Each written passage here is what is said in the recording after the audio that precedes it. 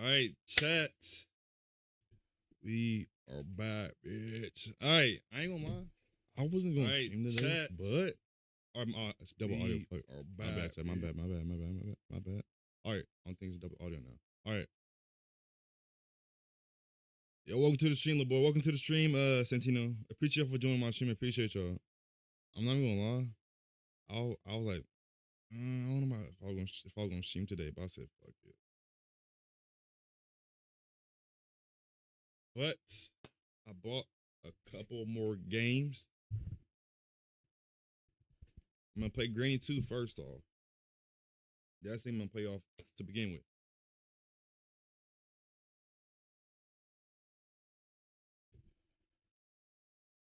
with. All right. I need to put my chat box a little bit bigger.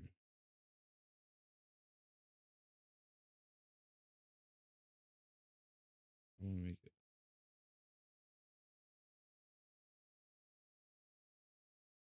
Probably 26.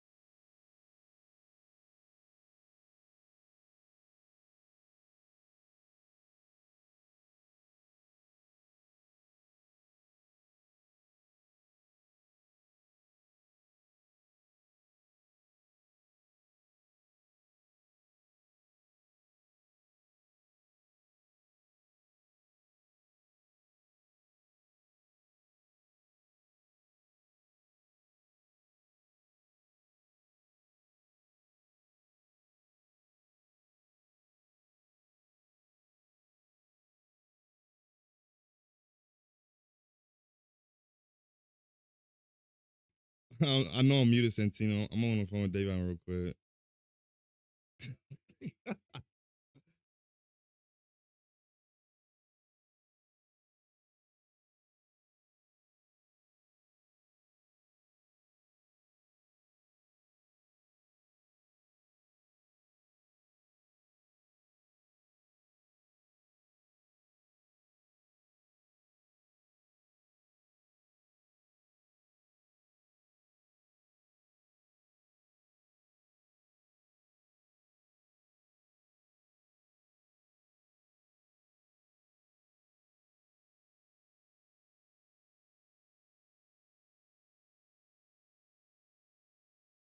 No, I know I was muted, chat.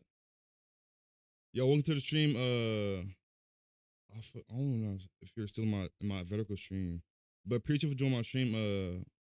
About I'm gonna just I'm gonna just say, yeah, I'm gonna just say that. Appreciate you for joining my stream. I don't know how to pronounce your name. My bad.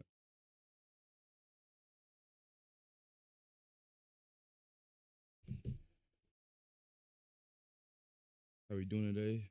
Hey, I'm doing all right. You know what I'm saying? As long as God woke me up today, I'm doing. You know what I'm saying? Can't complain there. You know what I'm saying, Santino? Unc Shaquille, how am I Unc? No, I know I was muted. He's on the phone. Well, how y'all doing in chat? How y'all doing in chat? I made my text, my box a little bit smaller for my chat, so hopefully it's not too much in the way. Are you okay? Yeah, I'm okay. I'm gonna just say Mara. I don't want to pronounce your name. I'm gonna just say Anna. Is that cool with you? Mariana? I think that's how you pronounce it, I think. But appreciate for joining my stream, Mariana. Appreciate you. Can't complain. You know what I'm saying? Can't complain. There's always somebody doing worse than you, so can't complain too much. As long as you waking up, hey, can't complain too much. But we finna hop on Granny chat. Granny 2. You know what I'm saying? We finna hop on Granny 2. We beat the first one. You know what I'm saying? Now we gotta beat the second one, then the third one, then the next, you know what I'm saying? Can't complain as always. Facts. Sentient facts. There's 2 of them!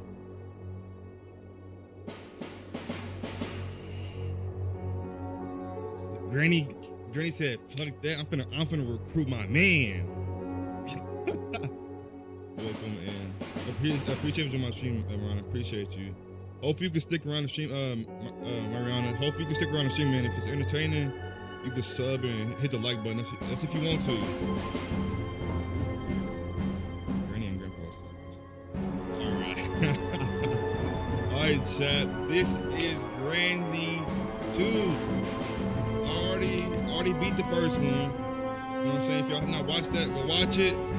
Obviously, it's not out yet. Only posted one video on Granny, so yeah.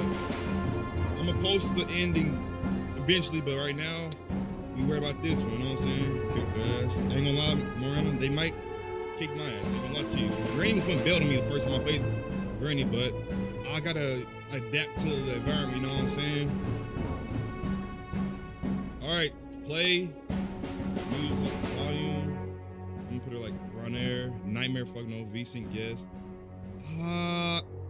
Fuck it. When I'm no bitch, I'm gonna do both. Darker. Nah. Normal, what about what's extreme? Granny and Grandpa move faster than you. Fuck no. Y'all saw what happened the first time I tried to do this shit. You know what I'm saying? Yeah, nah. A normal. I tried to play extreme the first time. This shit it wasn't going straight, you know what I'm saying? So, we're gonna do normal. Just getting through it. You know what I'm saying?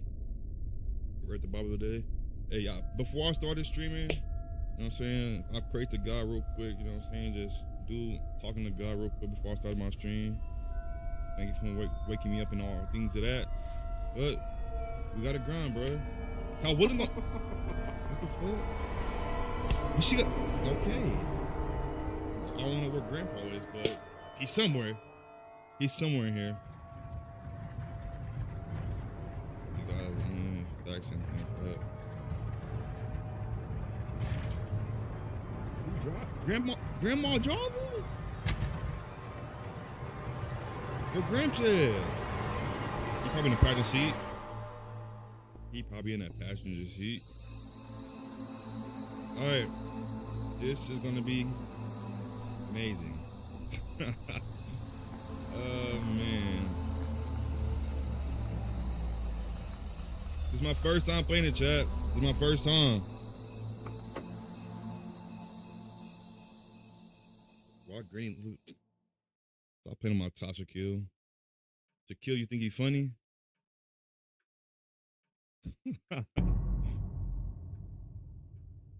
Day 1.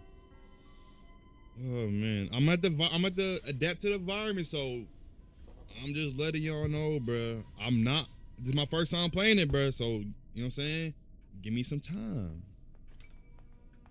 And we still can't run. I need a crowbar. All right, crowbar. Don't know what that is. Need this hand wheel. Door lock.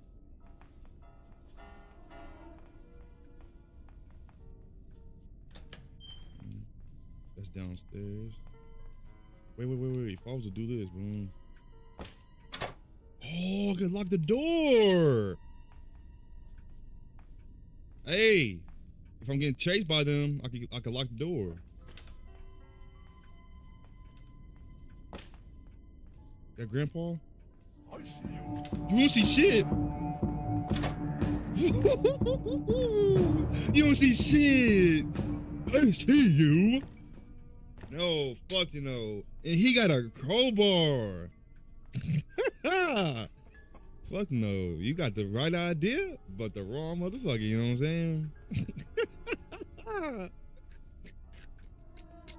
You got the right idea, but the wrong one. How you doing? All right, grandpa's right there, over there. Is that grandma fucking snoring? Her old ass. What the fuck is that? All right, this is a way to escape. I need a padlock.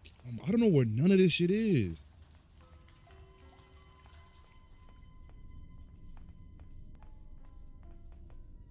I need to go that way because that's where grandpa came from. That man.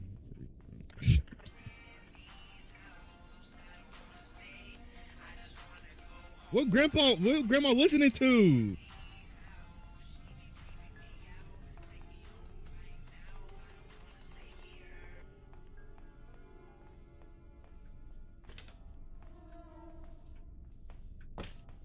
Lock that for the moment. Shitting. Oh, we got a wrench. Need to save. Oh my god. We gonna leave that right there. All right. What the fuck just dropped down? A hanger? Oh.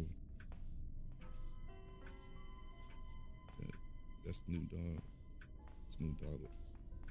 Bruh, I couldn't fully hear it, bro. I'm not worried about what music they listening to. I'm just like, the fuck they listening? I'm not worried about it, but I'm like I didn't know they was gonna play music in this, you know what I'm saying?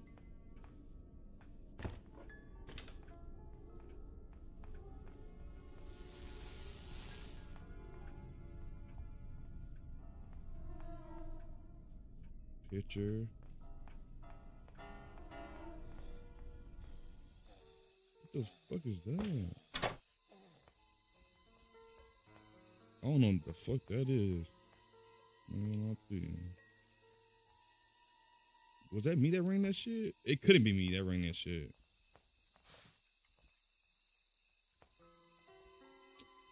What is these pictures for? Need a wrench. All right, I need to go back and get that wrench. No, it's not.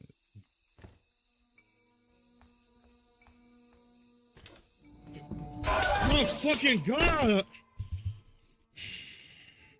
Granny just pop out of nowhere. Pop out the cut. How you doing? Day fucking. I haven't got no information, and it's already day 2. Great. What's this game? This game is Granny 2, Chris. It's Granny 2. This is the second version, Chris. I just beat the first version not too long ago. I'm gonna go downstairs. I'm just been downstairs. Oh yeah, I had the boats down here. Yo, welcome to the stream, Faye. Appreciate you on stream, Faye. Appreciate you. I'm gonna close that.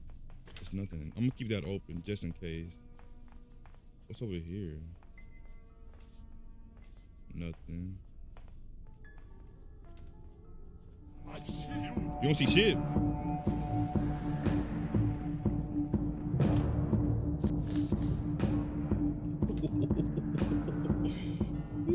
Wait. I gotta do something. Grandpa, he got his he got like a little, what is it? He got a key thing on. I know that key go to something. Oh, it did not see you from the first one. Must have been a, yeah, you probably was asleep, Chris. You probably was asleep.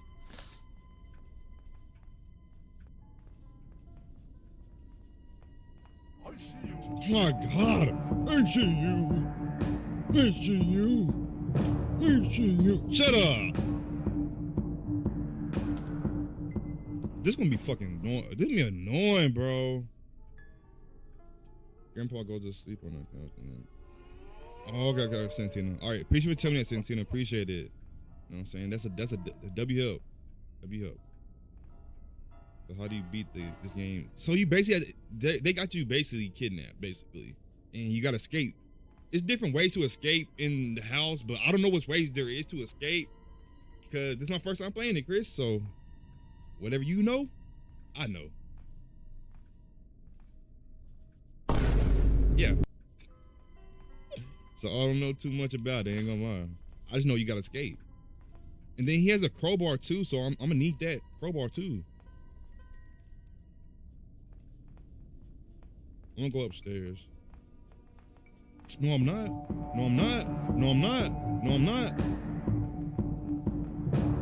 Oh my God. This is gonna be a fucking annoying, bro. Then she got the bat, he got the crowbar. They duel.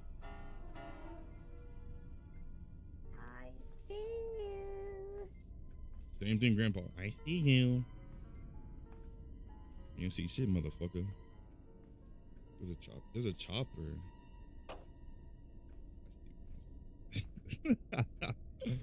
Wait, don't she still setting traps down? Wow. And there's two of them, bro. That's cheating, bro. They could have gave me the advantage of not her setting traps down. That's some bullshit, bro. I ain't gonna lie. That's bullshit. I can't even get over there now. Fuck granny bitch, man. I'm going upstairs. I'm trying to explore the plate. I didn't know where grandma stay at. They got surveillance! Please! When the fuck did they get equipped a fucking surveillance camera? When the fuck did they equip a fucking surveillance camera? They got fucking, what they know about technology? Fucking, I haven't got no research this whole time I've been playing. All right, so don't go upstairs, cause that's where grandma is. Need that wrench though. Where's the wrench go to? Oh, downstairs. Fucking. Nice to you. Nice to you. Fucking God. Already day 4. Oh my God, bro. It's my first time playing this shit, but fuck, I'm not getting no information. They straight put in Belta. Straight belt. I can't do nothing about it. Let's go. Yo, welcome to the stream, Dynasty. Appreciate you joining my stream, Dynasty. Appreciate you. I need this. Pick it up, pick it up. I'm gonna go downstairs now. I'm fucking limping. Wait, was it wrench for down here? I think it was. No, where was it? Oh my God, where's the wrench go? Need gasoline, need a spark plug, and then the bolt thing too. And then they got the fucking wheel. They got everything. Oh my God. I told you Granny 2 normals like Granny 1 stream. I won't say extreme because they can't catch you, but it's just like, it's more, what is it? It's 2 of them now.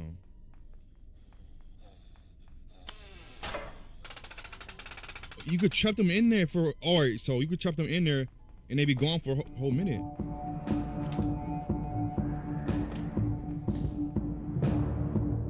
See, all right, she's not too fast. She's not too fast. All right, do they go to fucking sleep at any time? Oh my, I don't know. I do not know. You said Grandpa go to sleep. I don't know if Granny go to sleep. She be staying up, you know what I'm saying?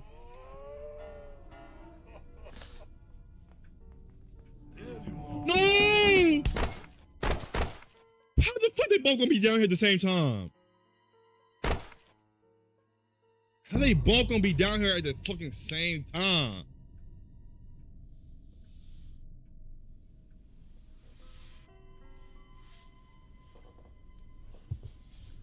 bullshit, bro. I haven't got nowhere.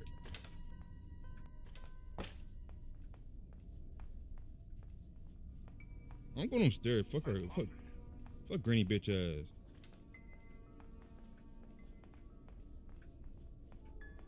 That's meat.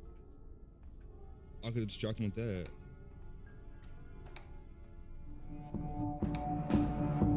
Whoa, Granny, I'm sorry. Oh, I touched her meat. Oh, not like that. She gets dick in your mouth. Oh, there's a trap right there. Oh my god.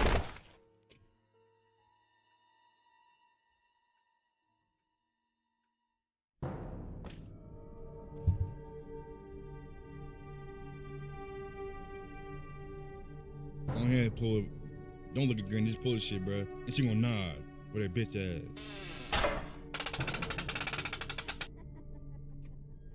Great. Great. Why you say, whoa, you getting sparked? All right.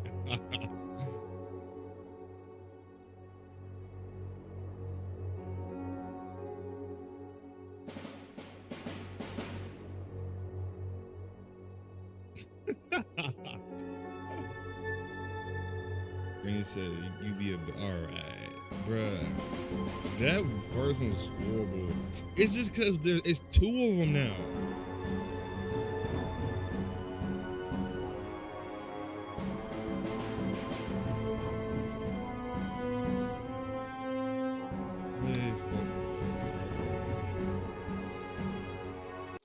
What's nightmare? Okay. I don't know what nightmare is, but I'm gonna put it on.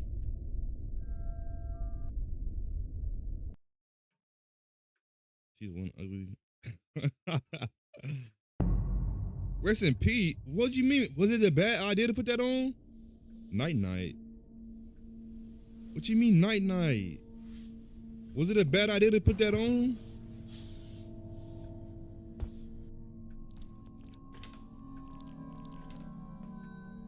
Should I not put that on?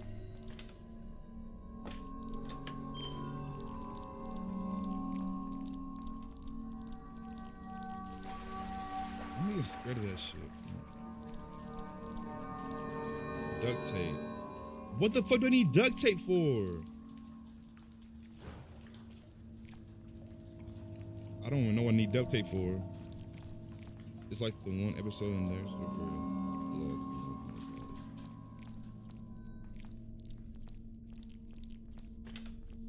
I don't even need to open that shit. I'm gonna keep this open now.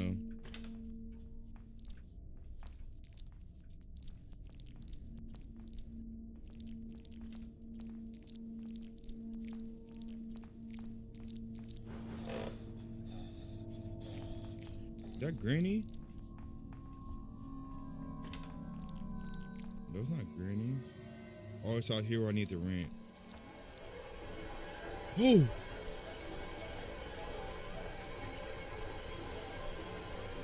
Granny be bugging? What do you mean she be bugging? She seemed pretty slow to me.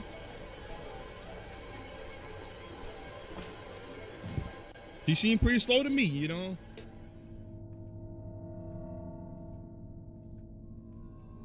But I don't know where she is now, that's the thing. I don't know what nightmare mode changes. I think it's just blood. Did you see the spider on the floor? Fuck that. Yeah, Chris, you would have hated the last one. And they're playing Snoop Dogg again.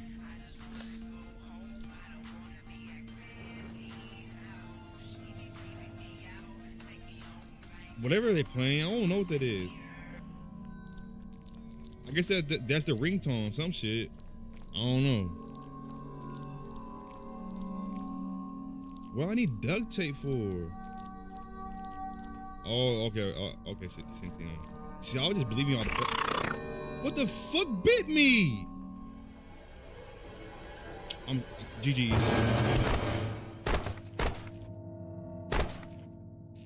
There's a torch right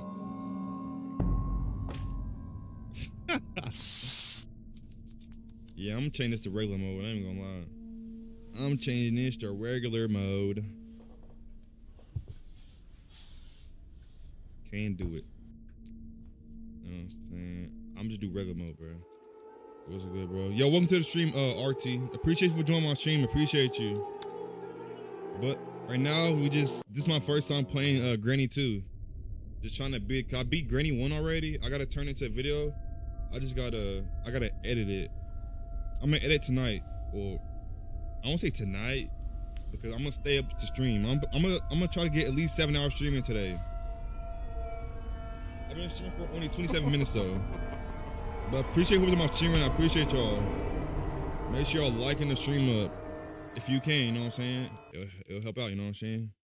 But I appreciate who's on my stream, and I appreciate y'all. I'm making no progress. The first day I played this, I made literally zero progress. Like, the only thing I found was a fucking wrench.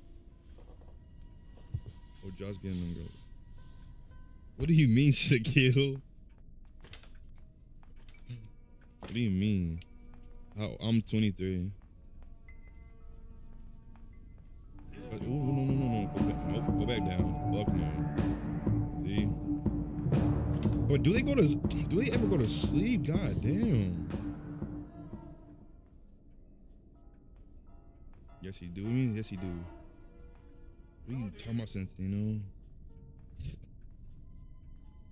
Why would I be talking to multiple girls? I need one girl. I got that. You know what I'm saying? I got that. Yeah. You know what I'm saying?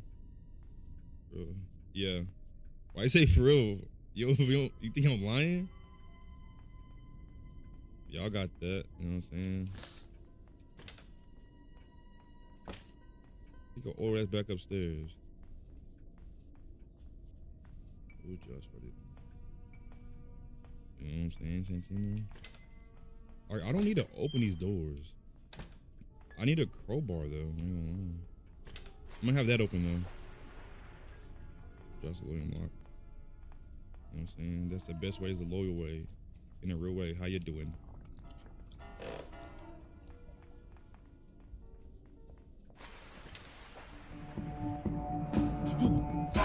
Man. Fuck. I didn't even know where she was. I didn't even know where Granny was.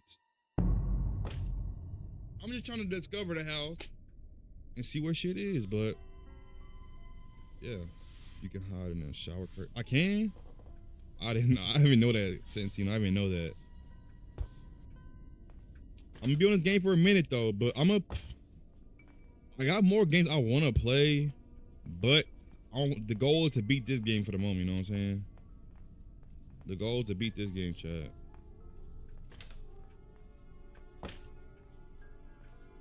I'm gonna go eat. Bet you. All right, bet. Appreciate you for joining my stream, RT. Appreciate you. Hope you could check out my channel if you want to. That's if you want to. You don't got to if you want to, but I appreciate you for joining my stream, RT. Appreciate you.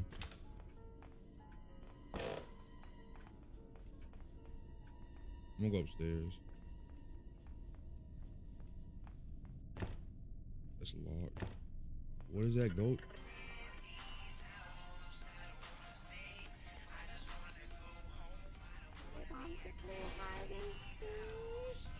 No. Dirty ass. They shitted all over this fucking whatever you want. I don't know what this is.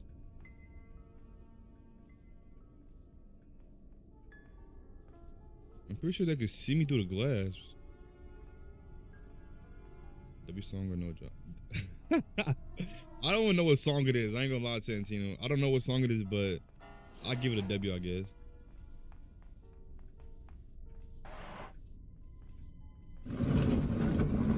What's the door? I need a weapon key though. Fuck. All right, I'm finding more information though. I'm finding more information. I need a weapon key. So I can hide in here. They can't crowd. Or can they? I don't know.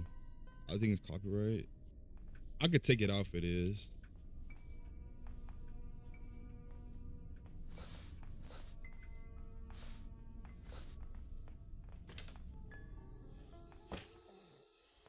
pretty sure I die if I go. I'm pretty sure I'm gonna die if I go through there.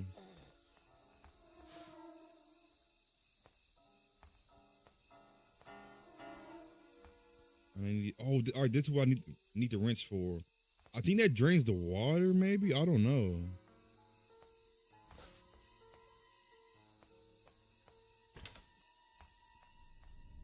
I don't want to go over there.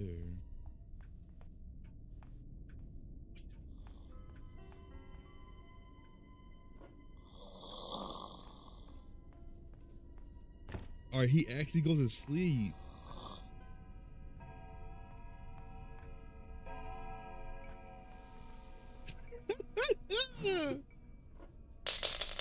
Is they gonna wake him up?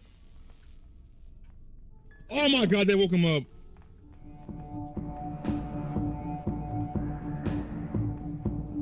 Oh, all right, he goes to sleep. So I can definitely beat the game. I can beat the game for sure. No cap.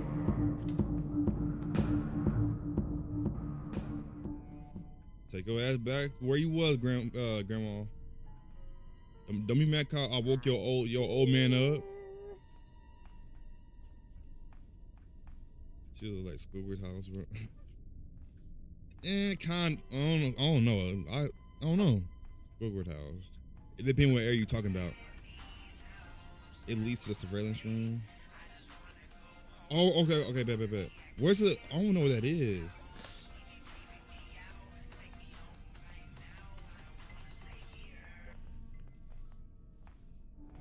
Oh my fucking God, Granny, you pissed me off, bro.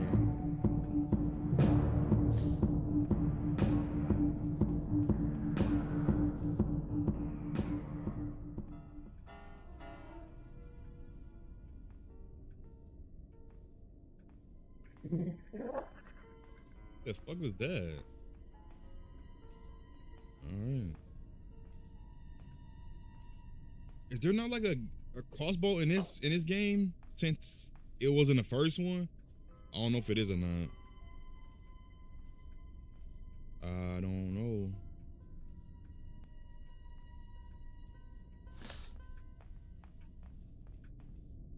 I need a crossbow though, I ain't gonna lie. Oh, so it's not unlimited ammo in this game. Bro, she just sitting there fucking waiting for me to go. Oh my God, I fucking hate her old ass. She literally just sitting there waiting for me to come to the stairs. She could have been and went somewhere.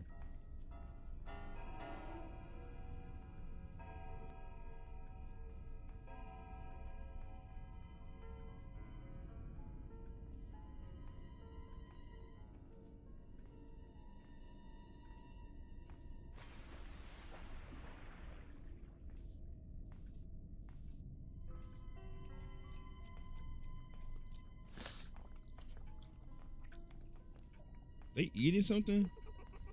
I'm gonna get crease me out. Hey, crease me out a little bit too. A little bit, though, a little bit.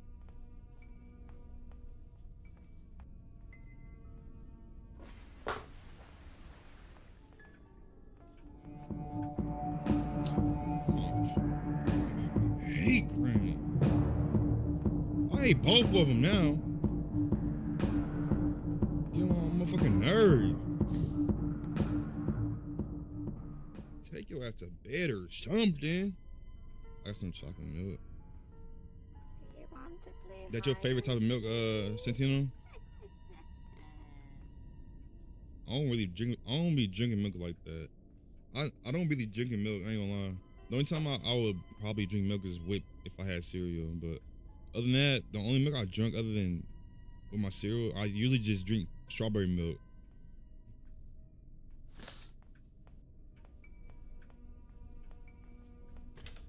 Bro, I keep opening that for.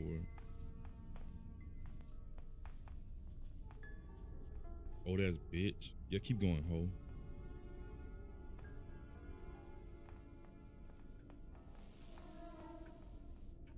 She gonna come over, that's fine.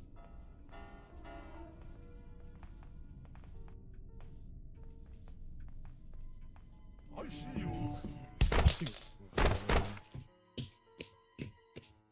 Fuck! I see you. I see you. I see you. Oh my god. Favorite cereal, Josh? Fruit Loops with marshmallows in them. W cereal. No cap. W cereal. You cannot hide.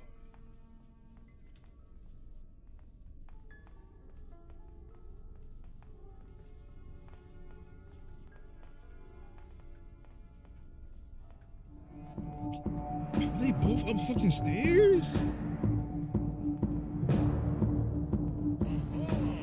Oh!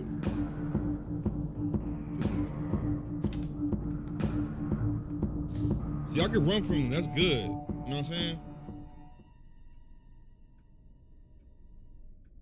But still. I see you. It's gonna be harder than I expected. And this is only normal. Gravy bussin'. I know. I think I know what you're talking about. I know what you're talking about, Santino. I never had crave. I'm a cornflake guy. Keep it that. I feel you, Shaquille. Cornflakes is W. I ain't gonna lie. Cornflakes is a W cereal. You can never go wrong with cornflake.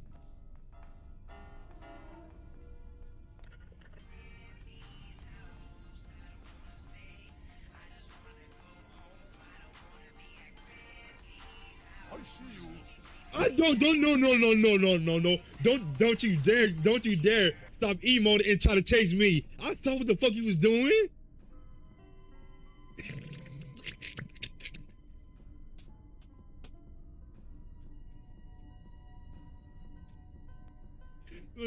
Don't you dare stop dancing to chase me.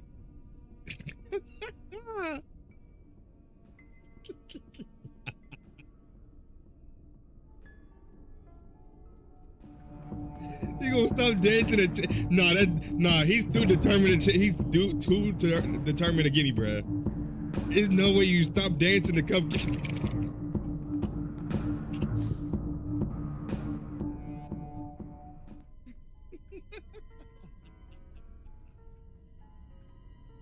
I'm hungry. Oh my god, bro, that shit got me dead, bro. So every time the shit been playing, he been dancing to it up there. Oh man. Classic. Can't argue with that. You know what I'm saying? Can't argue with that.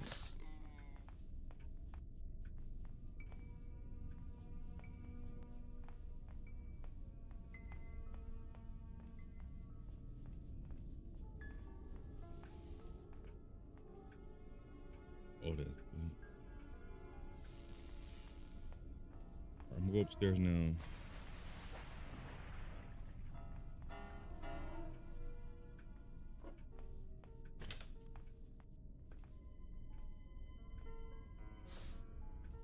There's a crowbar.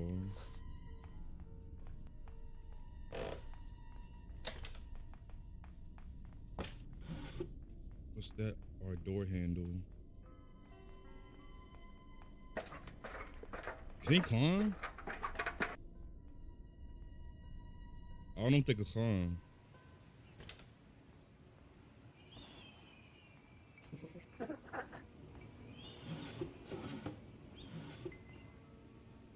Weapon key. Oh yes.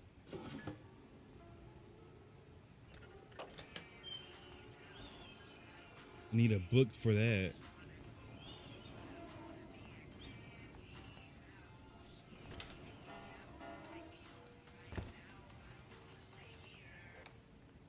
That's a hand wheel. Or I'm learning, Chet. I'm learning.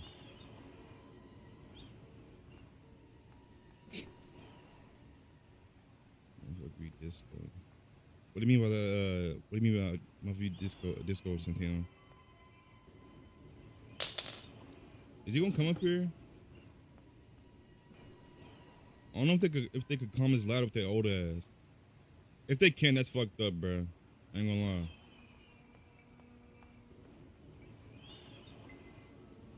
I didn't mean to do that. I didn't mean to do that.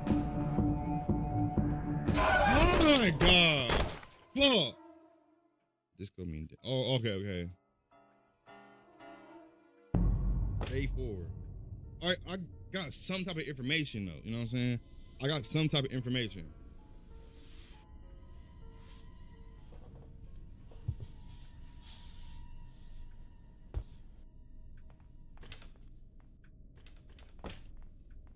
Fuck.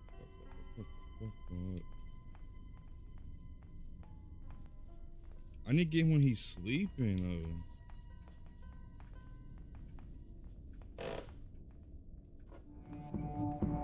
Go. I got the weapon key. Now I can start blowing shit down.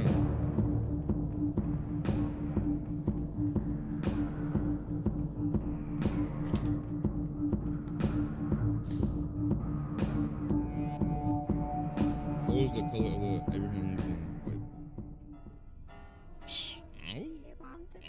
Santino?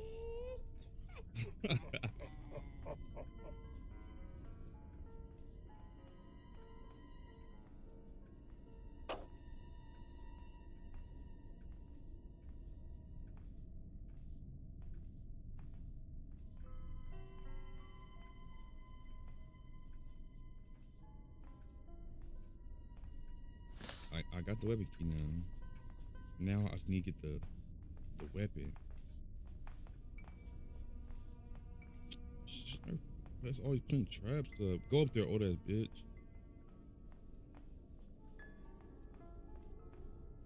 I'm gonna go this way because the floor creaks that way.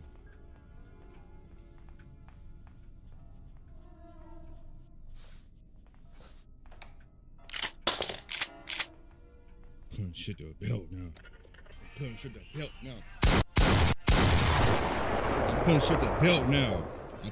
belt now. I'm tired of running.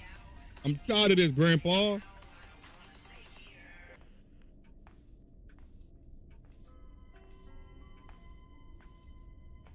Let me catch one of you motherfuckers lacking. I want to catch one of you motherfuckers lacking.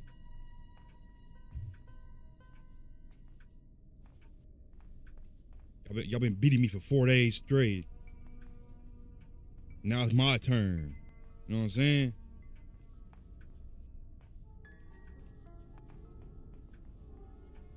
Are they gonna give me more ammo though? Cause 2 bullets not a lot. 2 bullets is not a lot. Get one when he sleeps.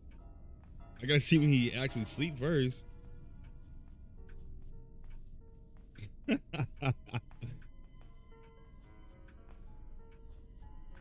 Once he sleep, put this barrel up his ass. You know what I'm saying? I'm just joking.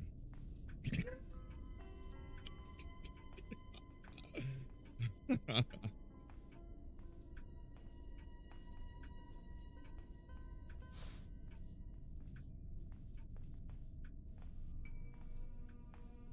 don't know where they are. All right, so I know it's a lot to this fucking house, bro. Cause the first house was small, so I didn't really have to go anywhere.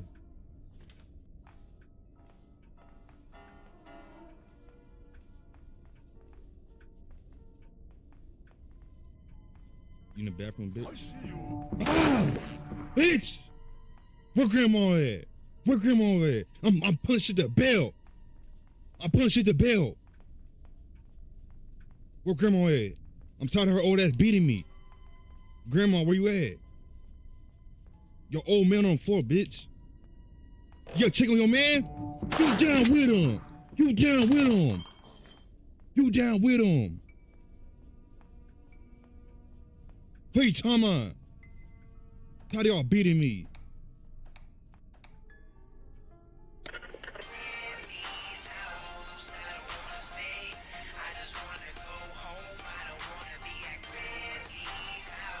Turn this shit off.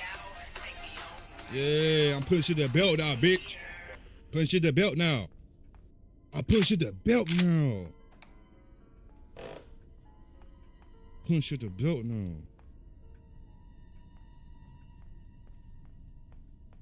Picture, alright. You could kill him or... Anyway, by the way, Look at the question about in here and looking one time. Don't get your stuff. Black, red, black. Bro, don't waste time, damn. Don't waste it. Let me go. Yeah, I know. I know what you kill.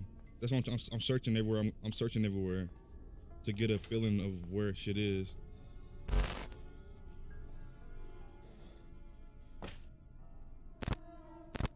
Okay. Got it. Surveillance. This is why I can tell where they are. That's a door handle, but I don't know where. I know it goes to a door, but I don't know where door it goes to. You know what I'm saying? And I fucking failed.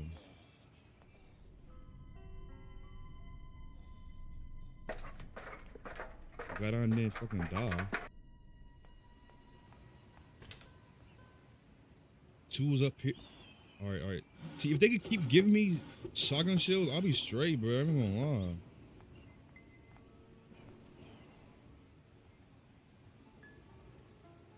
I'm pretty sure I gotta shoot that. But what would that lead to?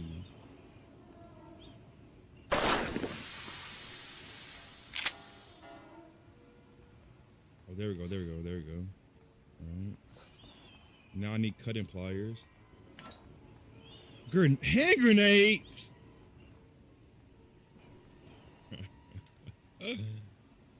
Man. Oh, motherfucking man.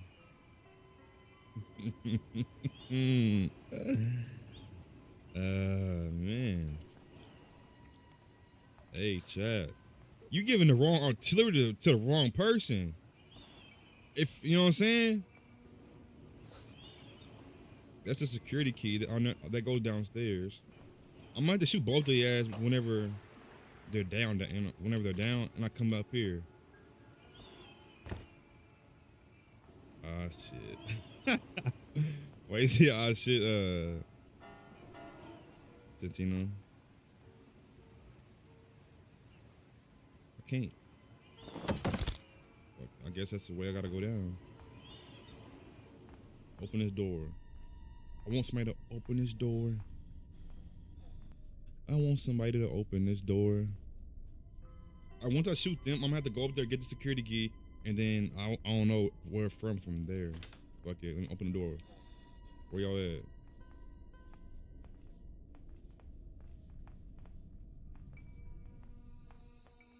Need a crowbar.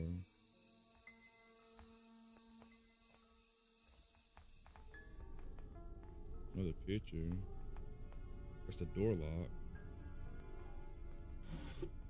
Matter of fact. Yeah. Give me this shit.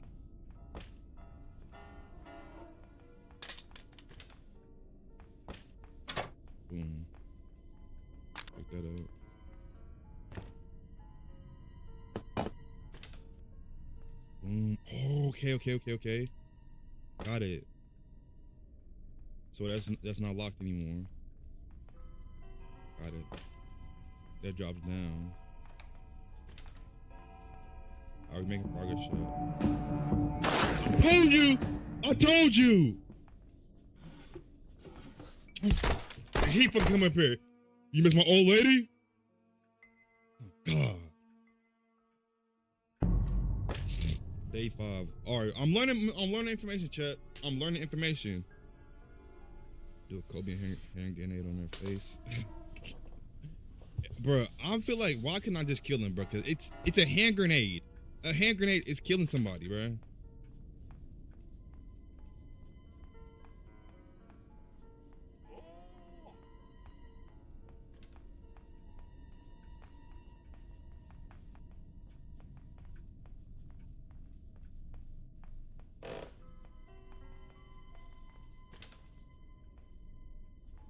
Look her old ass back up.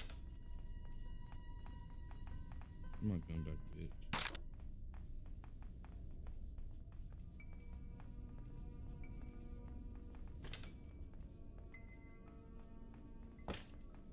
Security, but what? I don't know.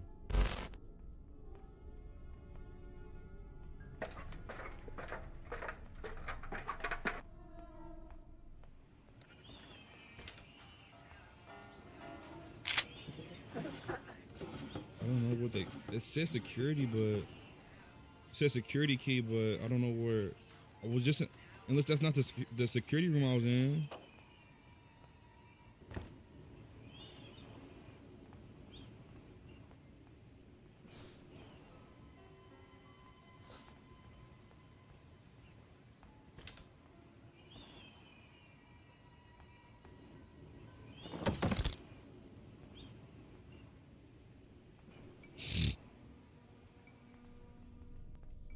This is a door key or door handle.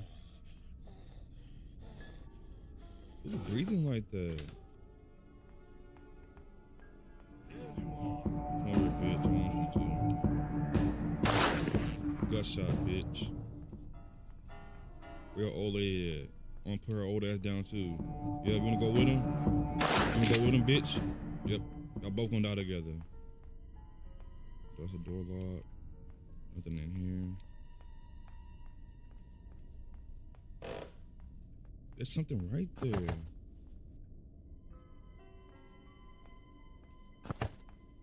Move your old ass on somewhere. I need that crowbar. It's a wrench.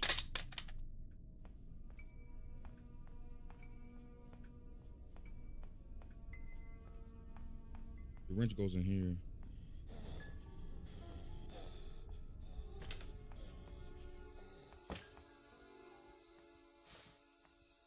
Alright, that's Uncle and Granny. What do you mean by act as Uncle and Granny? What do you mean act as Uncle? That flushes the water out. Now I can go over here. There's a picture. Cute. What the fuck? That ugly ass thing. I'm gonna die by that, but something in there. Alright, goddamn. Wait, I know what I need the meat.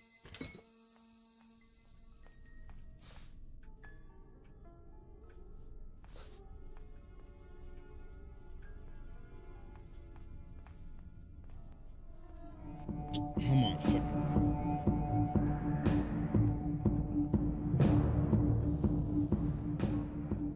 Yeah, I know. That's why I figured that was the meat was for Santino.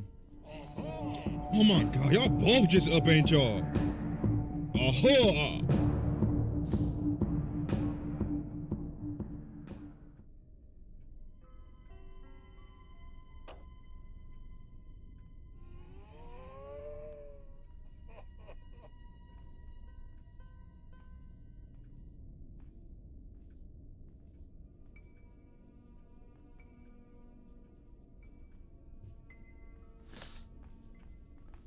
Y'all both just up, ain't y'all? One more shotgun. I need my shotgun. I need my shotgun. I think my shotgun's upstairs though. Yep.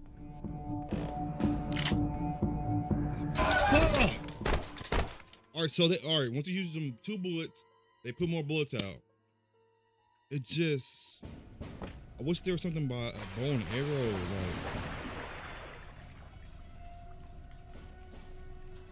Don't look at me like that. And they're gonna fit me to whatever, I don't know what the fuck this is in the water.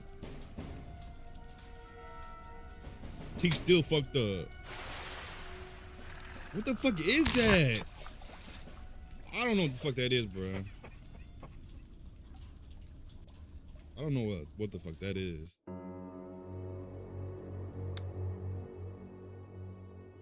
It's an octo.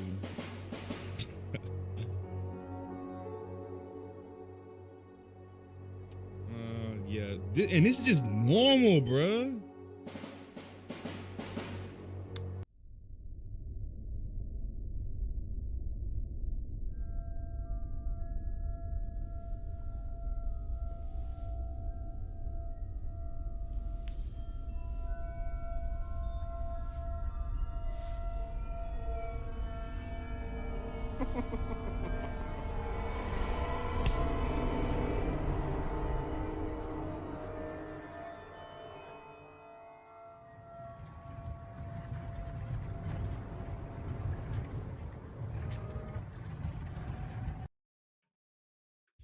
Oh man.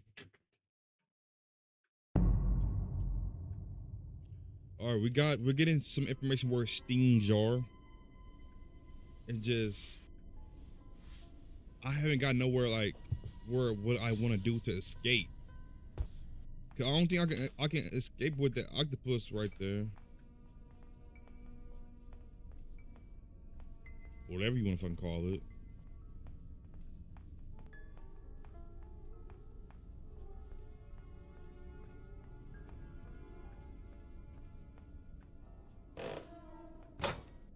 They definitely heard that.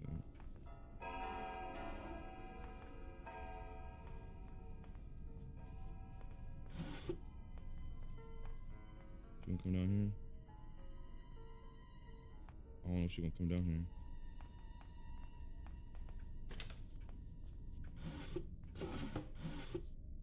Helicopter manual. There's a helicopter in the game?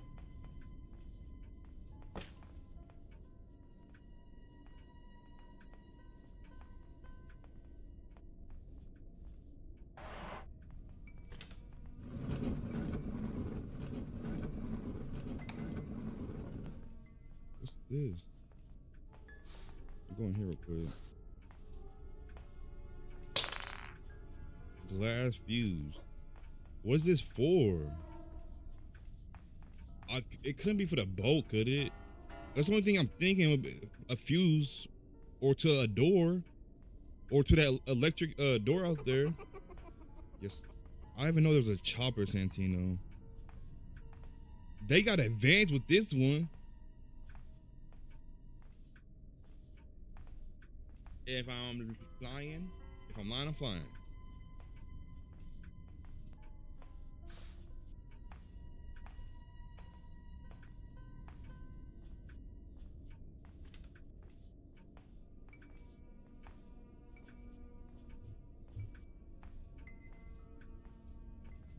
All right, so I'm learning. I gotta adapt to it being two of them now. It's not one of them bitches. It's two of them. It's two of them now, not one. Bitch, don't play the piano and gonna try to. No, don't stop. See, you gonna stop playing it. You gonna stop playing the piano to come get me. You could have been over there doing the piano lesson that you see, grandma. You know what I'm saying? Me, Casa, you, Sukasa. You know what I'm saying? However it goes, you could have teach me how to play the piano. Why you want to play the piano then try to come over and kill me?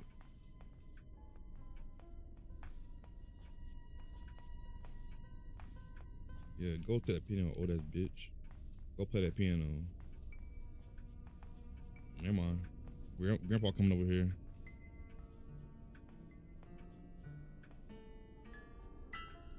Ooh, he got a nasty ass build. Grandma summoned this shit. Grandma summoned her old ass. Why she wanna play the fucking stop playing the piano? Just come get me. Like you're not gonna get me. You're not getting me. Did you react to the fight out? No, I haven't reacted to it yet. I'm gonna react to it this stream, Santino, and I'm turning to a video. Dutch no more. All right. I don't really know Spanish. I mean, I took it in high school, but you know what I'm saying? I didn't really need it out of high school because I'm not speaking to nobody in Spanish. You know what I'm saying?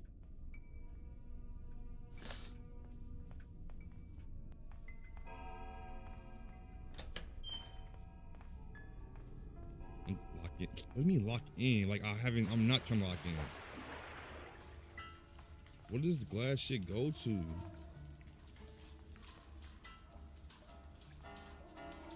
It's a padlock key.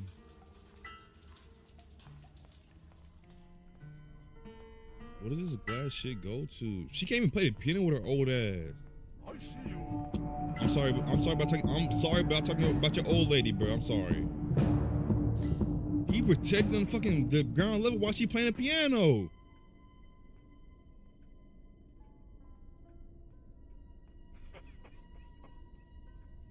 They too old to be doing this shit, bro. They too old to be doing this shit, bro.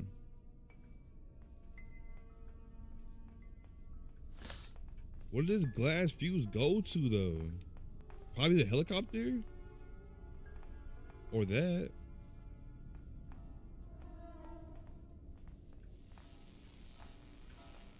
Need to close up. I need to turn that off first.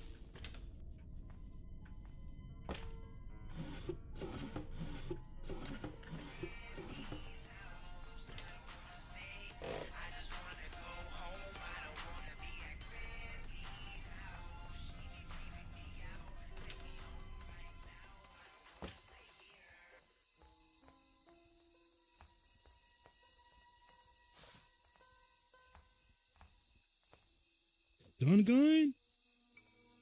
You're lying. Oh my god. Alright, so I think I can get these from them.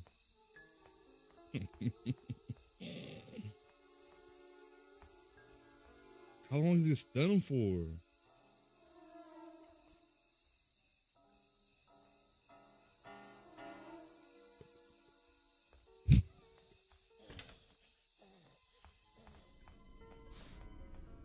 I'm trying to see how long it's gonna stun them for.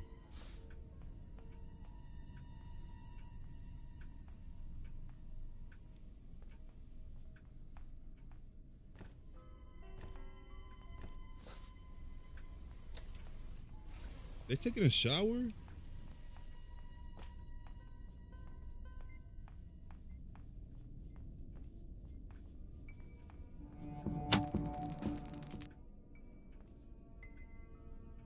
All right, 1 minute. Bet.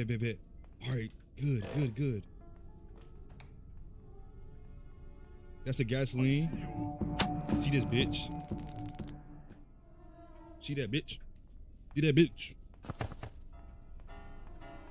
All right, 1 minute. I'm gonna go up there and get the gas can now. I'm gonna drop this though.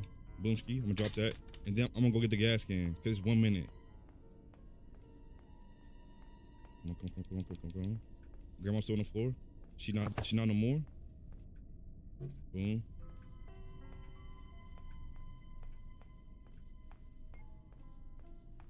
Wait, this might go to the helicopter though. I don't know. Fuck it. We're gonna see what it goes to. If we don't go to this, then it goes to the helicopter. Alright, it goes to this. Alright, let's go. We found something, a defense mechanism. We don't gotta keep running. You know what I'm saying? We don't gotta keep running.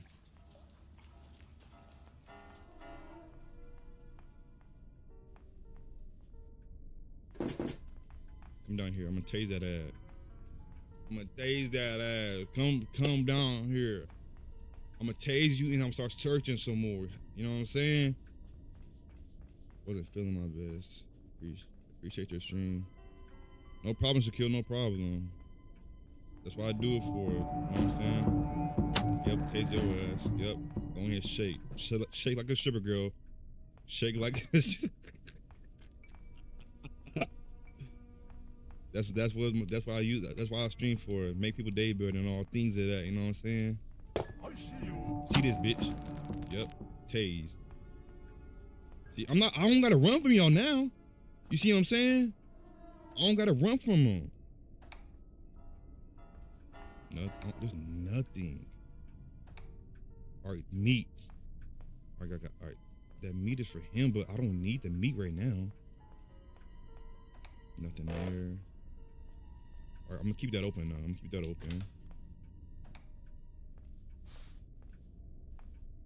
don't know what that's for.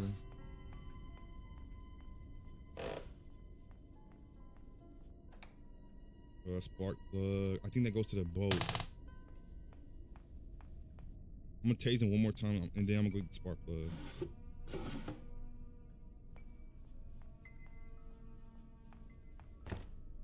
Okay, that's it. All right. So now I know where the key goes to. Got it. Or I could just do this. That's the hand wheel.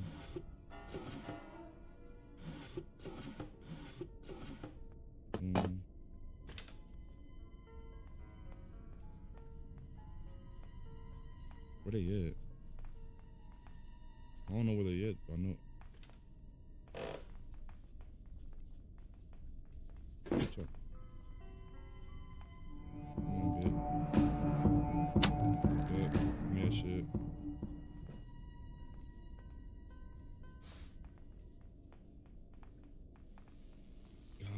Got it. Boomski. This is the place that I can go whenever this is where I'm gonna have, y'all know from last time, I had my little place where they couldn't go, right? Now this is a place I can go that they can't go. I can have all my stuff stored here. Where Grandpa at? Bitch. Put your ass looking, nigga. Put your ass looking. Yeah, drop to the knees.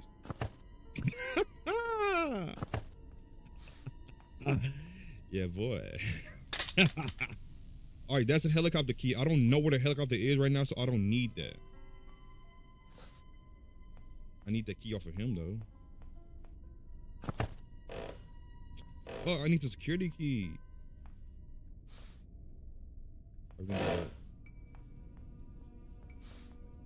Drop that. Oh, fuck, he's not here no more. Fuck. All right, we're going to do it again. We're going to have to do it again. We're going to have to run it back. How you doing?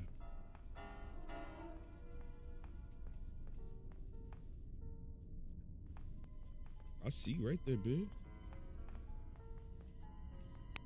Yep. Caught your ass lacking, bitch. Caught your ass lacking.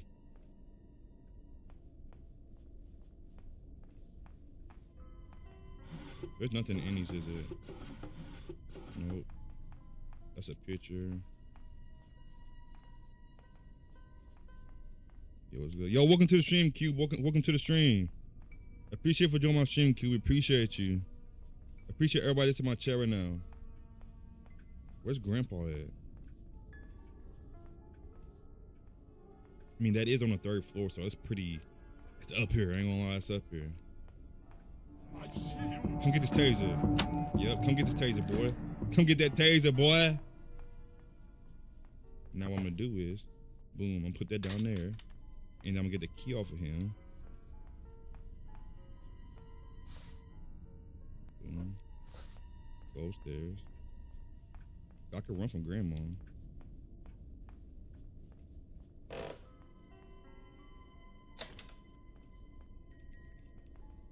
I don't need this anymore.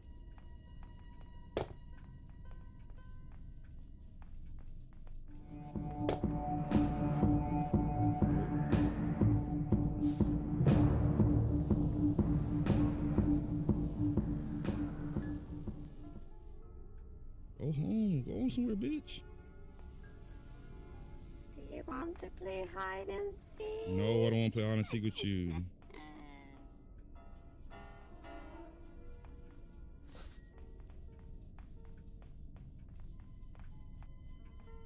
Down here and shit. I could go get my gun now.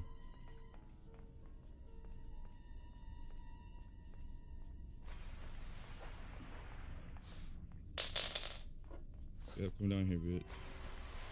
Come down here.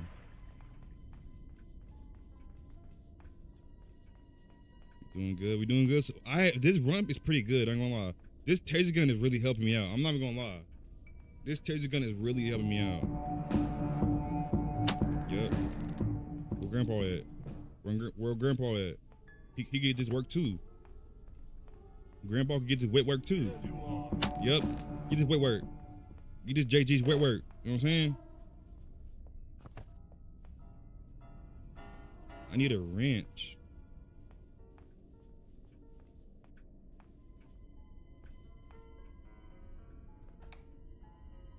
There we go. Boom.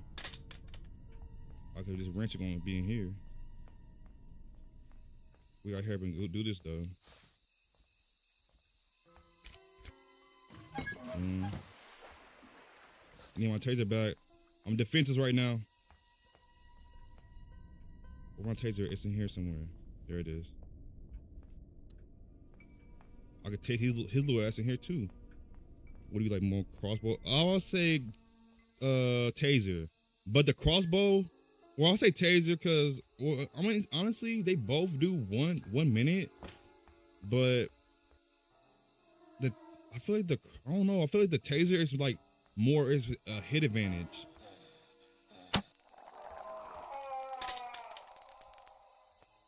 My shit bad.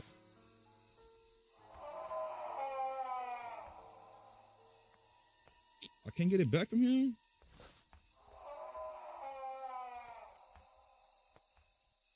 What's the padlock key?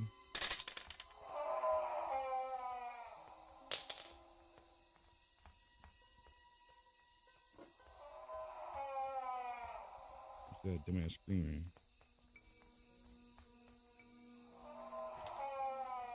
Oh, I'm sorry.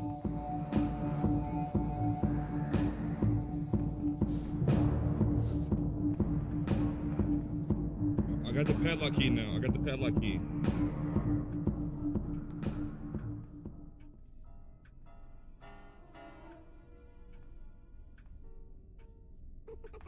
I should have just gave him that meat, honestly. I should have gave him that meat that was upstairs, because I don't know if I'm gonna get that taser thing back.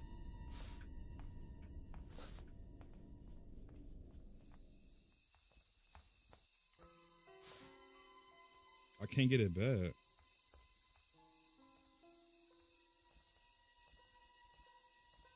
That's fucking ass. I thought I could get it back. I could get it back from grandma now.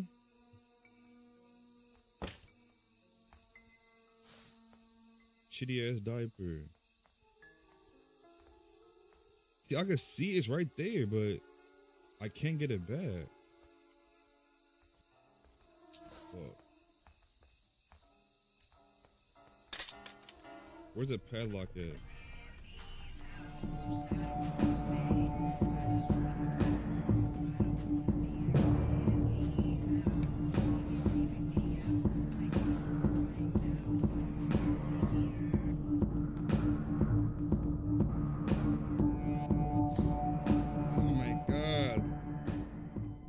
We haven't got caught yet. The reason we haven't got caught yet because we had the taser, but now we're defenseless. We're defenseless now.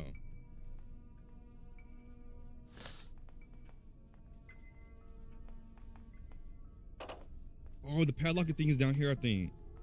I think this is the padlock key down here.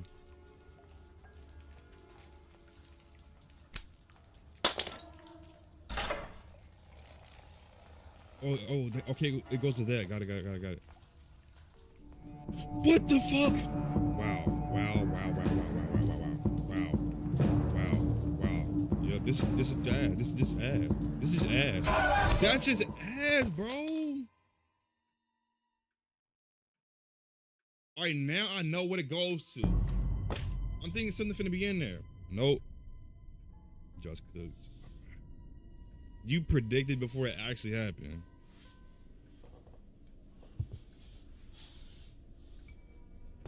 Oh my god, I'm cooked, bro. I don't got my taser no more. And then she set a trap right there with her old ass.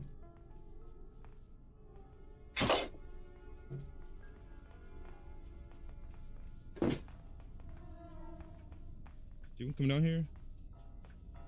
The ammo apparently spawns in the basement if you get lost. The ammo for the taser cube. I don't think it'll be down here because I didn't have the gun on me. Yeah, okay. Oh no. I don't see it. I need the, oh, that's where the spark plug goes. Got it. And then I still need the wheel shit though.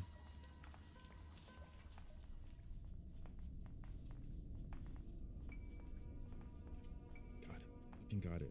I need the stun gun. Where's the stun gun at? All right, appreciate you telling me that it responds, Cube. Appreciate you. We just need a stun gun now, chat. We just need the stun gun now.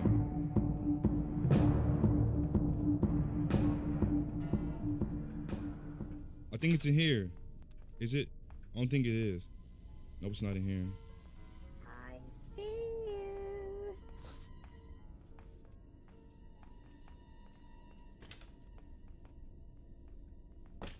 It's a boat steering wheel.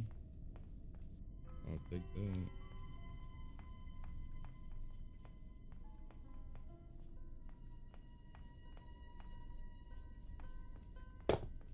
Damn it.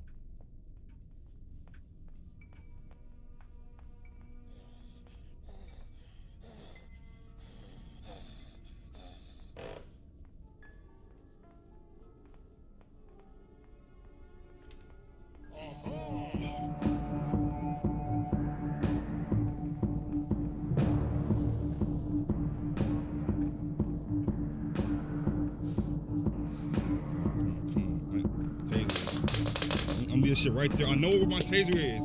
It's in that room above, in front of me. Do you want to play hide and seek? No, bro. I don't want to play hide and seek with you. I don't want to play hide and seek with you. I think that gas spark plug is for the. It can either be for the helicopter or the boat. It's either one or the other.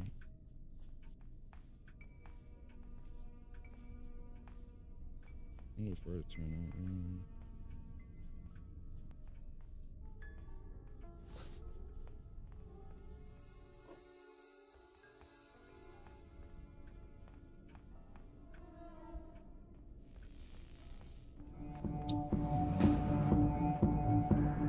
I don't know where Grandpa is. I don't know.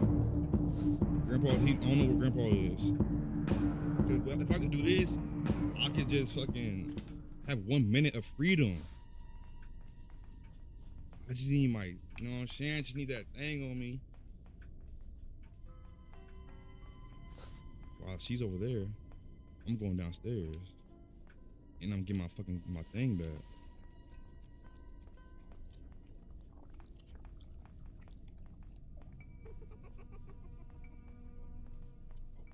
Fucking go. The basement is where you spawned and the ammo is on the bench. All right, bet. Appreciate it, telling me that, Cube. Appreciate it. Grandma in there. Nothing in there. I don't need that meat now. That's the safe key. Yep. Bitch. Where Grandpa at?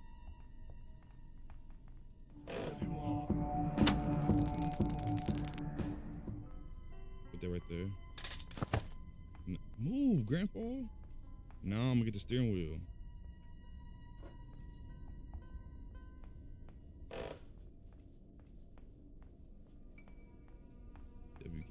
He was a W, I ain't gonna lie, cause he was helping me out whenever I beat the first one.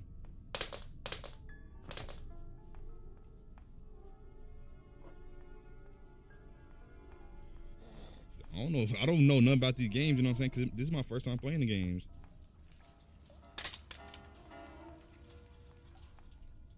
Steering wheel, got it. Boom, see. And all I need is a spark plug. And I'm out of here, chat. I'm out of here. I think, but let me not get too excited, you know what I'm saying? Let me not get too excited because there might be something else. Close that. I don't need my bedroom no more because I don't need to hide from their old ass no more. You know what I'm saying? I could just spark that ass up. How you doing?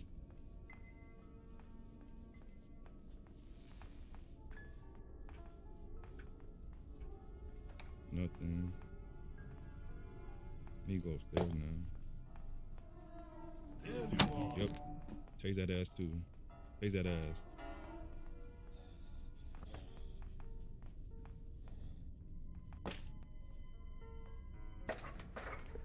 Did you check the? I have not checked the clock. Is that why? Does that have to deal with Grandpa? Q. Crowbar. Okay. Death for them boxes downstairs. I'm pretty sure a book goes right there. Bolt key. Okay. I'm cooking. All right. I'm gonna keep that open. All right. All we need is a spark plug. We need a spark plug. You can open the grandfather clock and it might have a hard bet. I did not know that. Appreciate for telling me Cube. Appreciate it. W cube, bro. W cube. All right. I'm gonna definitely do that.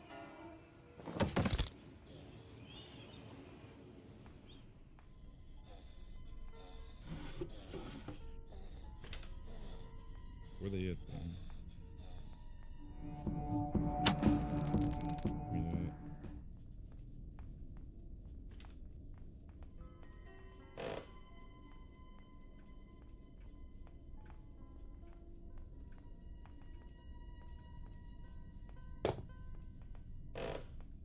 I know where his old ass is. Door lock. Okay, wait. Just down there. I need to go with that boat key now.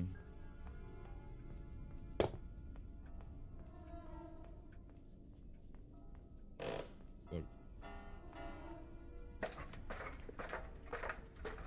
I'm gonna see you. All right, bet. See you later, Shaquille. See you later. Appreciate for joining my stream, Shaquille. Appreciate you.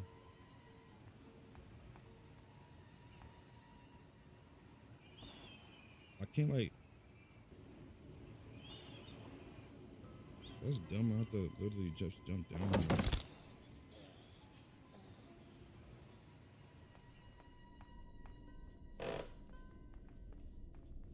They finna come up here.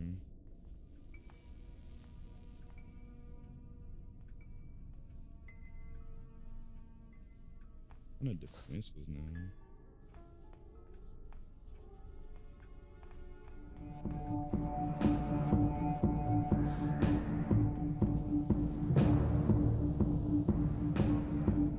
Appreciate everybody for joining my stream. Appreciate y'all, bro. Make sure y'all liking the stream up, bro. And subscribe. Fuck.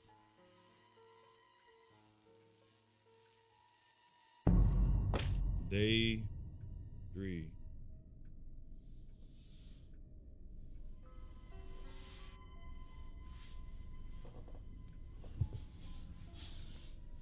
All right, I know I got my taser down here at least.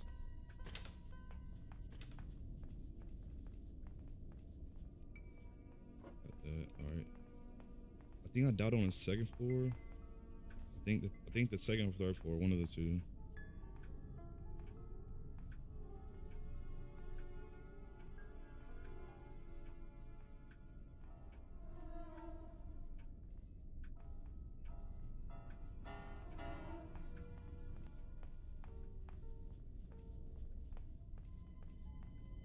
I think it's the third floor that I died on.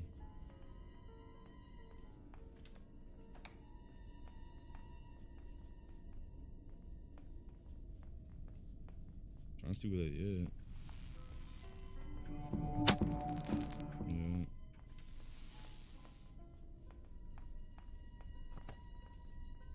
Grandpa gotta be upstairs.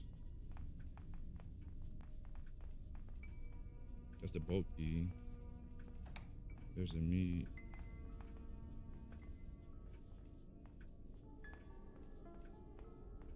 I want them both gone by for a minute. That's the thing.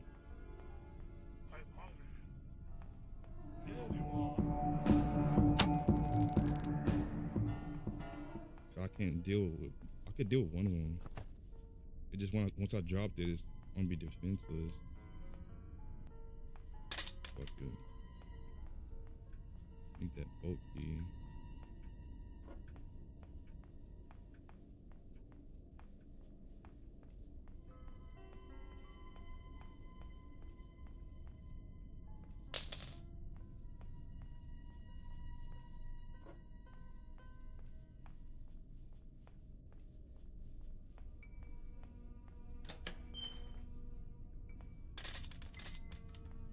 Where's that boat key at? Where's the boat key? There it is.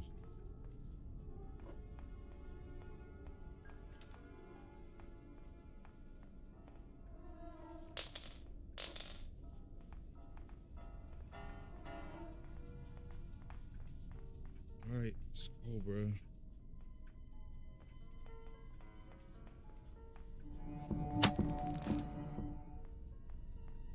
Yep.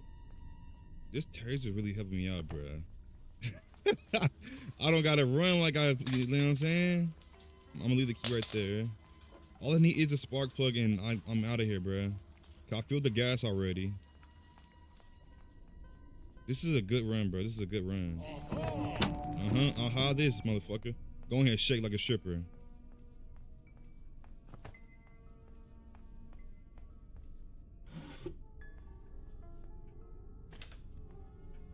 I think I already checked this. Yep.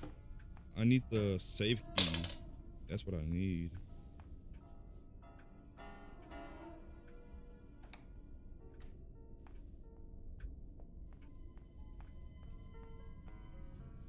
That's what I need is a safe key. There gotta be something in it. Hand wheel. I don't know what that's for. Shake like a strip. Hey, they gotta shake like a stripper, you know what I'm saying? You know what I'm saying, Santino?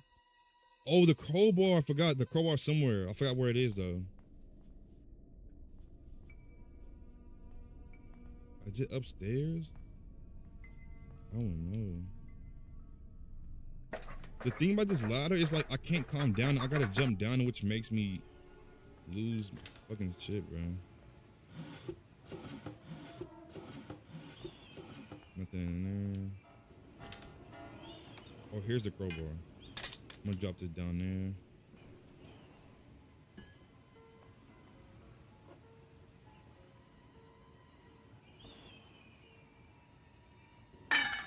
Okay, I could do that and I don't lose no health. But I know they're gonna come up here. Yep. You first. Give me that back. Give me that back meat. Where Grandpa at? Where Grandpa old ass at? Yep. Bend his corner like jelly. You're gonna get tossed like a salad. How you doing? Drop to the knees like a good boy. Don't like that, chat. I'm joking around. I'm joking around, chat. I'm joking around, chat.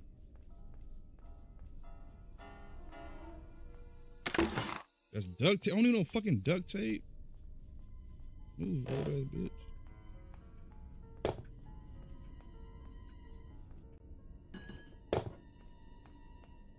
Chill, Josh. You getting freaky? All right.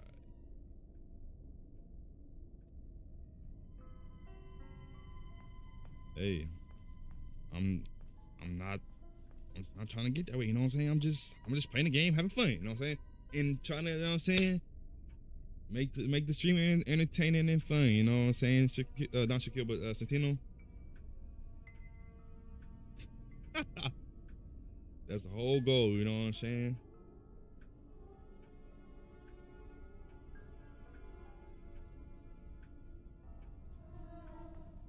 It's 9 o'clock at night too. Nope, it's 9 o'clock at night. But I'm not stopping streaming. I've been streaming for an hour and 30 minutes. I'm gonna try to at least get 7 hours in. I'm not gonna stream tomorrow because I gotta go somewhere with my mom. She wanted to go somewhere with her, so I'm gonna go with her. But I'm gonna try to upload at least 3 videos tomorrow. 1 reaction video and 2 gaming videos. That's my Yep, take this. Yep. Shake. Drop on knees. There we go. How you doing? Need Grandma to come down here. Where Grandma at? Come on, Grandma. I'm right here, Grandma. I'm right here. Yep. Yep. How you doing? How you doing? That crowbar's over here, right? Yep.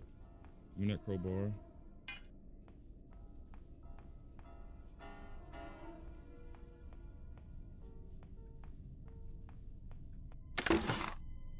Save key. Yep. Yep.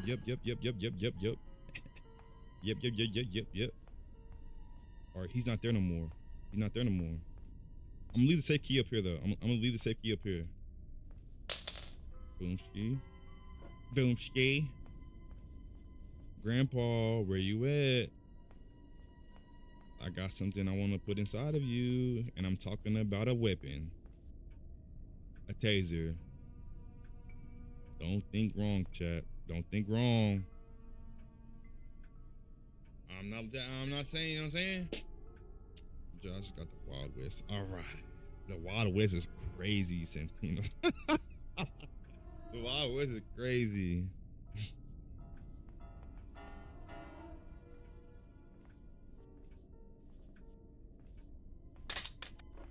Somebody gotta come down here. Get up, that motherfucking. You know, I gotta put that belt on him. You know what I'm saying? Gotta give him that belt. Hey, time out. Hey, time out.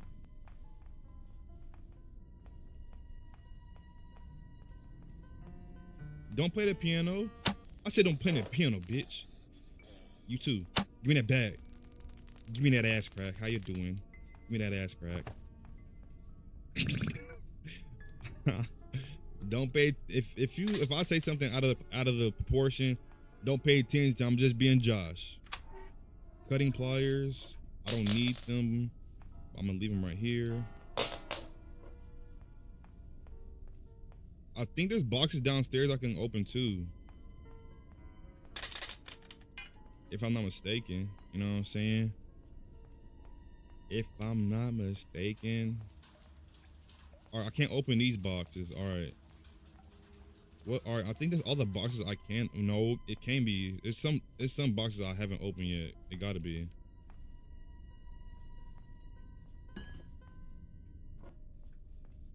Would you rather be born in 1916s? Neither. Neither. You know what they was doing back in that day? I couldn't pick one of those.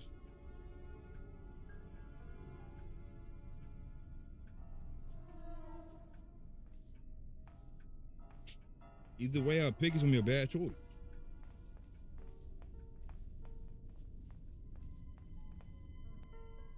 I need to explore the house a little bit more, I ain't gonna lie. See, or now that I know that I don't need to jump down that ladder, all I gotta do is jump down from that little vent thingy. Oh my goodness. Oh, why you say oh my goodness? But appreciate for the stream, join my stream. Oh my goodness, appreciate you. Appreciate you. Appreciate everybody that's in my stream, and I appreciate y'all. There's no boxes in here.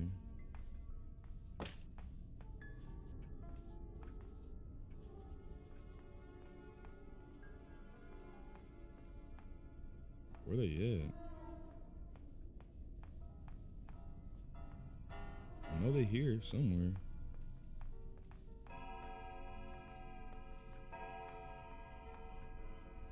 That's me. Somebody finna come up here. It's either grandpa or grandma. Yep, come on, grandma. Come on, grandma.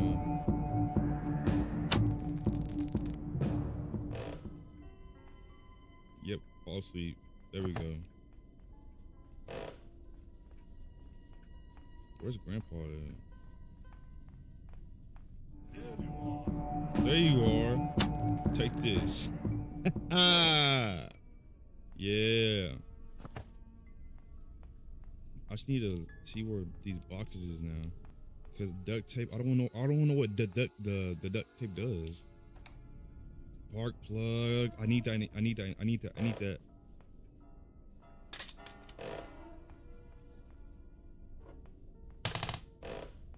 Move that shit. Toss that down there.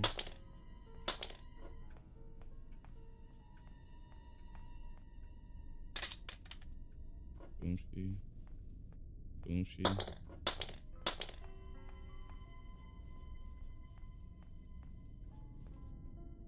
plug. Well shit. Oh, a lot of shit was happening back in the day. Back in the day was a lot of shit was happening.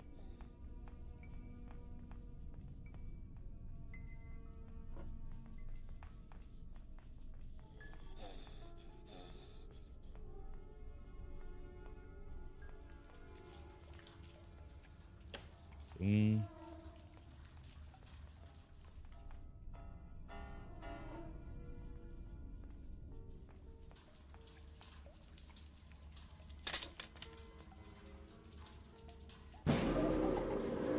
Come on! Come on! line. Come on, chat. Come on. Come the fuck on, bro.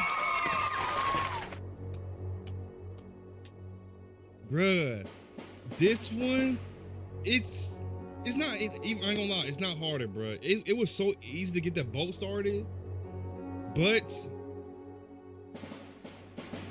will I play another, I don't know, because there's no point in me making a video on escaping this way and this way, you know what I'm saying, because I escaped from the boat.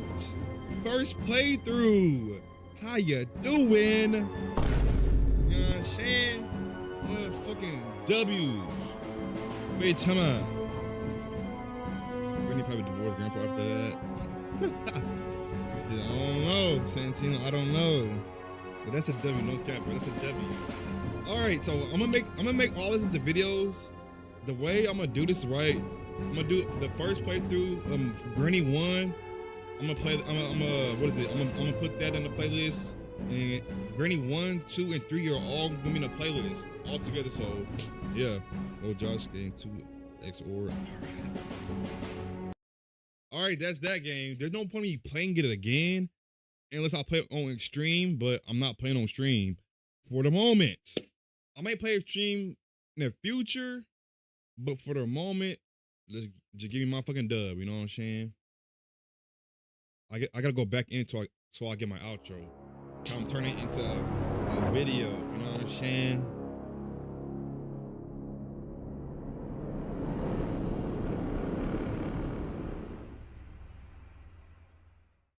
W and W. No, I'm not into my stream, Santino. But as y'all see, I got the motherfucking W. You know what I'm saying? Motherfucking W, bruh. I escaped from the boat. As y'all saw, easy. The only way I escaped because I had that thing on me. At first, I had the shotgun blowing shit down. I was blowing shit down the first about. I ran it back. I got the taser, and I started tasing the ass. You know what I'm saying? Putting that thing in him. In the real way. I like that though. I like that. But Granny, this is Granny chapter 2. I feel like Granny 1 was it wasn't harder, but I feel like because I played Granny 1, I got the knowledge of like what to do, you know what I'm saying? But hey, this is a W series, no fucking cap. But this is Granny 2. I was just saying for vlog, you know what I'm saying? Yo, I'm not staring at your soul, Jess. I'm staring at the camera. If I was staring at your soul, I'll be doing this. I don't want to do that. You know what I'm saying?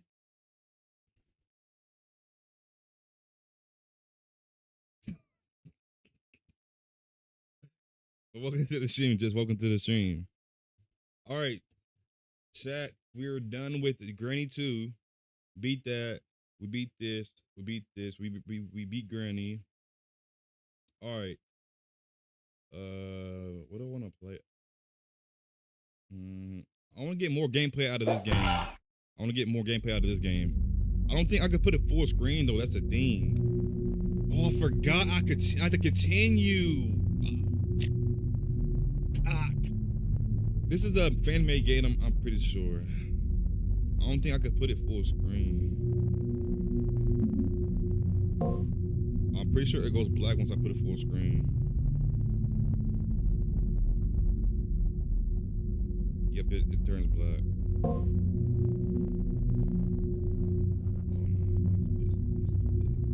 no, back up. I say back up, Jess, dude. What I didn't do nothing. Bro. Alright, I'm gonna put it over here.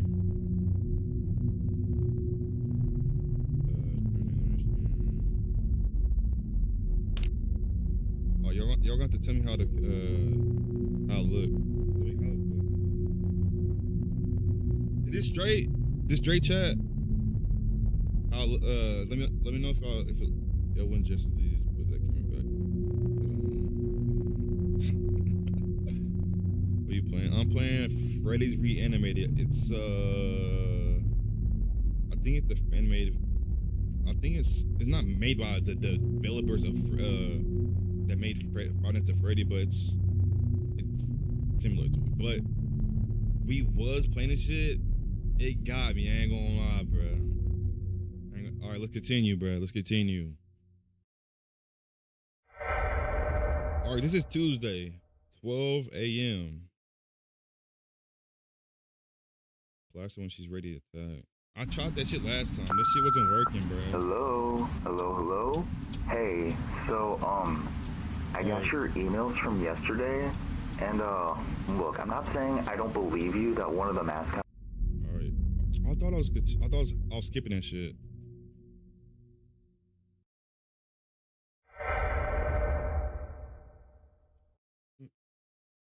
Yo, what's up?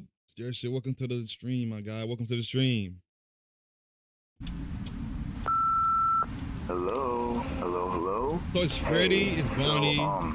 Then it's I got your emails from yesterday. It's Freddy, Bonnie. Bonnie's the purple one, right? Look, I'm not saying It is I don't Cheeky. believe you that Is one Cheeky of the this one? mascots was moving. It's Freddy, Bonnie, but Cheeky, I've never right? heard anything about that. Sound like And I don't even think that's possible. They should be bolted onto the stage as far as I'm aware. We had another security guard before you back in March, and I would have figured he'd mention this, but also maybe he just didn't see anything. I don't know. So it's Freddy. Haven't really heard Bonnie, anything from him and since, Cheeky, actually. He just finished up his last shift and left. Did he even get his last paycheck at the end of the week? Oh yeah, and that creepy rabbit you were talking about, he has a name. It's Bonnie. All right, Bonnie. Anyways, all right, Freddy, Bonnie, Cheeky. Maybe Got the it. Flash will actually help you out. If he can move, then who's to say the others can't? I don't know. Just trying to give you some advice. I'll talk to you tomorrow. I got some paperwork I gotta fill out by Friday. I'll see you later. They don't care about me. They don't care about me.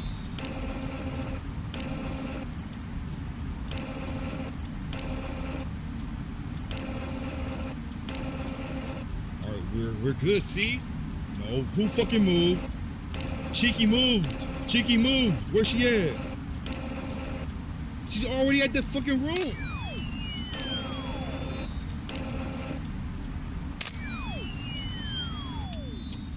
Where's Cheeky at? I'm on room 7. Room 6 not working.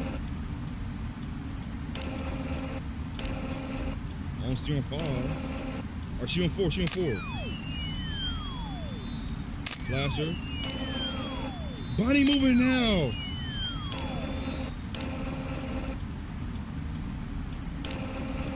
Why 6 not working?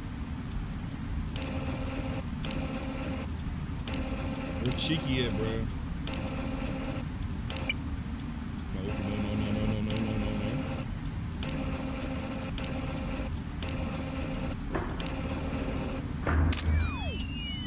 Stop!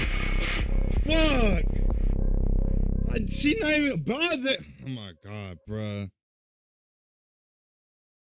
Oh god, I pulled up. I don't know what the fuck did I even pull up? Oh my fuck. She just ran in there. She didn't give her brother no time to think about what I wanted to do. God, bro. Flash Chica. Before she sneaks around back through the front end. Bro, I fucking flashed her shit. She still got me.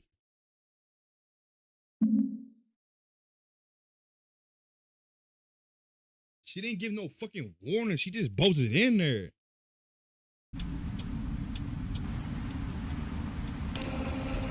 Shit, I'm not able to complete this one. I'll turn into a video, but I'm not gonna be able to complete this shit. You know what I'm saying? Jump so hard. Ah, you think you funny? You think you funny, Santino? Where's she at? She's already at 5. How am I supposed to stop Chica from coming in my room? It said flash. I flashed the fucking room and shit don't do nothing. She still gonna pop up in this bitch.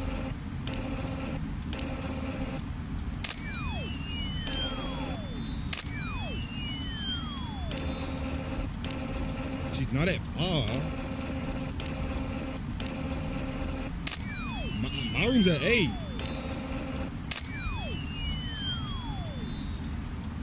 Where's she at?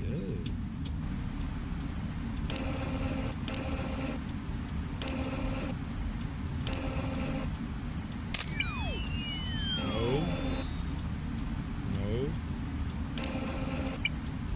Why is 8 stuttering? Fucking time. She gets me every fucking time. Fuck. Nah, fuck this game. Y'all got this. I ain't gonna lie. Y'all got one video out of me. I'm not finna beat this shit. But hey, I'm not gonna lie. I might have to run it back in the future to beat this game. But I gotta adapt and see, what is it? I gotta adapt and see what I need to do, because she could keep fucking scaring me. You know what I'm saying? So I need to adapt and see how I'm supposed to move, but I don't know how I'm supposed to. I don't know, because I'm flashing the room like they telling me, and I'm thinking they spreading false information. You know what I'm saying? So hey, I'm gonna run it back, but not tomorrow or the next day. It might be the next day or the next day or the next day. You know what I'm trying to say, bro. I gotta adapt and see what I gotta do. But hey, this is Freddy's Reanimated, bro. This is a WS fucking game. But if you want some jump scares and shit, go ahead and play it, bro. It's gonna, you know what I'm saying? It's gonna get you out your drawers. In a real way, how you doing? But I ain't gonna lie, this is a W game. I didn't beat it yet, but I wanna beat it, but till then, I'm not gonna beat it for the moment. I had to update my profile. You and his profile picture. I'm gonna look at it real quick, bro. I'm gonna look at it.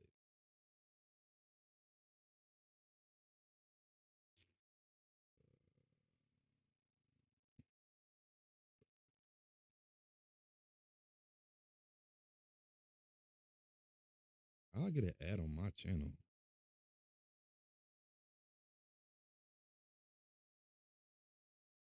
Okay. You think you funny?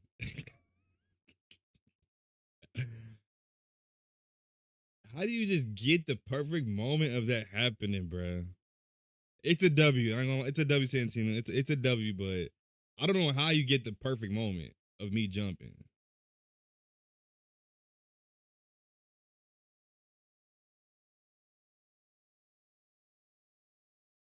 What you playing now?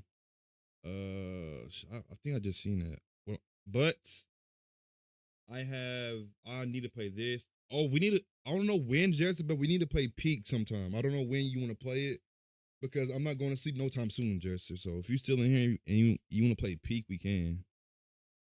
But it's only 2 of us. But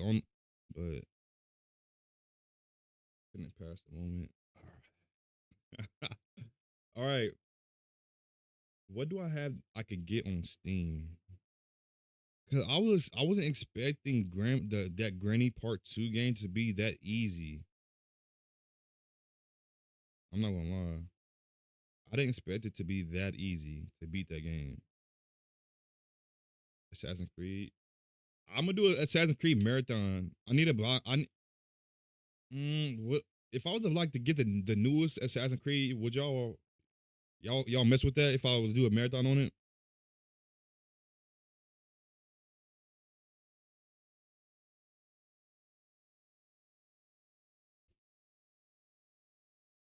Yes, sure. All right, but I'm gonna have to get it. I don't know when, because there's a lot of games coming out. I think I downloaded all the games that I needed that I bought earlier. I think I did.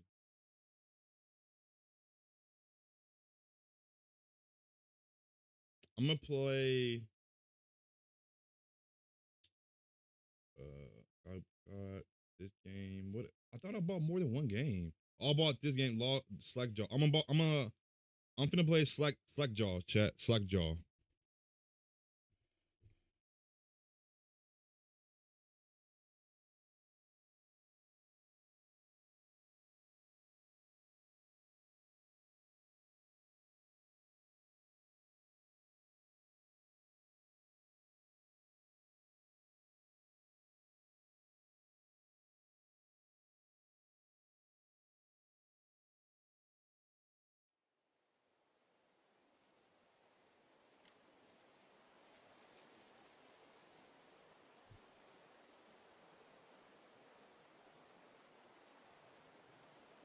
All right, photosensitivity. Oh, I can't even read this shit. Damn. All right, stats. It's spooky time. You know what I'm saying? Get your diapers on, get your Pampers on, get your Snuggies on. It's spooky time. You know what I'm saying? Make sure you don't shit yourself. But today we are playing Slackjaw. Don't know what it's about, but we're gonna figure what it's about. You know what I'm saying? Wait, my camera's in the way. But y'all know what I'm playing. I'm telling y'all, it's Slackjaw. But we're gonna see what this game is about.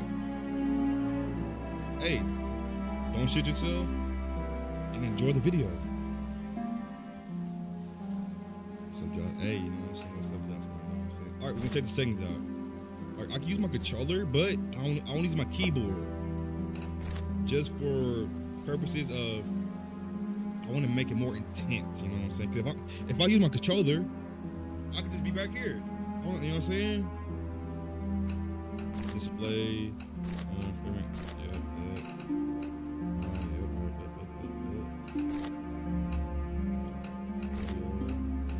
All right.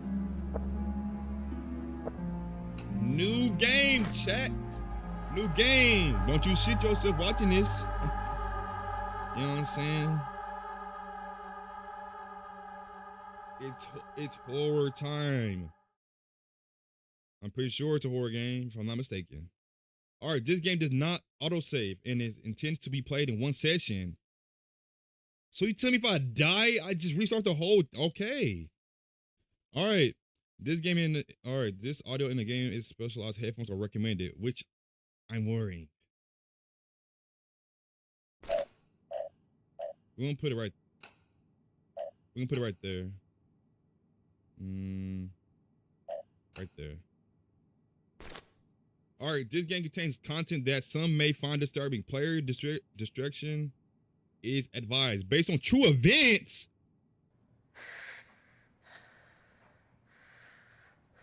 Okay.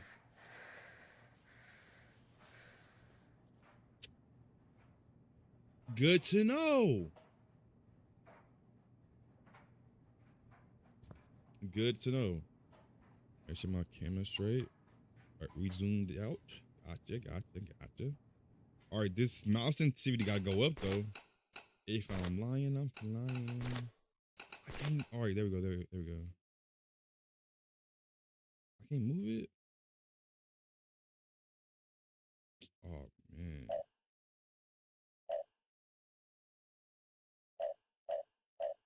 Are we gonna? What's this about? All right, that's better. That's better. Let me get my headphones. Hey, let me know we got it. All right, E. All right. E. All right, so E to open things. Can I run? I can run? Oh my god. Hopefully I don't have to run. Brush your teeth. All right.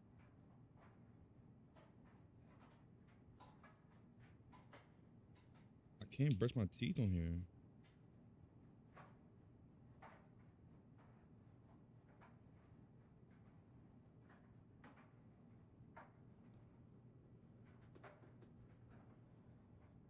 Or is that a certain way I gotta turn it? I don't know. Fuck it.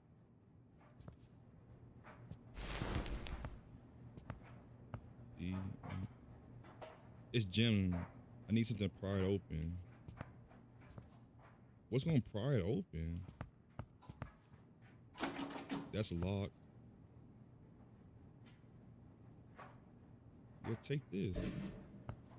Tab. All right. So we could get 6 things.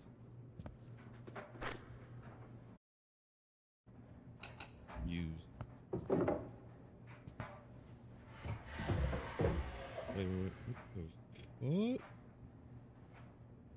Oh, and this is based on a true story.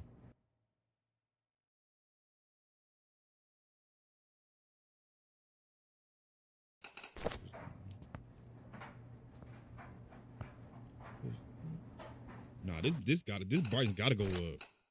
Fuck no. Fuck no. Brightness gotta go up, bitch. Can I not? There we go.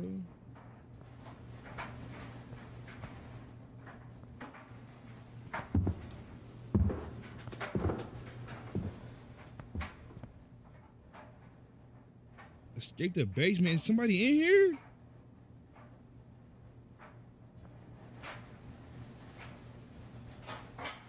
Oh my god. It says be quiet.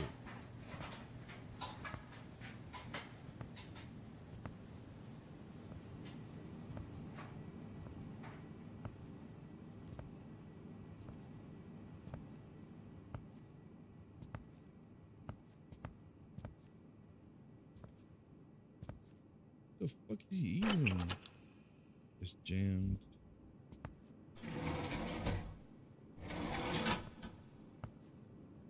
Mom's records.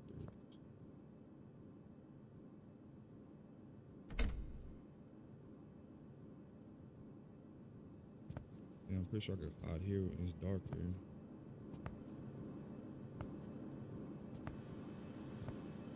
I guess I don't know. It said I gotta be quiet.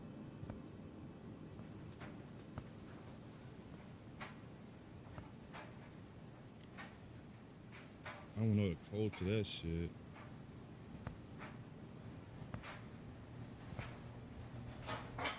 Ain't got no flashlight? What's back there?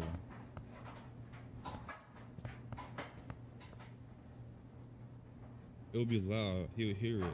I should wait for a good opportunity to put.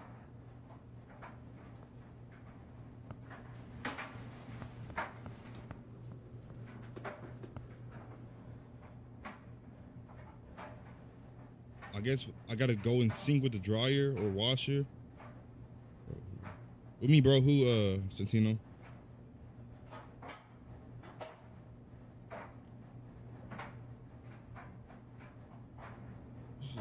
How am I?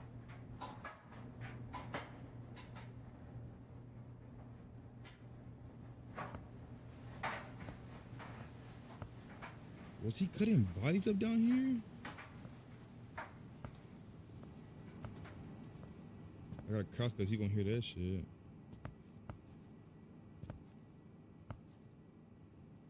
Oh, I could grab the flight. Yeah, take it. Yeah. That's better. The fuck? He got shit to fucking. What the fuck is he on?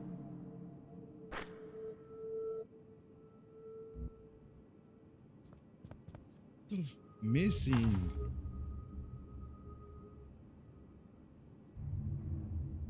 Olivia Bennett, 29 years old, 5'5", hair is brown. Last seen Greater Portland area. On Thursday, March 7th, 2024, Olivia was last seen at 4 p.m. walking home from her class at community college. If you have any information, please call. Oh my god. And this is based on a true story. I don't know what story it is, but it's based on a true story.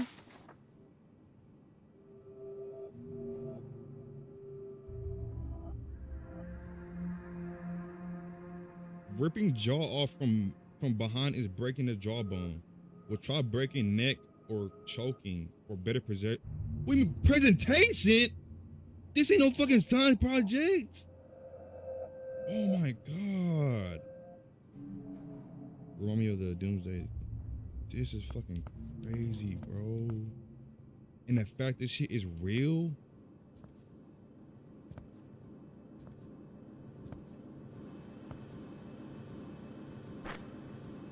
Maybe can't.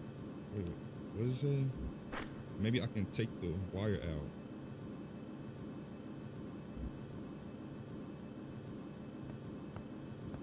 I'm gonna take the wire out. I'm gonna have to have something to take the wire out.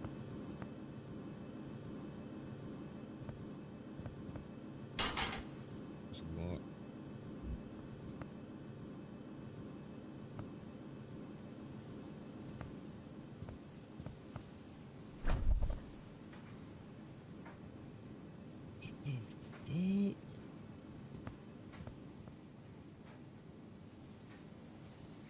the fuck is this?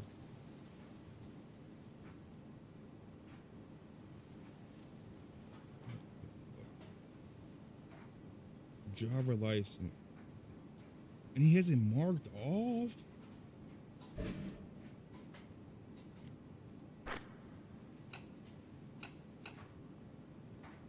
I guess that's for, I don't know, the womb. The fuck is he on? That was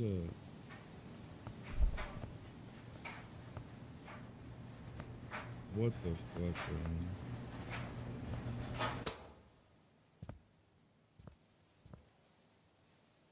Oh, I could take that and the brawl. I could use that for the brawl. Cause it said it had a wire in it.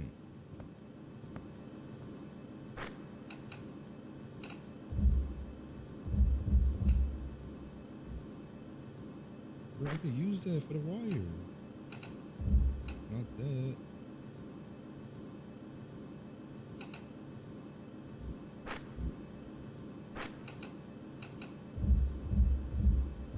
I guess I can't use that.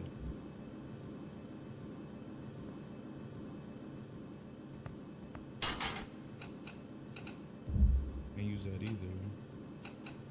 There's something down here I could use that shit for.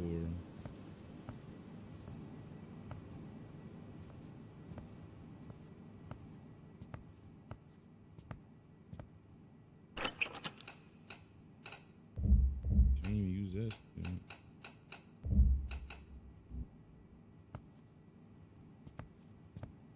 God damn, what was he doing down here?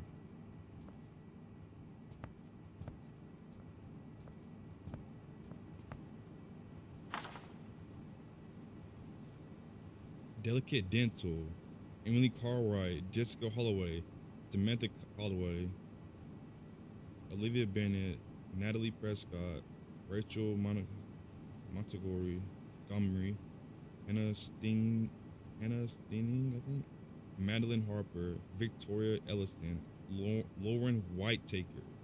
And he has their address. Check if lives. That is crazy. I ain't gonna fucking lie. What? Ain't talking about dental like he a fucking dental. Fucking he could work on fucking teeth. He not finna work on no fucking teeth. He finna kill him. Definitely not that.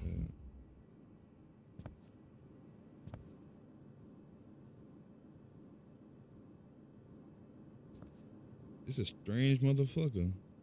Very strange.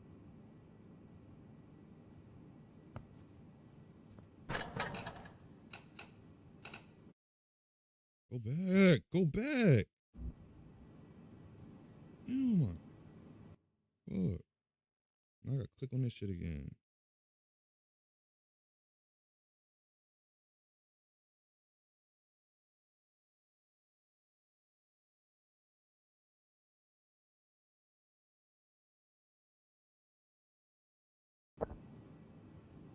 Please tell me he didn't hear that shit.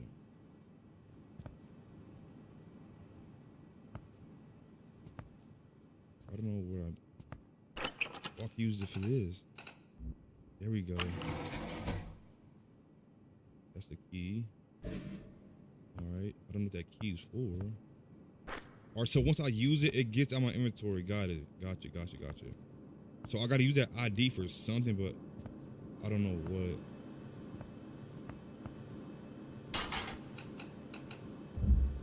It's not that.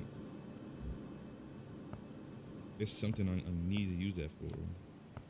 And then I need a passcode for that shit.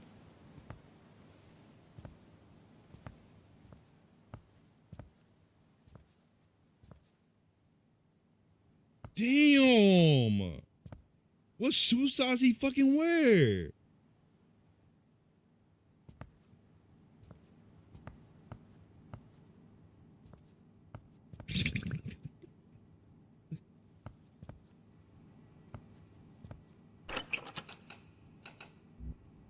That. We're making progress, chat. We're making fucking progress. Some type of progress. That's that. All right. Give me that.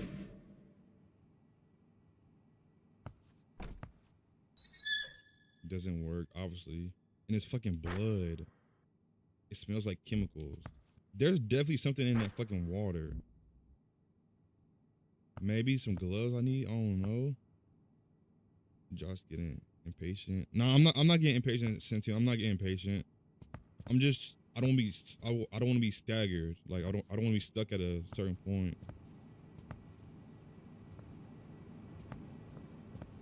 Maybe all right, so all these in common have the top 4 have the first 4 numbers are always 4.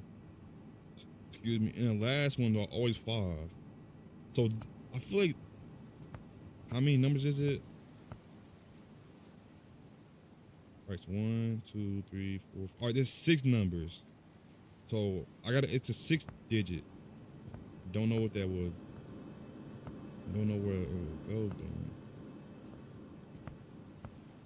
Don't know where I'll find a 6-digit ad, but I don't know.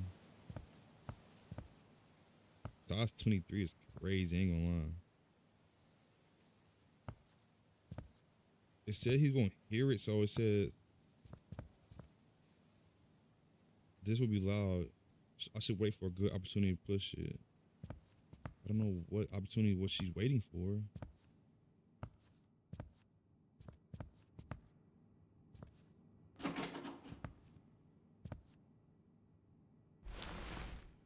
I guess I'm supposed to just come back in here if he sees me. I don't know. But wouldn't he be this way since his footprints are this way? I don't know.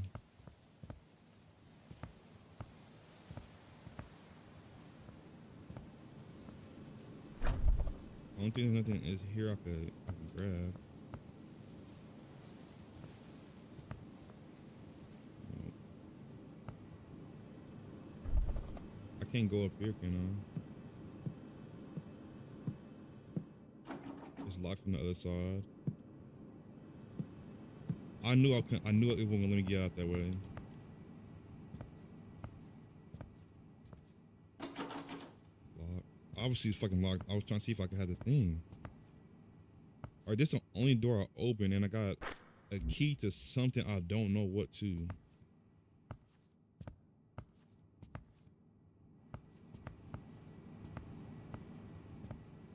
I wonder what that key goes to.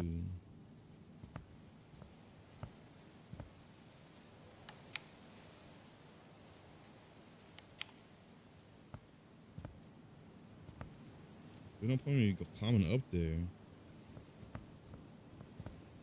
Can't open that.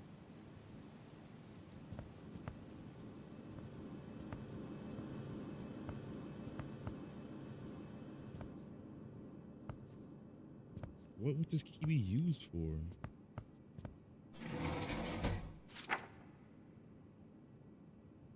All right.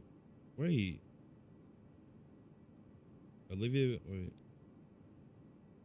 Olivia Bennett Spring Community College. He had a whole map out of the college and where she was going, when she was alone with friends. Oh my God, this at home. He had her fucking whole schedule. He's devious. Yeah, he need to be. I don't know who did this shit. I ain't gonna try to figure it out. I ain't gonna lie to you. I don't want to know who did it. I ain't gonna do no research on that shit.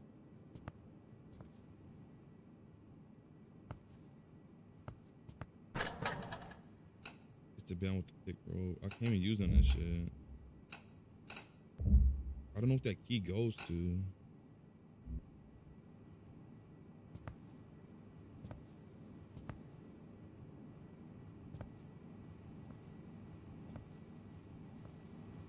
I don't know where I need to go, honestly. Unless it goes to this. Yep.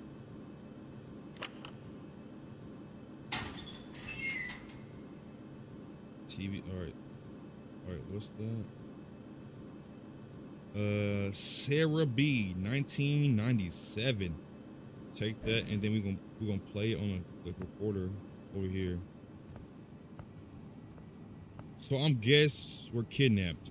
That's what I'm guessing, cause he has all these fucking victims. We're basically kidnapped, chat. Basically. All right, let's watch this tape.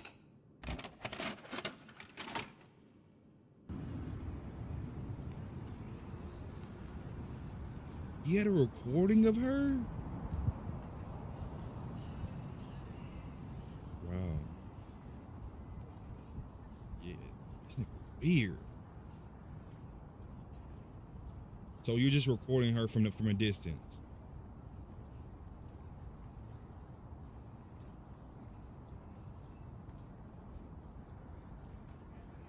Like, what do you get out of this? All right, so it was just her walking. I don't know what we need to do now, cause wait, what's this? Oh, for the bathroom. We're getting somewhere.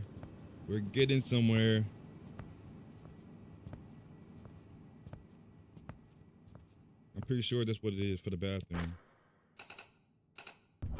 Yep, knew it. I knew it. And something's got to be in here that I can use. Let me get that. All right. I can hear him upstairs. Is he gonna come down here?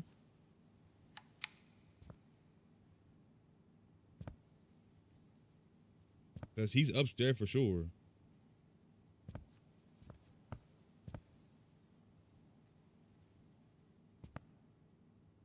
I don't know if he's gonna come down here or not.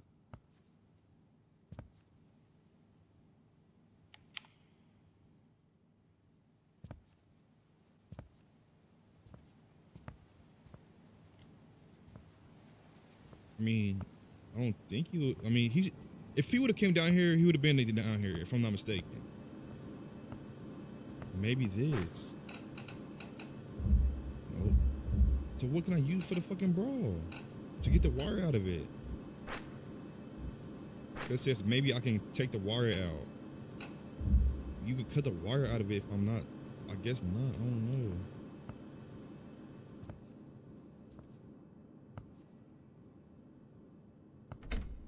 And there's this, but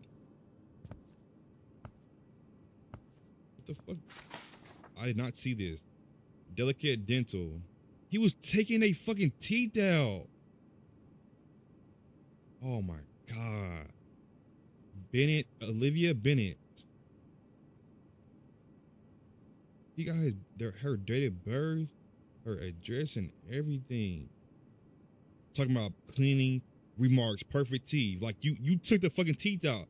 Imagine you what is it? Imagine your teeth just get taken out, not by dental. Yeah, that shit gonna hurt. Pulling it straight at the gums. Oh, this. Gotta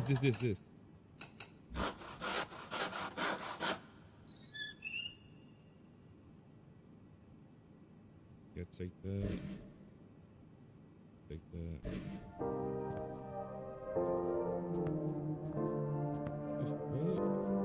Maybe I can move it. Maybe I can move it now.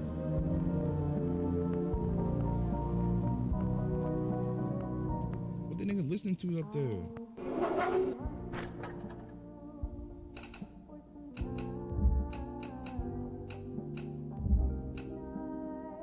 What the nigga listening to up there?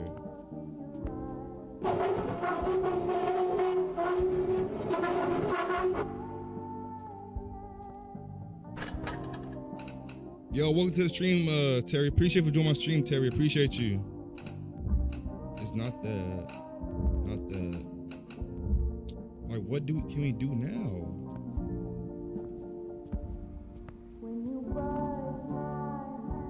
What the fuck is he listening to up there?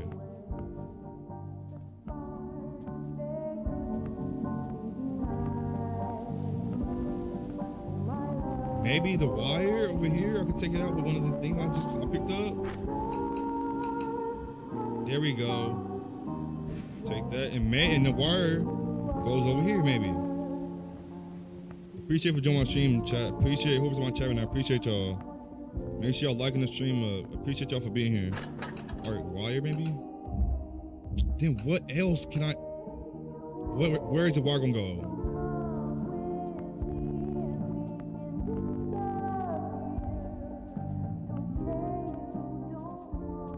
Nothing in here.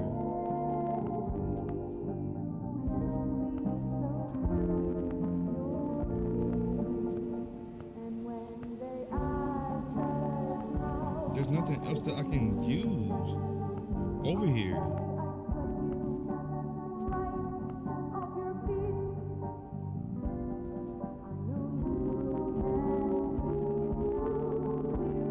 Wait, I'm just now noticing. These are people's jawbones. I'm like, them are animal jaw. I'm like, and then I had to think about it, and it's dental. These are people's jawbone. Oh my God. He's crazy. He's overly crazy. A psycho.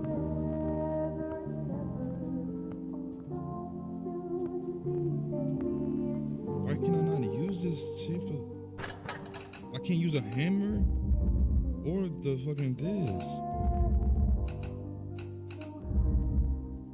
So what can I use for that? It's something that I have not researched. I haven't found yet. Why say, oh my God, Terry?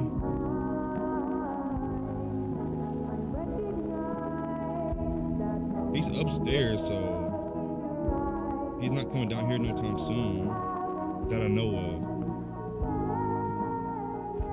It's locked from the other side.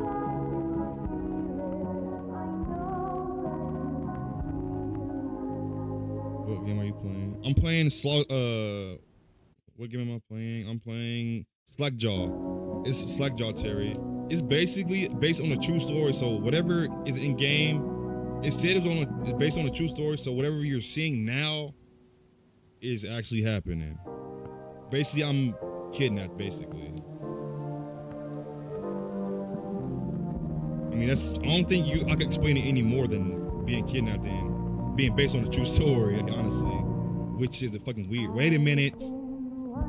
So see, these look like animal things, but his weird ass might turn them did that to humans and turned them to looking like animal thing. I don't know.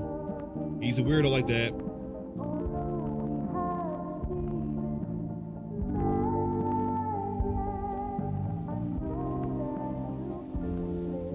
It's something that I have not ran into.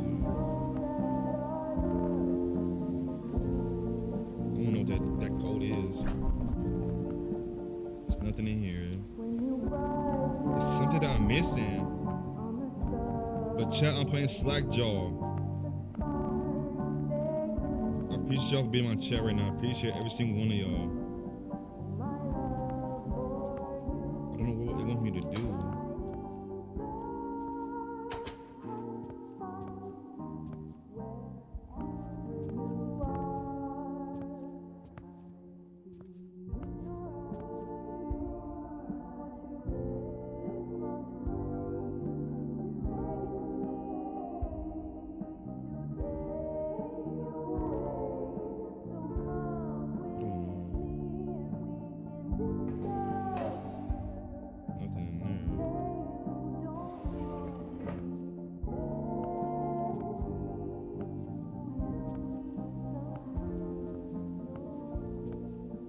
I got a hammer, but I don't know what it would go to.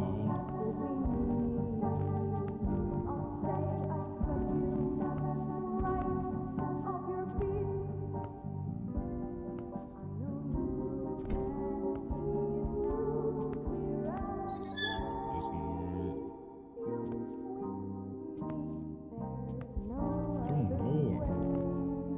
I feel like I'm not going over where I need to go over. It's something I'm missing.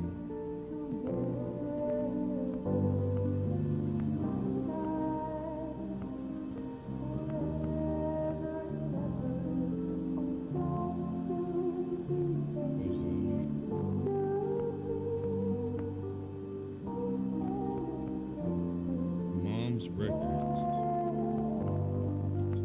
That's weird. Oh, this is yeah. Take. That's what I probably was missing. Maybe I could go over here now. What can I not? All right, I can't use that. So what can I use? Please tell me what can I use to fucking pry that open? I thought I had some type of information, but I guess not. I don't know what the fuck that even is.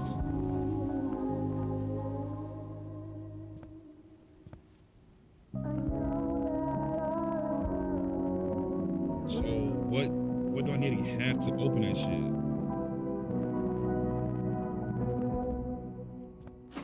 I know that's locked.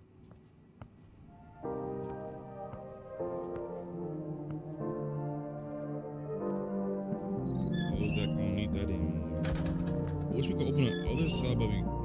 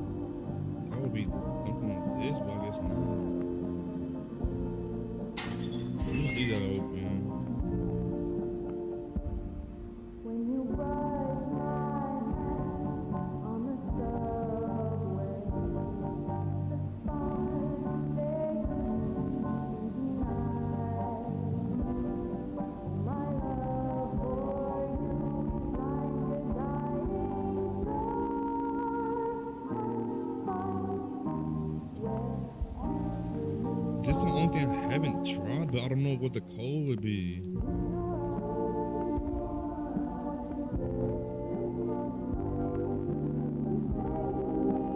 I need to pry that open, but I don't know what I need to pry it open. This is annoying.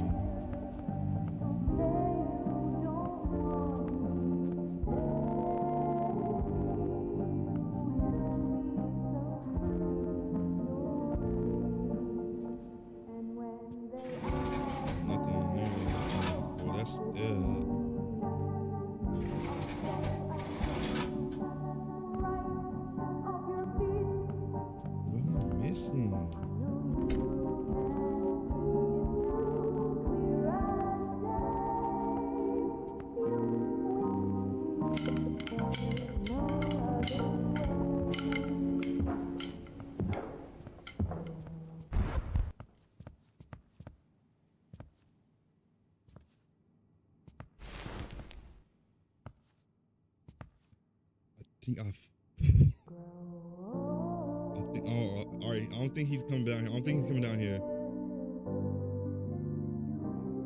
I keep missing your granny gameplay. I'm in the just game by the way.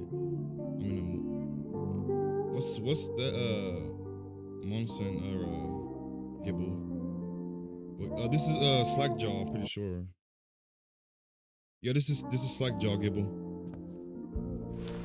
I feel like the second granny wasn't as hard as the first one because I got sense of what to do. But I appreciate for joining my stream, Gibble. Appreciate you. I can't use this. It's like I need a key. I don't know. Can't use that. I can't use that. Definitely can't use that. So what do I need?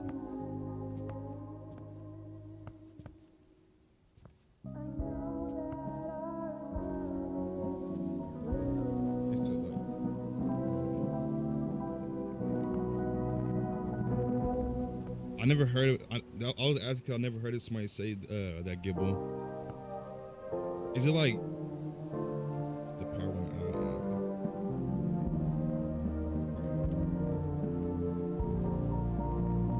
Your power's out, Gibble.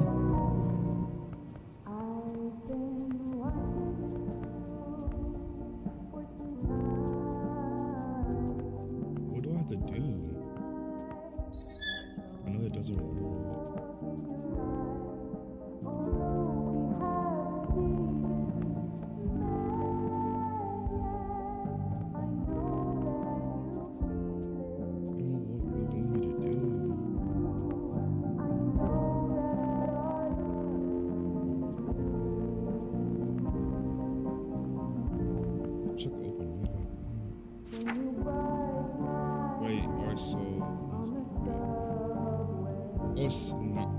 I could try that.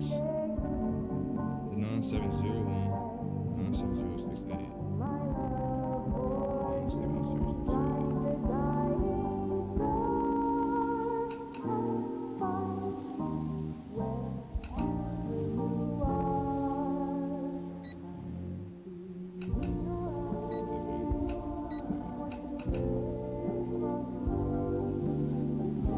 970. Because I mean that's the one that he has as what is it? Check if lives alone. That's the only one he has like pointing to. So it's 970 97068. But I think it's more than that.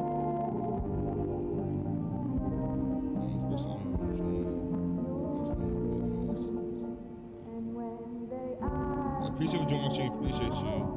Awesome. This first game is the easiest. I'm bad with it too. Yeah, at first I didn't really get no information at the first couple tries. That wouldn't be it because that's not 6. It's only 2 more for them. Because it's 97068. I don't know what I would need to do. Good thing the shotgun range 2 actually has. Yeah, I figured it had infinite ammo because it kept respawning ammo. So that's a good thing. But I got the taser.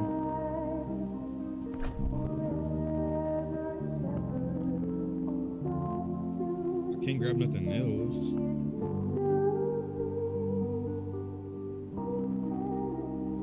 I don't know where I need to go to unlock this fucking thing.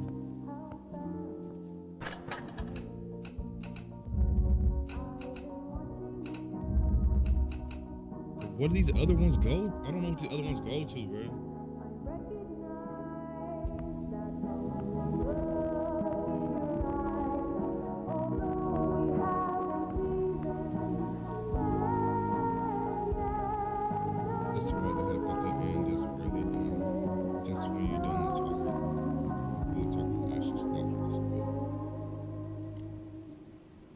Yeah, I don't know if I could probably do different endings, but it's pretty. Like, I feel like the second one's really easier than the other one.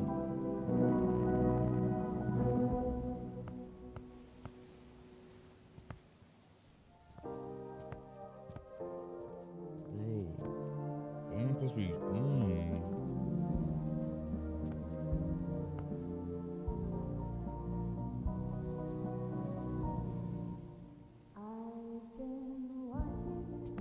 Open this. Ain't nothing in there I could grab. I don't know.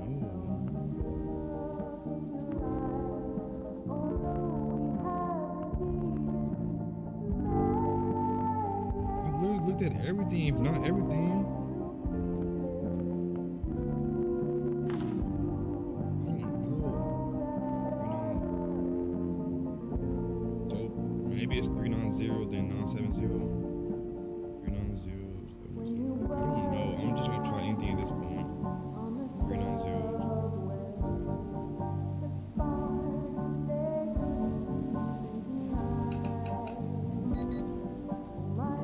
I think it's 390, 7. 390, 970. 390.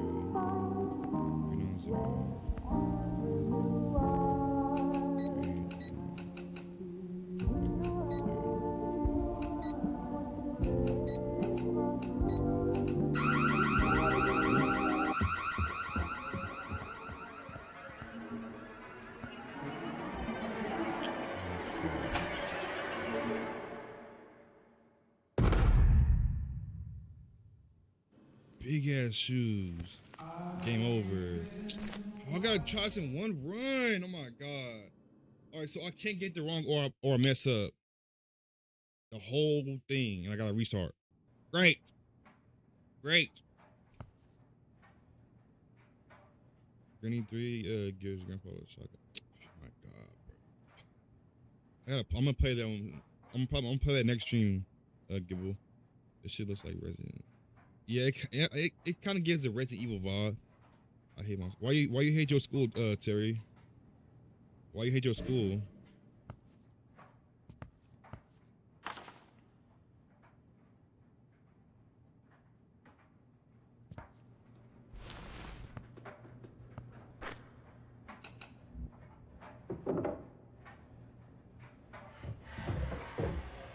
Alright, so don't do the alarm.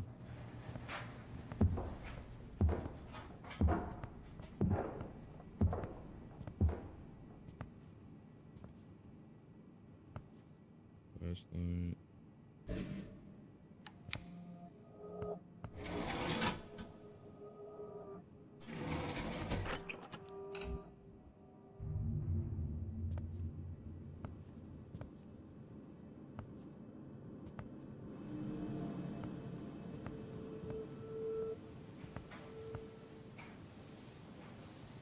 I wish it could tell you what they be what they're used for, so you don't like confuse what you need to use it for.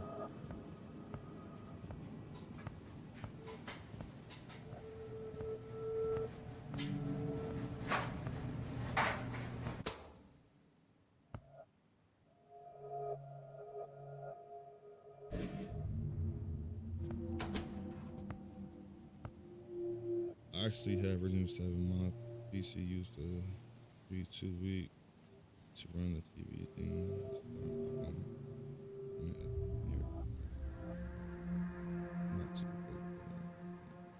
Yeah, I usually don't run games at max quality. I usually, well, it depends what game it is. Some games I do, but it depends on the game. But the Resident Evil series is an amazing ass series. I'm not gonna lie. Resident Evil is an amazing game. Alright, got that key. That goes to that. I don't know what I'm missing though. I honestly don't know what I'm missing.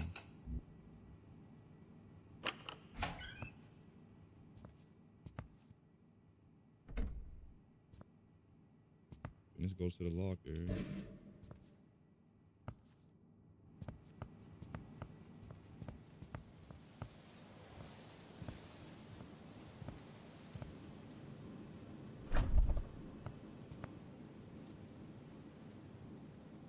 Get that.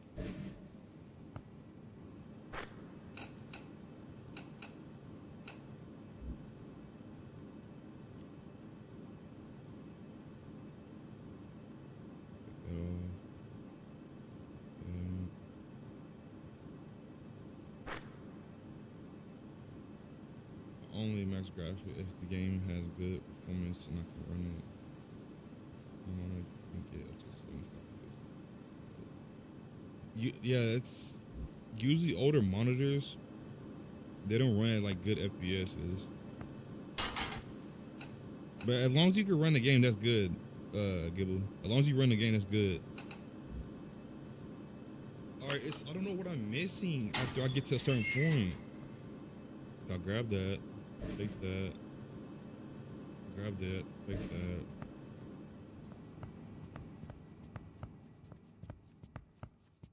That glove goes with this.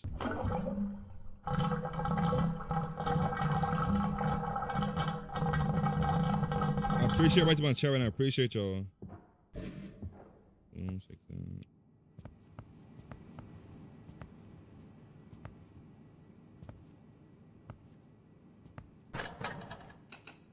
Use that.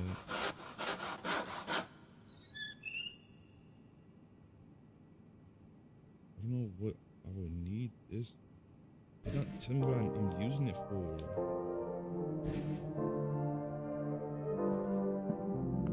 Yeah, put that in there.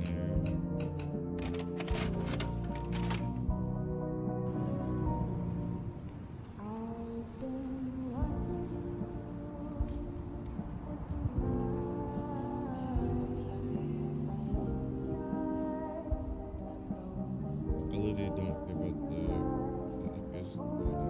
Projection FPS is good enough for me. The new ones are not worth the price for me. Yeah. It just depends, honestly. Usually it's people that like just care, like that like want to like take it serious or like just for graphic wise, but usually you don't really need the best, honestly.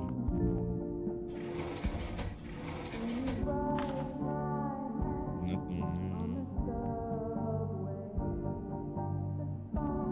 Right, this is where I got stuck at last time.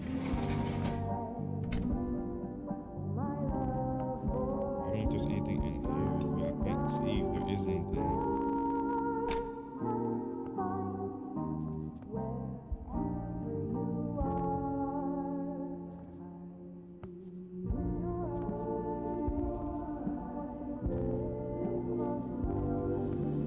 Meaning, I feel like the chest would be one, but I guess not.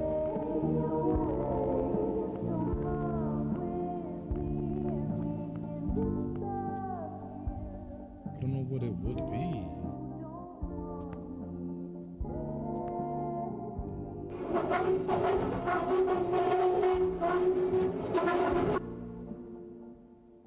The doom.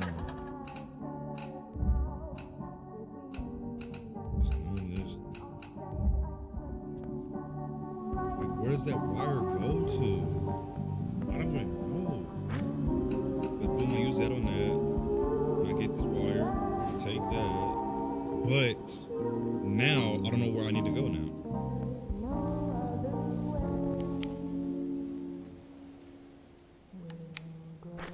Oh, maybe this? Never mind. Nope, it's not. I had to take the security off.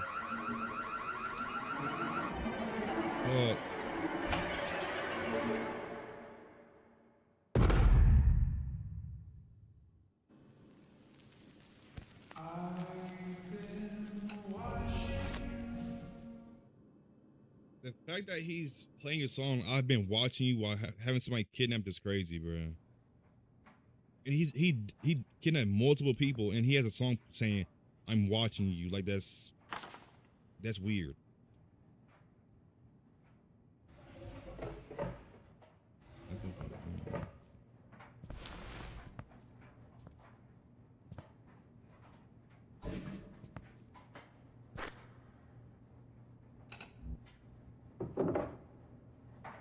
FPS, only FPS in the work. That's 500. It just depends where you get the PC. Well, not the PC, but the monitor. Because some monitors can run cheaper than others.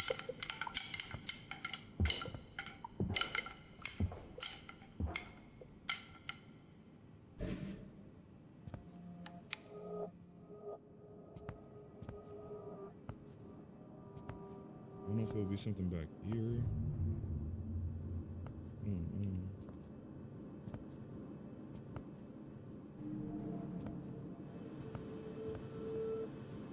I don't know. I don't want to look it up, but like, why am I just FPS thundering? I don't know. Yeah, I don't know. I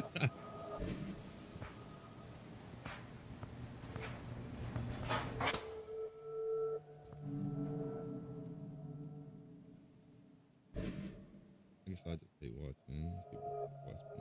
Lock in, bruh. Terry, bruh. What do you mean lock in? I don't. I get to a point, and then I don't know what to do after that, Terry. What do you mean lock in? It's like I get to a point of the game, and it's like I don't know what I need to do after that point.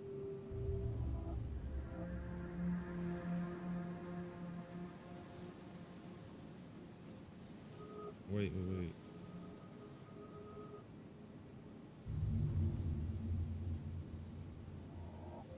03 11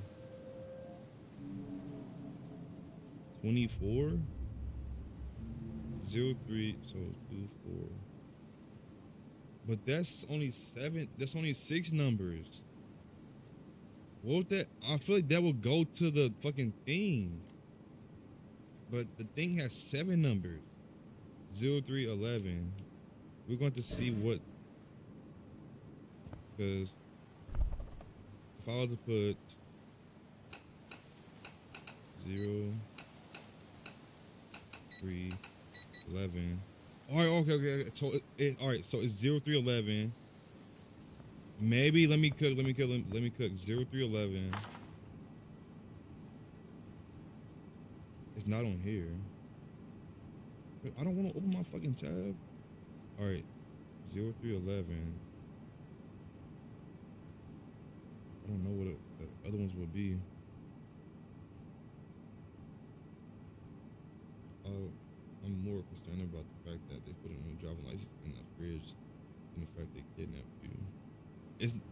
It's not just me. This whole list is the people that's been kidnapped. And crazy story is, Gibble, this is based on a true story. Believe it or not.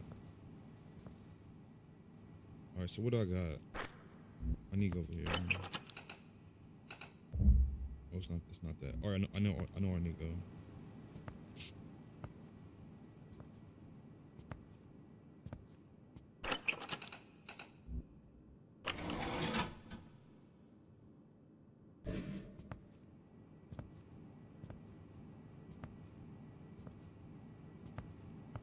All right, now I can open this.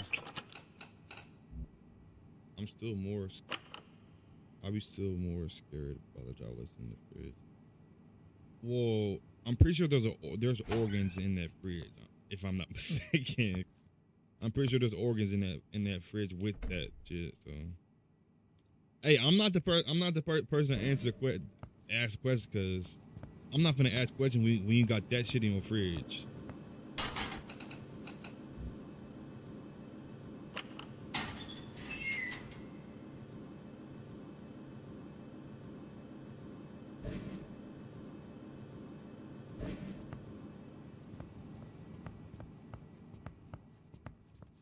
All right, so the what is it? The fucking thing. What is it? It's the hammers for the glass.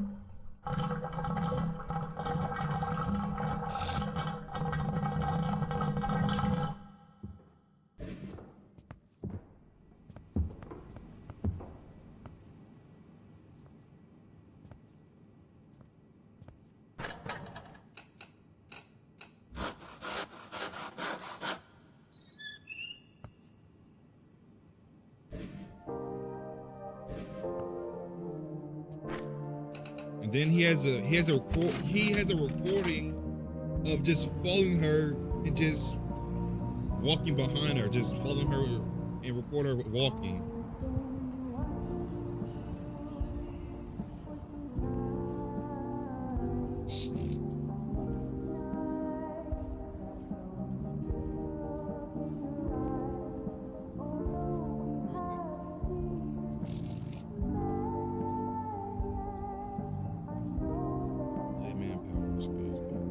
What do you mean by that, Gibble?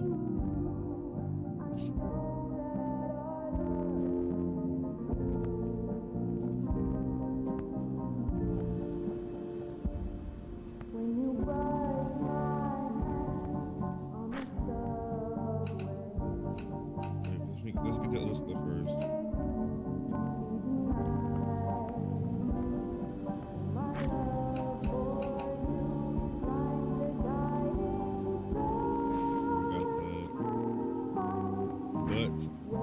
What I'm thinking is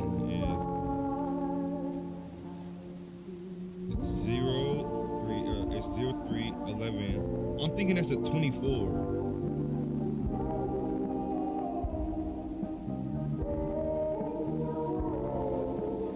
Or 34.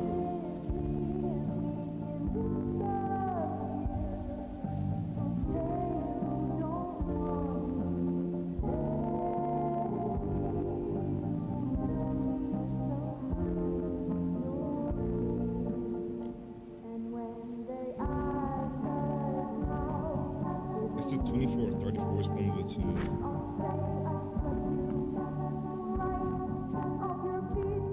But I don't know. What do I need for this door though?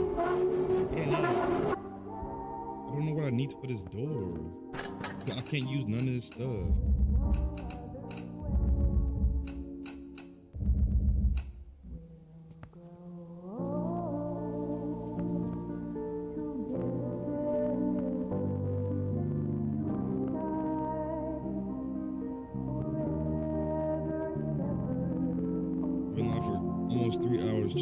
hours.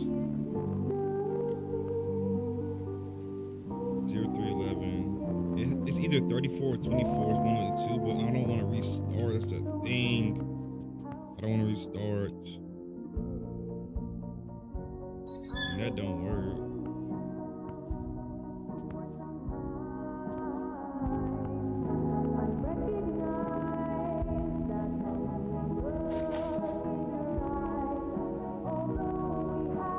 There's no 0311 on this.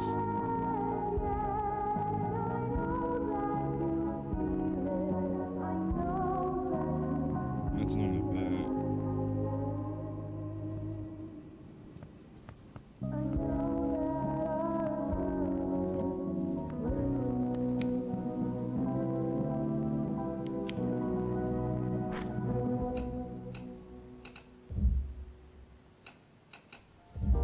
So what is other shit used for?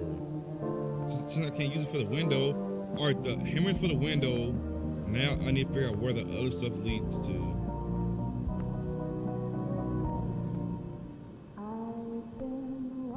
Power still on. How long has the power been out, Gibble?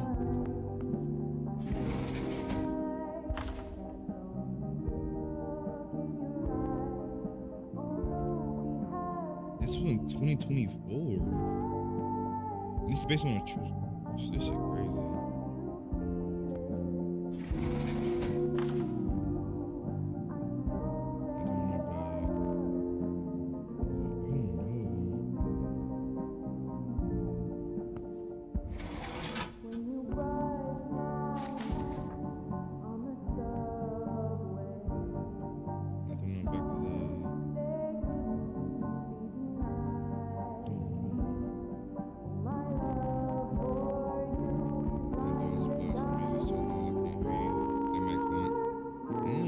What time is it for you, Gibble? What time is it for you? I don't know what I would need.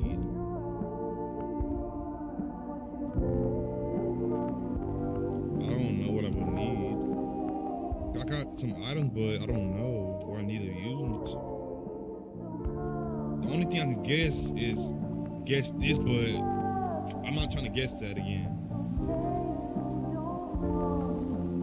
Unless I just go straight to that and do 0311, and I just keep guessing this shit. But other than that, I don't really know where I don't know. Fuck it, we're just gonna guess it, chat. Fuck it. We're gonna guess it. Alright, 0311. We're gonna try 24. We're gonna try 24.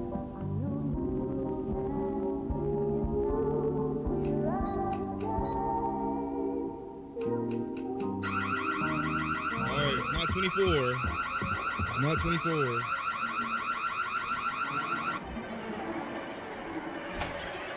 The barcode is the last two numbers. Real shit. How am I figure out what? How I'm gonna scan the barcode? Gibble. I know the code. You want to beat the game? How you just gonna join the stream to go and say you know what the code is, bro? What do you think the code is, Dakota? Appreciate you joining stream, Dakota. Appreciate you.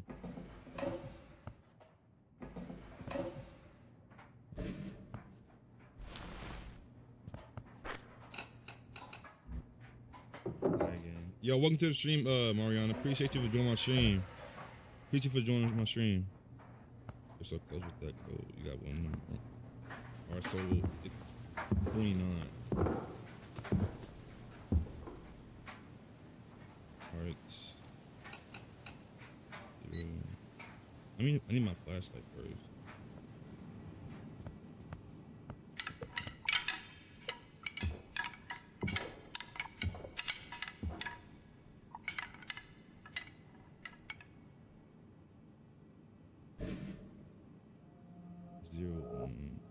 How would that be a...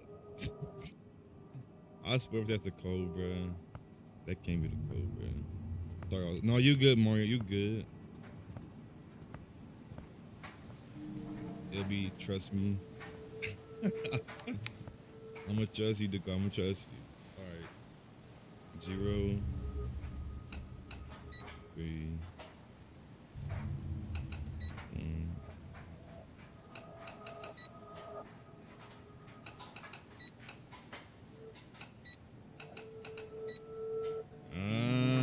Dakota. W Dakota.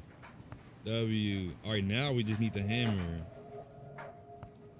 Now we just need the hammer and we're out of here.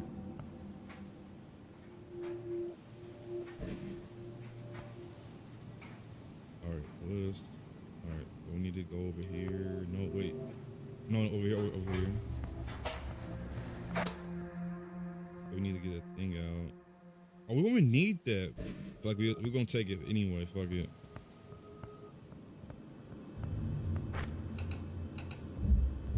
No, it's not. It's not that. It's not that. If y'all don't mind, where y'all watching from? What country or state y'all? Well, you don't gotta say state, but if you live in a country, what country y'all live in? If y'all live in a country, you need. Yeah, that's what I'm finna do. That's what I'm finna do, Dakota. I'm finna get the hammer. Cause I had the hammer earlier, but I didn't know the code. Well, I got close to the code because I just turned around the thing.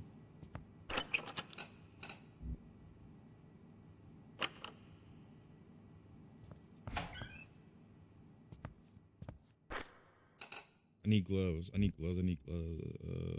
Right here. Boom. Open that. The key, so I'll get the glove, and I get the hammer, and I'm out of here.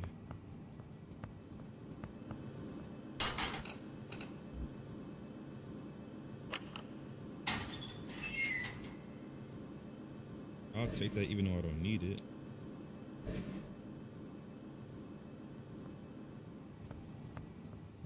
Now I'll get the hammer. Well, I get the salt from this, then I get the hammer. Yeah, that was good.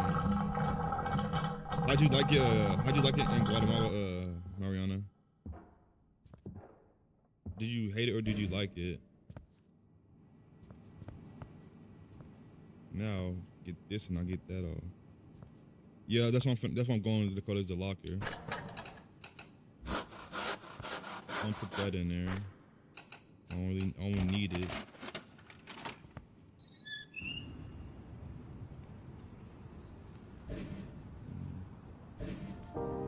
I'm pretty sure it's more than this can't be the only way out. I'm pretty sure I need all of this stuff down here, so I'm gonna just collect everything.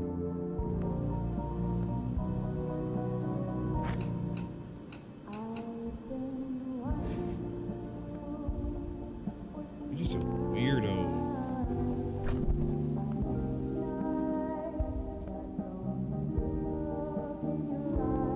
Good. All right, that's good. I'm glad you liked it.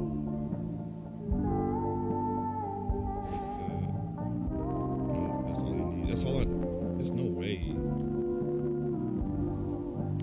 There's no fucking way it's this easy.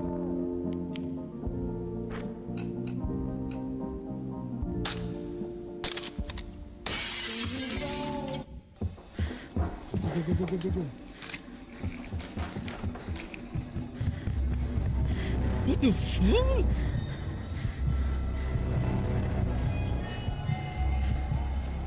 That was a husky motherfucker too. Oh my, he was, you know what I'm saying? He was big. On October 1st, 2024, a young woman was found walking down a highway in rural Oregon, terrified but alive. After locating in the house she was held in, the FBI discovered over 50 human jawbones. Okay. Today, the Slackjaw investigation remains open with no suspect identified. That's fucking crazy. That's fucking crazy, and that is Slackjaw. A game made, well, not game made, but a game by Taylor. All right. I can't even say W game because it's based on a true story, and he killed people. But I might move back to. You don't like the U.S. You like the Guatemala way better, Mariana? Told you. I mean, you did tell me, Dakota. You did tell me, but I'm not gonna lie.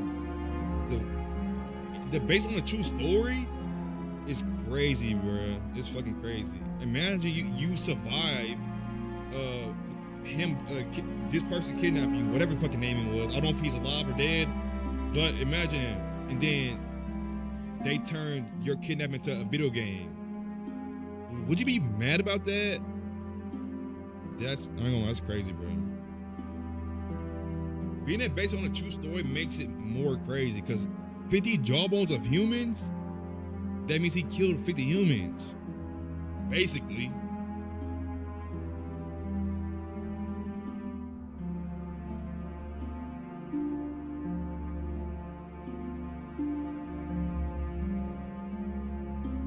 This game is crazy, bro.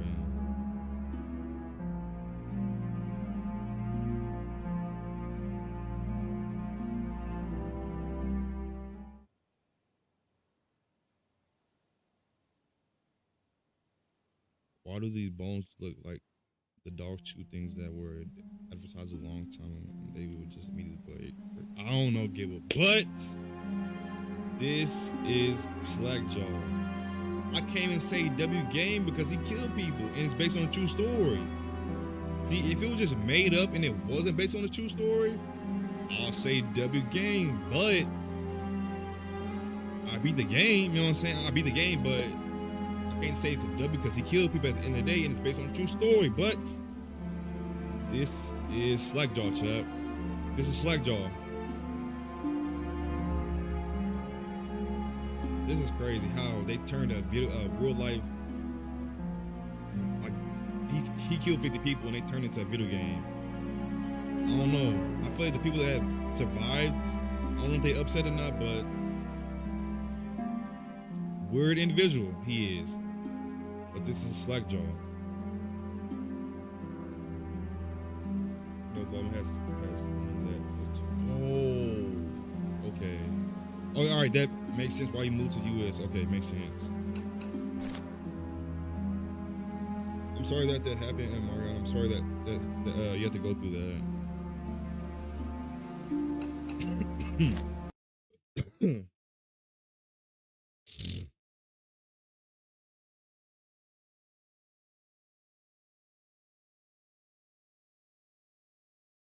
All right, it is 11 o'clock at night. All right. I have one more game I could play, which is Lost Luminosity, whatever that's called. And then I'm gonna react to some videos after I play this game.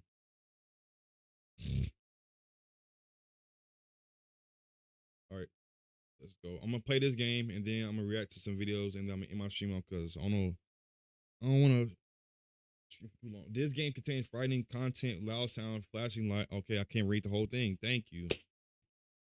I wanted to read the whole thing, but never mind. I literally can't hear anything in stream, so in this random stuff. Do you have headphones, Gibble, or no?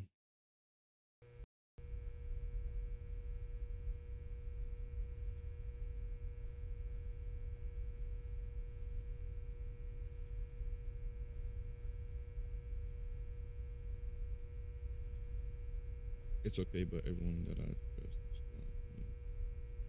That's crazy. I ain't gonna lie, man. I'm sorry that you have to go through that. Also, ignore.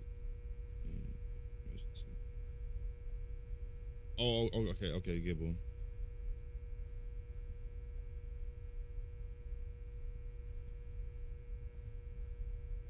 All right, this is Lost Luminosity, whatever. I don't know. All right, we're gonna check the settings out. Depth field on, field of view, turn it 95. Smooth camera on, realistic walking, yes. Sensitivity, put that 1 point. We could put it to 1.5. Subtitles on, notification on, yes. English. All right, apply. All right, new game. This is Lost Luminosity. I'm pretty sure.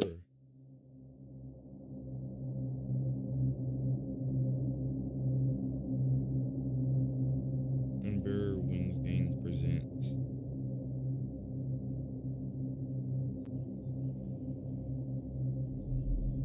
Sometimes forgotten memories come back with something bright, foreign inside. That has to be a deeper meaning. I don't know. Lost, living, not.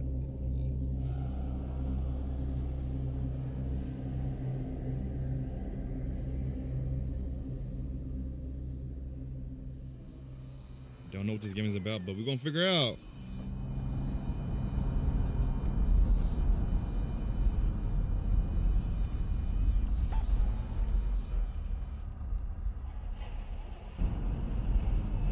I feel like it's a horror game for sure. The way it was presenting itself before I opened it, it looks like a horror game.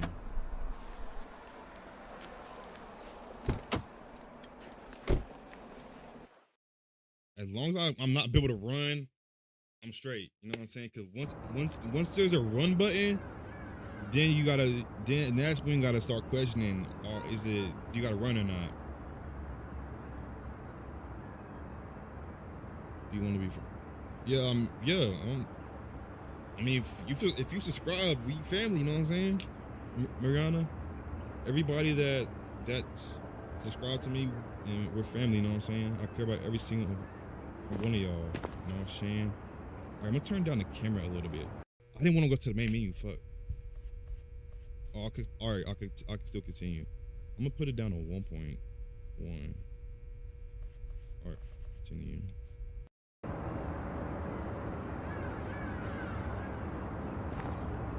All right, there's not a run button.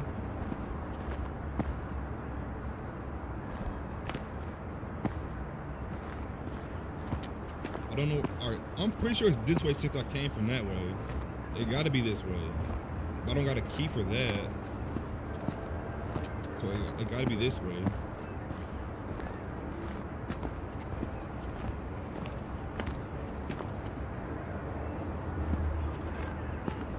Unless I have I don't know. Is it this? No, it's not this. It's definitely that gate over there, but how I'm gonna get into it is locked. It got a little thing on it. Okay, when are you doing another live? Monday.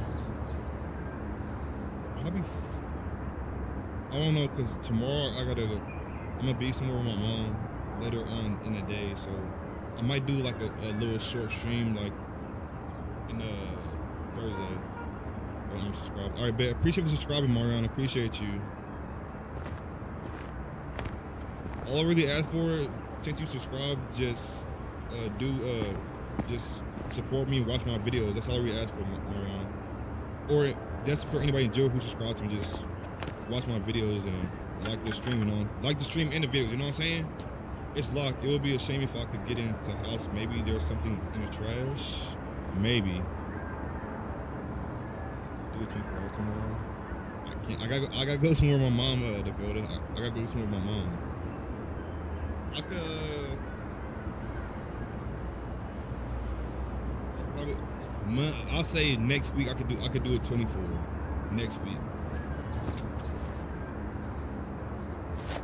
That's great. What did I even pick up? I didn't even know I picked that fucking wrench up. I can't run, so I'm glad I can't run, because once I had a run button, that's when you gotta start questioning shit.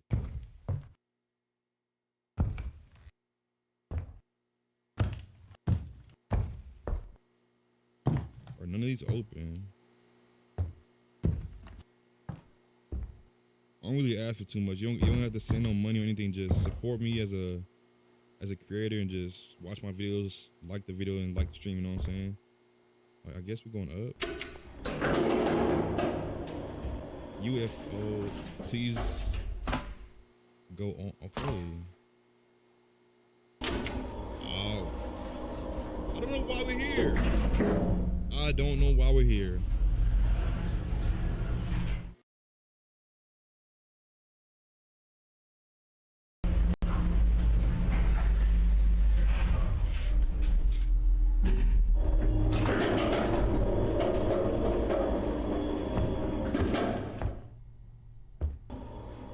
All right, the game. All right, it got save points. I like that.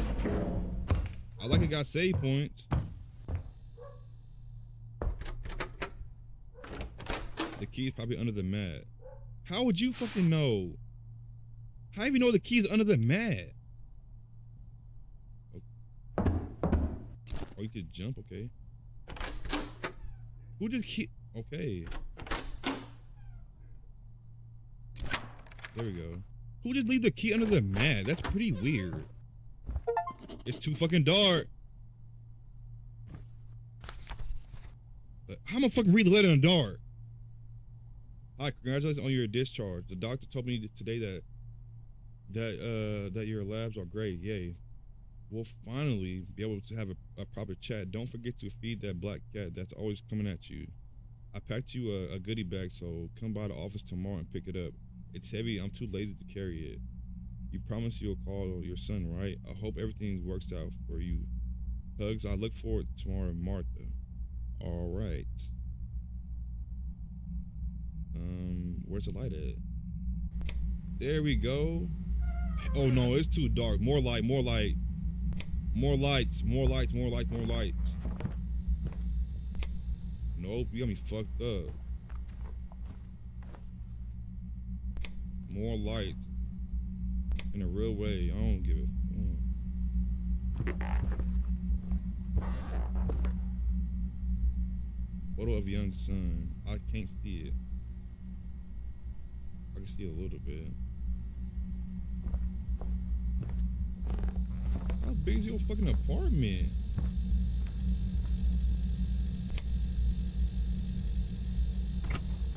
What you got in the fridge? Nothing. Nothing. You don't got nothing in the fridge. You got dirty dishes though. Oldest trick in the book. That's what do you mean oldest trick in the book, Gibble? Do you like scary games or scary? Do you like scary movies or scary? I like both, Mariana. I like both.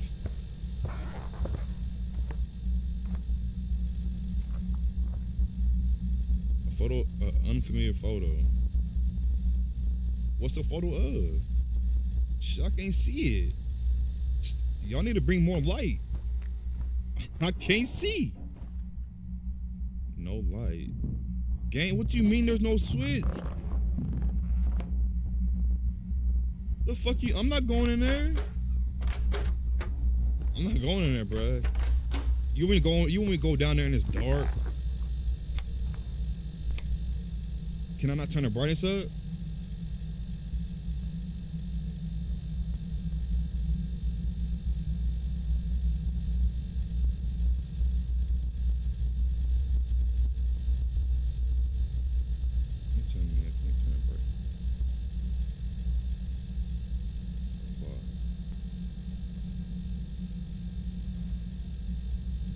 What they even mean?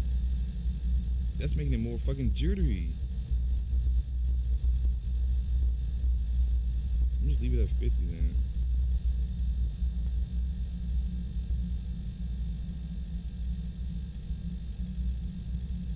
I don't know.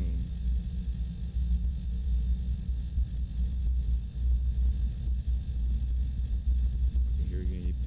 Alright, but yo, welcome back to the stream, Santino. Welcome back to the stream. It's want me to go down that hallway, but I'm not trying to go down that hallway. Alright, this is a closet, I guess. Washer and dryer.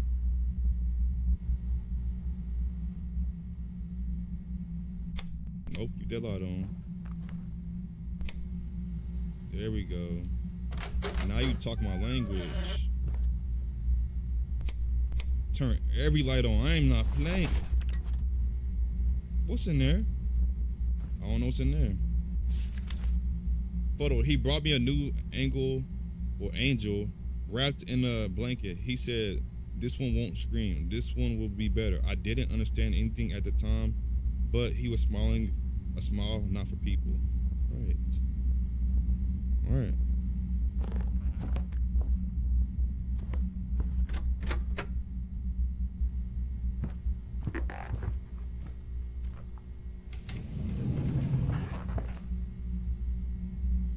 Ain't shit in here.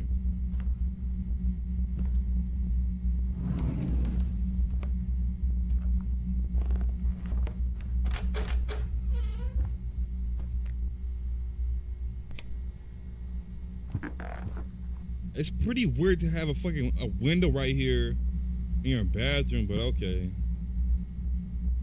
It's pretty weird, but hey, you do you. I can't even grab the photo. Oh, there we go. Photo. I can't think anymore. When I think, I hear his footsteps. He's dead, isn't he?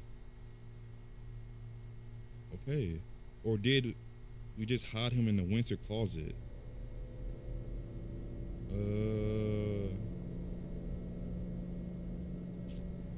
Okay. Nice to know.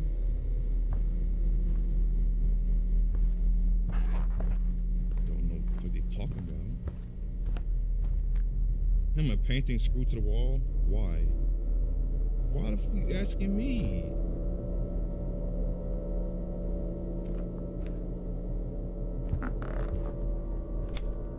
No, I didn't turn that off!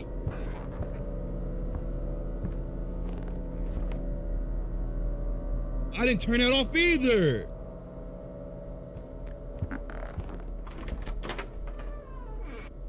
No, I didn't turn that off, bro.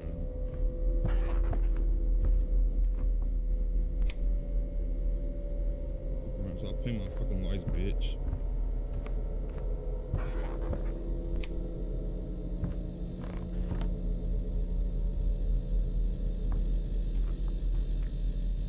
I'm not going down that fucking hallway, bro.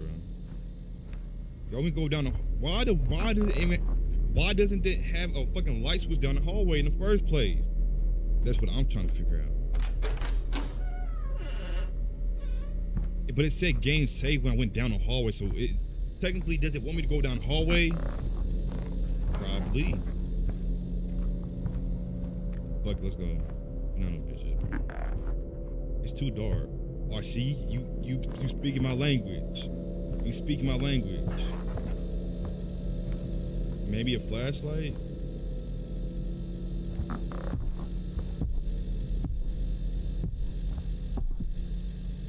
Is that upstairs? Please tell me that's upstairs, bro. Why is it even locked? Need a lighter.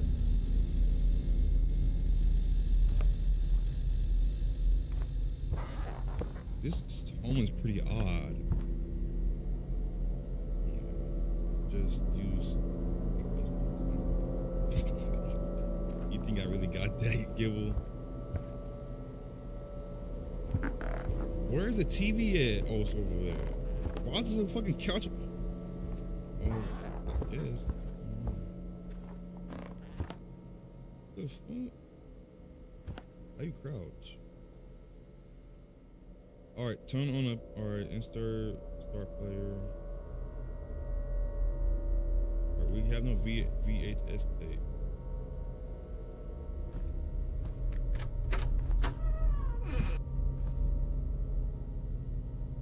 I don't see no light here.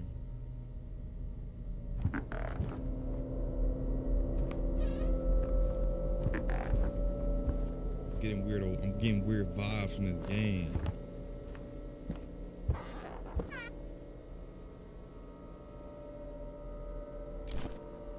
What's that for?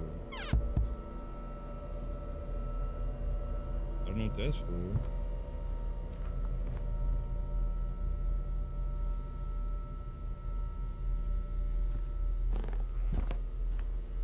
Can you not just go to bed, bro?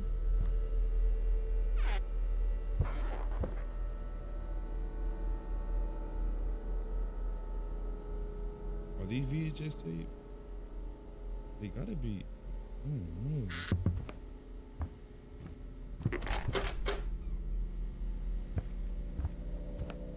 I'm so used to the YouTube chats being flooded that yours, brother. Feels weird. I'm not a big YouTuber. So, I mean, I don't expect it to move. Oh, that's why. All right, so that's what the screw is for.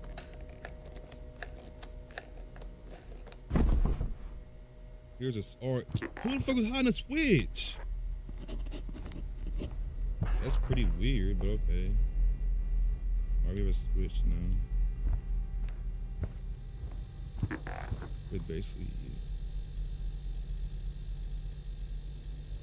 what do you mean with the base amount of skill?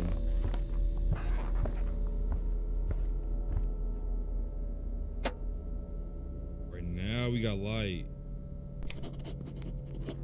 Oh, he had it upstairs? Shit, you live in, this is not no apartment, it's a house. Well, some apartment have upstairs, but it looks like his shit got it upstairs. No, turn it on.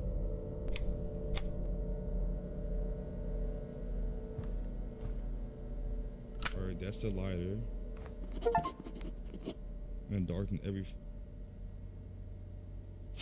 Oh, there we go. We got light.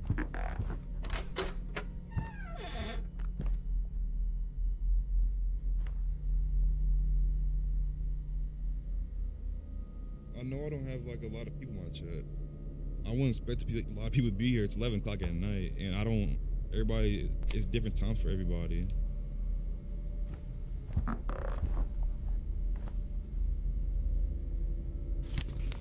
A second scrap of diet. Press E to read. His eyes weren't mine. I looked for my reflection, but it looked away. If it doesn't look, okay. If it doesn't look, doesn't know. So it's still mine. So okay. All right. Okay. Whatever that supposed to mean.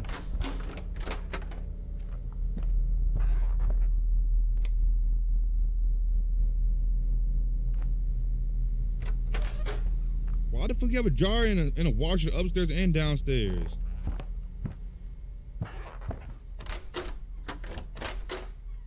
are we doing?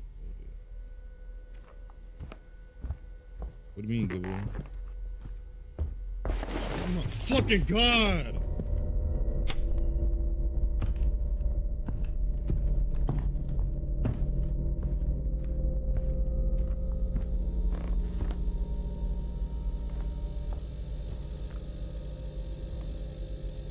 Turn the fucking lights back on, bro.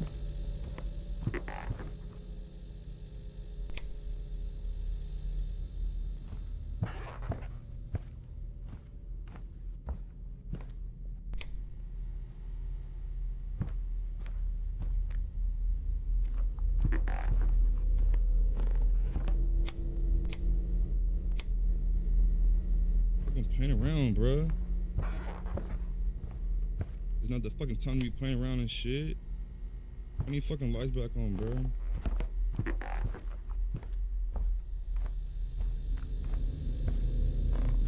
Yo, playing around and shit. This not the time to be playing around. What the fuck was that? I don't know what the fuck that was. What the hell?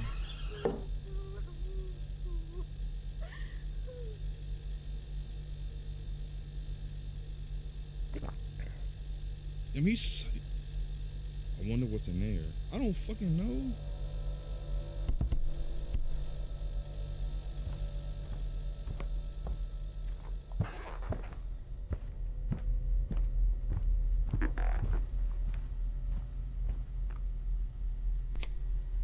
I'll turn my fucking lights off. I don't play that shit.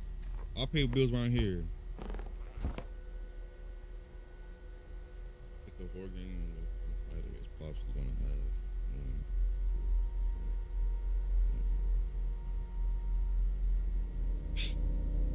I don't know if he died, he died. That's not on me. That ain't on me. Or if he died, that's on him.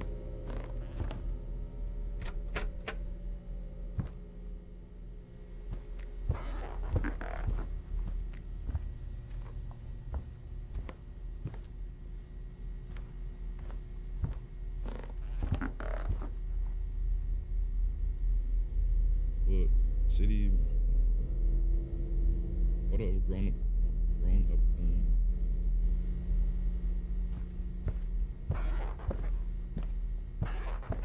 an old vintage painting. I don't got no VHS. How the fuck did it turn on? There's nothing in it. Turn that fucking off, bruh.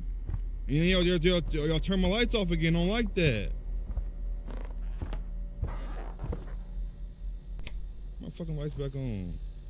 Who y'all think y'all running in? I run shit around here. I don't run shit. I run shit.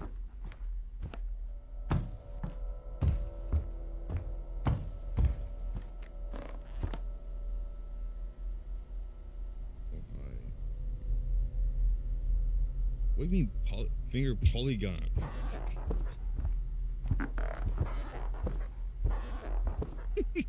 What does it even mean, Gibble?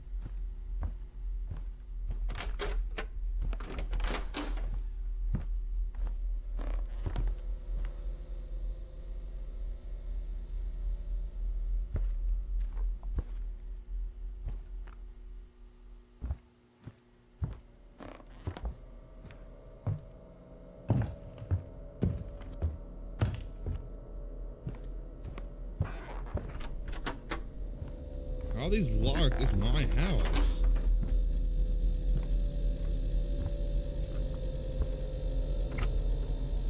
Wait, that food wasn't here? Where the fuck I get the food from? Cause that wasn't there the first time.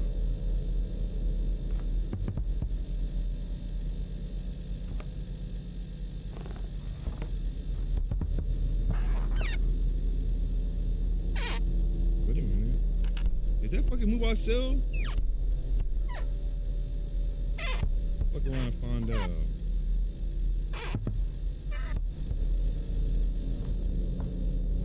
I don't know. What am I supposed to be doing? Why is a kettle right there?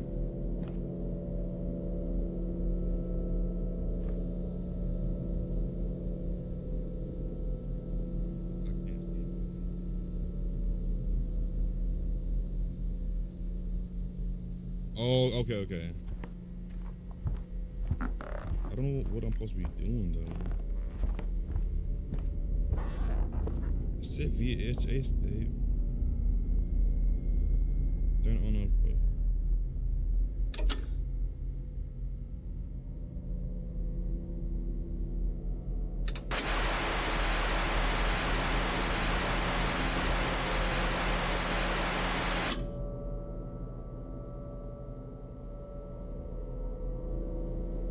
Supposed to have a thing in it?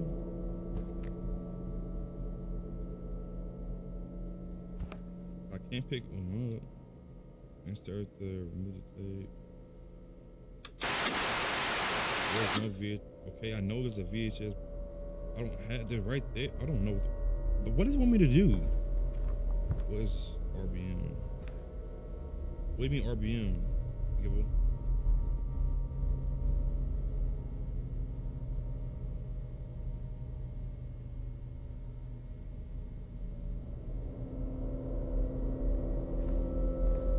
TV.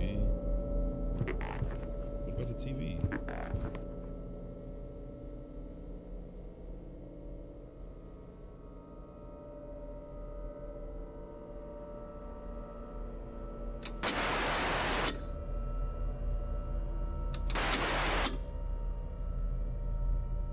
Turn on it.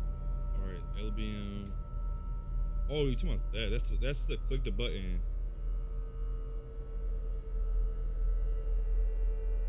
I don't know what it wants me to do.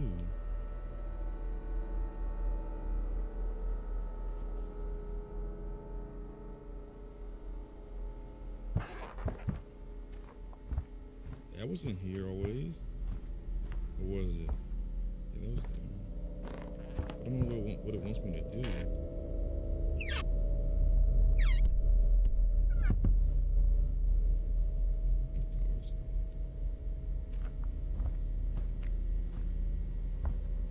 Yes, it's in controls. I don't know what it wants me to do. I don't know if I need to mess with that or not.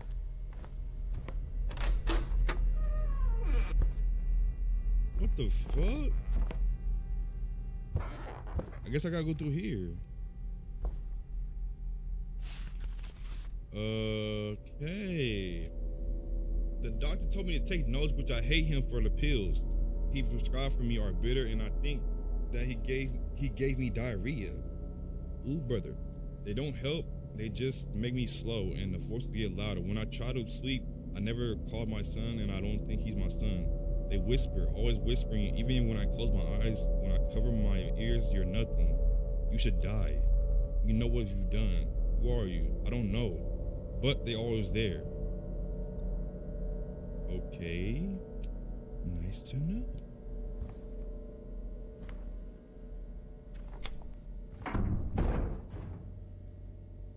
Hey. Unknown photographic added. Alright, let's look at it. What's under the bed? I don't fucking know. Or I guess we're going to look under the bed.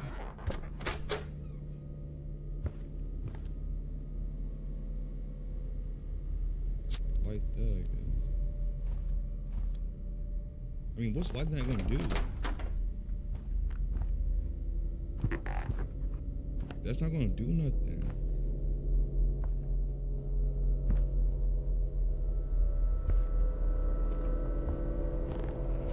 You can turn that off. Fucking God. What the fuck was that?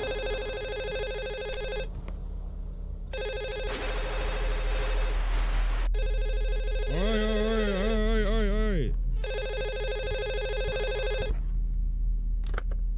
Oh, what was that in the corner of my eye? Sam, hello. Sarah, is that you? I'm Sam. Oh. This is Martha. I used to work with your mom. Can you get her for me? She's not here. Martha, my mom. Oh, dang. Oh, God, I'm sorry. I didn't know anything about that. I'm terribly sorry. Yeah, thanks. Listen, did you hear her after she got out of the hospital?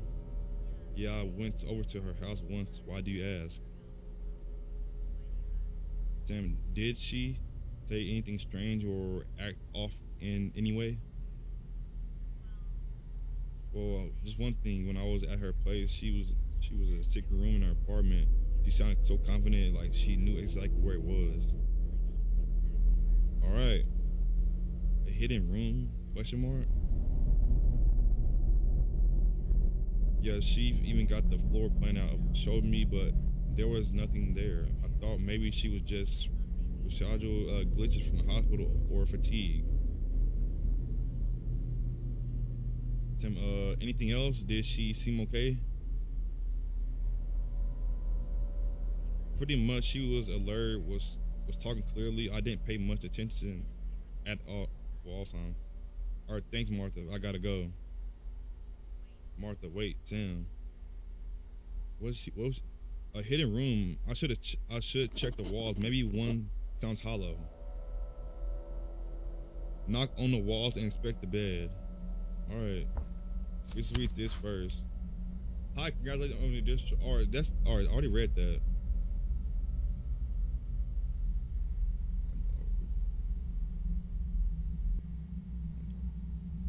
Oh, your dog passing by. Okay, buddy.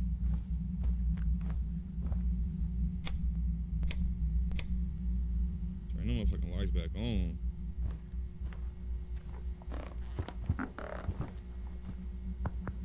There's no door here. What do you mean? It said what's under the bed, but can I not stand back up?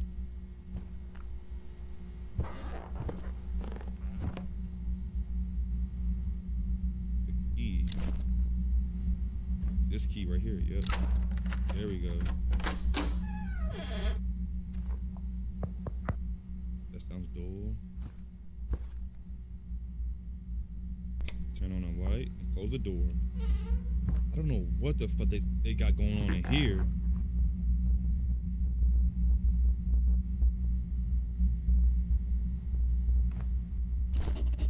Pliers. Great, they're open a cabinet in the kitchen.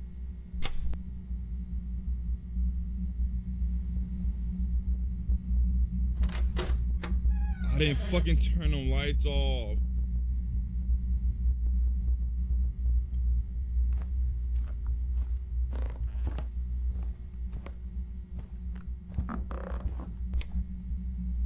I didn't turn them off either.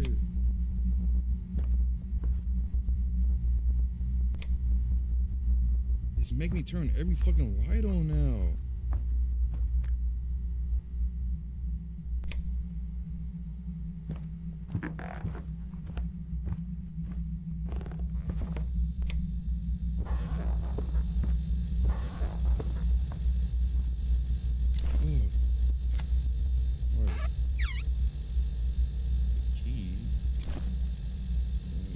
Shit, the keys in the fuel oil. I'm going to have to flush it. I glued on the picture. Wait, I glued the picture and painted it in my voice. We should. I wonder what's in the picture. I saw it on the stairs. I saw it on the stairs, I think.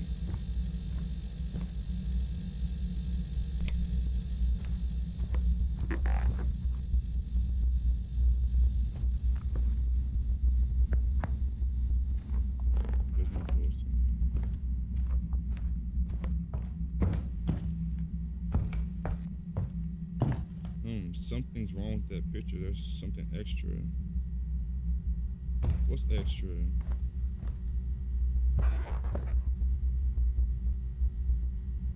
Rinse the key from the resin and inspect the painting. All right, we gotta rinse the key.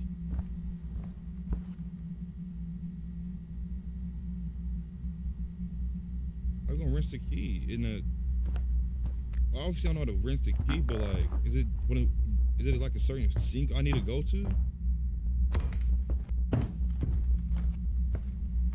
I don't know.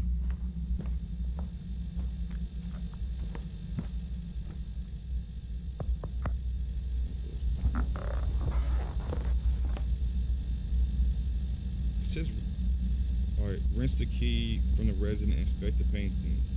Where do you want to rinse the key at? I literally tried rinsing it there, but it didn't work.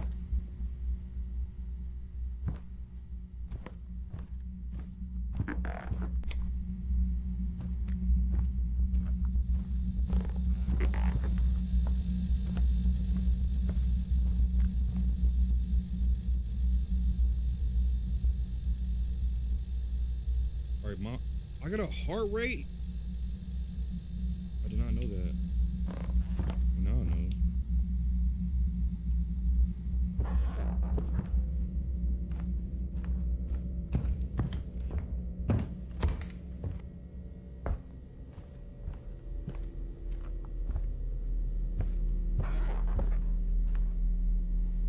Where do you want to rinse the key at? It literally says rinse the key from the resin and inspect. Dirty key not suitable for opening the door.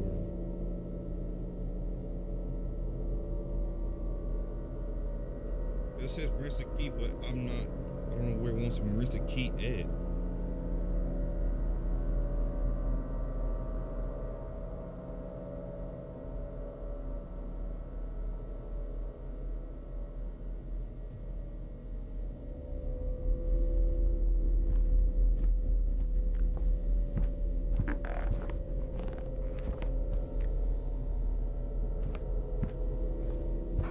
It shouldn't be this hard to rinse the fucking key off.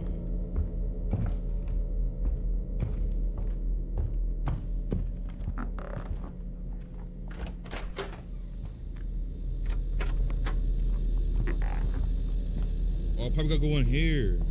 I probably gotta go in that bathroom. I mean, that's the only option I see. Never mind. Oh, there it is. There's no water in the apartment. Oh my god. What the fuck do you want to rinse the key at then? Rinse the key from the resin. Where I'm gonna rinse it at if there's no water.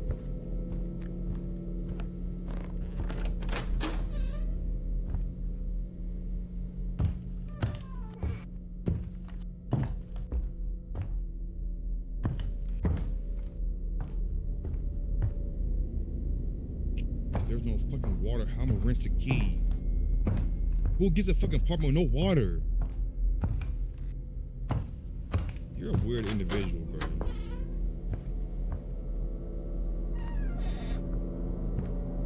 No water, but you wanna rinse a key.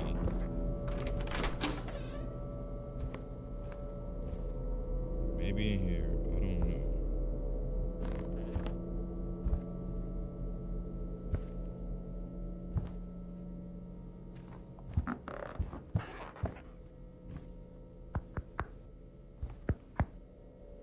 It gotta be this one. Nope.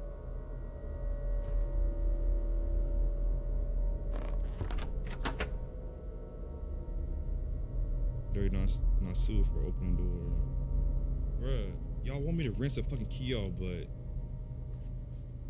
it literally says there's no water. Well, I'm gonna rinse the key off if there's no water in the fucking house. And why'd you buy an apartment with no water?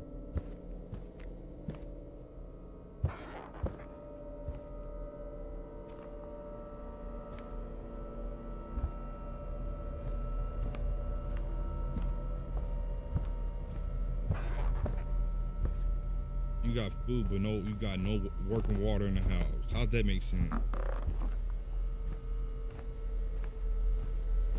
That don't make no sense at all. To me, it don't. I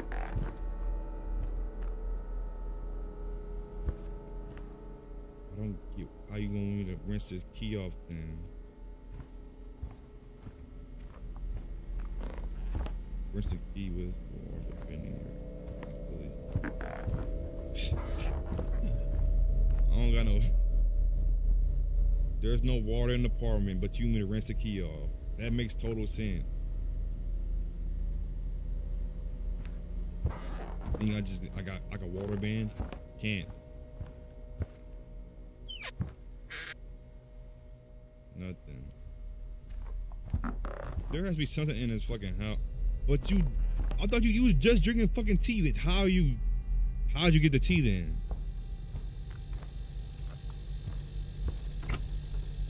No fucking, you got nothing in the fucking fridge. Nothing. Nothing up here either. You just got nothing.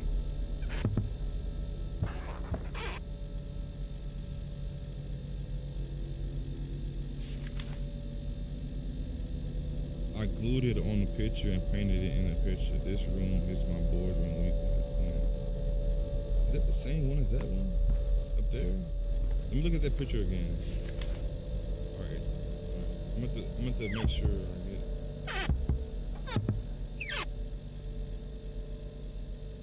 There's nothing in here to rinse this fucking key off.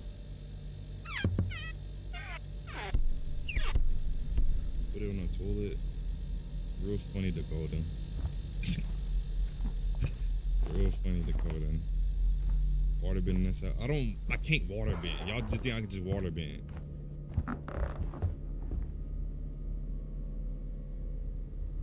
It's this picture, but yeah, that's the same picture. It says, rinse the key from the resident and inspect the picture. Expect the picture. Key edit. There's a fucking key on a fucking picture. This is the key for second floor. Alright, let's go to second floor. Skill issue. Skill issue. My ass.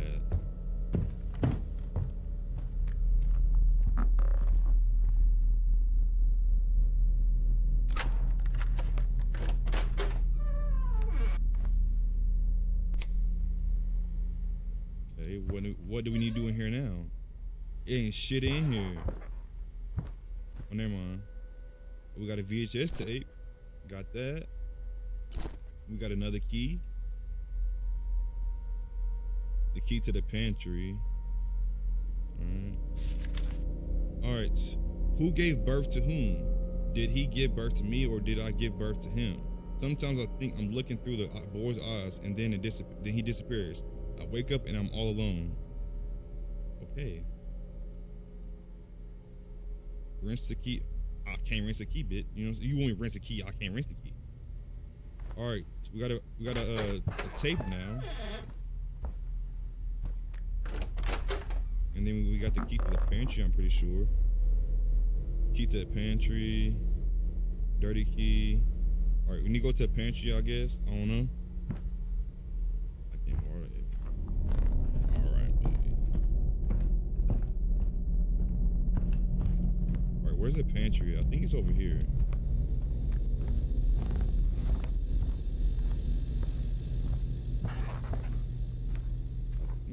Oh yeah, all right. The pantry is over here. Yeah, this is the pantry. You need to watch the tape. Okay, let's watch it then. Let's watch it.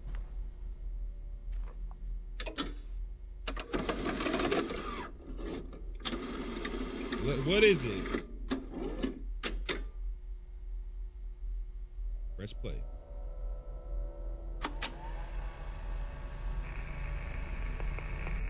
Hi, Sam. If you're hearing this, it means you've started to remember. Remember what? Or maybe you're just close. I didn't know if I should even record this. You just what? I know how heavy everything must feel. You've always felt like something wasn't right, haven't you? Like something's missing. Your father, he was arrested. He did something terrible a long What did he time do? ago. Back when he worked at that orphanage. He what? He killed a newborn. And then he Switch the bait. Nah, he's devious. He's fucking devious. That was before we brought you home. Wow.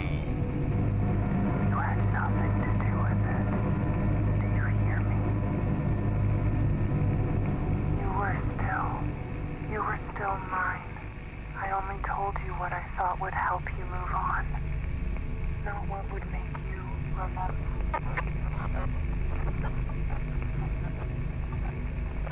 Little child, what kind of scum were you? If my mother isn't lying, then does that mean I'm not her real son?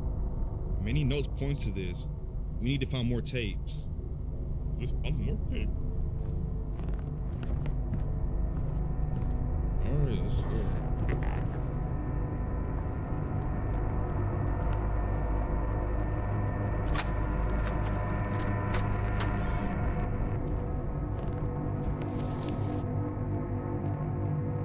I gave birth to a baby boy. He was warm and quiet, smelling of milk and sleep. He had my eyeballs. I held him tight so he couldn't fall out. But the next morning, he had Eric's eyes and he looked at me like he knew I shouldn't have given birth to him. And then he was gone. And then another one appeared and I said to myself, I'm just tired. I'm just confusing faces. Right. What the fuck? A painting with a combination lock, probably an axe in there. Why the fuck would an axe be in there?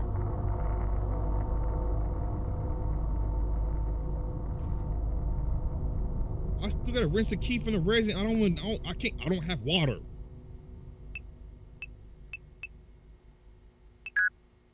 What would the code be to that shit? I don't know what the code would be.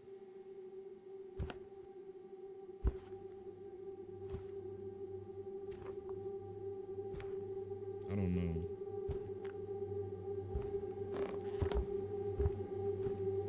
You want to rinse the key when we literally have no fucking water. How does that make sense?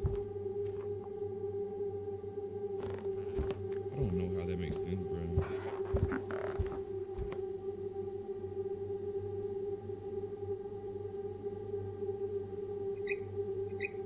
No water. But you want to rinse the key from the resin. Oh my god. You don't have no fucking water bottles on standby or something?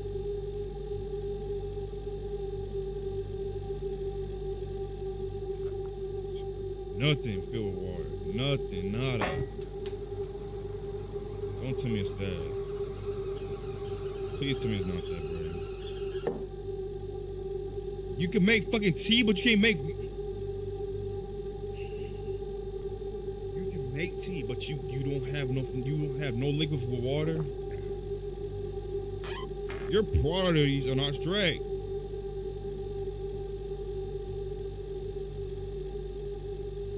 Toilet, alright, I'm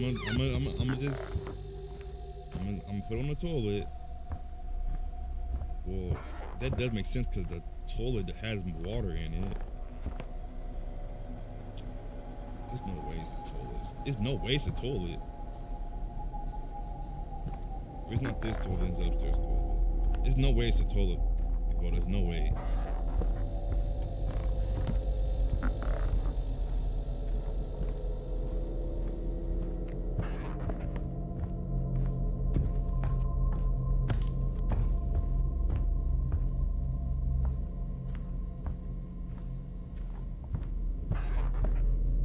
I can't even put it on the toilet.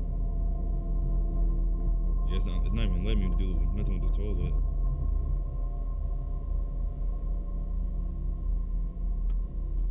So it's not the toilet.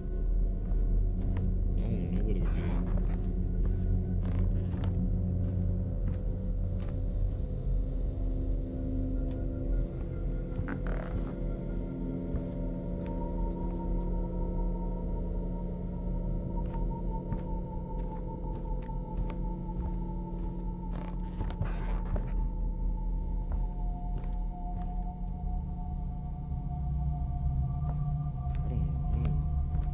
Me to rinse the key, but I don't know how I'm gonna rinse it. With no water.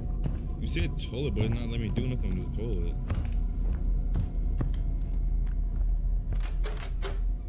It would make sense, but the game doesn't. Like this game, it's like it's not a bad game. It's just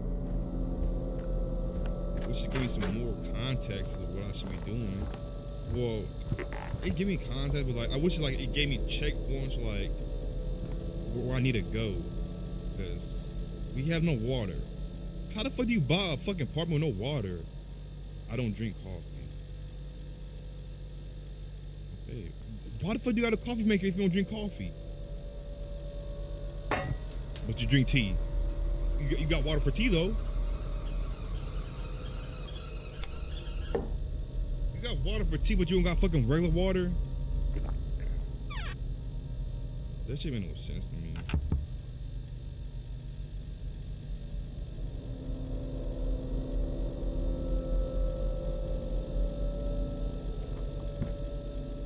I'm finna look this shit up, bro. I ain't gonna lie to you. I ain't gonna lie. I might look this shit up.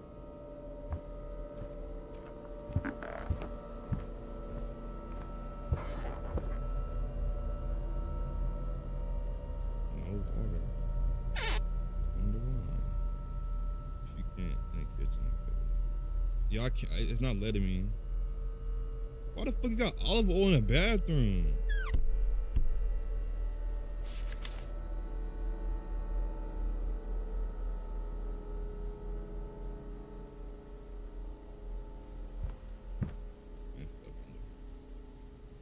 I don't want to look it up though. That's the thing. I don't want to look it up.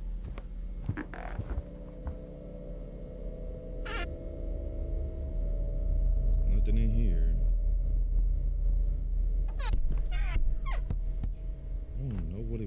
I don't know what it wants me to do.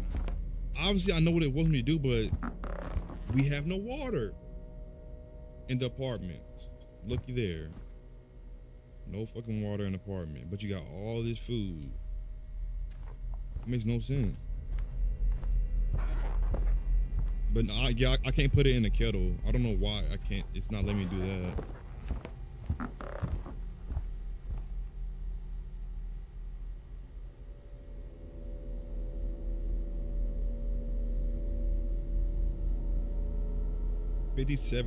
Wait, 57, 98, 22. 57, 98, 22. 57, 28, 90. Oh, damn it. What is it again? 57, 90. All right, 57, 98, 22. 58, 22.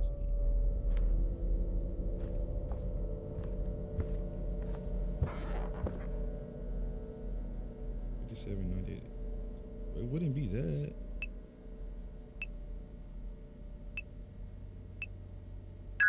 It wouldn't be that. It's 4. What? I don't know. 98, 22? I don't know.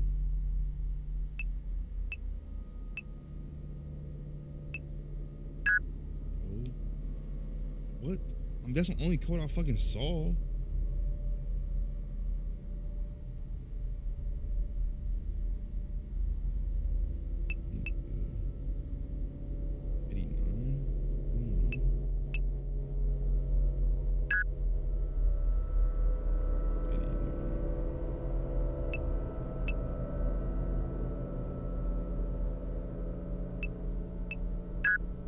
I literally put them in backwards and the right way. I put them in forward and backwards, and it's still not the code. That's the only code I've seen this whole entire game, so I'm thinking that's the code, but what else would that code go to?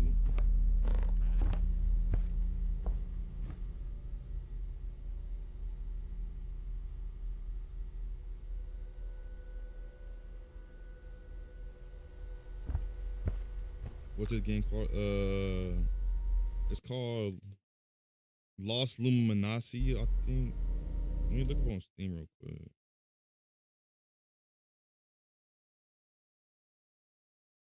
It's this Dakota. Lost Luminosity. However I can pronounce this shit. I don't know what it want me to do. Like, first off, it wants me to clean. It says rinse the key from the resin, but I don't have no water. How the fuck I got no water in the apartment, but I got AC? That don't make no sense.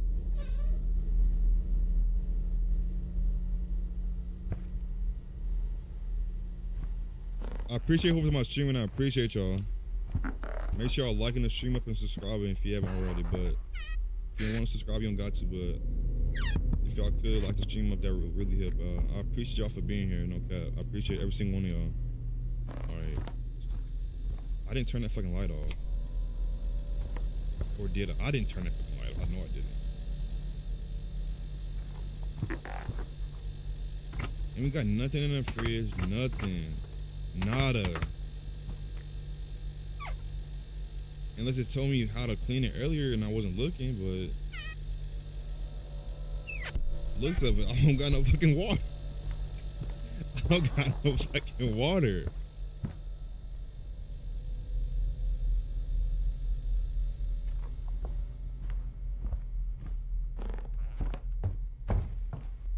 Shit make no sense. This shit make no sense.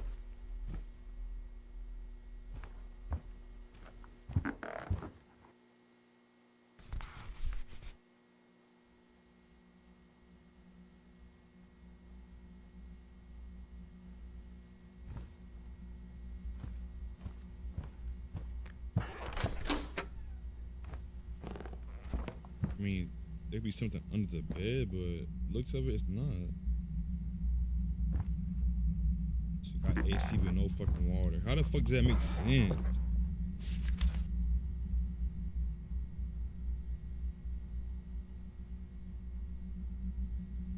Hey, yo, welcome to the sheep, Ollie.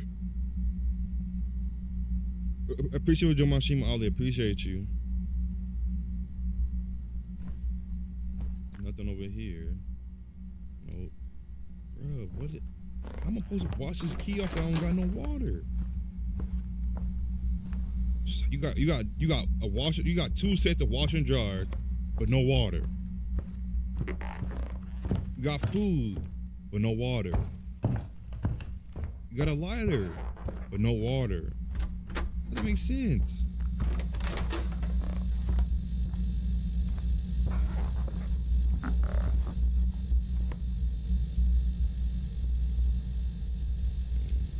I'm literally clicking everything I possibly can.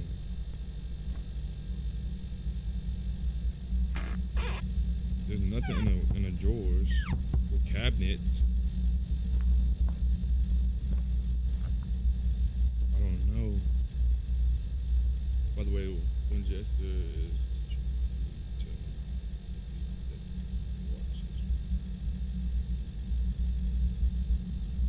yeah, I could tell him, Ollie. I could tell him.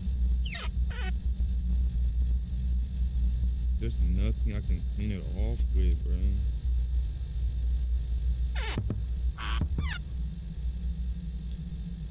Dang, bro. There's nothing in these cabs. Boy, what do you... I get the objective, right? I got it. You mean rinse and keep from the resin. But I can't. I got no water. You got all this stuff in the apartment, but no working water. How does that even make sense? That don't make sense to me. Got clothes, but no water. What you playing? I'm playing Lost Luminosity. I don't know how to fucking pronounce it. It's Lost Lumin. It's like it's a horror game, Ollie. It's a horror game. I don't know how to pronounce it. I ain't gonna lie to you.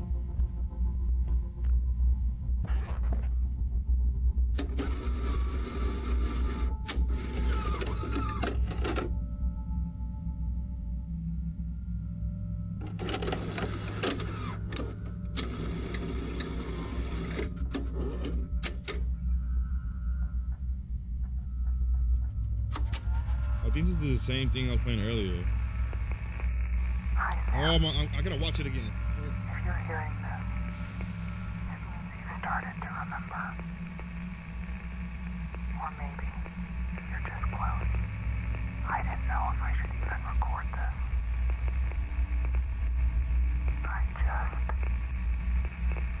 I know how heavy everything must feel. You've always felt like something wasn't right, haven't you? Like something's missing. Your father, he was arrested. I'm looking at shit up right now. He did something terrible a long time ago. Back when he worked at that orphanage. He killed a newborn. And then This game, it's a good game, but like, how am I supposed to rinse this shit off when I don't got no water? before we brought you home. You had nothing to do with it. Do you hear me?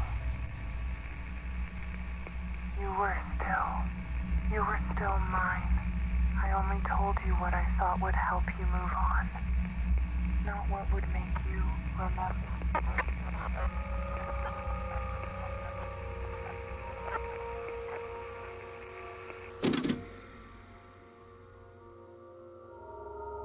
I'm trying to figure out how to clean this fucking key.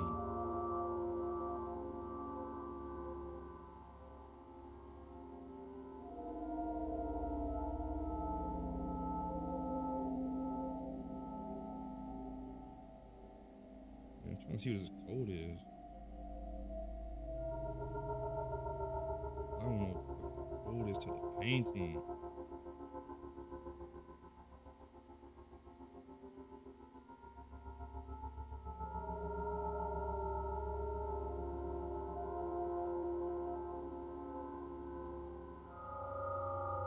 I'm trying to figure out the code, but shit.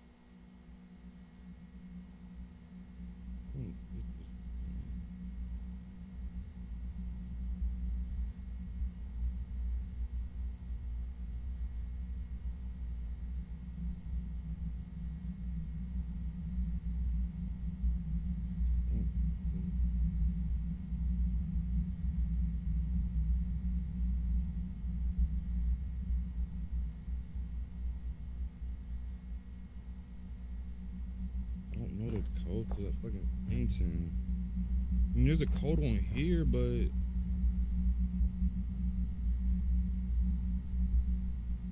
says 579822. 579822, but that's not even a code. I'm gonna try 22. I don't know. I don't really know. So, that's the only thing I'm probably missing is a fucking code other than this fucking key, but I can't clean the key if I don't have no water. What's this? Water valve. Okay, a white valve will definitely be suitable for water. It remains to find a way to break the wall. Okay. Where the fuck did the water valve even come from? I didn't even see that.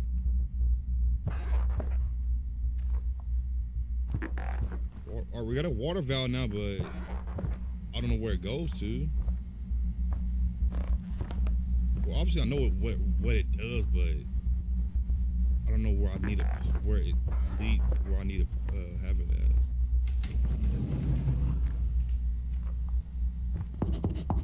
Yeah, it's hollow. It sounds different here. I'm sure the wall can be broken. I need something heavy. There's a door in the pantry. I need to pry. Oh, all right.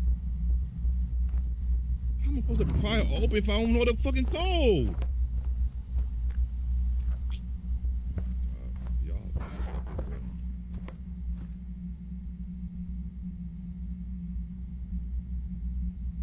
I'm supposed to pry it open if I don't know the code.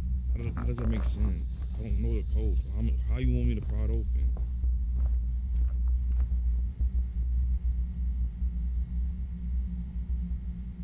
Dirty key, not suitable. I got a water valve. Where does it even go to?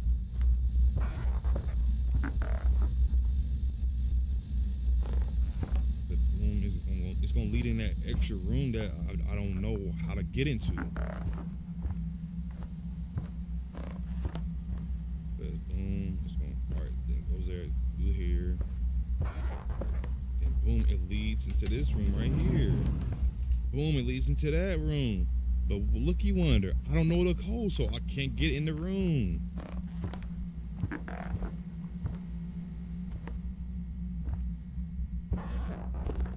And that's on 57. It's 57.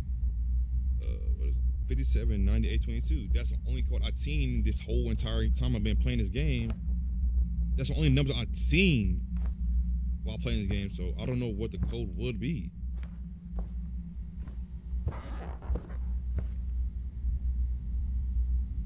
Alright, so maybe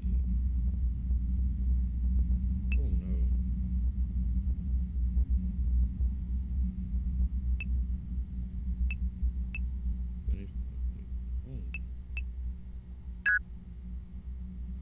How am I gonna know what the fucking code? I don't know what the code is.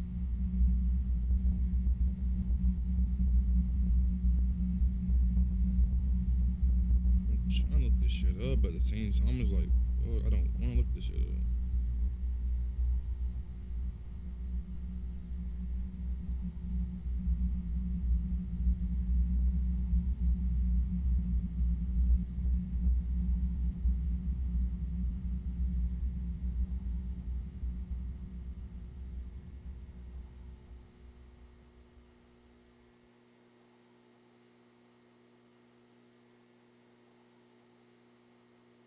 Zero 0318 maybe?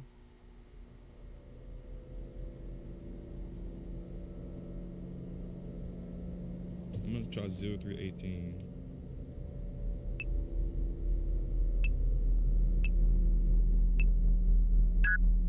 Oh my god.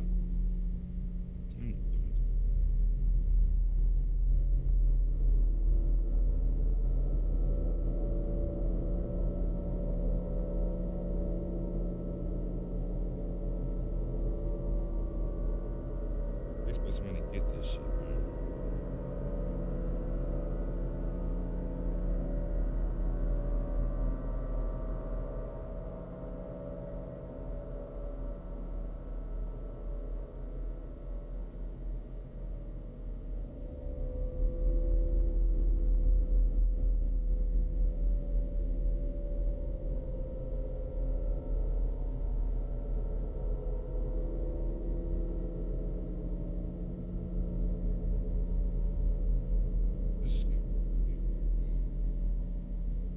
That's the only thing I'm fucking missing is this code. I can't. I get the code, boom, and then I get whatever's behind the shit. Destroy the wall, put the water valve on, turn the water on, rinse the key, boom. I'll be straight, but can I? Fuck no.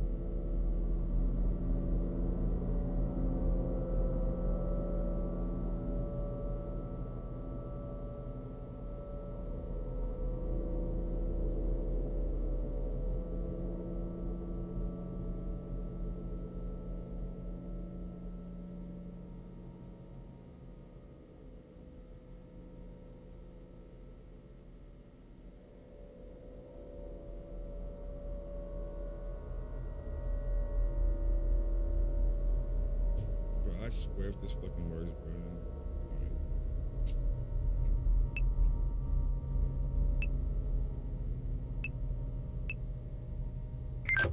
Alright. I had to watch a fucking queso video to see what the code was. And why do I got a gun? Can I take the gun? I don't need a gun. Yes, you do. Something do it.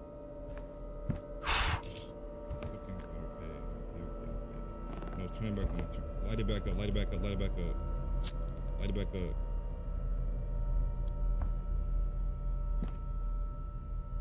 The light's gonna be off.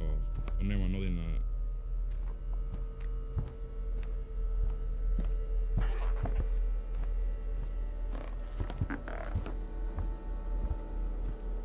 Close that door. There we go.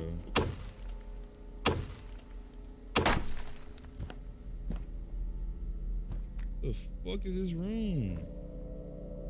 So there's a white valve for white pipe. Hopefully you don't need one for a yellow pipe. Oh my fucking god.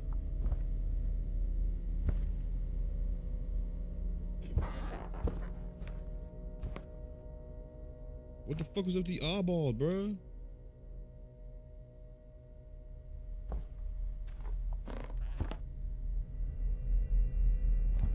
It goes through there.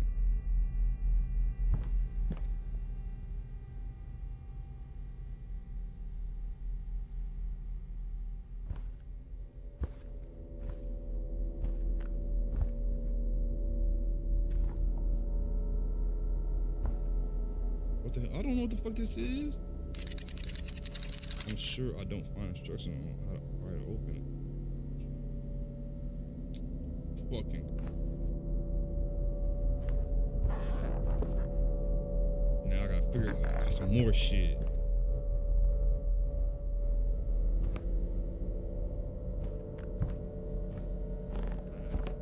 That's the only way.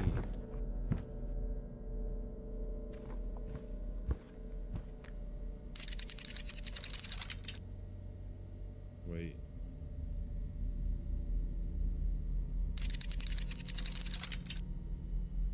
The original position. It shouldn't even move.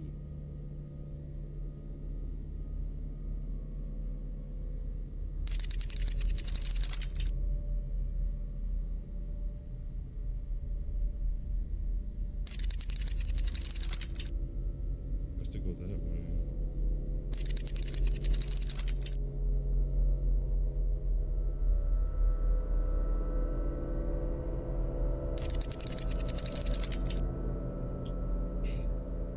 We got a code now. We got a code.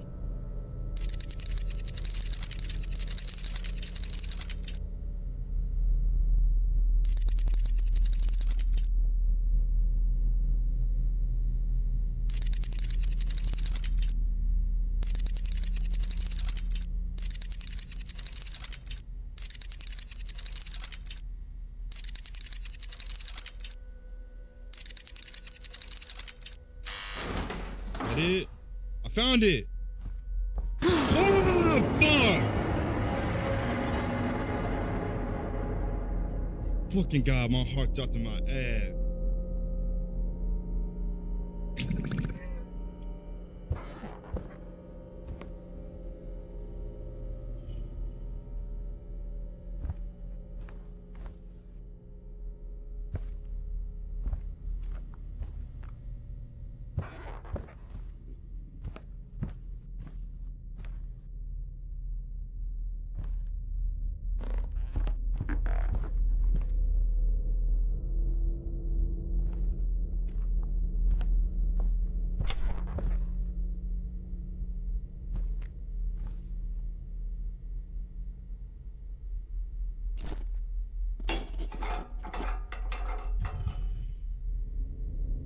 What do now? I don't know what we need to do now. I know we're gonna turn around and some shit finna happen.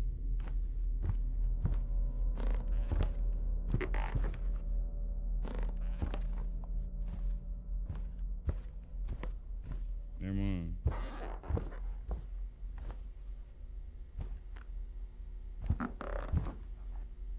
I didn't turn these lights off, bro.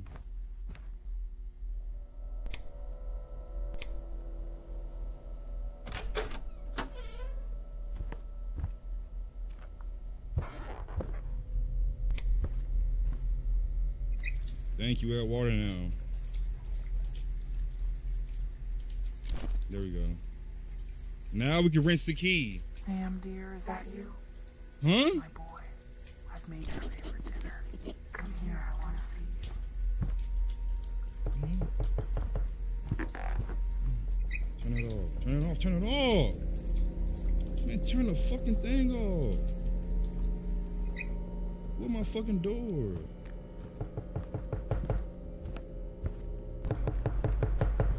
Can you do a peephole? I guess not. I'll unpack it on a No, my fucking.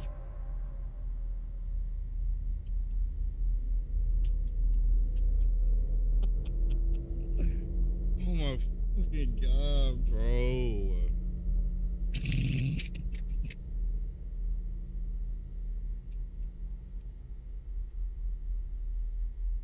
Oh my. Ah.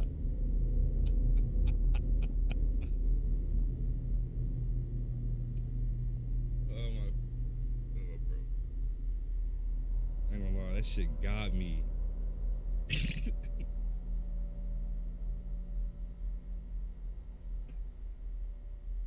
My heart jumped in my ass, bruh. Ah, man.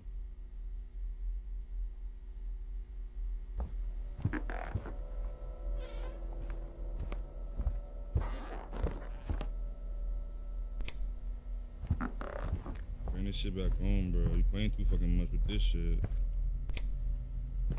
I don't play with that darkness shit, bro. If I got lights, I can use them bitches. You know what I'm saying?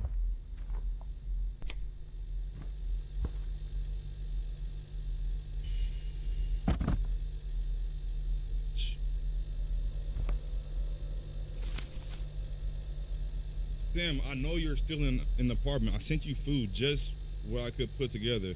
The police searched the place. They never sealed it. Technically, you're not supposed to be there. If anyone finds out, there could be consequences. And one more thing, I heard Sarah may left coordinates when directly on the wall. Supposedly, they're only visible if you take a photo with flash. I'm completely sure, but apparently upstairs in the room across from the stairs, above the bed in the child's room on the right wall, and maybe in the storage room far in on the left wall. You can check in. What the fuck? All right.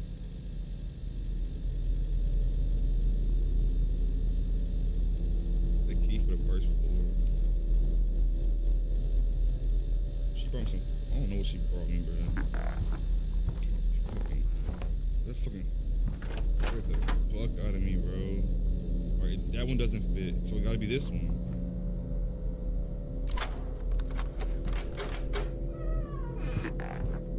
Well, It's definitely climb up to the attic. It's not something you see every day in an apartment. You can definitely need a ladder. All right.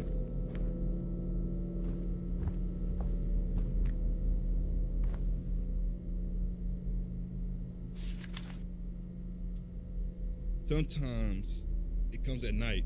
Not Sam. Not that one. The old one. I can hear him closing the doors. The smell after the rain and the soap. The snap of his fingers when he's angry. I lie there and pretend I'm asleep.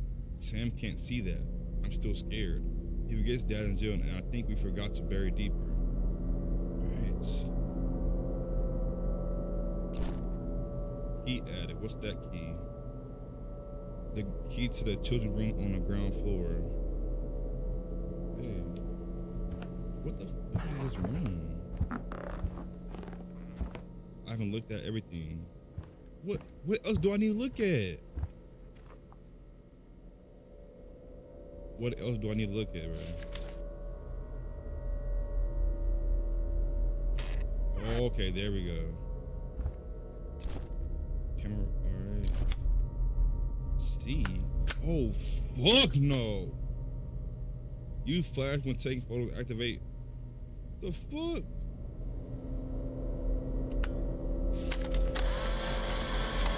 An undeveloped photo that needs to shake.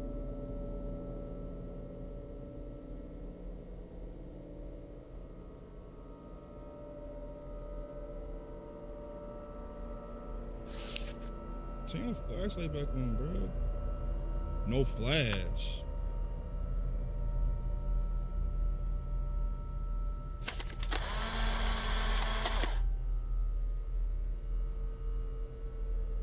Bro, what the fuck you want me to do?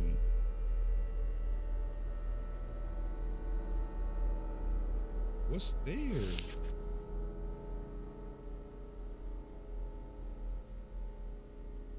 But you don't got no fucking flashlight anymore?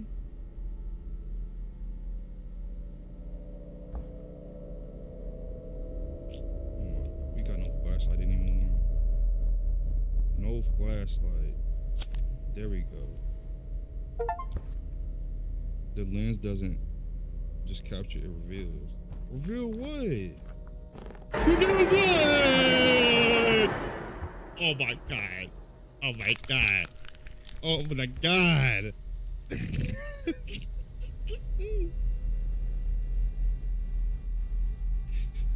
You are a stranger here. All right.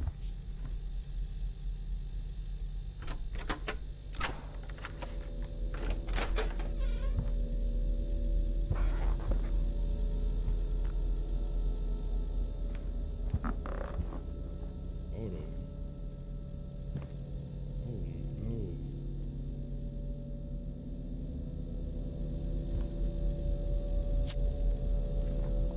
What was that? Oh, it's S. Is it? What is it?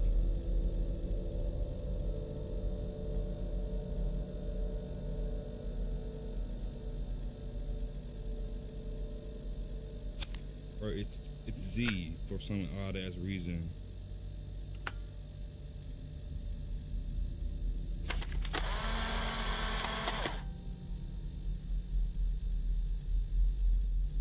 You? What do you mean you?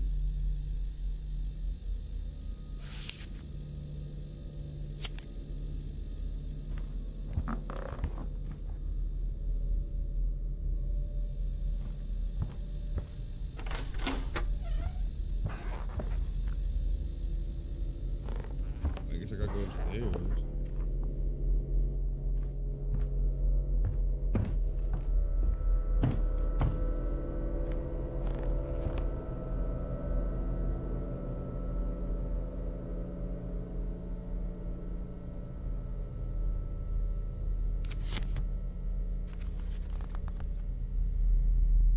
Oh, I'm supposed to take a picture of the wall thing.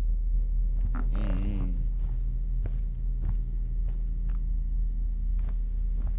My heart, my ass, bro.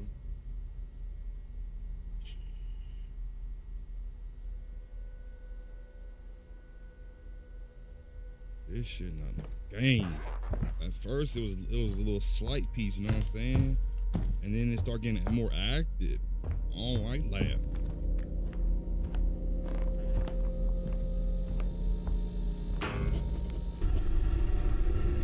Shit, is that the gas or steam? Fuck, that's hot. No way I can get through. I'll be cooked. Gotta find a way to shut it off. How the fuck you gonna shut it off? A ladder?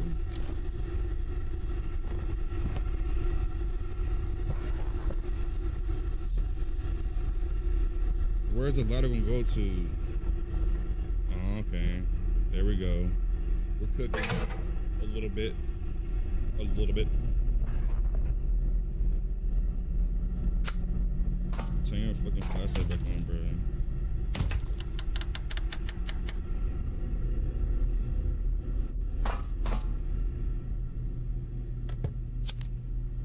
Where the fuck are we at now?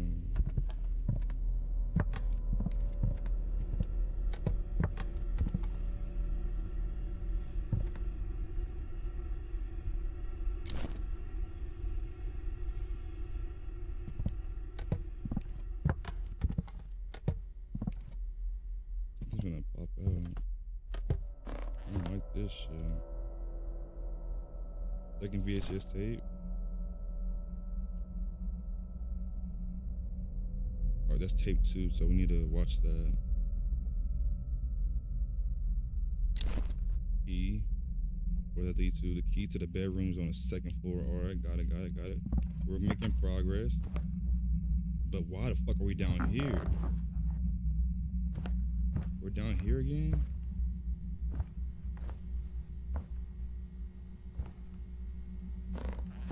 Oh, we gotta go this way. Okay, got it.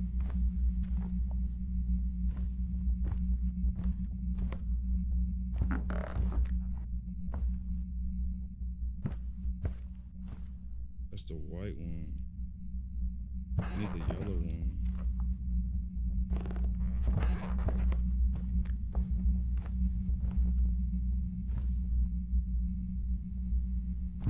Okay, it goes through here, boom.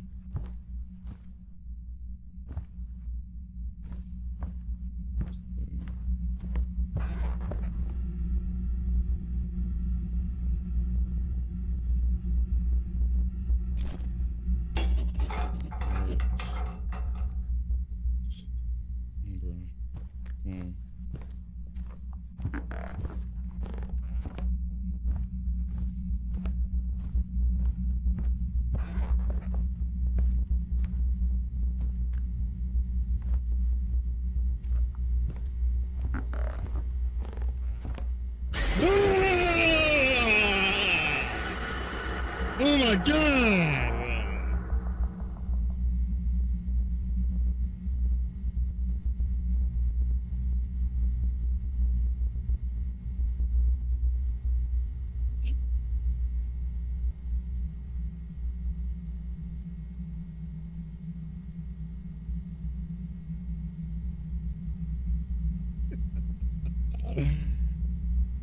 Oh my god, bro. Fuck. I don't know what I pressed, but shit. Got me clicking all type of buttons in this motherfucker. No, I don't want to exit. Oh my god, get off this shit.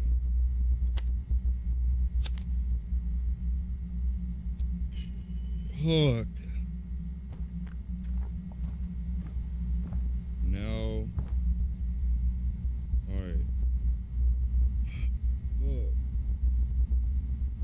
Shit. Alright, we got a key to the key to the bedrooms on the 2nd floor. We got a key, but we got another another tape that we need to watch. Alright, that's what we're doing.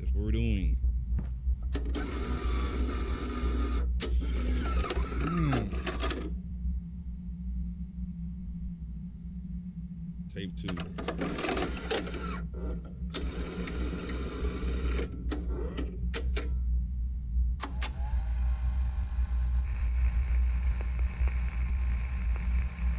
Gosh.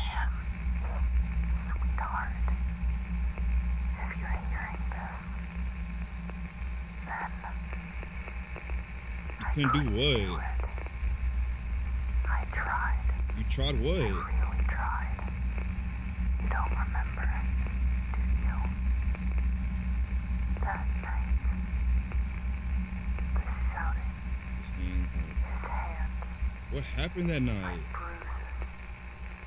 I know you didn't mean to. You were just a child. But you killed him. Oh, You killed your father. wow. And I lied. Wow. I told you he went to prison. I told you everything was fine. Wow. But it wasn't him, it was you. Damn. And I don't know how to live with that. I don't know how to tell you this face to face. That's crazy. I'm sorry. Alright. So sorry. That's fucking crazy. I can't believe it. I can't believe it, or I don't know. I had often dreams, oh my God, if she's telling the truth, we need to find the body urgently. That's what the note's about. Buried deeper. Is it about my father? Wasn't it? Hey. We're gonna go to the second floor. We got the key for it now.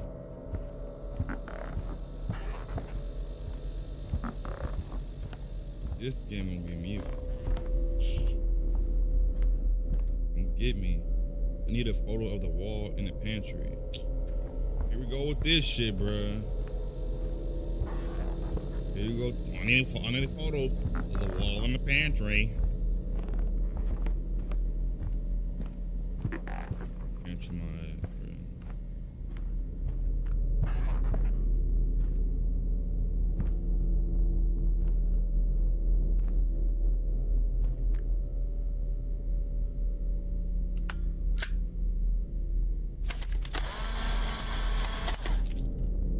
What was that breaking them?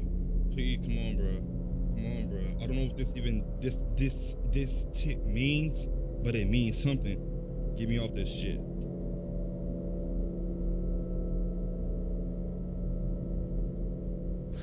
Alright. Your lighter back out. What the fuck?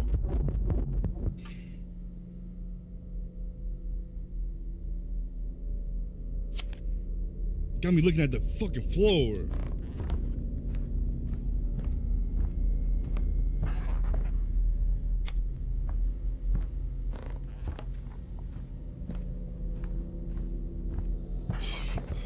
This fucking game, bro.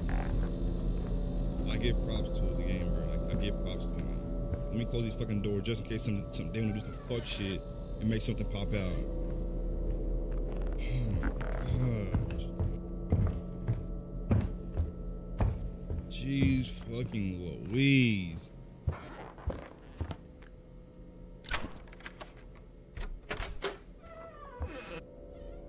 Turn that on. Close the door.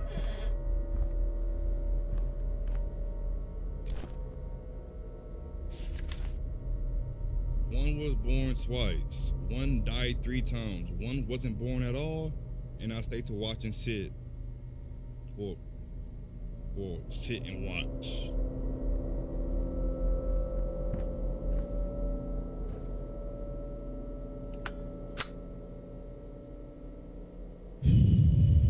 God, bro, this game gonna get me. It's doing something vicious to me.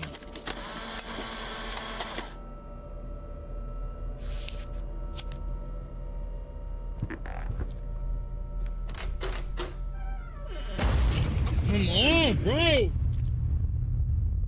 I play too fucking much.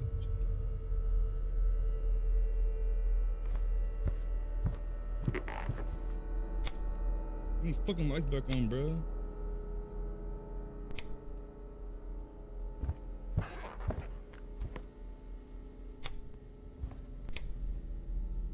Ain't turn fucking lights back on?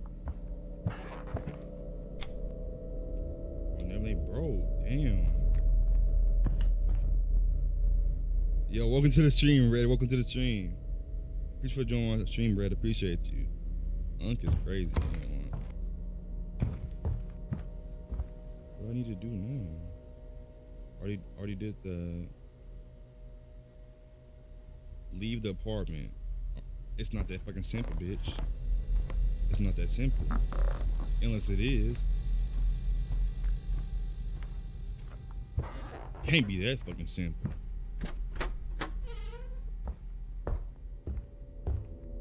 Man, fuck that. I'm leaving that door open.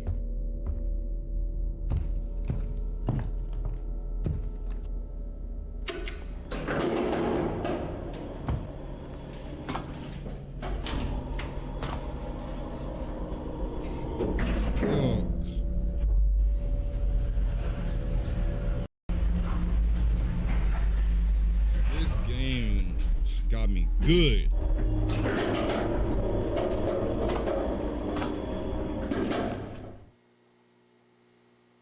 No lighting. Alright, I guess we just leave.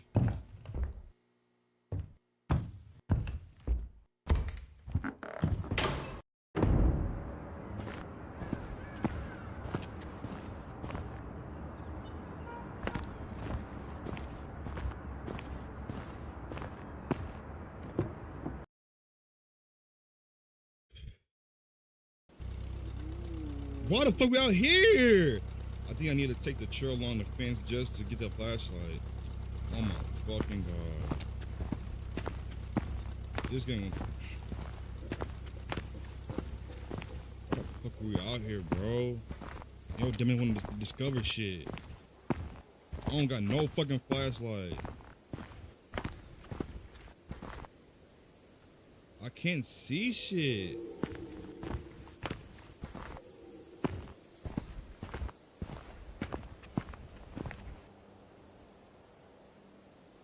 Bro, come on, bro. Y'all dead ass. I can't see shit. Y'all fucking joking around, bro.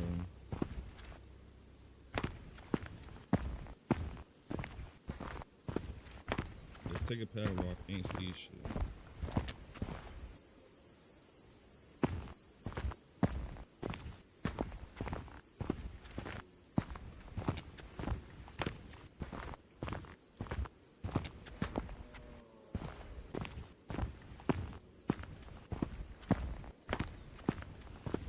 Can't see shit, bro.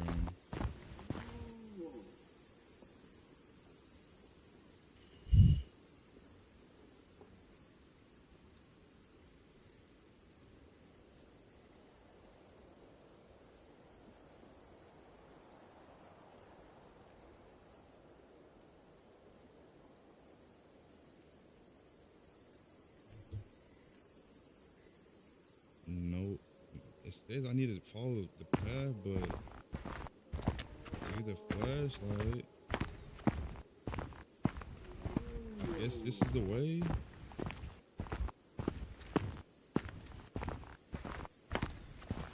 I can't see shit. Come on, fuck on, bro. Stop playing, bro. What's out here?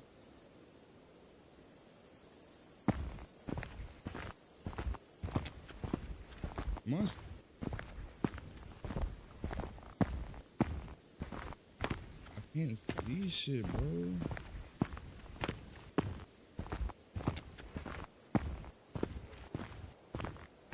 Bro, like, you want to take a path, but I can't even see the fucking path. That's some dumb shit, bro.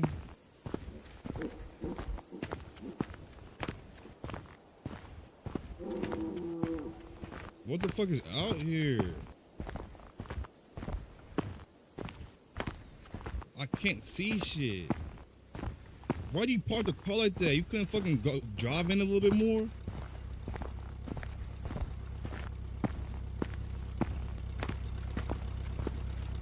You didn't bring no fucking flashlight with you. Is it this way then? That's the only way I could see. Until it gets to a fucking point, then I can't see shit.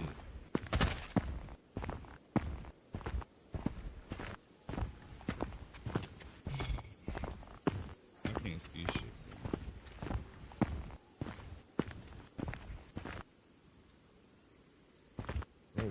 How you expect me to see something? How you expect me to fucking see out here? I can't. I guess I just follow the light. There's something fucking right there.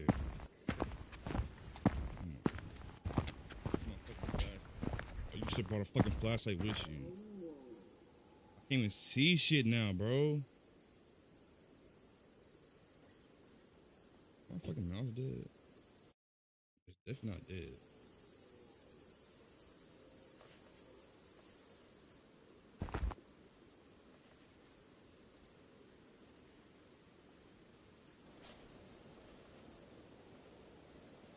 This one.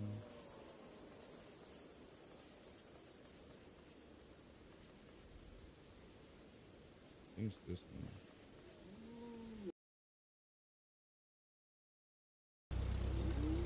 I think I need to take the trail along the fence. I just gotta get the flashlight out of the truck. Okay, it's out of the truck. Okay, see, I didn't read, my dumb ass.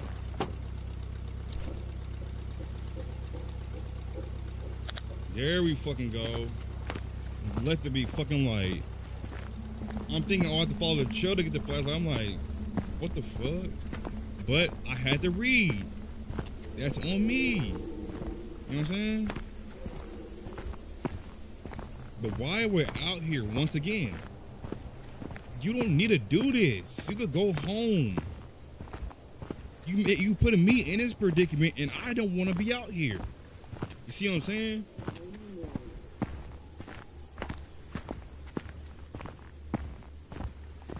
I don't want to be out here.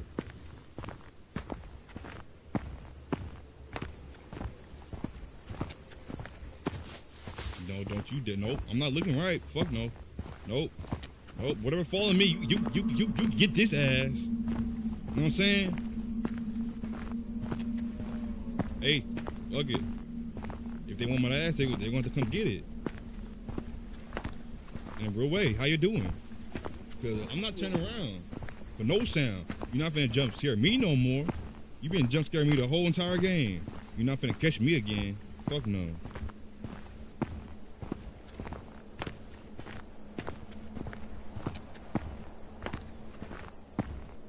This long ass trail, and you wanna come out here. I guess this is where it ends. You're shoveling. Who told you to do this? Oh my god. Yeah, oh my god. What can I do? I don't know, not come out here. Call 911, I think so. You have no fucking service. Watch. Oh, never mind, you do got service. I think I committed a crime. The body was buried in the woods, Old Hollow Road off Route 17 near Black Pines Forest. Alright. Shit, what the fuck am I even doing here? I'm trying to see the same thing. Why'd I have to call the police in the first place? You called them, not me. You. I have 4 minutes before the police arrive. I can either leave or I can tell them everything. I'm fucking leaving, fuck. What made you come out here in the first place? You said, oh, why did I come out here? You did it. Why did I call the police? You did it. You did everything.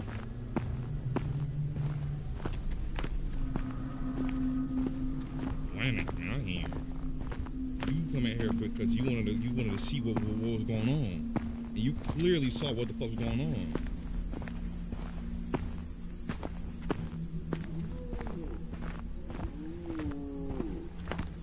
How the fuck you know it's gonna take them 4 minutes to get out here? It makes me wonder, did you do oh my god, did you do this shit before? You know what I'm saying?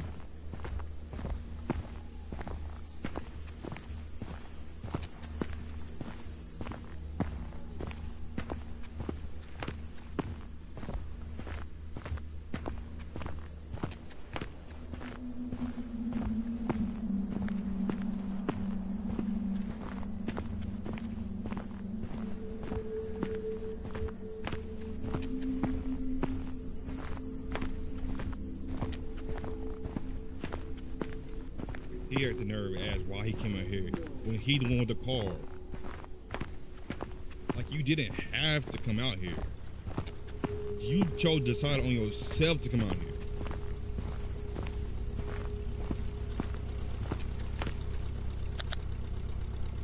Fuck out of here, bro. You came out here for what? For what reason?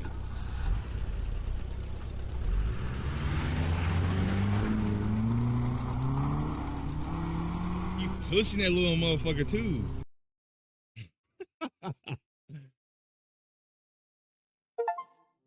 Confession came too late. Now run. The body of Eric was discovered in forest years after it disappearance. This identity of the caller who alerted the police was never confirmed. The Hell family apartment was put up for sale, but no one ever moved in. The body. All right. Ember Wing Games. By Arthur M. Thank you for seeing this story through the end. I'm truly grateful for your time and attention. I keep making games, and we'll meet again. Yeah, we'll meet again someday. Not tomorrow though. You scared me enough. My heart was my asshole the whole entire game. You maybe make me jump the whole entire game. Nope. You know what I'm saying? I'm gonna play one of your games again, but I ain't gonna lie, this one you got me. My heart dropped. You know what I'm saying? Heart up here, dropped in that asshole. Mm-mm-mm.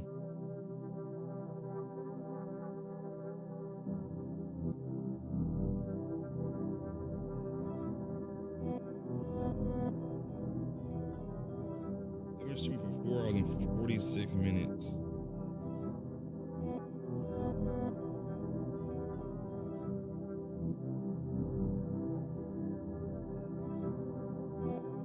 Is it glitched out? No, it's not glitched out. I don't know.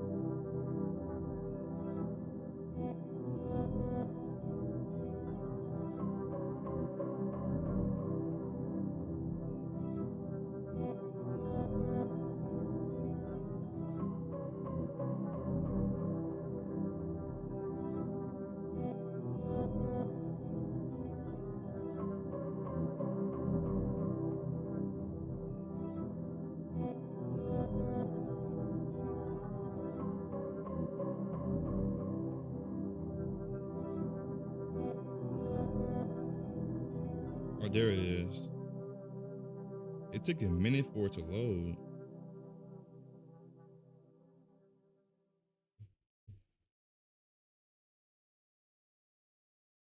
Man, oh man, this is a good game. I'm not gonna lie, it's a good game, but it got me scared the whole entire game. Well, I don't say I was scared, but I was jumping in my seat. Jump scares, you know. Heart in my asshole. Yeah, it's a good game though. It's a good game. I appreciate whoever's my stream right now. I appreciate y'all. It's 12:51 at night for me.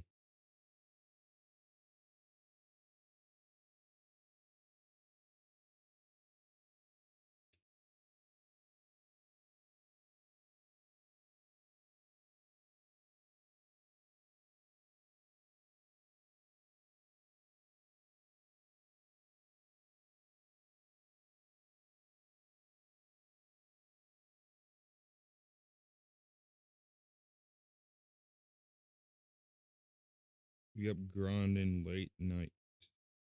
Late at night. I know I started my stream pretty late, but I had to get a stream in, bro. I had to. 'Cause I was thinking, let me not stream, but fuck it. Why am I thinking like that? You know what I'm saying? That's when the key moments come in of like, not thinking like that. And I stream, you know what I'm saying? So I just said, I'm gonna just spark her stream up. It's loading pretty slow.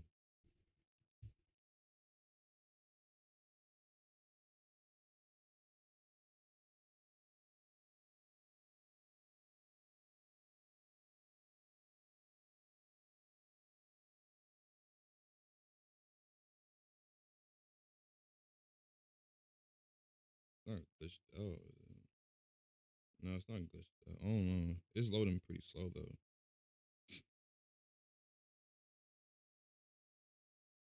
I gotta upload a video in the morning too.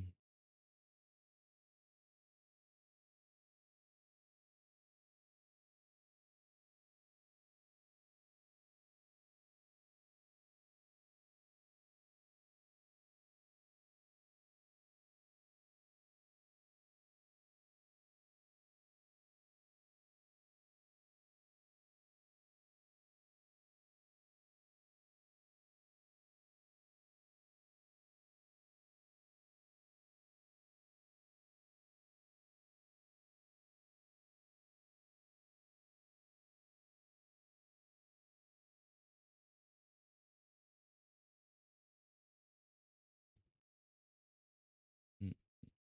I don't know why it's taking this long to load though.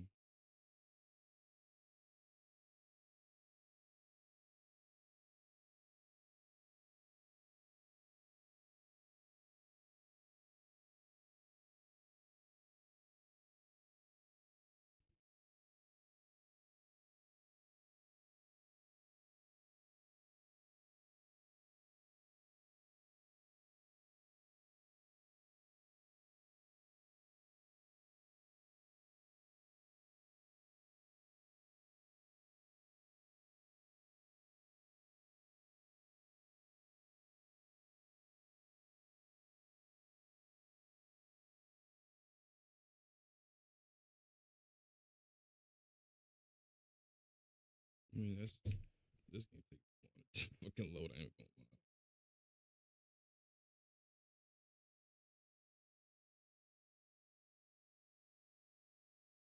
We beat the game obviously though.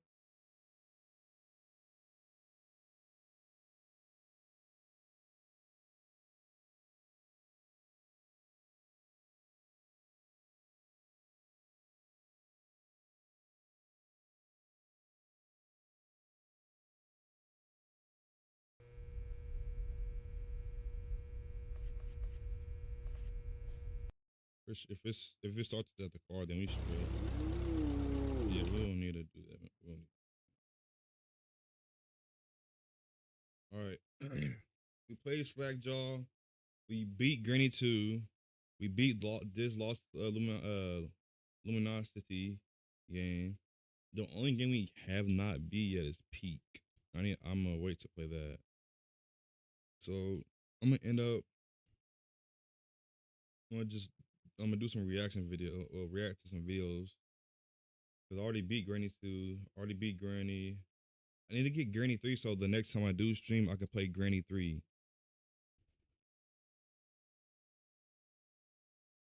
Mm-mm.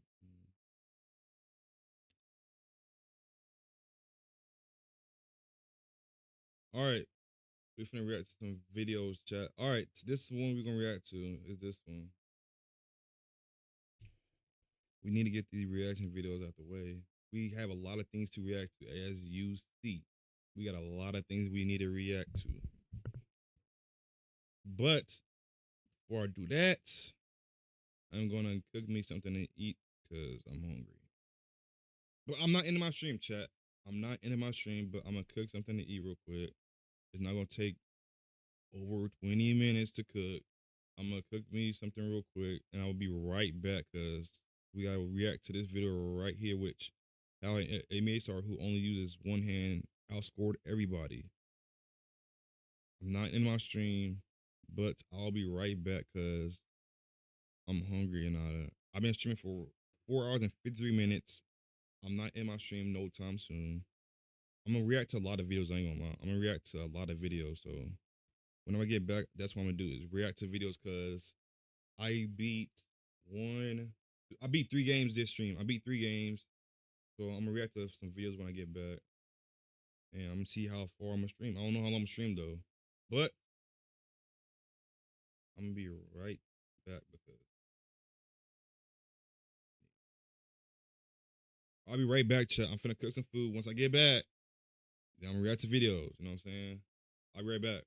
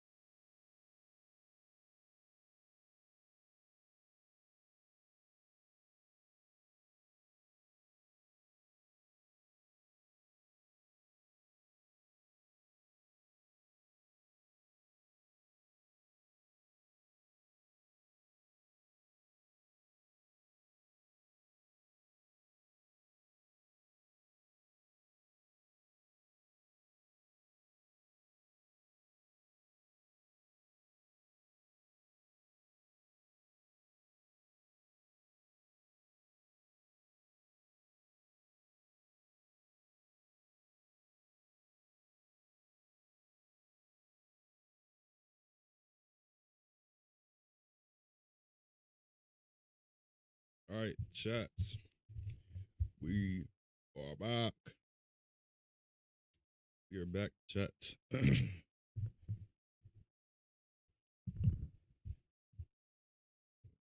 gonna put it right there. Fuck it. All right. Unmute that. Excuse me. All right. Into these reaction videos now. Did you know that there was an NBA player? All right. Audio's on and we're on and we're bobbing. All right. I got the month, bruh. Red, it's 1 o'clock in the morning. I've been streaming for 5 hours and 13 minutes, bruh.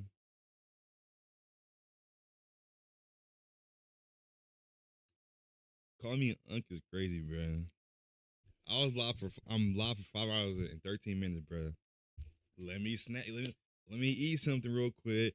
You know what I'm saying? I don't gotta stop the stream. You know what I'm saying? But we back. All right. We're gonna watch this video. We got all these videos to watch right here, bro. We're not gonna watch them all in the stream though. You know what I'm saying? We're not gonna watch all of them this stream. We're gonna watch. I don't know. I mean, we're gonna watch, but we're gonna watch a handful of them. You know what I'm saying? We've been live for 5 hours and 14 minutes. I just made some regular noodles. I could have made a burger, but that was gonna take way longer. So I said, "Fuck, I'm gonna just eat some noodles." All right, let's watch this video now. And I got a snacks on deck. You know what I'm saying? I got more snacks over there, but I'm eating cookies for the moment. All right. 4K. All right, Josh, welcome back to another reaction video. Today we are right to how an NBA star who only uses one hand outscored everybody. If you're new to my channel, make sure you're liking the video and subscribing. It's free to like the video and it's free to subscribe. But you don't got to if you want to. But make sure everybody locked in my channel. Your dog, your cat, your rat, your roach, your mom, your dad, you know what I'm saying? Your sister, brother, all things of that need to be locked in. And grab your snacks, your food, your Arby's, your KFC, your McDonald's, whatever. You know what I'm saying? I got my snacks. You know what I'm saying? I got mine. But we finna get into the video and we're gonna see how he scored. Well, not scored, but we're gonna see how he outscored everybody, which if you don't know who he is, you're gonna know who he is now. Did you know that there was an NBA player who only used his left hand? A player who did something everyone expected, but no one could stop. Well, that player was Manu Ginobili, and he dominated the NBA by becoming a 2-time NBA All-Star and winning 4 championships throughout his legendary career. But why did he refuse to use his right hand? And how did he still find success with his strange scoring philosophy? I wanted to go left. If I couldn't go left, then I would make some sort of move to go back left.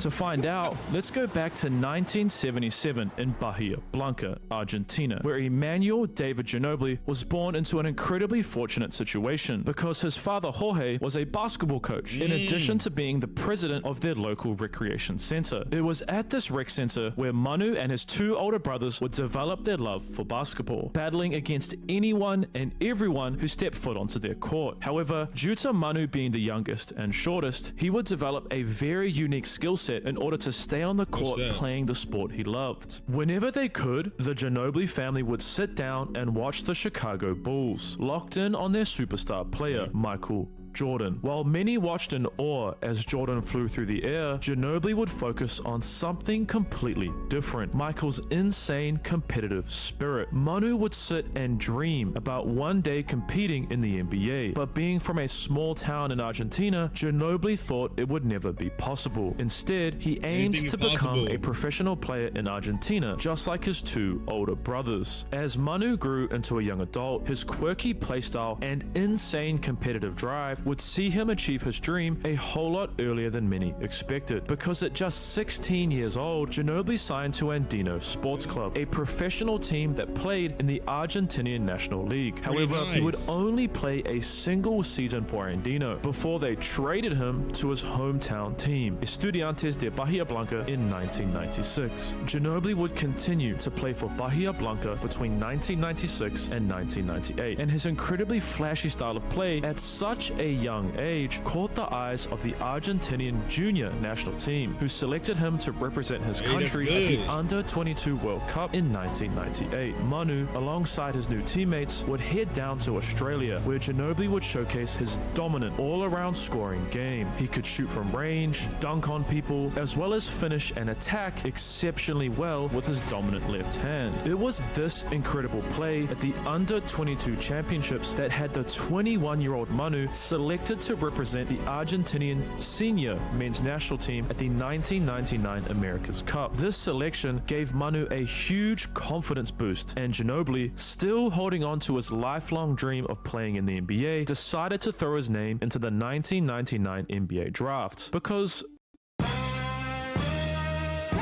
Paramount Plus is available on YouTube. Enjoy the Dexter. why not? 26th of June, 1999. The San Antonio Spurs have just defeated the New York Knicks, led by the general David Robinson and the 1997 #1 draft pick Tim Duncan, crowning them as NBA champions. Shortly after their championship run, R.C. Buford, San Antonio's general manager, alongside their head coach, Greg Popovich, would sit down to discuss who they should select with their 29th and 57th picks. Given that they had just won a title, their goal was to trade these picks to acquire win-now talent. The pair would easily trade away the 29th pick, but not a single team in the NBA had any interest in the second to last pick. So, RC and Pop had a problem. What are we supposed to do with this pick? Who should we even draft? They would look down at their notes of international prospects, and one name stood out because RC Buford had also been in Australia watching the Under-22 World Cup, and Greg Popovich remembered seeing a certain name on the Argentinian national team roster. So, with the 57th selection in the 1999 NBA draft, the San Antonio Spurs select Emmanuel Ginobili from Argentina. Despite being shockingly drafted into the NBA, Ginobili opted to remain in Europe to continue developing his game because he believed he wasn't ready to perform at an NBA level. Instead, Manu would get an opportunity to play at the second highest level of the game because Ettore Messina, the head coach of EuroLeague team Virtus Bologna, had been scouting Manu ever since he became a professional player at 16. So, Messina would offer the now 22-year-old a contract to be the first player off the bench, which he gladly accepted. Sasha Danilovic, a European basketball legend, was the starting shooting guard for Virtus, and the player Manu was brought in to back up. However, just before the season began, he suddenly retired. This shocking exit meant Manu was now a full-time starter, a role he flourished in, averaging 15.2 points and an insane 2.9 steals per game. Virtus, led by Ginobili's incredible play, would not only win back-to-back Italian National League championships in 2001 and 2002, but win a EuroLeague title in 2001. It was during this championship series that Manu would showcase just how dominant he truly was, being named as the most valuable player. RC, alongside Popovich, had kept a close eye on Manu and were realizing that maybe he wouldn't be a project, instead someone who could get them back to their championship winning ways. So they offered him a 2-year contract to begin in the 2002-2003 season, and after winning a EuroLeague title, Ginobili felt confident enough to play at an NBA level. However, this international success meant very little to the current players within the Spurs. Their current star, Tim Duncan, said this when asked about Manu. Supposedly he's He's a great find. He's the best player in Europe, supposedly. Bruce Bowen, one of the NBA's best defenders, would also question Ginobili's ability to play at an NBA level. Bowen would test Manu throughout their practices, applying the same defensive pressure he would use against players like Kobe Bryant, and Ginobili would rise to the occasion. His competitive spirit and quirky style of play, something the Americans weren't used to guarding, would earn Manu the respect of his teammates and head coach Greg Popovich. The Spurs would face off against the defending champion Los Angeles Lakers on the 29th of October 2002. It was this game where Manu would finally begin his NBA career, and he did so in spectacular fashion. His first ever NBA shot attempt was a three, which he splashed, making it clear Manu had arrived, and he was ready to compete for an NBA championship. Over the course of the season, Ginobili would prove himself as a legitimate rotation player, but something was very different about the way he played, especially compared to his American counterparts. Manu is weird. He has a lot of moves but instincts that you can't teach. Manu's awkward playstyle that was comprised of funky left-hand finishes, step backs, and athletic drives would cause some tension between the fundamentally focused Coach Pop and himself, with Ginobili sharing, "Every time I did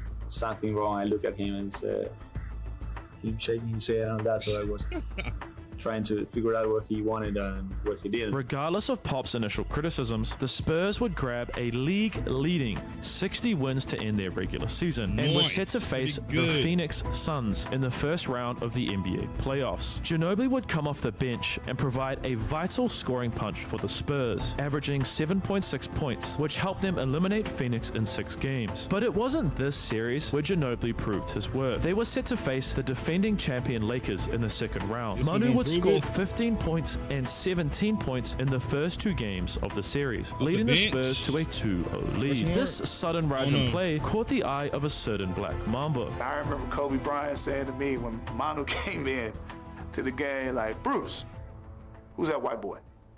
I said, "Oh, he ain't no white boy. He Argentinian." Ginobili was beginning to gain respect from not only his teammates, but the whole NBA, as the Spurs easily dealt with the Lakers, dominating them in Game 6, ending the series with a 28-point win. San Antonio's cross-state rival, the Dallas Mavericks, were the Spurs' final challenge in their quest to winning an NBA championship. The 25-year-old rookie would again shine throughout the series, but none more than Game 4. Manu had a huge breakout game, scoring 21 points while shooting 66% from the field, leading the Spurs to victory. And just a few days later, they would eliminate the Mavericks in Game 6, booking their tickets to face the New Jersey Nets in the NBA Finals. Manu's eccentric playstyle was gaining him more and more fans with each passing game, including a certain former NBA player who would go crazy when watching Ginobili play.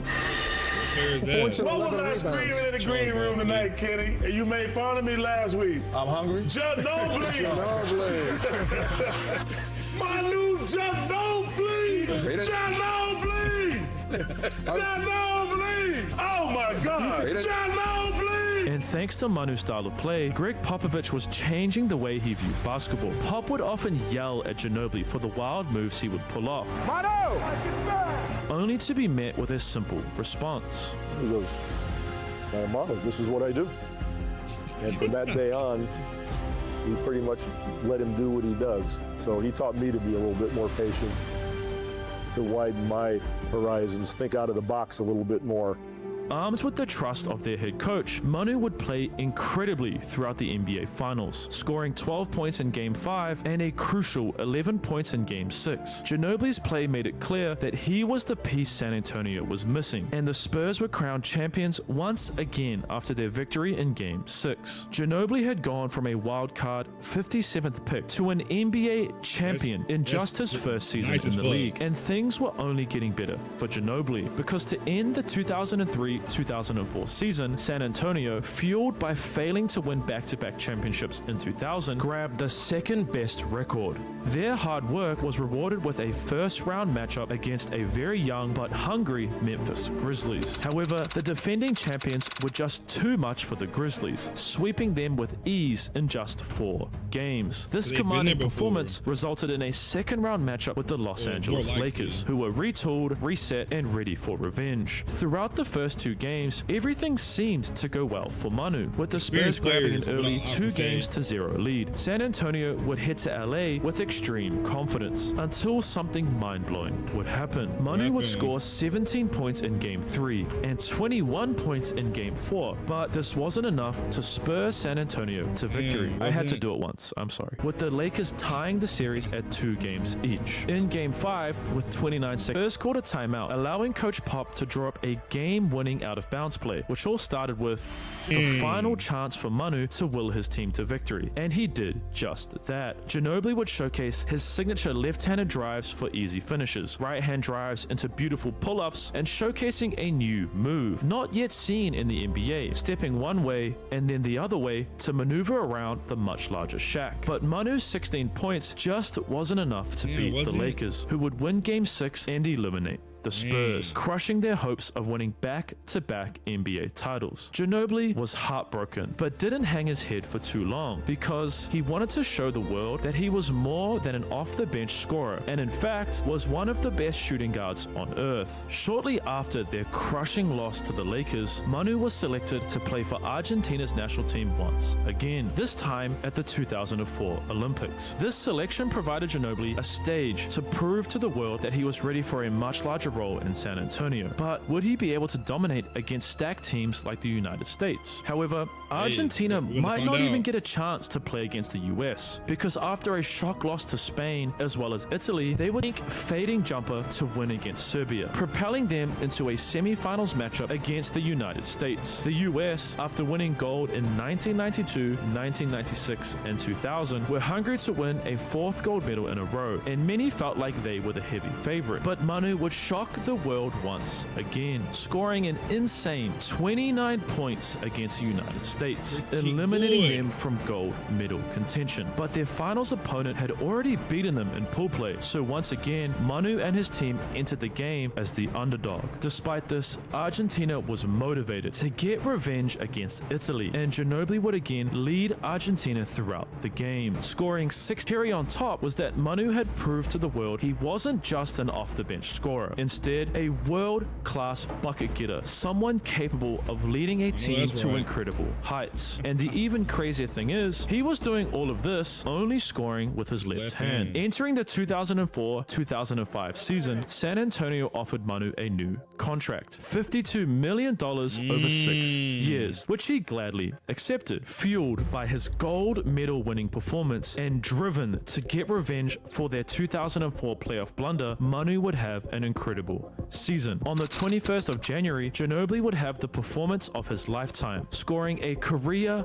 high 48 points. It was because of this play that Coach Pop would finally change his mind, elevating Manu into the starting lineup for the rest of the season. His new starting role allowed him to average 16 points per game, and for the first time in Ginobili's career, he was named as an All-Star for the 2005 All-Star Game. This nomination was a clear sign that not only had Manu made the NBA, but he was becoming one of the best shooting guards in the league. San Antonio would end their regular season as the 2nd seed and was set to face the Denver Nuggets, who were led by their rising star, Carmelo Anthony. The majority of fans and media personalities around the NBA just assumed it would be an easy sweep and the Spurs would move on to the 2nd round without breaking a sweat, but this was far from the truth, as Denver would stun the Spurs in Game 1, winning by 6 points. This shock loss caused head coach Greg Popovich to make a drastic change to ensure their season wouldn't tragically end in the 1st round against Denver. So, Coach Pop would choose to start Brent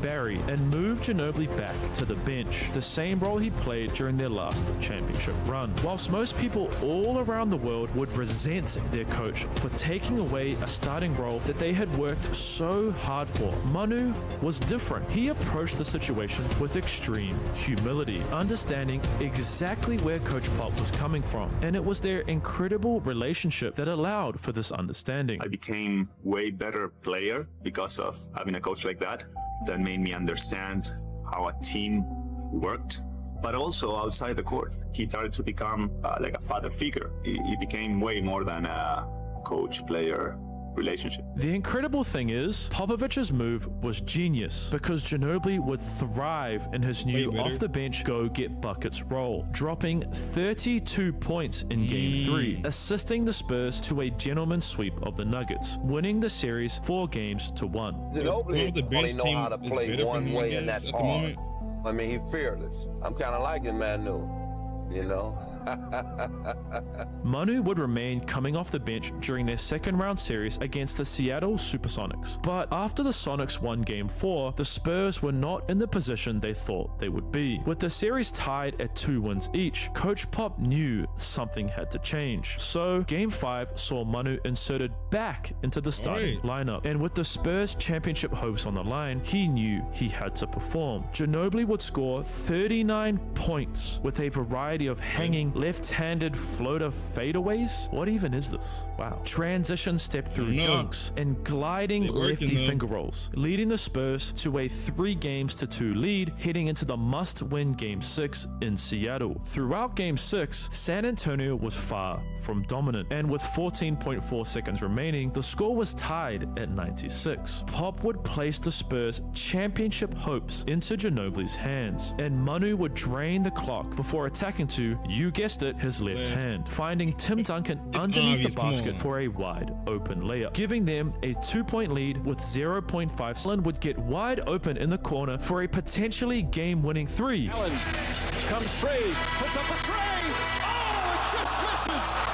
And the Spurs would move on to the Western Conference Finals, where they would meet the Phoenix Suns. After Manu's incredible Game 5 and Game 6 performance against the Sonics, Coach Pop would place Ginobili back into the starting lineup full time, and it only took the Spurs 5 games to defeat the Suns. However, what would come next would be their toughest matchup yet, the defending champion Detroit Pistons. Many questions were raised by fans and the media. Would the Spurs be able to outscore the incredibly defensive-focused Detroit, or would the Pistons shut them down? Manu would score 26 points in Game 1 and 27 in Game 2, leading the Spurs to hold a commanding 2-0 lead, heading back to Detroit for Game 3. However, this is where things started to go horribly wrong for the Spurs, because Manu would struggle, only scoring 7 points, and Detroit would demolish San Antonio in Game 4, winning by a mind-blowing 31 points, tying the series at 2 games each. Manu knew that if he didn't have an incredible offensive performance in Game 5 and Game 6, their championship dreams would be destroyed by the Pistons. While Manu would only score 15 points in Game 5, he would impact the game in another way by using the focus of Detroit's defense against them. Ginobili would throw dime after dime to his teammates, finishing the game with 9 assists. However, it was his final assist that would be the most crucial. Also, side note, I know this video is about scoring, but Manu is a very underrated passer. Like, very underrated. Anyway, back to the video. Down 2 with 9.4 seconds left, the Spurs had drawn up a game-winning out-of-bounds play. Tim Duncan would screen to get Manu a wide-open corner 3, but Detroit immediately countered with a double team to try and force a turnover. Ginobili, understanding of the situation and the importance of trusting your team, immediately passed the ball to one of the best late clock shot makers in the world, Robert Big Shot Bob Horry. But the battle wasn't over. The Pistons still had 5.4 seconds remaining to take the lead and give themselves a 3-2 lead over San Antonio. However, Tony Parker, another international player from France, would perform an incredible defensive job on Rip Hamilton. Parker forced him into a very tough fading jump shot, which he missed, and crucially, Manu tipped the ball away from the Pistons' big men attempting to put it back, which Bruce Bowen would pick up and dribble out the clock. The Spurs were just 1 win away from winning an NBA title, and with the last 2 games to be played in their home arena, the whole team felt confident that they would win their second championship in just 3 years. But the defending champions had other plans. Despite Manu again taking on a heavy scoring load, dropping 21 points in Game 6, Detroit, fueled by wanting to do what very few NBA teams had ever achieved in going back-to-back as NBA champions, won by 9 points. The stage was now set, the final game of the season between the two best teams. Whoever wins leaves as NBA champions. PJ Carlesimo, an assistant coach with the Spurs, was interviewed about Manu Ginobili's play before Game 7 and had this to say. Manu is an incredibly special player. He's a warrior. He's going to play better in the fourth quarter. He's going to play better in the last 3 minutes of a game. I think people realize now just how special he is. Manu would score 23 points in Game 7, including this huge 3 late in the fourth quarter.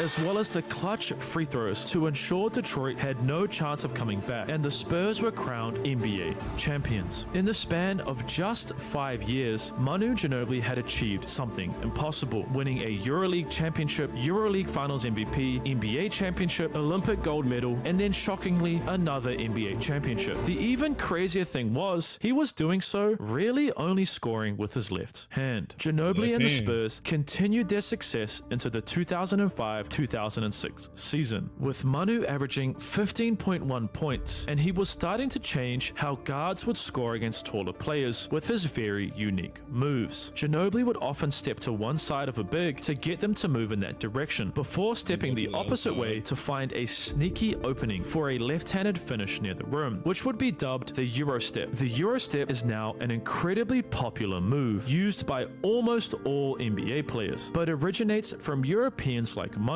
The crazy thing is, Ginobili didn't even realize he was doing anything weird or unique. Even the Eurostep, I didn't know I was doing anything unusual. I was using the only tool I had to go by guys like that were 50 to 60 pounds heavier and taller and could jump more than me.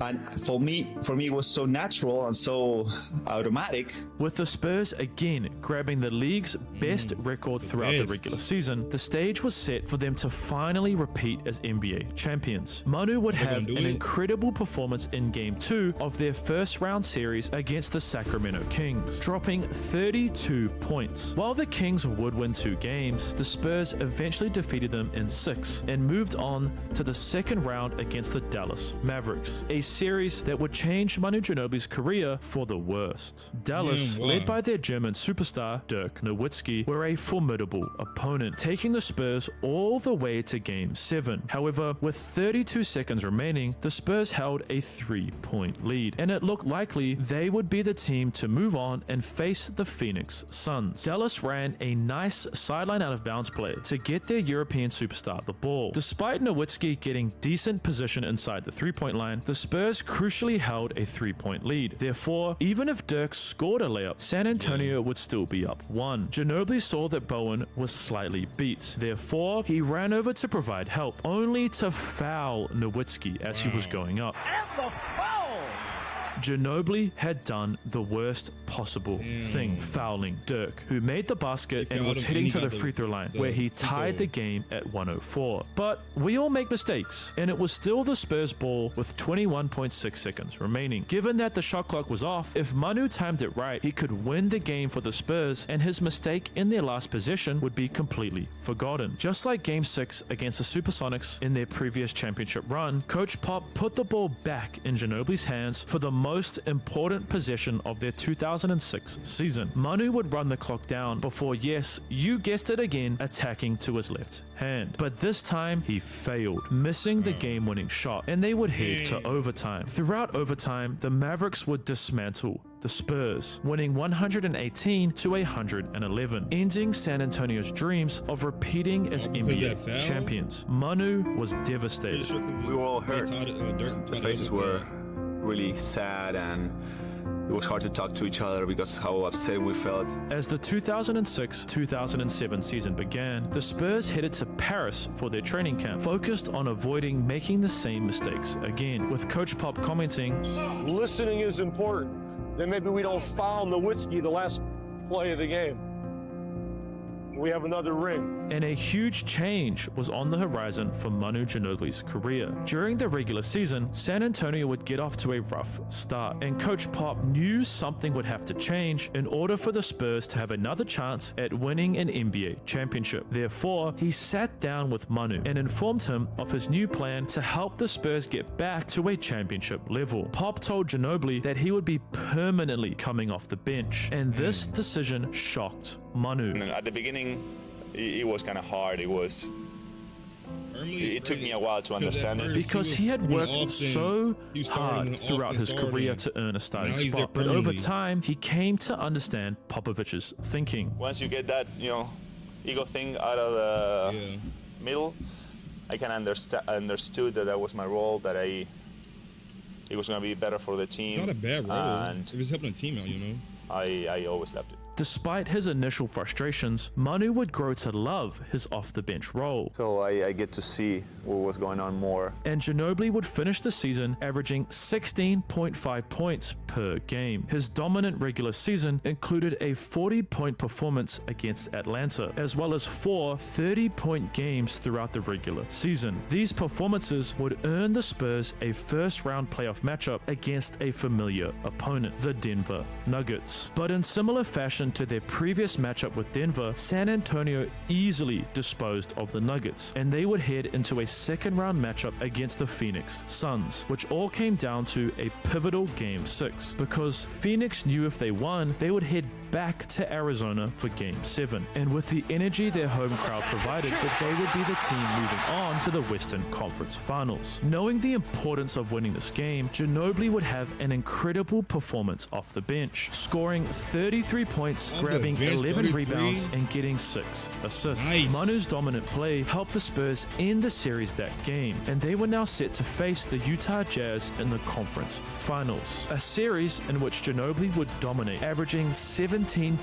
points in their powerful 4-1 series victory. This meant the Spurs were set to make their 3rd NBA Finals appearance in 5 years. However, while their road to the finals was a lot easier than previous seasons, San Antonio was set to face a new opponent, one they hadn't met yet, the proclaimed chosen one, LeBron James. LeBron was making his NBA Finals debut with the Cleveland Cavaliers, and his path to the finals was a destructive one. James dismantled the Detroit Pistons defense in their Eastern Conference Finals matchup, scoring 48 points in Game 5. And the even crazier thing is, 25 of those points were in a row. But LeBron was only 22 years old, compared to the Spurs, who had been championship contenders ever since LeBron entered the league in 2003. This championship experience was just too much for the rookie Cavaliers, because Manu, alongside his Spurs teammates, would incredibly sweep James and the Cavaliers in the 2007 NBA Finals. Ginobili had won his 3rd NBA title, the Spurs' 4th since 1999. You might think that winning 3 NBA titles in just 5 seasons was already an incredible resume, but wait until you find out what happened in the 2007-2008 season, because Manu was really beginning to flourish in his off-the-bench role, averaging an incredible 19.5 points per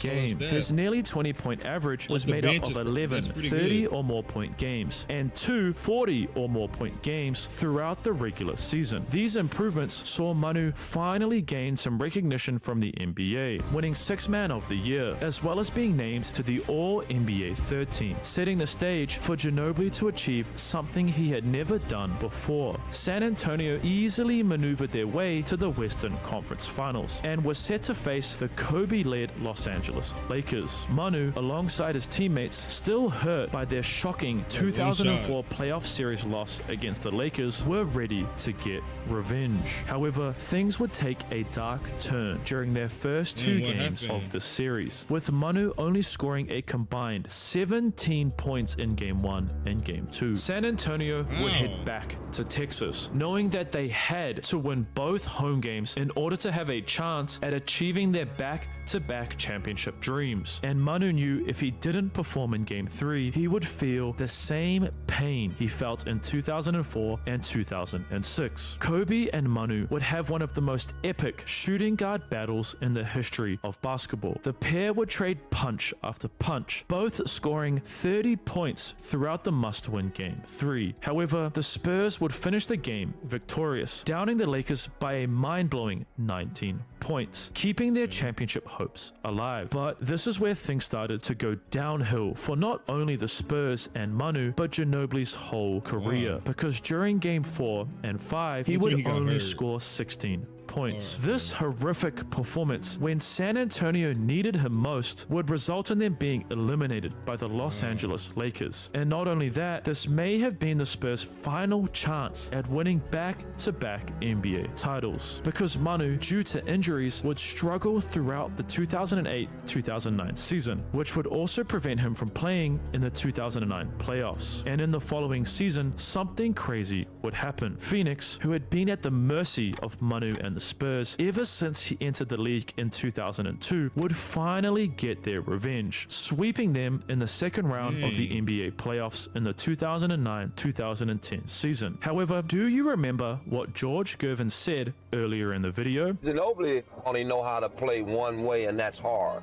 I mean, he's fearless. Manu was one of the toughest, most competitive players on the whole planet. And if you think back to the start of his story, it's really no surprise why. Because his idol was the most competitive, toughest basketball player in history. Ginobili would turn everything around in the 2010-2011 season, averaging 17.4 points, and would once again be named as an All-Star, as well as being appointed to the All-NBA third team. The even crazier thing is, NBA media personalities were actually arguing for Manu to be an MVP candidate, saying that he was the best player on the league's best team. Therefore, he should win. However, Manu would suffer an injury right before the Spurs' first-round matchup against the Memphis Grizzlies, forcing him to miss Game 1, and Manu's absence would result in a Spurs loss. This is when something shocking would happen, because despite suffering a broken right elbow, Manu didn't want to let his team down. So he had his elbow taped, strapped, and kept together with a compression sleeve so he could be out there fighting, and fight he did. Manu would drop an insane 33 points in Game 5 of the series, which at this stage in his career seemed so normal for him. But I want you to imagine just how difficult it would be for you to score 30 points only using your dominant hand. But for Ginobili, someone who really only wanted to go left anyway, had no issue playing with a broken right elbow, and San Antonio would win Game 5, just 2 wins away from moving on to the next round. However, Memphis was too much for the aging Spurs, because the Grizzlies would place the final nail in Manu's coffin during Game 6, winning by 8 points. This loss ended the Spurs' championship dreams once again, and something very unusual would happen over the offseason. At 12:01 Friday morning, the NBA locked out its players after failing to reach a new collective bargaining agreement. It took months and months for new terms to be agreed upon, causing the Spurs to have their season opener on Boxing Day compared to the usual Halloween start. This lockout, which was frustrating for most NBA players, was actually really beneficial for the Spurs, and specifically Manu. And once again, history was repeating itself, because R.C. Buford performed a draft day miracle, trading their beloved veteran point guard George Hill to the Indiana Pacers in exchange for their 15th pick, Kawhi Leonard. Kawhi would prove to be an incredible pickup for San Antonio, because just like Manu, Leonard provided instant impact for the Spurs, helping them grab the league's best record heading into the playoffs. Rejuvenated from their longer break, the Spurs would again make it all the way to the Western Conference Finals, where they would face the Oklahoma City Thunder. Ginobili would have incredible performances in Game 1 and Game 2, scoring 46 points combined in both games, leading San Antonio to a 2-0 series lead. At this stage, many felt like the Spurs would beat Oklahoma with ease, as OKC's core was incredibly young and inexperienced. But this was far from the truth. The Thunder would shut Manu down in Games 3 and 4, only allowing him to score a combined 21 points, tying the series at 2 games each. Once again, like many times in Ginobili's successful NBA career, Coach Pop needed him to be a world class scorer because Popovich sensed a shift in the series. So he opted to start Manu for the first time since the 2007 season. But would Manu, at 34 years old, be up to the task and save San Antonio's season? Ginobili would go out and score a point for every year he had lived on Earth. But this would not be enough to save the Spurs, who would lose both Game 5 and Game 6. San Antonio had once again failed to make it to the NBA Finals. The Spurs were at a crossroad heading into the 2012-2013 season, as their core were all nearing the end of their careers. Many questioned why they kept the core together at this stage, but everyone in the Spurs organization knew something incredible was about to happen, because the Spurs had done the impossible. Led by their young rising star, Kawhi Leonard, made it all the way back to the NBA Finals for the first time in 5 seasons. San Antonio was set to face the defending champions, the Miami Heat, led by LeBron James in the 2012-2013 NBA Finals. Manu's play throughout the series was much like his regular season, filled with many ups and many downs. You see, Manu had been a professional basketball player for nearly 20 years at this point, and it was this load on his body that impacted Ginobili's performance when it mattered most. Ginobili would shoot a horrific 36% from the field and average 2.3 turnovers a game in the first 4 games of the NBA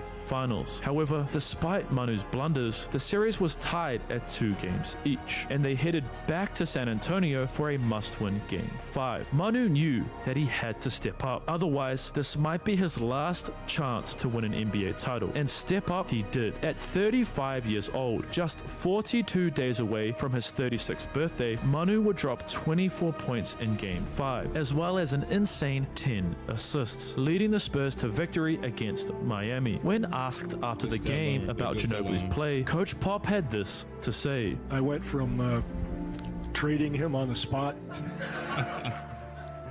to wanting to cook him breakfast tomorrow. And when I talked to him and say, Manu, he goes, this is what I do. That's what he's going to tell me. The finals moved back to Miami for Game 6, and something had clearly shifted in the series, because with 29 seconds remaining, Miami Heat fans started to leave the arena. They were doing this as the Spurs held a commanding 5-point lead, and many just assumed the game was over. The shocking thing was, it wasn't just fans. NBA officials also assumed San Antonio had won. Someone gets yellow rope, bumps me, I turn around, they're pulling the yellow rope to rope everyone off, and then I notice the Larry O'Brien trophy being wheeled out. We have it in our fingertips, an NBA championship. However, just a minute before the sideline out of bounds play, Manu had crucially missed one of his 2 free throws, meaning the Spurs were only up 5 instead of 6. But just like his silly foul in Game 7 against Dallas in 2006, if the Spurs won, then no one would even remember this. But thanks to an offensive rebound, LeBron would hit an incredibly clutch 3, cutting the Spurs lead to 2 points. Yet, San Antonio just had to have one final solid possession. Assuming Miami would foul, all they needed to do was hit both free throws and the game would be theirs. Unfortunately, just like Manu, Kawhi would only make a single free throw, allowing Miami to dribble the ball up the court, and the rest is history. Should the Spurs foul? Should Miami go for the 3 right away? Just attack the basket. James catches, puts up the tray. He missed. I remember it. Real hit the corner 3. His 3-pointer, bang! Smacked them. San Antonio's worst nightmare had happened. Ray Allen's 3 sent what was almost a guaranteed win into overtime, giving the Heat a chance to tie the series at 3 games each. Throughout overtime, the score would remain locked. However, with 55.4 seconds remaining and down 1, something tragic would happen. Ginobili looked to attack the basket, unsurprisingly to his left, but he couldn't find a layup. Therefore, he looked for a kick-out pass, only to turn the ball over. And if you thought this was gut-wrenching, it only gets worse. Dwayne Wade would miss a step-back jumper, and with 14 seconds remaining, Kawhi would grab the rebound, and Coach Pop opted to not call timeout, trusting Ginobili to attack the Miami Heat defense. But once again, Manu would crucially turn the ball over. Miami had done the impossible, tying the series at 3 games each, forcing a deciding Game 7. Ginobili was devastated. And I was not there. I mean,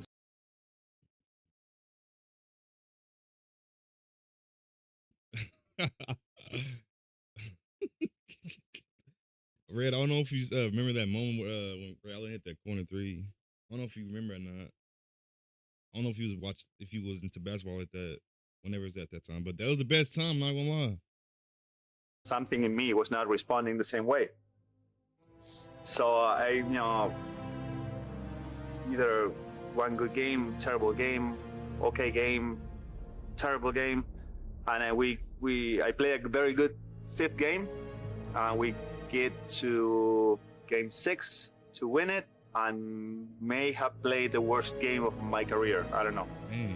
Miami would continue their incredible success in Game 7 and would do something the Spurs had never been able to achieve, winning back-to-back NBA championships. Manu placed the full blame of the Spurs' final loss on himself. To this day, believe that I lost that game and we didn't win a championship because of me. Heading into the 2013-2014 season, Coach Pop would force the Spurs to watch Game 6 from start to finish, making every player relive all of the emotions of their tragic downfall, aiming to motivate them to get revenge in what would likely be their final championship run as a team. Motivated by his terrible performance in last year's finals, Manu would average 12.3 points during the regular season, and his incredible play at 36 years old would have him finish third in Sixth Man of the Year voting. Not only would Ginobili have an incredible season, San Antonio finished with 62 wins, and they would claw their way back to the NBA Finals. This stage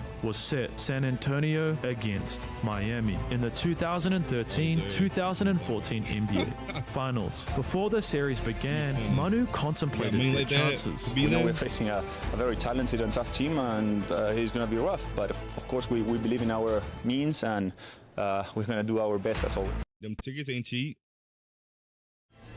A new future is before us. A bright future. My prince, you are responsible for more than just your own life now. Today, we fight not for glory or... San Antonio would play what many have called the most beautiful basketball ever throughout the 2014 finals. Not a single player was above another. They would move the ball with precision, finding whoever was open, whether it was Manu Ginobili, Danny Green, or Patty Mills. This precision allowed the Spurs to surgically dissect Miami's defense, grabbing a 3-1 lead heading into a potentially championship-deciding Game 5. Yet the Heat weren't done. Facing a challenge that had never been achieved in NBA history before, coming back from being down 3-1 in a final series, LeBron and the Heat grabbed an early 22-6 lead in the first quarter. However, the Spurs would fight their way back, executing every possession with perfection. And then in the second quarter, Manu would blow everyone's minds. After a rebound, he received the ball and attacked the rim hard in transition. That dunk was kind of symbolic for me too, right? I had a lot of anger and disappointment from the year before, in the face. my struggles, and it was very momentum changing. Manu and the Spurs kept their foot firmly pressed on the Heat's neck for the remainder of Game 5, winning by 17 points and claiming what would be their 5th NBA championship of the Tim Duncan era, Ginobili's 4th. Manu would reflect after the game, sharing, The moment where we got that lead and said, well, this is ours, and with the same group, it was so satisfying, and I felt like something was still stuck in my leg from last year, and I felt like, healed. Ginobili would finish his career in San Antonio 4 years later as a EuroLeague champion, 4-time NBA champion, and Olympic gold medalist. The 57th draft pick, a player who was chosen because the Spurs had to pick someone, had blossomed into one of the greatest international players of all time. And the crazy thing is, he did it only using his left hand. But you know what's even more shocking? Dominating the NBA at 5'3", which is exactly what Muggsy Bogues did. Find out more by watching this video next. Did you know dominating the NBA at 5'3". All right, Josh Mafia, that's the end of how an NBA star who only used one hand outscored her, which is his left hand. But if you made it in the video, make sure to like the video, subscribe if you haven't already did that. I'm not gonna lie. W video. All you know what I'm saying? Every video that I react to or I upload to W video. But this is a reaction video. But hey, y'all let me know what y'all want to react to down below in the comments. Y'all let me know how y'all feel about this video down below in the comments too. Yeah. I only got 2 minutes to say because the video said what it needed to say, which, you know what I'm saying? Which was amazing. Amazing fucking video, but we're grinding every day, building a community, streaming, getting these videos out to y'all. But yeah, it's never too late to join Josh Mafia, you know what I'm saying? The subscribe button is free and the like button is free, but you don't got to if you want to. But I will see you on the next video. I love y'all, Josh Mafia. Alright, I'm gonna probably react. What time is it? It's 2 o'clock in the morning. Fuck it. I've been live for 6 hours.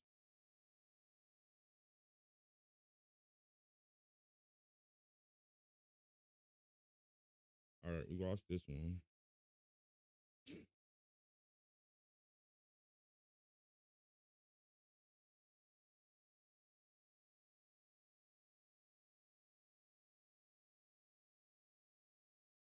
And this is the next one. How long is this one? Podcast editing.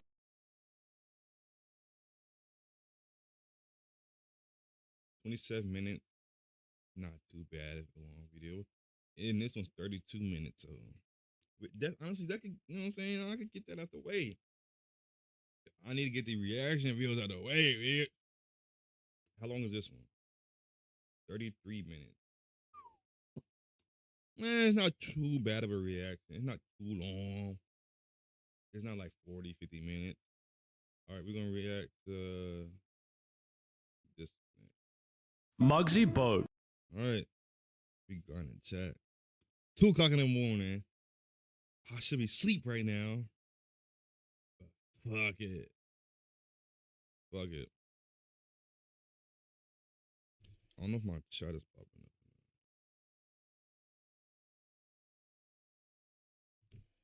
Horses don't stop to keep going. Hey, got a gun, Red got a gun, you know what I'm saying? I don't know if my chat is popping up or not. I don't know if it is or not.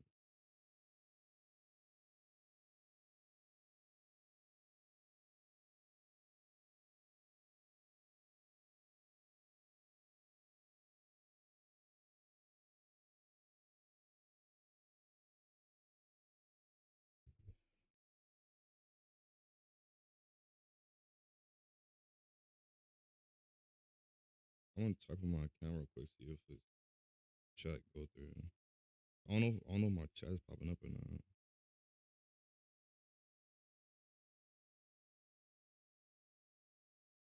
I don't think it is. I don't know if it is or not. Oh, it's popping up. It's kind of small, but hey, fuck it.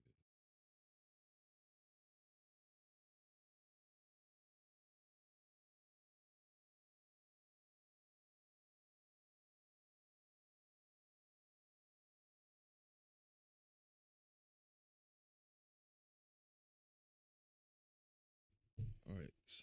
Oh, I don't know how I'm up, but I'm up. It's 2 o'clock in the morning. I'm not going to sleep no time soon. Might stay up another 2, 3 hours, 4 hours. I don't know. I could really react to videos for like 2, 3 hours. Sometimes, well, I don't know, because some of these videos are long as fuck that I be watching. Some of them are. But we can get into the reaction video. Josh Mafia, welcome back to another reaction video. Today, we are reacting to how the shortest NBA player ever destroyed everyone. But if you're new to my channel, make sure to like the video, subscribe if you haven't already subscribed. It's free. But if you don't want to, you don't got to, you know what I'm saying?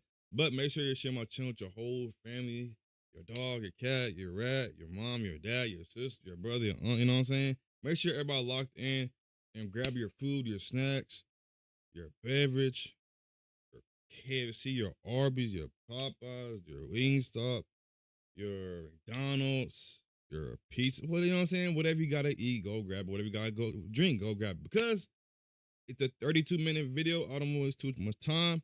And we're gonna see how the shortest person in the world, well, short person in the NBA, dominated everybody at his short height. Let's get into the video.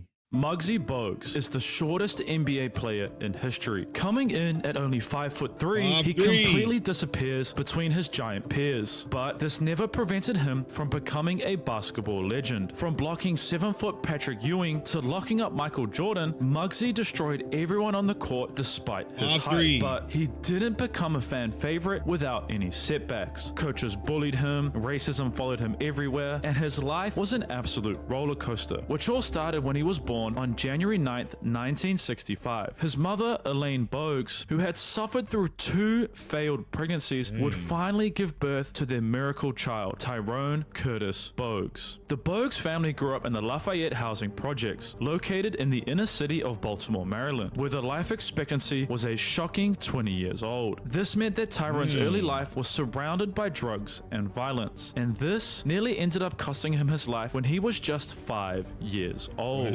Tyrone and his sister, Sharon, were hanging out at his home one night when they heard a commotion outside, and being curious children, the pair ran downstairs to see a violent fight occurring outside their apartment building, which for 2 inner-city Baltimore kids was not unusual to see. But what happened shortly after their arrival was shocking, because one of the individuals involved decided to throw a rock into the fight. But this rock ended up smashing a window of a local shop owner, who after hearing his window smash, angrily ran outside with a loaded shotgun, ready to punish whoever had damaged his property. By the time the shop owner was outside, the only 2 people left on the scene were the Bogues siblings. So the shop owner assumed it was them who broke his window and opened fire on the 5-year-old Tyrone, and his shots connected. The miracle child was rushed to hospital in hopes of saving his young life. Tyrone arrived in hospital fearful of losing his life, but after emergency surgery, Bogues would live to tell the tale, as thankfully he wasn't hit with the shotgun shell, just the buckshots, and they crucially missed his vital organs. In order to escape the horrible conditions that surrounded them, the Bogues family was heavily involved in sports, with Tyrone receiving his first ever basketball at 3 years old, and the young Bogues would spend hours and hours practicing his ball handling skills at every opportunity he got. However, due to his father, Richard, only being 5'5" and his mother, Elaine, being 4'11", Tyrone was very short, which often led to him being excluded or criticized when he tried to play basketball. He would look to his mother for guidance, which she often provided for the young Tyrone. Don't let them, take your joy. If you like playing basketball, you go out there and play. No one can be an expert in your life. They don't know how big your heart or know what your capabilities are. If you want to play, you just go out there and play. But ultimately, it was his horrific near-death experience that shaped Tyrone's view of the world for the rest of his life, with Bogues sharing, "But after I got shot, I remember going back down there and hearing those same criticisms about myself, but it didn't have the same impact. So I think that has something to do with it, what I thought and what I believe." Tyrone's self-belief and tenacious defense caused other players to start saying, "This guy's mugging you," to the taller players on the court. And this, coupled with a television show called The Bowery Boys, in which the main character, who is a short, aggressive leader, Muggsy, Hey, Muggs, play something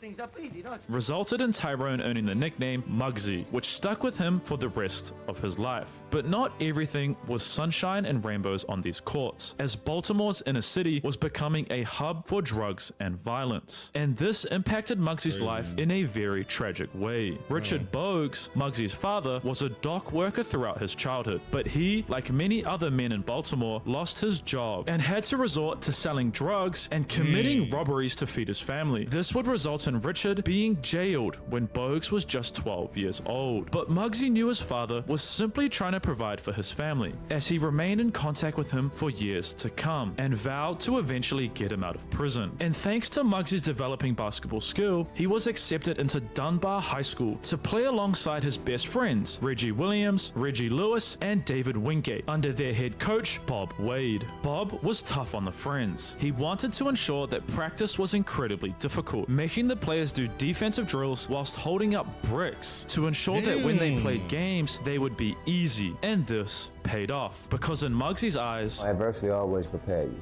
You know, you have to go through those things in order to see the light at the end of the tunnel. Coach Bob believed in Muggsy and never saw him for his weaknesses. Instead, he saw Muggsy for who he truly was: an incredibly athletic and fantastic leader, someone who could guide any team to incredible heights. I gained the respect of the guys because they knew and they felt like I was a true leader. You know, I was leading us in the right direction. I was an extension of the coach. And not only this, Muggsy's leadership came from within, because he understood how to turn what his perceived weaknesses were into strengths. You know, you look at whatever your weakness is, you got to try to turn it to a strength. Dunbar would become the best high school team in the history of basketball, going 60-0 in the 2 years Muggsy was at Dunbar, winning 2 state championships, and Muggsy would also win MVP over his teammate and best friend, Reggie Williams. Despite Williams being 6'7", all 3 of Muggsy's friends were off to play Division I college basketball, and Bogues was ready to do the same. However, Muggsy was still overlooked due to his height.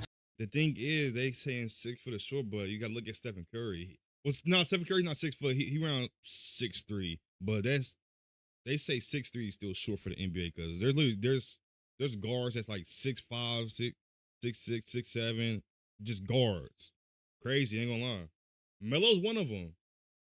Standing at 5'3", many saw him as a liability, and Bogues had very little interest from Division I schools, despite not losing a single game for 2 years straight as the team's starting point guard. Therefore, Muggsy would have to prove himself once again. Bob Wade, thanks to Dunbar's success, was invited to coach at the prestigious 5-star basketball camp, and Coach Wade decided to invite Muggsy along with him, giving Bogues the opportunity to gain the Division I scholarship that he deserved. But many didn't believe he would be able to compete at the college level, with Muggsy sharing, coming from the inner city, you know, still 5'3", still being questioned. Okay, he made it on the junior high school level, in elementary, he made it in high school, but now he's facing some bigger, stronger, tougher players that's almost close to men, that how he's going to compete with these guys. However, Muggsy would perform exceptionally at the 5-star camp and was offered a full Division I scholarship to attend a liberal arts school in North Carolina, Wake Forest. Bogues would accept this offer to play in what many consider to be the toughest conference in America, the Atlantic Coast Conference for the Demon Deacons, under their head coach, Carl Tacey. Muggsy arrived at Wake Forest in 1983, ready to continue proving himself and fulfill his ultimate dream of playing in the NBA and becoming the shortest player ever to achieve this feat. But Muggsy ran into some issues that caused him to want to leave Wake Forest. Towards the end of the school year, Muggsy was incredibly busy with his basketball duties, with Wake Forest advancing all the way to the Elite 8 in the NCAA March Madness tournament, before being eliminated by then Akeem Olajuwon. Because of this, Bogues informed his professor that he would be unable to complete a test, and his kind professor, understanding of his situation, offered him a chance to come and sit the test, and if he couldn't perform it, he would be given another chance with a new test at a later date. Bogues was unable to complete the test initially, so he handed it in empty and blank, opting to resit it at a later date, and this was allowed by his professor. However, many thought that this was unfair treatment and that Muggsy was cheating, which resulted in another professor raising this issue with school officials, and Wake Forest threatened to kick Bogues out for apparently cheating on this test. This left him feeling alienated. Did Wake Forest actually want me? Does the school really believe I'm cheating? Or is it something to do do with the way I look. Muggsy had decided that he wanted to leave Wake Forest. So, like many times before, he consulted with his mother, Elaine, who urged him to stay at Wake Forest and rise above all the people who were trying to pull him down. Muggsy knew she was right, so he opted to stay at Wake Forest for the next 3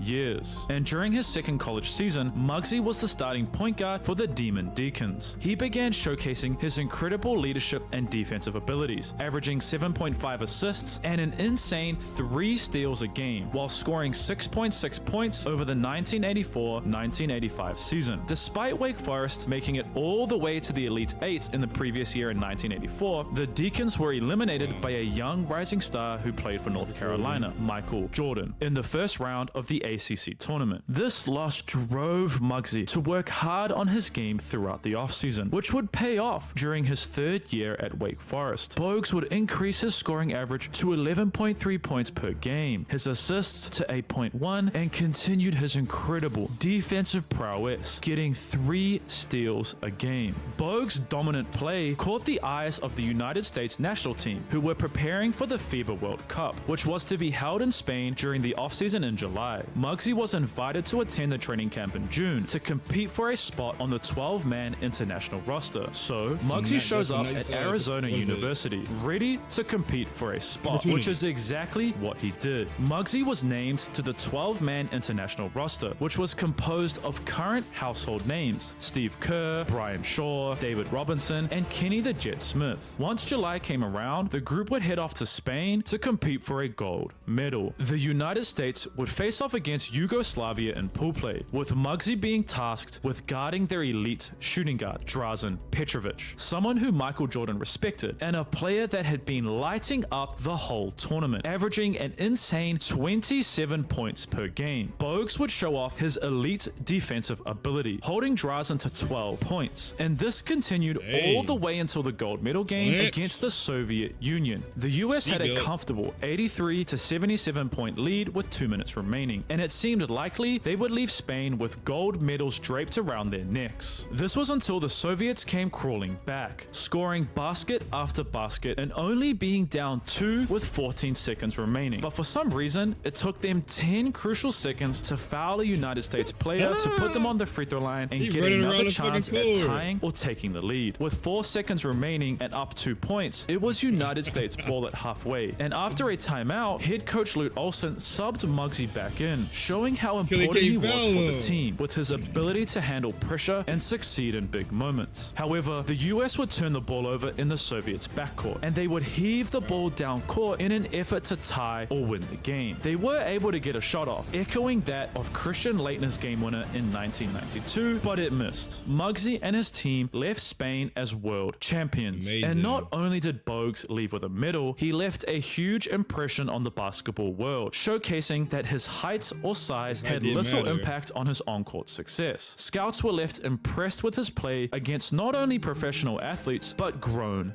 men. This success continued for Muggsy in his final year at Wake Forest, going from averaging a single point in his freshman year to 14 points a game in his senior season, leading his conference in assists and steals. But unfortunately for Muggsy, his team would still continue to struggle, being eliminated by NC State in the second round of the ACC tournament, ending Muggsy's career at Wake Forest. Coach Dean Smith of North Carolina famously shared, "If you don't see Muggsy, pick the ball up," during Bogues' final season, highlighting just how hard it was to protect the ball against the defensive-minded Muggsy Bogues. And after their loss to NC State, Muggsy decided to enter the 1987 NBA draft. And with the 12th pick, the Washington Bullets select Tyrone Bogues.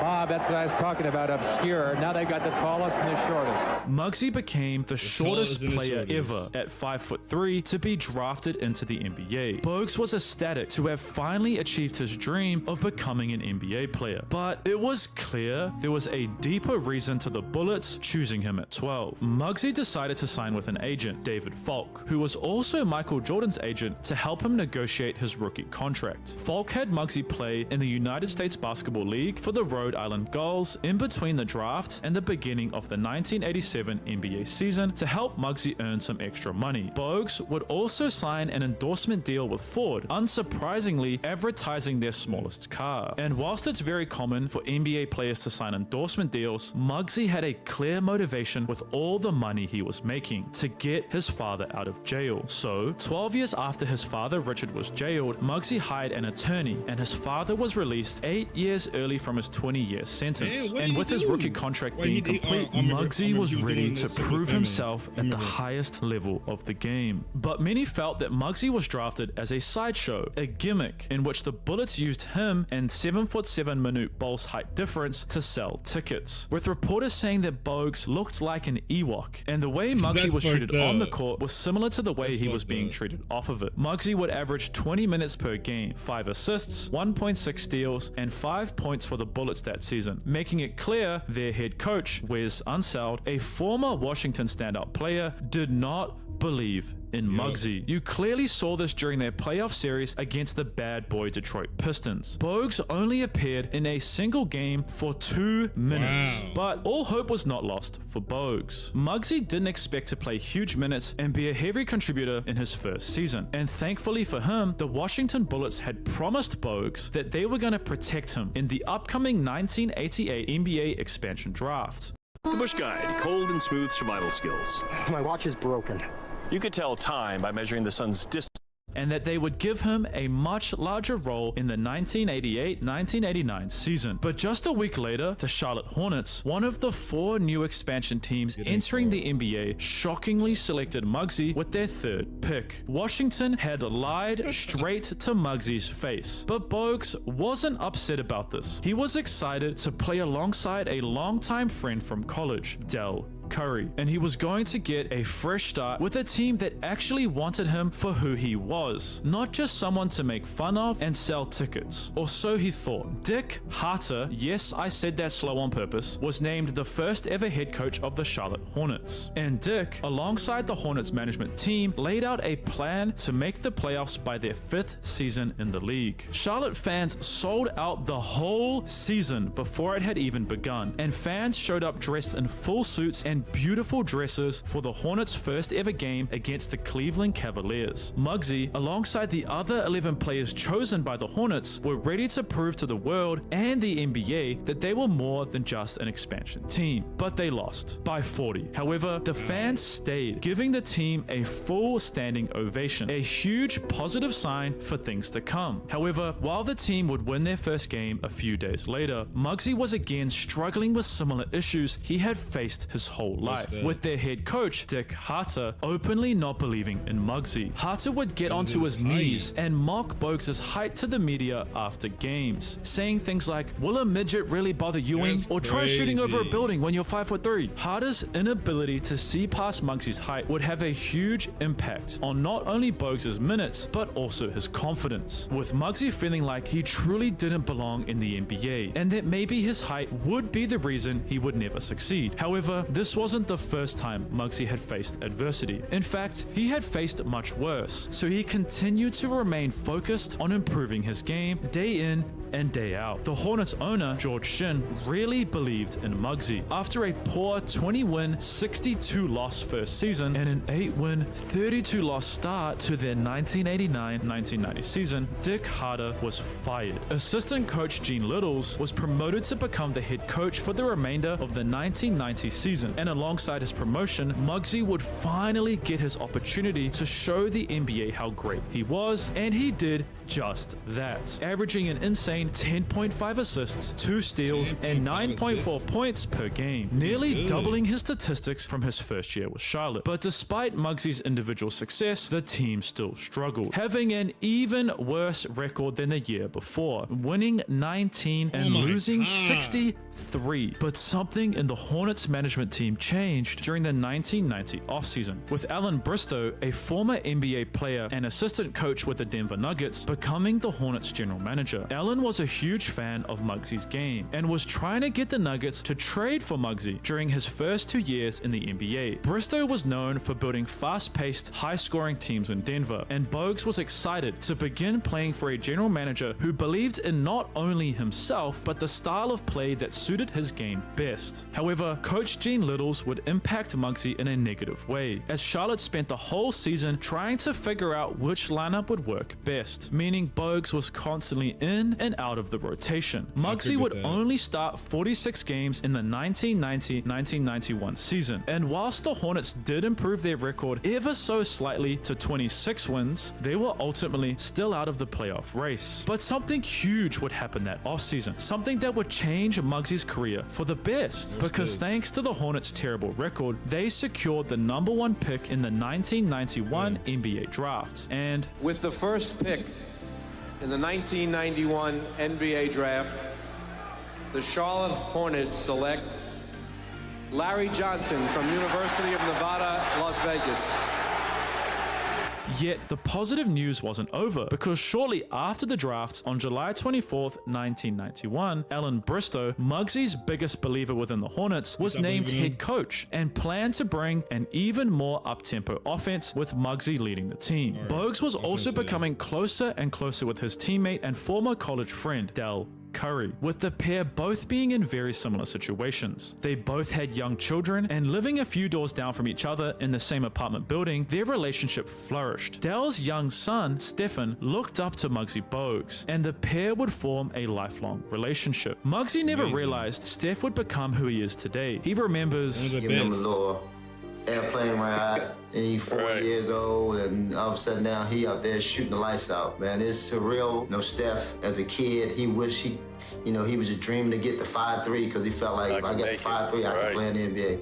Not only did Dell and Muggsy's relationship flourish, Charlotte continued to improve all season long, finishing with their best record ever, 31 wins and 51 losses, edging closer and closer to their goal of being a playoff team in their 5th season. Things were continuing to trend in the right direction, because they ran into some insane luck that offseason. Despite not being the second worst team in the NBA during the 1991-1992 season, the Hornets were able to get the second pick in the 1992 NBA draft, which they would use to select Alonzo Mourning, and it set the stage for the Hornets to finally make the playoffs in their 5th ever NBA season. The Hornets finished with an incredible 44-win and 38-loss season, which made them the 5th seed, and they were set to face off against the Boston Celtics, who were captained by one of Bogues' oldest friends, Reggie Lewis, in the first round of the Eastern Conference playoffs. However, something devastating would happen during Game 1 of this series. Boston was bringing the ball up the court on offense, and Reggie Lewis, without any contact, suddenly collapsed to the ground. He would eventually stand back up, but would not re-enter the game, and headed to the hospital later that night, only to reveal everyone's worst nightmare. Here's the way it all worked out. Friday morning, Reggie Lewis checked into New England Baptist Hospital. A team of 12 of the most respected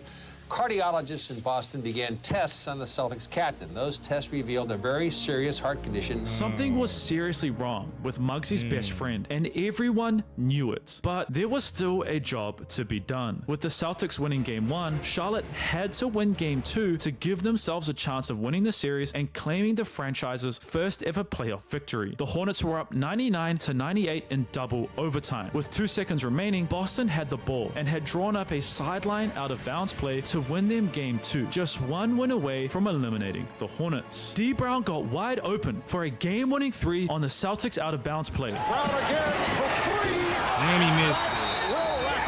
Charlotte had done the impossible. In just 5 seasons, the team had gone from losing by 40 in their opening game to not only making the playoffs, but getting their first ever playoff victory against one of the most historical franchises in the whole sporting world. But again, Muggsy knew the job wasn't finished. We can't just relax and think that the fans going to win this game for us. We know Boston's going to come out very aggressive and try to get their low post game going early, and we just got to come up and be ready for the task. The Hornets won Game 3 with ease, and it all came down to one final moment in Game 4, because just like Game 2, the Celtics were down 1 and had 0.4 seconds left on the clock to take the lead and force a series-deciding Game 5 back in Boston. Yes, first-round series used to only be 5 games, and the Celtics ran the perfect game-winning play, setting a back screen for D. Brown, the player who missed the game-winning 3 in Game 2, and the Hornets completely stuffed up the switch, leaving him wide open to dunk it home and tie the series 2-all. The tail to the rim.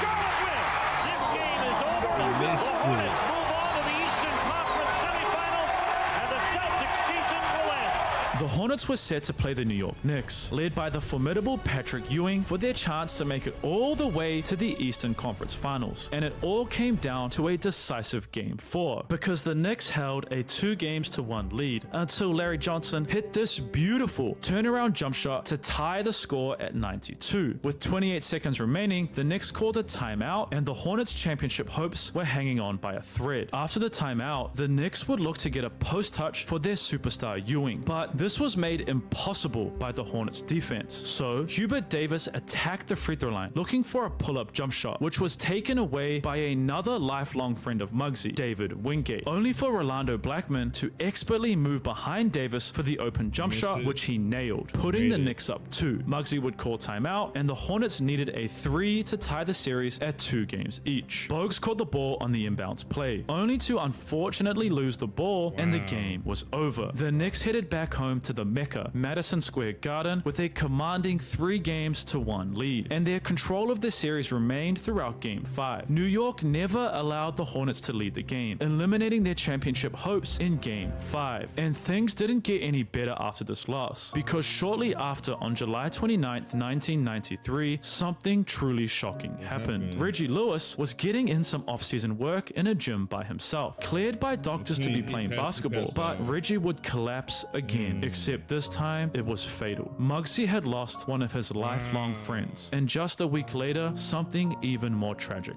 happened. Richard Bogues, Muggsy's father, tragically passed away as well. However, Muggsy remained focused on basketball, using it as an escape from all the traumatic things occurring in his personal life. And the 1994-1995 season was one of Muggsy's greatest, with the 5'3" point guard averaging a double-double, 10.8 points and 10.1 assists per game. But unfortunately for the Hornets, they missed the playoffs by a single game, finishing 9th in the Eastern Conference. But what Muggsy had done that season was nothing short of incredible. For a 5'3" player to average a double-double in the NBA, where every single person is at least 9 inches taller than you, is an incredible feat that no one will ever be able to achieve again. Fueled by just missing the playoffs in the 93-94 season, the Hornets went out and won 50 games in the 94-95 season and had incredibly high hopes for winning a championship throughout the year, until 2 simple words derailed their championship dreams. I'm back. That's all Jordan said on Saturday. That was really all Jordan needed to say as his 17-month retirement came to an end. The Charlotte Hornets were set to face the return. Jordan didn't need to say anything else. All he said is, "I'm back." Michael Jordan and the Chicago Bulls in the first round of the Eastern Conference playoffs, and it all came down to a deciding Game 4. With the Bulls up 2-1, the Hornets had to win Game 4 in Chicago to have a chance at winning the series back home in Charlotte. But the Bulls and their championship DNA was just too much for the Hornets.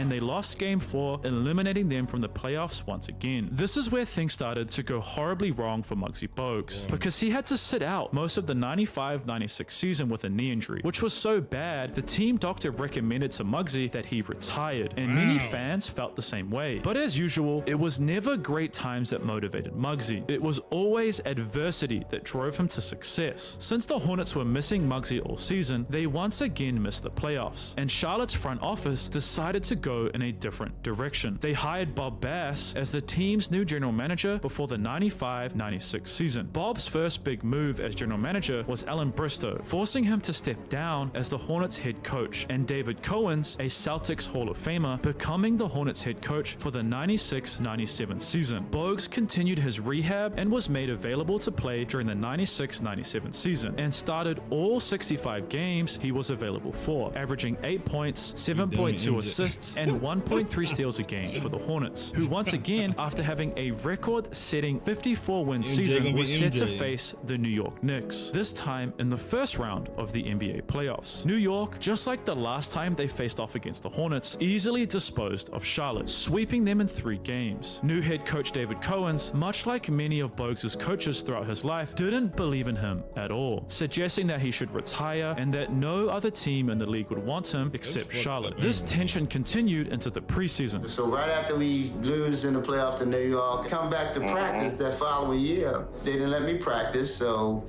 I had to file for a grievance, and then they let me come to practice. Now, while I'm in practice, they leaving me off for all the teams, the first team, the second team, even the third team. Wow. I mean, really? This is how y'all gonna treat me? This is how y'all treat me now? After I just came off of one leg playing with you guys, you begged me to come back and play, and y'all gonna treat me like this? And then something incredibly shocking happened. We played against New York, a preseason game in our arena, which in our arena, everybody used to see me as a starter, playing all these minutes and so forth. Here it is, I'm on the bench. I didn't get in, 1 minute of the game. Here it is, we down by 25 to New York. The crowd was going crazy. We want Muggsy, we want Muggsy. So that just got under Dave Coward's skin, and he felt like he didn't want to go on the rest of the season under those conditions. Because of this, Muggsy was traded to the Golden State Warriors in exchange for former Chicago Bulls guard B.J. Armstrong. Bogues was devastated. I was promised that I was going to retire as a Hornet. Muggsy left the Charlotte Hornets as their all-time leader in assists and steals, something that he still holds to this day. The situation in Golden State wasn't much better either. During the 97 season and at practice, Warriors All-Star Latrell Sprewell violently attacked and choked out head coach P.J. Carlesimo. This led to Muggsy never feeling truly accepted by Golden State due to the dramatic situation, because at this stage in his career, Bogues wanted to be a veteran leader, someone who could help and guide younger players, not someone who was breaking up fights. So during the 1999 offseason, Muggsy, a free agent for the first time in his career, decided to sign to the same team as his best friend, Del Curry, a team that had 2 incredibly talented, young athletic wing players in Tracy McGrady and Vince Carter, the Toronto Raptors. Muggsy was in a perfect situation. The team didn't need him physically to win games. They just needed his veteran presence and leadership skills, which is something he did with a young Alonzo Mourning in Charlotte. I remember him basically taking me under his wing and just telling me, young fella, all I want you to do is run. Don't let me beat you down the court. You know, and he was serious. He said, I'll find you, just run. And his veteran leadership, combined with great on-court play for his age and health, led to Muggsy signing a 4-year extension to his NBA contract. Bogues was ready to have his career end gracefully, doing what he loved the most, giving back. But this never came true, because something terrible was happening in Muggsy Bogues' personal life. As with 3 years remaining on his contract, Muggsy made a decision that shocked the whole NBA. He retired. Many pondered why, but it was because the person closest to him, his mother, was suffering. And the reason I retired was mainly because my mom. You know, my mom was battling cancer at the time. For me, she meant everything. She meant everything for me.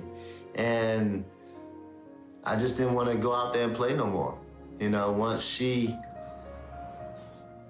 no longer was part of this, I didn't want to be part of it no more. So I felt like she saw my last game and there wasn't no need for me to go play no more. And while many discount how great Muggsy truly was, his longtime Charlotte teammate Rex Chapman sums it up so perfectly. Muggs was a 5'3" Jason Kidd. Wow. He really was. He could get anywhere. He's so fast, faster with the ball probably than without it. Throughout Muggsy's career, other than winning a championship, Bogues really only had one main goal. Hopefully I can encourage some kid to be the best they can be. You know, as a kid, you know, that's what I had to go through. You know, that's what I did. But keeping that positive message in my head, knowing that I can, and knowing that, you know, no matter what anybody else doing, I believe. And that's what I want every kid to understand, how to feel good about themselves. When you look in that mirror and you look at that reflection back, not like yourself, love yourself. Muggsy was a true inspiration for small guards all around the world, including superstar Trae Young, who just like Muggsy is misunderstood for the way he looks. Find out more by watching this documentary next. All right. Josh Mafia. This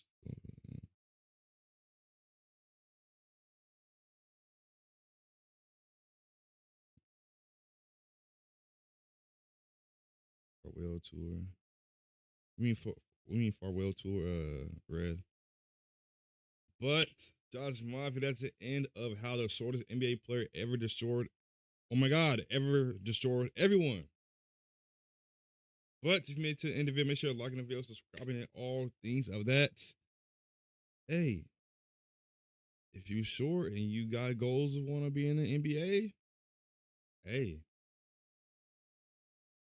I mean, it's not, I won't say it's rare, but there's guards in the fucking league that's like 6'6", 6'7", 6'5". It's like guards back then, they didn't really need to be 6'7", 6'6", 6'7". I already said 6'7", 6'8". What, you know what I'm saying? Now it's like a guard, like you could be like 6'7" and be a guard, and you could be a guard, a forward at the same time. Like, but hey, he's 5'3" and he made it to the league, so hey, you might be able to make it to the league too if you're watching this video. You gotta have the heart for it. But I appreciate if you made it to the end of the video. Let me know your thoughts on this video down below too, because it's a crazy video. It's like he was getting so much negative and hate for being short, and he made it to the league, so he proved that you're wrong making it to the league. But y'all let me know what else y'all want me to react to down below in the comments. And as usual, we grinding. It's 2 o'clock in the morning. I should be asleep, but I'm not. You know what I'm saying? But we don't stop. We grinding every single day, Josh Mafia. It's never too late. So join Josh Mafia. It's free, you know what I'm saying? But other than that, I'll see you on the next video. I love y'all, Josh Mafia. His last season with the Raptors. Oh, okay. All right. Oh, that makes sense, Red. That makes sense. This is 32 minutes. Trae Young. Oh, no, I mean that. I'm gonna put that in my Discord. I don't wanna, you know what I'm saying? I don't wanna watch basketball after basketball after basketball, you know what I'm saying? I'm gonna put it in my Discord though.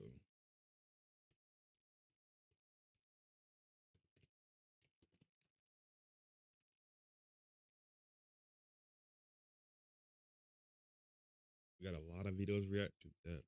Got a lot of videos.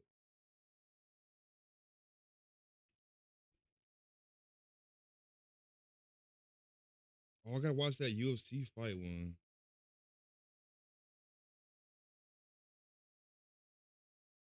I'm gonna watch it when the next time I stream, and the next time the person that asked me to watch it is in here, I'm gonna watch it. That's when I stream next time. But till then, I'm finna, you know what I'm saying, I'm finna grind and I'm finna react to another video.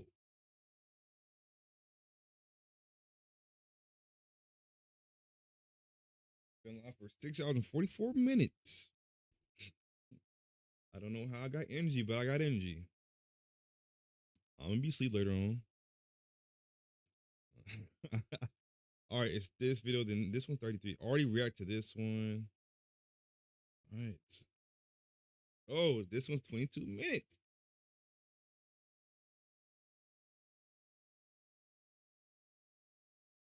Where the splash bro.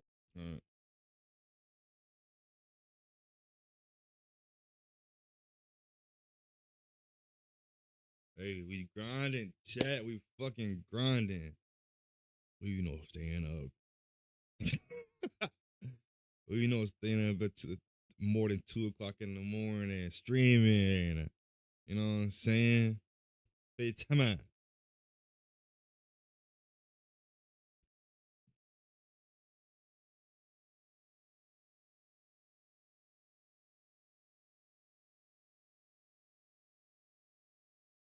This shit gonna load.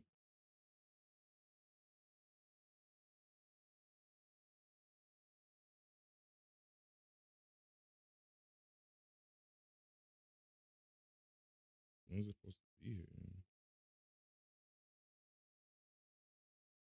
Oh, no one's supposed to be here.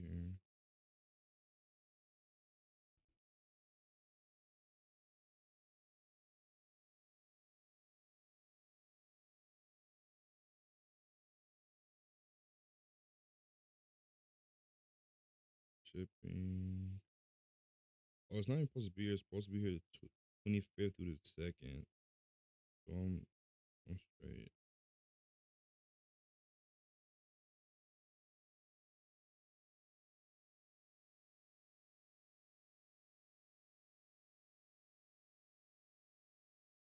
All right. Let's go, chat. Josh, welcome back to another basketball reaction video. If you're new to my channel, make sure you're liking the video, subscribing if you haven't already did that. It's free, you know what I'm saying? But today we are right into how good were the Splash Brothers actually. If you don't know who the Splash Brothers is, it's Klay Thompson and Stephen Curry. But grab your snacks, your popcorn, your food, your barbecue, candies, your Arby's, whatever you need to go grab and eat, whatever you need to go grab and drink, go grab it. It's not too long video. It's 27 minutes, but I'm going to end up stopping it throughout the video depending on what they say and what happened, you know what I'm saying? But we're going to get straight to the video and we're going to see how good the Splash Brothers actually was. I know how good they was, but do you know how good they are? Let's get into the video.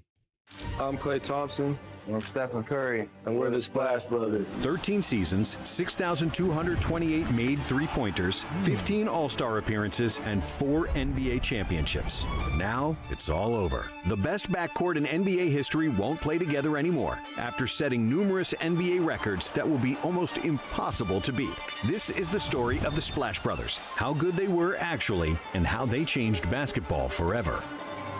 And the story of Steph Curry and Klay Thompson started almost identically. Steph's father, Dell, played in the NBA for 16 years, while Klay's dad, Michael, had a 13-year career and won 2 championships. Steph's mother, Sonia, was a standout volleyball player at Virginia Tech, just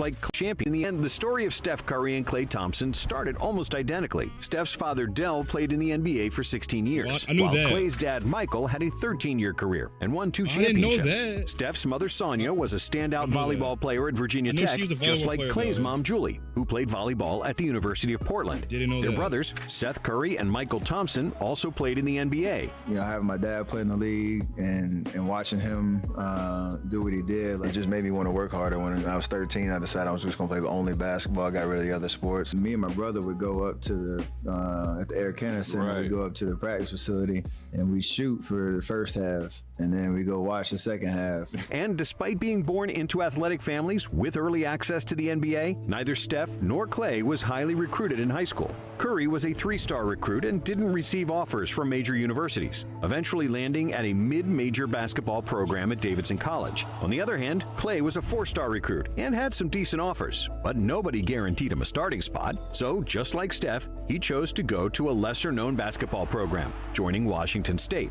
They both spent 3 years in college, and they both left college as their respective schools' all-time leaders in free throw percentage and made three-pointers, as well as single-season leaders in points. The Golden State Warriors drafted Curry 7th overall in 2009, while Klay got drafted 2 years later as the 11th overall pick. And despite their shooting pedigree, nobody could predict what was to come after their first season, especially because Steph and Klay played in just 26 games and didn't start together in any of them. And to top things off, they barely spoke to each other. I don't think me and Steph said a word to each other the first year, to be honest. Like, Steph only played like 20 games that year. I was riding the bench first 30 games of the year. I'll get in. I was like a shooter off the bench. But those 26 games were supposed to be the only games that Curry and Thompson played as teammates, and the Splash Brothers could have never become a thing.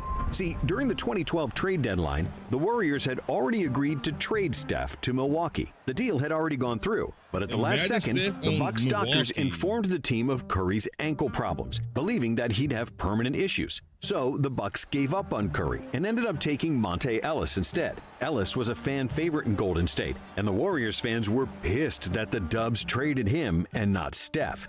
However, in their first season as a full-time starting backcourt, Curry and Thompson quickly shut down all the critics. In 2012-13, Steph and Klay combined to make 483 three-pointers, which was the most ever by a pair of teammates. Also, Curry set an NBA record with 272 three-pointers in a season, while Thompson added 211, at the time the 22nd best mark in league history. During the season, the Warriors coach Mark Jackson dubbed them the greatest shooting backcourt that's ever played this game, which was greeted with a great deal of skepticism, since they hadn't even played a full season together. The way they practiced, the way they prepared, how serious they took their gift, it was an easy call for me. And to close that statement, after I made the statement, I said it ain't even close. If you don't believe me, call my bluff. Around that same time, the writer for the Warriors website, Brian Witt, started calling Klay and Steph the Splash Brothers, as a wordplay from baseball players Jose Canseco and Mark McGuire, who were known as the Bash Brothers when they played for the Oakland A's. Soon enough, as the threes continued splashing through the NBA nets, the nickname spread, and the legend of the Splash Brothers was born. Everything had been building in terms of, you know, understanding who we were, what we needed to tweak a little bit to take that next step. But even more importantly than breaking the three-point record and getting a cool nickname, Steph and Klay pushed the Warriors to the 6th seed in the West, which was the best result for the franchise since 1994. In the first round, Golden State defeated the Nuggets, which was only the second series the Warriors had won since 1991 and the Run TMC era. But in the second round, despite a formidable effort, the Dubs fell to the Spurs 4-2. And then in the 2013-14 season, Steph and Klay continued to improve and shatter three-point records. Curry and Thompson became the first teammates to finish first and second in made three-pointers, breaking their record from the previous season by 1-3. However, despite great expectations, Golden State lost their first-round playoff series to the Clippers in Game 7, after which coach Mark Jackson got fired and was replaced by rookie head coach Steve Kerr. My whole point was, like, if you fire Coach Jackson, you just got to get the next hire right, because we're in a position now where we can take that next hire, but you can't mess it up. During the offseason, the Splash Brothers teamed up for the 2014 World Cup, where they won gold for Team USA. Steph and Klay combined to make more three-pointers than any other duo in the tournament, accounting for 43 of Team USA's 77 threes. We really didn't get to know each other till about our 3rd year in the league. Our relationship really didn't build till our 3rd year when we played that Team USA, and we finally hung out off the court because we had nothing else to do, so we went and played golf. But that summer of 2014 kind of glued us together, and we just became good friends after that. But before the 2014-15 season started, the Splash Brothers were nearly separated once again. The Warriors seriously considered trading Thompson for all-star power forward Kevin Love. And if it wasn't for Jerry West, who threatened to leave the team immediately if the Warriors traded Klay, the Dubs would have made the huge mistake. The people inside know that the trade for Klay and Kevin Love was, I don't want to say imminent, but it was a very real conversation. Look, the amount of threes that Kevin Love shoots is very similar to Klay, and now we have a big that can shoot, and we have and they like begged him to do not trade Klay, do not. But because of Jerry's ultimatum and influence with the franchise, Thompson stayed, and the Splash Brothers were saved once again, quickly proving that Jerry West was one of the smartest people in basketball, because when the season started, Golden State had the best team in the NBA. You don't see him going in there dunking balls, jumping all over the place. He just plays the game. I mean, he's tremendous. He's going to get better too, by the way. The Warriors finished Kerr's first season with a league-best 67-15 record, and by far the best result in franchise history. They led the NBA in pace, assists, three-point percentage, field goal percentage, and defensive rating, and were second in offensive rating, blocks, and threes made. Curry broke his own record for three-pointers made with 286, and Thompson again finished second with 239. Their combined 525 threes surpassed their previous record by 41, and they converted 44% of their threes, an unheard of efficiency for such a high volume. Bombing away from three like we do kind of flipped the basketball world upside down. I think we're seeing that at all levels of basketball now, which a lot of people say it's ruined the game, but I think it's kind of just been an innovative aspect of the game, to be honest. This season was the breakout year for the Splash Brothers, marked by many great performances by both players, but none greater than Thompson's game against the Sacramento Kings on January 23, 2015. Clay scored an insane 37 points in the third quarter, going 13 for 13 from the field, including 9 for 9 on three-pointers. Those 9 threes in a quarter were an NBA record that still stands, just like his 37-point total for one quarter. I think that 37-point quarter is still the greatest basketball experience I've ever had in my life. It was like he was in a trance, and we were all there just in the trance together with him. That was an out-of-body experience for everybody who was in the building that night. Steve Kerr. Clay finished with 52 that night, and he and Steph Curry became just the 7th pair of teammates to score 50 in the same season, and the first since 1995. Steph won the 2015 MVP award, and the Splash Brothers were both named to All-NBA teams. It was the first time Warriors teammates were named All-NBA in the same season since Chris Mullin and Tim Hardaway in 1992, and they were the first backcourt teammates to make All-NBA since 1980. And then the one time in Golden State where you went in between the whole team at the free throw, came out and turnaround shot, and then when Kerr was like, and he made it, it was probably one of the most unbelievable shots. Being a basketball mind, I was like, these got next, and it's going to be next for a minute. Steph and Clay's constant movement in Kerr's motion offense was something we've never seen before from backcourt players, and their pace and shot-making ability often left defenders dumbfounded, as they simply weren't used to running after two guys for an entire offensive possession. On top of offensive firepower, Clay established himself as a top-notch perimeter defender, able to slide his feet and contest shots with his big frame and 6'9" wingspan. However, despite Golden State being a complete team offensively and defensively, with the 7th best net rating in NBA history, many people doubted that they could win the title. Jumpers, I always said jumpers are like pretty girls. They're really good looking when they going in, but then when you realize that pretty girl is dumb, you're in for a long date. And after they won their first-round series, the Warriors fell behind 2-1 against the Grizzlies, and it seemed like their fairy tale season would end soon. But then Coach Kerr made an adjustment by closing out the paint and completely ignoring Tony Allen at the three-point line, which made all the difference. As Allen kept missing, the Warriors once again proved the power of the three-pointer and advanced to the conference finals, where they defeated the Rockets 4-1. The Dubs made their first finals since Rick Barry led them to the title in 1975. But still, very few people believed that they could match up with LeBron and the Cavs. But after injuries to Kevin Love and Kyrie Irving, LeBron lacked the firepower to outmuscle the Warriors by himself. After Kerr smartly inserted Andre Iguodala in the starting lineup, it changed the series, and Golden State won the finals in 6 games, with Iguodala as the finals MVP. It's just a whole nother level of freedom after that. Like, you got one. Yeah. Like, we can get greedy now. Curry didn't receive any votes for the finals MVP, as all the votes went to Iguodala and LeBron. And that's kind of a shame, because Steph was the engine of the Warriors, whose shooting and movement created so much space and wreaked havoc on opposing defenses. Not to mention that he also averaged 26 points, 5 rebounds, and 6 assists, compared to Iggy's 16, 6, and 4. But even after such a dominant season, the Warriors still had doubters. Many believed their season was a fluke and didn't get the memo that pace and space basketball was the future. So the Warriors just kept chucking threes and running circles around everybody. In 2016, the average team attempted 24 threes per game, while the Warriors led the NBA with 32 three-point attempts. The average pace was 95, while the Warriors had a pace of 99, which meant that in a 48-minute game, they had 4 more possessions than the average team. And the Dubs broke the record for the best offensive rating in NBA history. We started off 24-0. That part of it alone was that was... I forgot about that part. Yeah, that part was the craziest thing in the world, just because we had OD confidence, we had chemistry, like you said. Let's just go win every single game. Listen, I didn't hire a team. I installed one. See, what I didn't have in head count, I made up for in horsepower. The Warriors entered the All-Star break in 2015-16 with a 48-4 record, the best start in NBA history, and they finished the season with 73 wins and just 9 losses, which surpassed the NBA record of 72-10 set by the 1996 Bulls. Steph repeated as MVP, also becoming the first unanimous MVP in league history. Curry led the NBA in scoring with 30.1 points per game, in steals with 2.1, and in free throw percentage with 91%.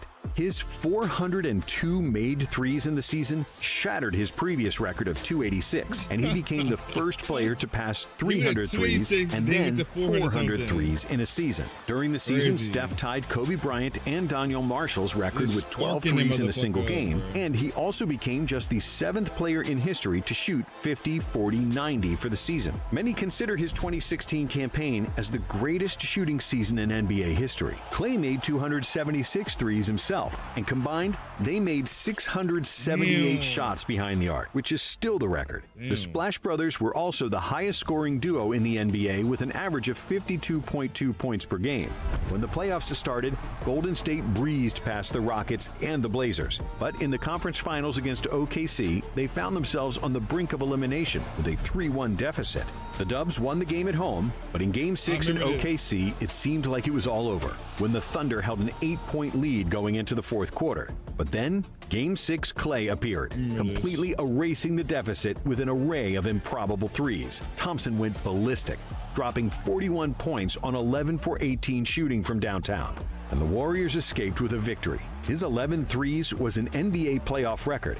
In Game 7, the Splash Brothers scored 57 of the Warriors' 96 points, securing another trip to the NBA Finals. The Splash Brothers were the first NBA players to finish with at least 33 pointers in a playoff series, and their 62 combined makes exceeded the Thunder's team total of 55. And against the Cavs in the finals, after 4 games, it seemed like the Dubs had another chip in the bag with a 3-1 series lead. But then Draymond got suspended for hitting a player in the family jewels, and in Game 5, the Warriors lost center Andrew Bogut. Without their 2 big men, and thanks to 41 from Kyrie and LeBron, the Cavs won Game 5, and then also Game 6 at home. In the deciding Game 7, the Splash Brothers struggled, scoring 14 and 17 points. But thanks to the best game of Draymond Green's career, who shot lights out and scored 32 points, the Dubs were still in play to win it all. But then LeBron's block, Kyrie's shot, and K-Love's stop on Steph helped the Cavs become the first team in NBA history to overcome a 3-1 deficit in the finals. You know, playoff run, obviously 7-3-9. Then we get into the playoffs, I get hurt. Miss like 3 weeks of the playoffs, come back. We get to Western Conference Finals, we're down 3-1. Like, people think our season's over with. Come back. So we were on both sides of a 3-1 situation. And then in the finals, obviously, I think the wheels just fell off. And Kyrie and LeBron played unbelievable for 3 straight games. Like, I don't think people talk about that part of it as much. It's always like, we all sucked. Like, we got beat. Like, we didn't lose, we got beat. However, this loss proved to be very beneficial for the Warriors because it allowed them to add Kevin Durant. I don't know. If we win, we might not get Kevin. So, like, it all worked out, but that one hurt. If Golden State had won, KD likely wouldn't have wanted to join the team that had just won 2 chips without him. But because they lost, it was clear that the Warriors kind of needed him, just like he needed that. They didn't know bullshit. Bullshit. The Warriors needed KD. I don't want to hear that shit. KD fucking went to the Warriors because the Warriors, what is it? The fucking Thunder was up 3-1 in the previous, but nah. How the fuck he went to somebody that literally y'all's up 3-1, I think. I'm pretty sure, if I'm not mistaken. You just went to a team that just put belt to your ass, and you go to them. That's, I ain't gonna lie. Whenever it happened, it was getting talked about. It was like there was some, he was a traitor and all this other shit. I can't remember when this shit happened. A lot of people enjoyed seeing y'all lose in 2016. And a lot of those people were upset that we were so good. And they're still upset. And with KD alongside the Splash Brothers, the 2017 Warriors became arguably the best team of all time. They finished the season. They had Clay, they had KD and Curry. Like, they didn't have to trade no big ass star or nobody. You know what I'm saying? So like, it was was overpowered, but at the same time, previously LeBron had a fucking overpowered team. Now Curry have an overpowered team, and there's multiple teams in the future that's gonna have overpowered teams, but there's never gonna be a run like how Stephen Curry or LeBron was, because it's just like that. You know what I'm saying? With 67 wins, had the best offensive rating ever at the time, the third best net rating ever, and led the NBA in points, blocks, steals, assists, and field goal percentage. Curry and Thompson became the first two players in NBA history to make at least 200 three-pointers in 5 consecutive seasons. And early in the season against the Pelicans, Steph broke the NBA record for the most three-pointers made in a single game, with 13, shooting 13 for 17 from deep. Even like my 10 years being here, I feel like I've played for 3 different teams. Team that sucked, to the team trying to figure it out, and to the established team that we got now, where we're very confident in who we are, what we all bring to the table. I like this one. The highlight of Clay's season was on December 5th, when he scored 60 points in 29 minutes, using just 11 dribbles to score his points. I remember it was one of those days where everything felt great. I mean, 40 in the first half, that's hard to do. But I was getting good looks the whole night. With the gravity that KD and Steph brought to the team, I was getting wide open looks. So he became the first player in NBA history to score 60 points in less than 30 minutes of action, and also the first Warrior to score 60 points since Rick Barry did it in 1974. In the playoffs, the Warriors swept all 3 series in the West, with Curry leading the Dubs in scoring in each series. And for the third straight time, Golden State and Cleveland squared off in the finals, in what was arguably the best offensive finals series ever. Golden State convincingly won the first 2 games at home, and just when it looked like the Cavs would win Game 3, KD showed why the Warriors badly needed him. Durant for 3. They didn't need KD. Kevin I want to hear that shit. And Golden State takes the lead. The Cavs managed to avoid getting swept, but with so much offensive firepower and defensive versatility, there was no stopping these Warriors. And the Splash Brothers deservedly celebrated their second championship. They needed KD to. No, they didn't. They didn't need KD to win that Turn shit. your school project into an AR experience. First, Photoshop to create a texture. Remove the background and add a mask. Now, Arrow to give emotion and watch it come to life in the real world. There's a reason Chevy is called the heartbeat of America.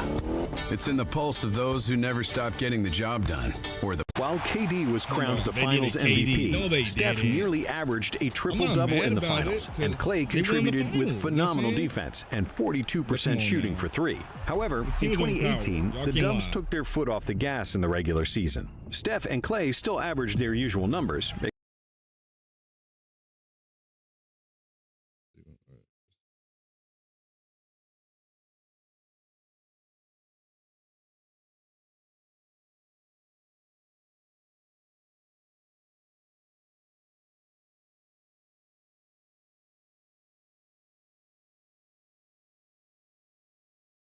Extending their record for consecutive seasons with 200 made three-pointers. But in the playoffs, the Warriors didn't walk over everybody like the previous year, and were on the brink of elimination against the Rockets in the conference finals, trailing 3-2 in the series, and then down double digits at halftime of Game 7. However, thanks to 27 consecutive missed three-pointers by the Rockets, the Dubs escaped with a victory. In the Warriors-Cavs Finals Volume 4, the only competitive game was the first one, when J.R. Smith spoiled LeBron's 49-point game by forgetting the score in the final seconds. I remember this shit too. Pointing like this. This nigga JR, like he dribbled out. He dribbled out. And LeBron, like, he asking for the ball. I don't know what the fuck JR is thinking, but that's why they call his ass Henny JR. You know what I'm saying? Or he was high. One of the two. I don't know. But he was off that shit. Because why not pass the ball? You're over here dribbling the time clock out. Shot clock, whatever you want to call it. But yeah, I remember this shit. I ain't gonna lie. Oh, is he pointing at? I look over. Oh man! And then after that, it was just like, I know this thing just happened.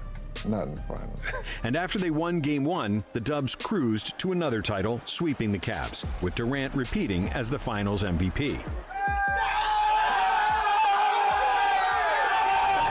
When the 2019 season started, the Warriors continued to tear the competition apart with a 10-1 start. However, Klay Thompson wasn't playing to his usual standards, and over the first 7 games of the season, Thompson shot 5 for 36 from behind the arc and failed to have a single 20-point game. But then, against Chicago, Klay found his shot and got into one of those zones that most players can only dream of.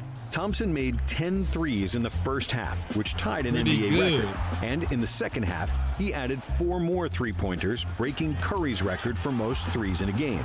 Klay scored 52 points in 27 minutes, while making 14 of his 24 threes. And for the 7th consecutive season, the Splash Brothers made at least 200 three-pointers. And each time they did it with over 40% shooting from downtown, which is insane.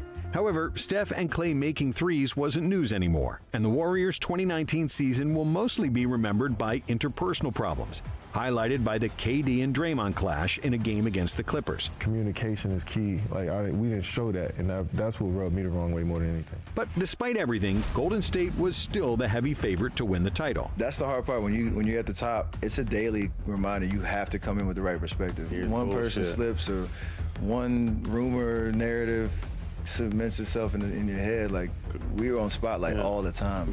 And then KD got hurt in the second round of the playoffs. Without their best player, the Warriors' season was in jeopardy. But thankfully, the Splash Brothers were still there. Steph and Klay closed out the series with the Rockets with a combined 60 points in the deciding Game 3. And then in the conference finals, they swept the Blazers, combining for 58 points per game, which was more than half of all the Warriors' points. But in the finals against the Raptors, who had a deep team, the Dubs were suddenly lacking firepower. The Splash Brothers were still a handful, but nobody else on the Warriors could provide much scoring, and the Raptors took a 3-1 series lead. The first 4 games, the Raptors were dominant and lead 3-1. But all of a sudden, Golden State has a new addition. Kevin Durant will play. But then KD miraculously returned, despite still nursing a calf injury, and everything was clicking again. And with KD's presence, the Raptors couldn't guard the Splash Brothers with multiple defenders anymore. Then, early in the second quarter, KD fell to the floor with the worst possible outcome, a torn Achilles. The Warriors still won Game 5, but in Game 6, they also lost Klay, who suffered a knee injury that would later be diagnosed as a torn ACL. Being the hothead and competitor that he is, Klay still tried to get back in the game and continue the best shooting series of his career. Because prior to the injury, Thompson averaged 26 points on 54% shooting from the field and an insane 59% for 3. But without 2 of their best 3 players, the Warriors couldn't fend off Kawhi and the Raptors, who won their first NBA championship. And after 5 consecutive finals, a feat that no other franchise accomplished other than the 1960s Celtics, the Warriors had the second worst season in franchise history. So it's hard to separate yourself and really be okay with, this might not be our year. That's a really hard thing to accept. Golden State finished with a league worst 15-50 record in the 2019-2020 season. Thompson missed the entire season rehabilitating his injury, and Curry was limited to 5 games all season after breaking his left hand. And just before the start of the 2021 season, Thompson tore his right Achilles tendon while playing a pickup game and was ruled out for a second straight year. To get that call was a gut punch for sure. A lot of tears, you don't really know what to say because a guy like that having to go through 2 pretty serious rehabs now. But at the end of the day, we have to have his back. We hope that he's around and he's part of what we're going to do this year through his rehab and staying connected with us. Without his backcourt mate, Curry had the best individual season of his career, playing the best defense of his life, on top of leading the NBA in scoring with 32 points per game and hitting a league-high 337 threes. It was a special year, all things considered, and a new experience for me. Tried to make the most of it, come back, bottle this up, everybody make the right strides, take advantage of the summer, and don't want to see us next year.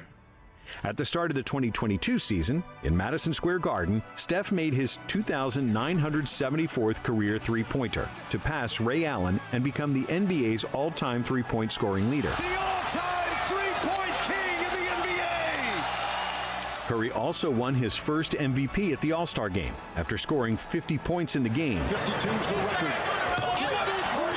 If you need to record anything over the internet, I cannot think of a more seamless way than Riverside to do it. 2 points shy of the NBA record set by Anthony Davis. But before the All-Star break, a more important thing happened. Klay Thompson finally returned to action after 2.5 years and 941 days since that Game 6 of the 2019 Finals. And while Klay's explosiveness and lateral movement weren't the same as before, he quickly regained his shooting form, finishing the season with averages of 20.4 points per game and 39% efficiency from deep, which was the first time he ever shot below 40% for three. We all know I can still shoot. I'm like, yeah, I'm gonna figure out how to, move, get off the dribble stuff. Like, yeah, I'm sure that'll come. The last thing that's gonna come is, meeting people at the rim, getting a couple bodies. I'm like, yeah, don't press yourself. Like, just stay within yourself. Like, it took that man 9 minutes, and he was crossing over, going in the lane, and when he dunked it, like, I lost it. I was on the bench, going nuts, going crazy. He got up, and he was like, oh, I'm back. Yeah.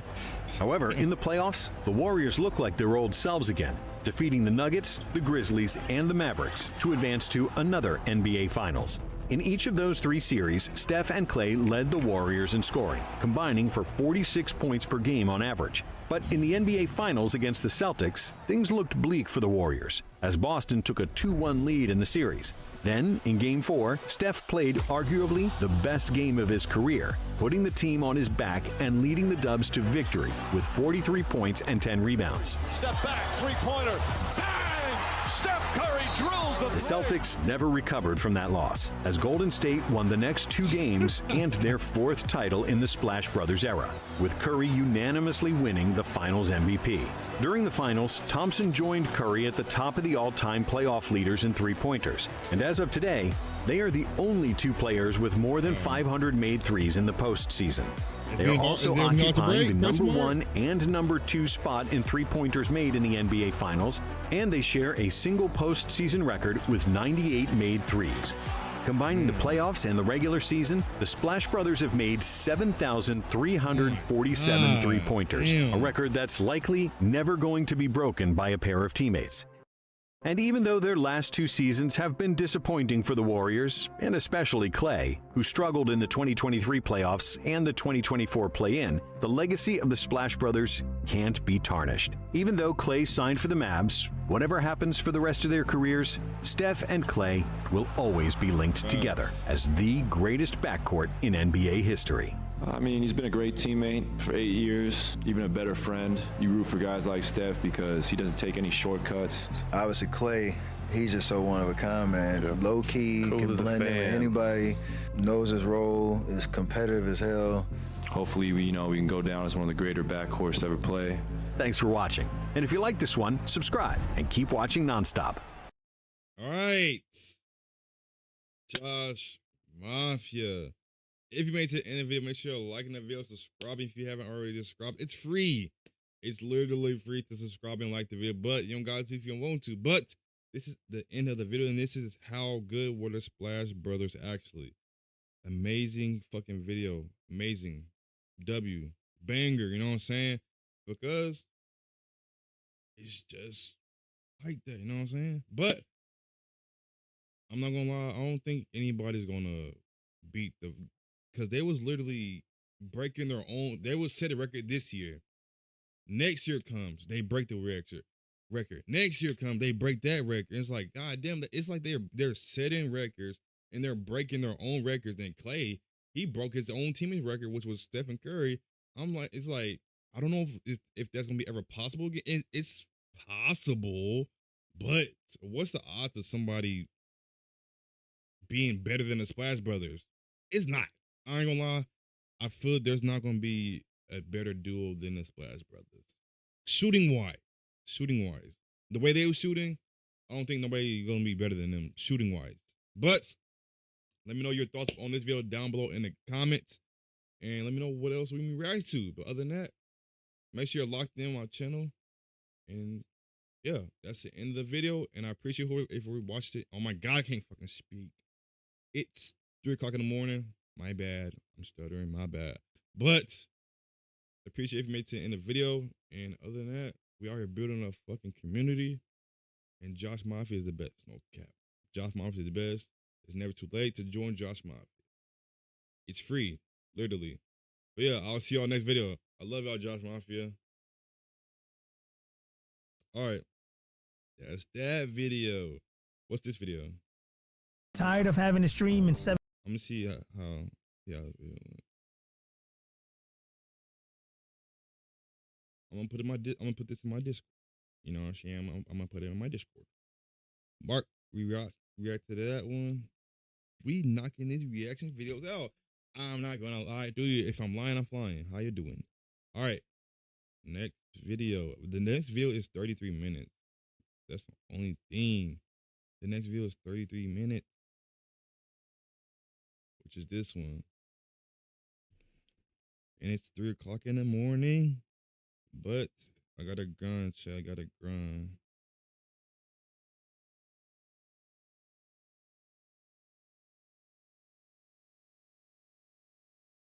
If I'm not grinding, then what am I doing? If I'm not grinding, what am I doing? Let's go. Another video. As usual. As usual.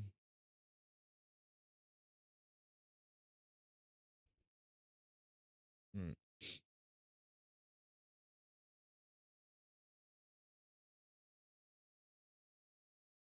Been streaming for 7 hours and 21 minutes, chat. 7 hours and 21 minutes. We're not stopping. I might stop around like 5 o'clock. I don't know. I really don't know how long I'm gonna be live streaming, bro. I ain't gonna lie. I don't know how long I'm gonna live stream. Right now, I got energy. I don't know. Probably because I'm drinking a good lemonade, you know what I'm saying?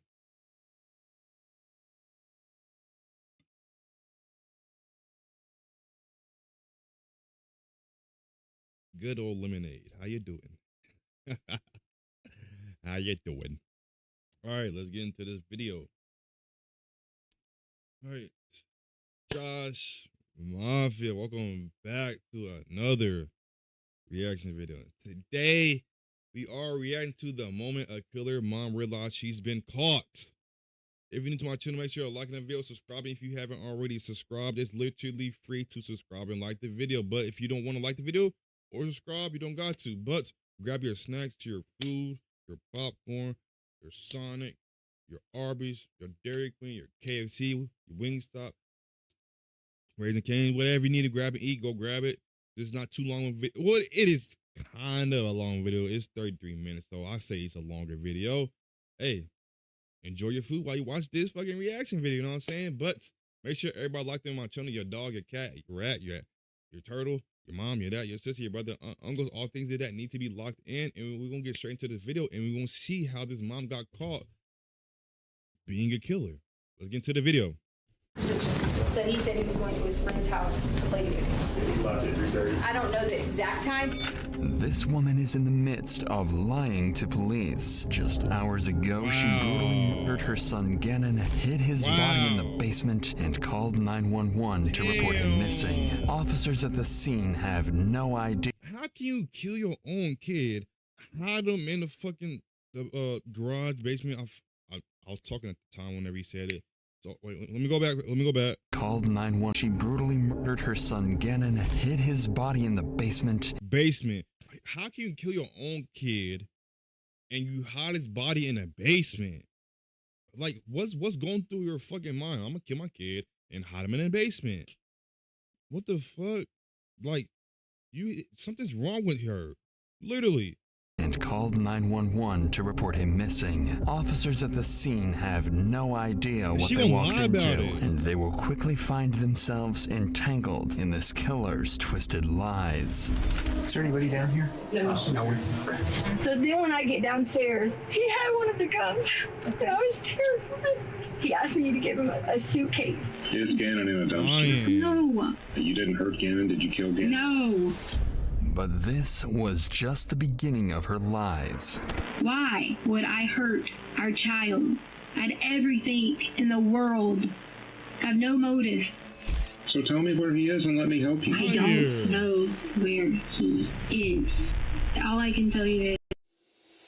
Character Creator 5, it's worth your wait. To bring you a bigger and better experience, Reallusion is taking a bit... Kill your own kid, bro. Like, what the fuck, bro? Why?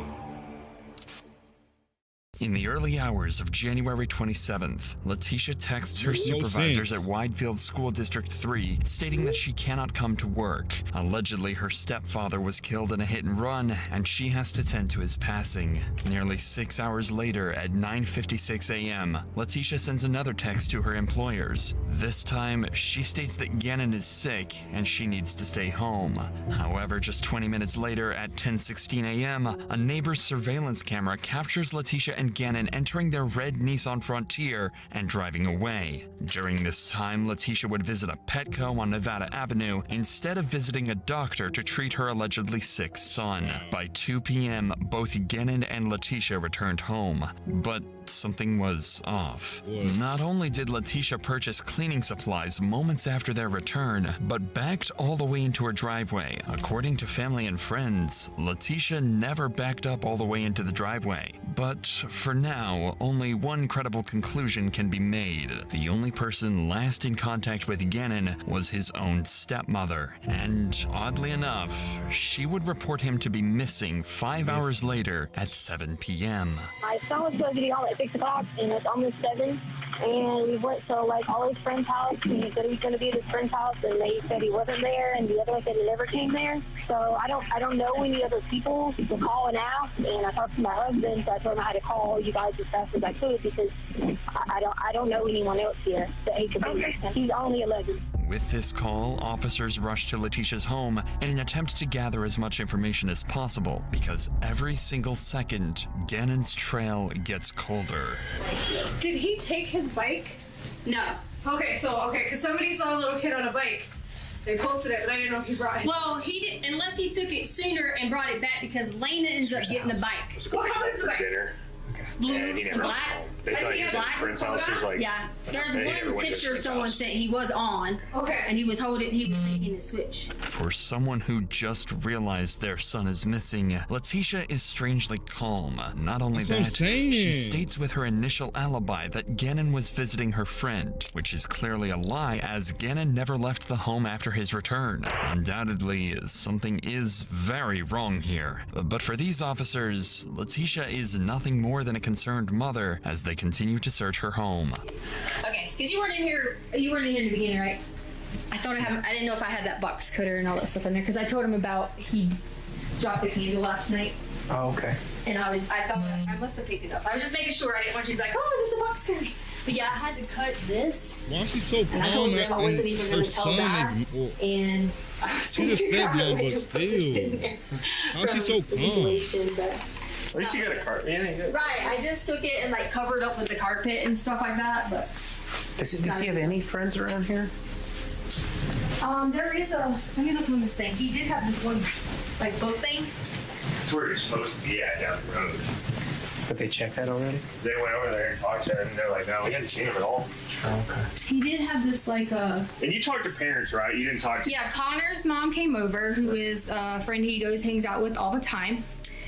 So they come over. The people here, the friends, they were just the ones that were at the door with the bike. Okay. They came over. A bunch of people came over. Keep in mind that officers have not yet completed their house search. They have only gone through the home superficially. Yet, oddly, Letitia is trying her best to keep them restrained to two sections of the house. The living room, where there is a burnt piece of carpet, and Gannon's room. This strange behavior would only worsen as Letitia is committed to keeping the officers where they are. He forgets to like bring this or bring that or bring this or bring that. You know? Still good. Yeah.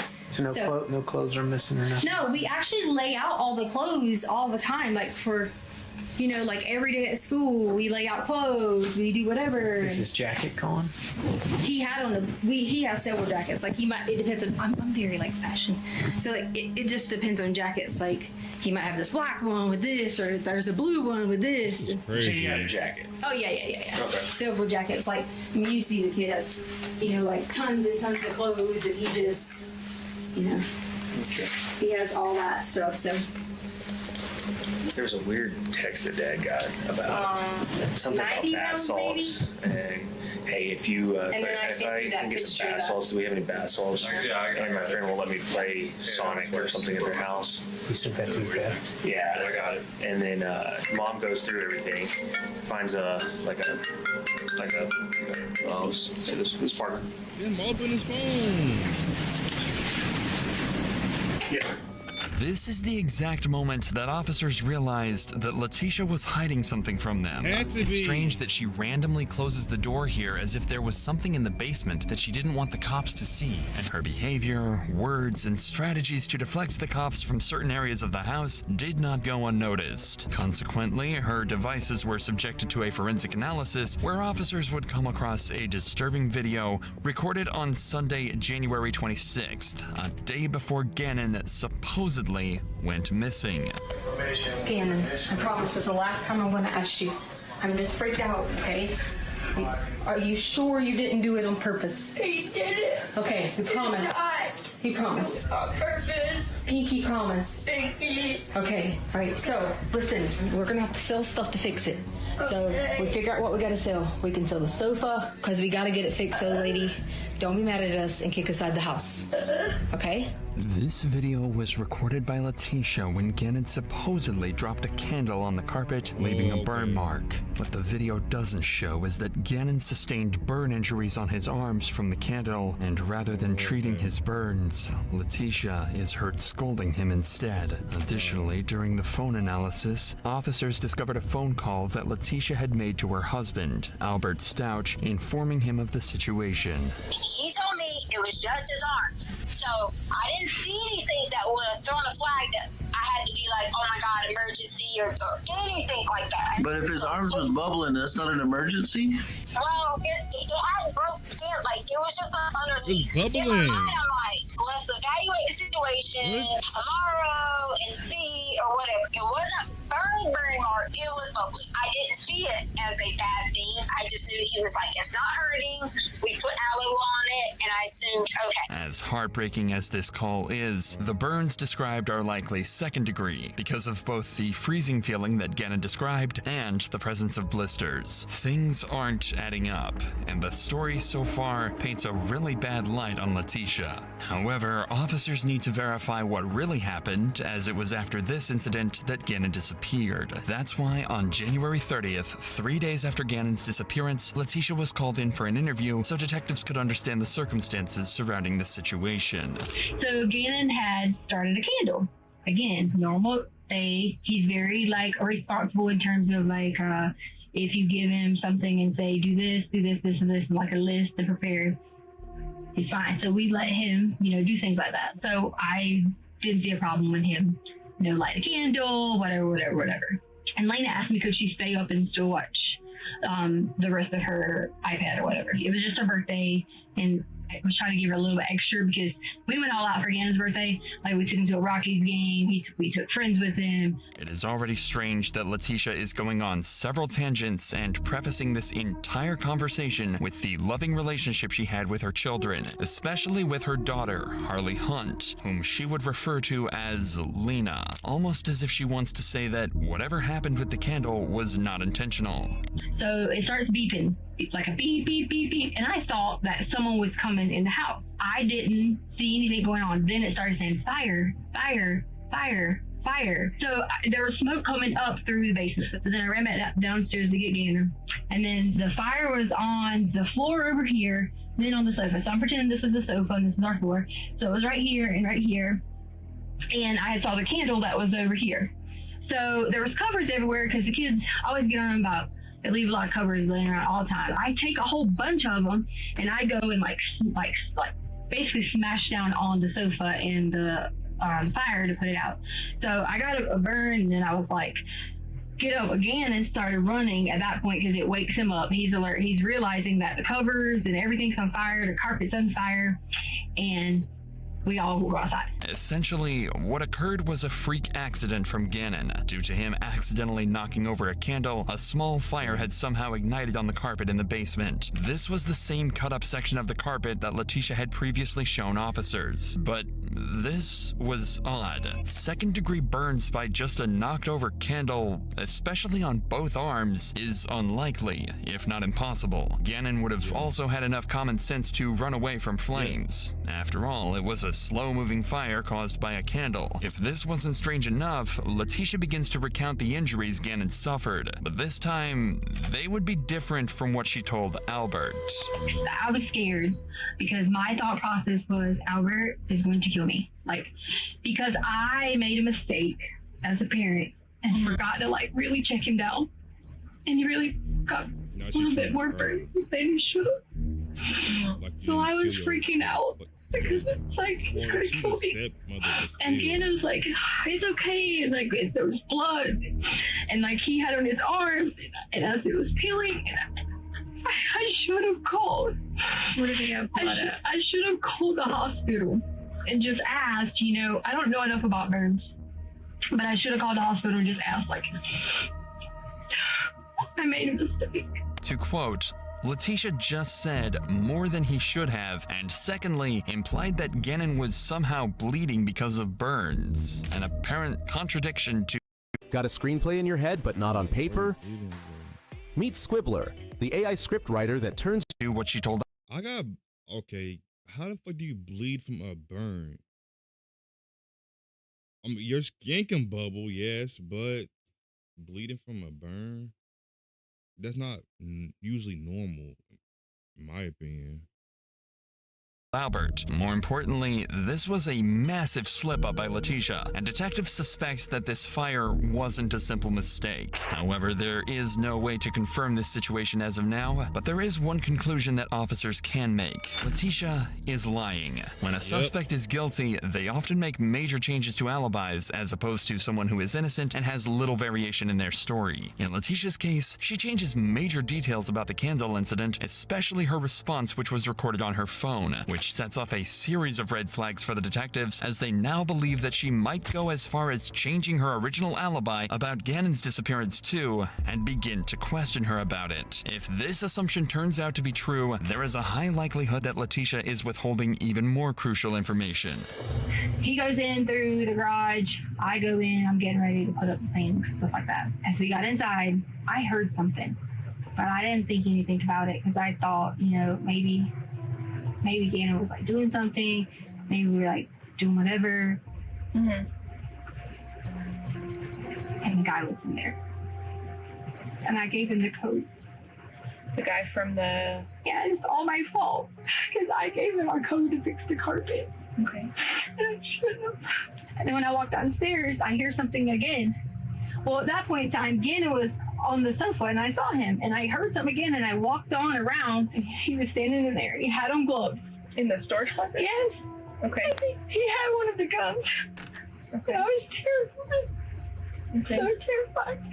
And then he just knocked me down and like towards Gannon's room. And he was hitting on me. It was like hard, like on the ground. Okay. He was trying to like break me. Exactly as predicted, Letitia's alibi has changed from Gannon visiting a friend's house to having an intruder break into her home. But this would only be the start of her outrageous lies as, according to her, confrontation with this stranger escalates. And I'm like pleading and like talking and like all these things going on.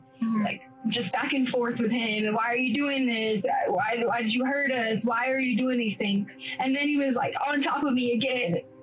And then I kind of lied out again because he hit my head again. Really? And then, yes, and then he was like, he asked me to give him a suitcase. And I gave him a brown suitcase. And then he hit me on the head again. And I like right here. He just kept like hitting me right there like that. Okay. And so then he did that. And then I blacked out again. I was having a panic attack. And then I don't know what happened from there. I really don't. I don't know. I just know that I did lie. She said. When they came, I did say, Gannon left, whatever, but you know that. But he never did. He never left to go play. I just didn't know what to do, and I panicked in the moment. and I didn't want Albert to be like trying to hurt us because we kind of get in a lot of fights.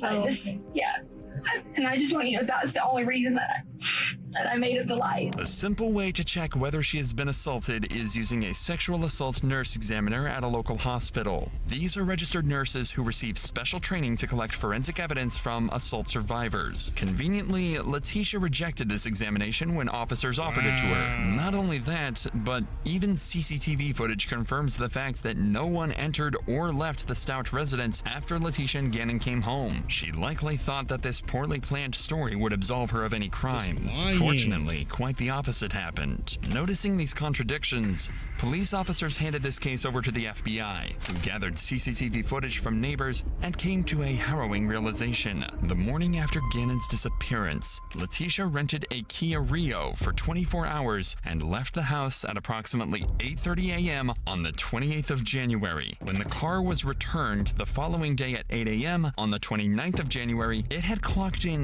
955 miles in the span of one day. This could mean only one thing. Letitia had likely murdered Gannon after their return at 2 p.m. and on the morning of January 28th, left to dump his body. While this much is easy to figure out, the exact details surrounding the murder are still not known. This is why 1 month after Gannon's disappearance, on March 2nd, federal investigators called Letitia in for yet another interview to piece together this confusing puzzle of Gannon's disappearance and possibly his murder. Because of the nature of the warrant, it being a murder warrant, we need to know the real story because you put out quite a few different stories. Put out to who? We heard a lot of the stories to Al. To Albert? Mm-hmm.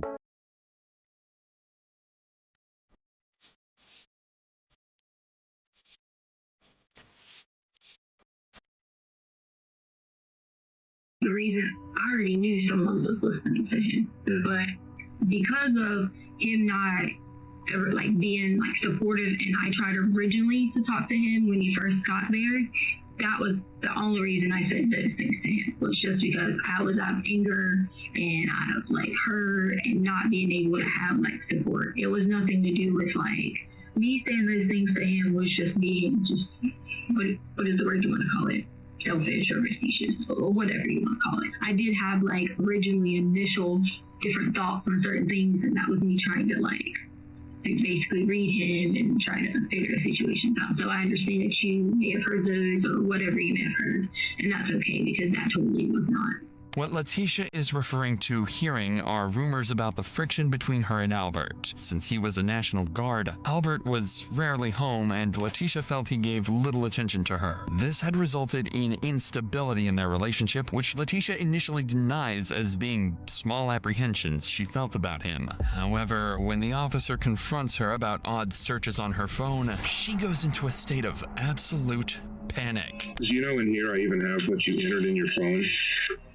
The stuff that you've entered and deleted, blood is spurting from an arterial bleed, direct pressure not controlling. What? I didn't look this up. Bitch, yes you did, bitch. It literally, he has what you looked up in your history. Don't you lie, motherfucker. You know what I'm saying? Don't you lie because you looked that up. Don't sit here and say I didn't look that shit up because you did. It's from your phone. Blood is what? Spurting from an arterial bleed. No. Yeah, you looked Somebody it up. did from your phone. I don't like my stepson.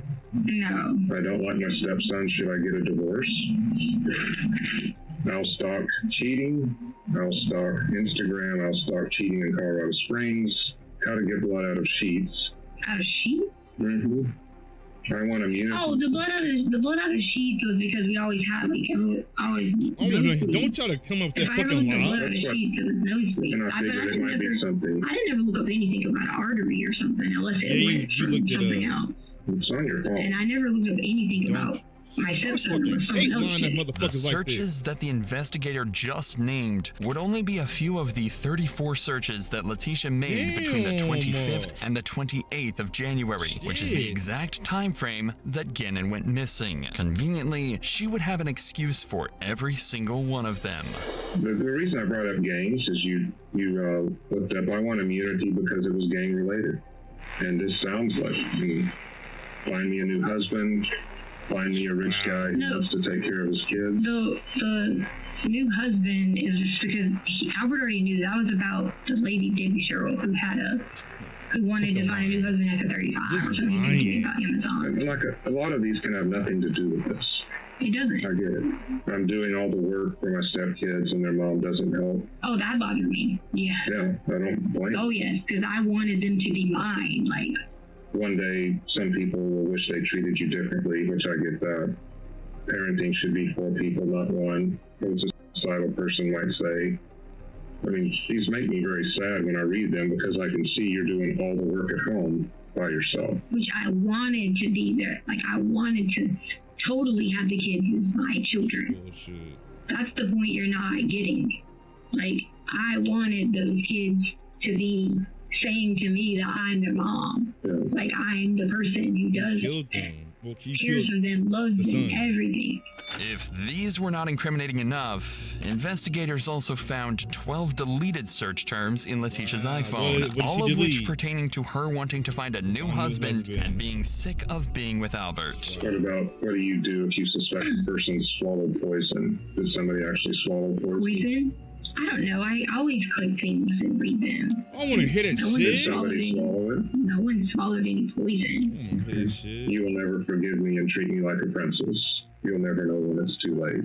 Oh yeah, I mean, I always search for things when Albert was gone. What is an offered plea? Did you figure out what an offered plea was? Offered plea? Yeah. I think somebody asked me that and I probably searched it. Do you know what it is? Yeah. You remember? What did you remember? I don't remember. I just remember something. Because someone was writing that online. So if anyone wrote something online, I looked it up. Just like the other day, someone wrote something about FBI coming or something, and if I see something online, I always Google. Usually when a suspect undergoes a criminal trial and is found guilty of a crime, they are given a maximum sentence. However, there is a legal loophole to avoid this. If a suspect pleads guilty yet remains adamant that they are innocent, then they are not given a maximum punishment. Instead, they are given a known punishment for a crime. This is Riverside's going to help you edit your podcast in record time. Let's have a play. Your podcast transcript is here, and you just have to edit the known as the Alford plea.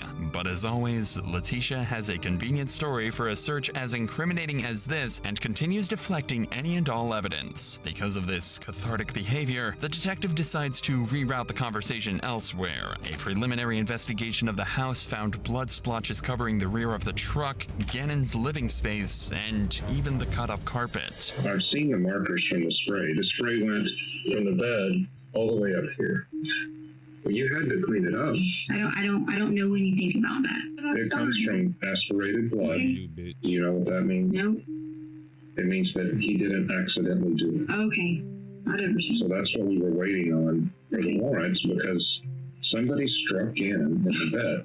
If someone struck Gannon in the bed, thank God we were all drugged then. If that's what you're saying happened. Well, then can you tell me how that blood got on the wall? That's Gannon's blood on the wall. Okay, well, I guess sir, if you think you have all these... That's what she is. She wanna kill this. I'm not making a guess. She's a stepmom. She's supposed to be doing that shit. She's supposed to take care of him. I don't watch any of that stuff because I don't do bad things to people.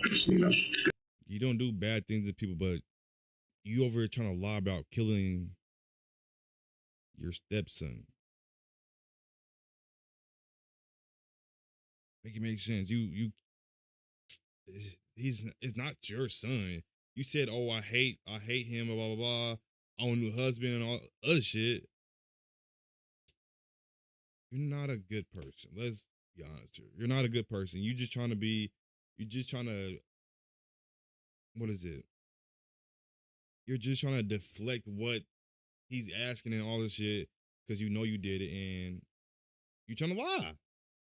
Good people watch those shows. I don't do any of that. I don't do bad things to people. Right now, you're the last person who can. Okay, buddy. I don't do bad things to people. Yeah, you did. I don't. I don't think you do bad things to people. I don't do bad things to anyone, and I didn't do anything bad to him. Cap. I think something bad happened to Gannon, and I don't know of a way to get you to tell me about it. When Gannon returned home on the 27th of January, a doorbell camera had captured audio of neighborhood dogs being sent into a frenzy by what appeared to be Gannon screaming.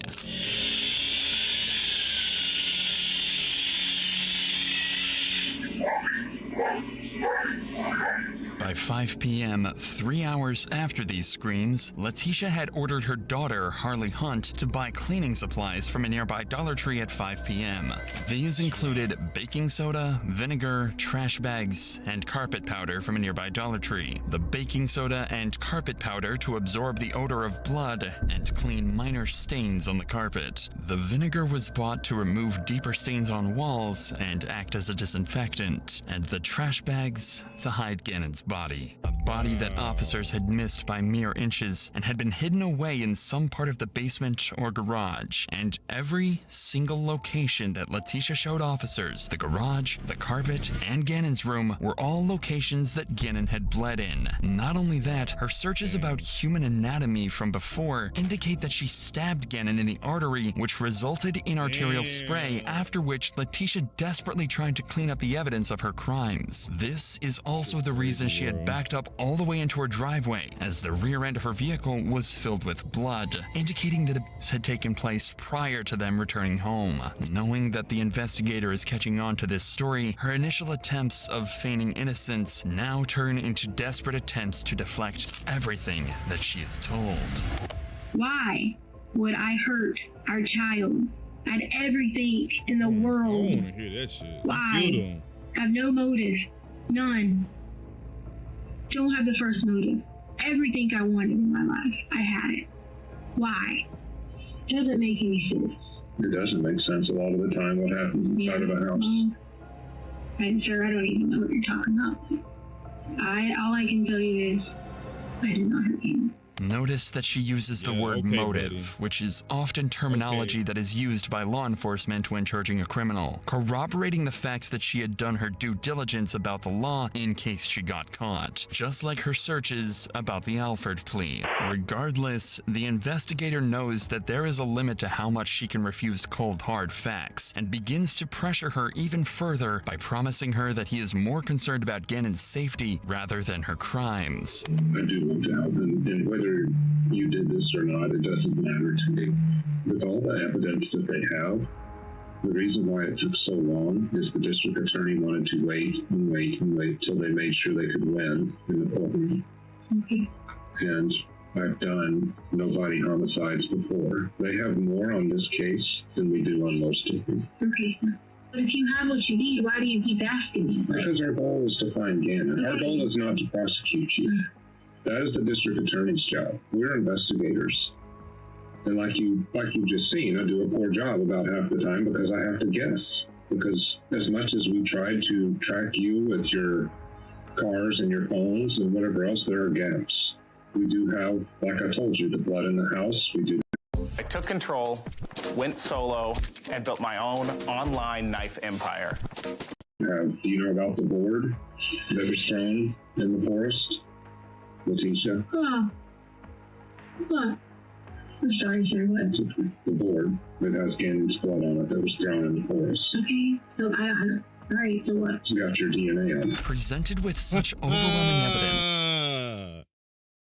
You can't get away from this shit, bitch. It has your DNA on it. You can't lie. It's your DNA. And because it don't matter if you... Well, I can't explain what I'm finna say. It has your DNA. It has your DNA on. Oh my God, I can't fucking speak. It's almost 4 o'clock in the morning. Give me some time. But it has your DNA on it, so you can't lie. You can't lie, bitch. A suspect would usually crack under the pressure and allow themselves to be arrested. In Letitia's case, however, not only does she keep refuting everything the detective has to say, but even goes as far as accidentally giving him even more incriminating information. The blood that you or your team allowed people to be in the house. That has no bearing on this. Okay, well, if it doesn't, then okay. It doesn't. Okay, so... You ready to tell me the last time you saw him? Maybe check one of them. Because I bet you they can tell me the last time they saw Gannon, even though it was months before. I bet Al can tell you the last time you saw Gannon. even though he didn't know that was going to be the last time. I guarantee you he's got an image again.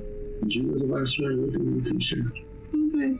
Now, Letitia has just agreed that she was the last person who saw Gannon. Not only this, but throughout this interview, she has also admitted to Gannon's injuries, blood locations, and motives. With all of this information that Letitia herself provided, this was less of an interrogation and more of a confession of murder. Letitia was a broken individual. She cast aside her husband and 2 children because of 2 major reasons. 1, Albert's job in the National Guard made her resent him and wish she was married to someone better. 2, her extreme inferiority complex towards Gannon's biological mother, Landon Bullard. It was later found that during the candle incident, Gannon had wished for his mom to be present, which sent Letitia into a psychotic break, and she attempted to mask a murder in the form of an accidental fire. This failed attempt only added fuel to the fire, so the very next day she called in a vacation from work and spent the day brutally murdering Gannon and erasing any traces of her crimes. With these findings, there was no escape for Letitia, and 8 days after this interview, she was officially arrested for her crimes. And while being transported to a county jail, out of pure frustration and insanity, she turns to the only other option she has, becoming a fugitive.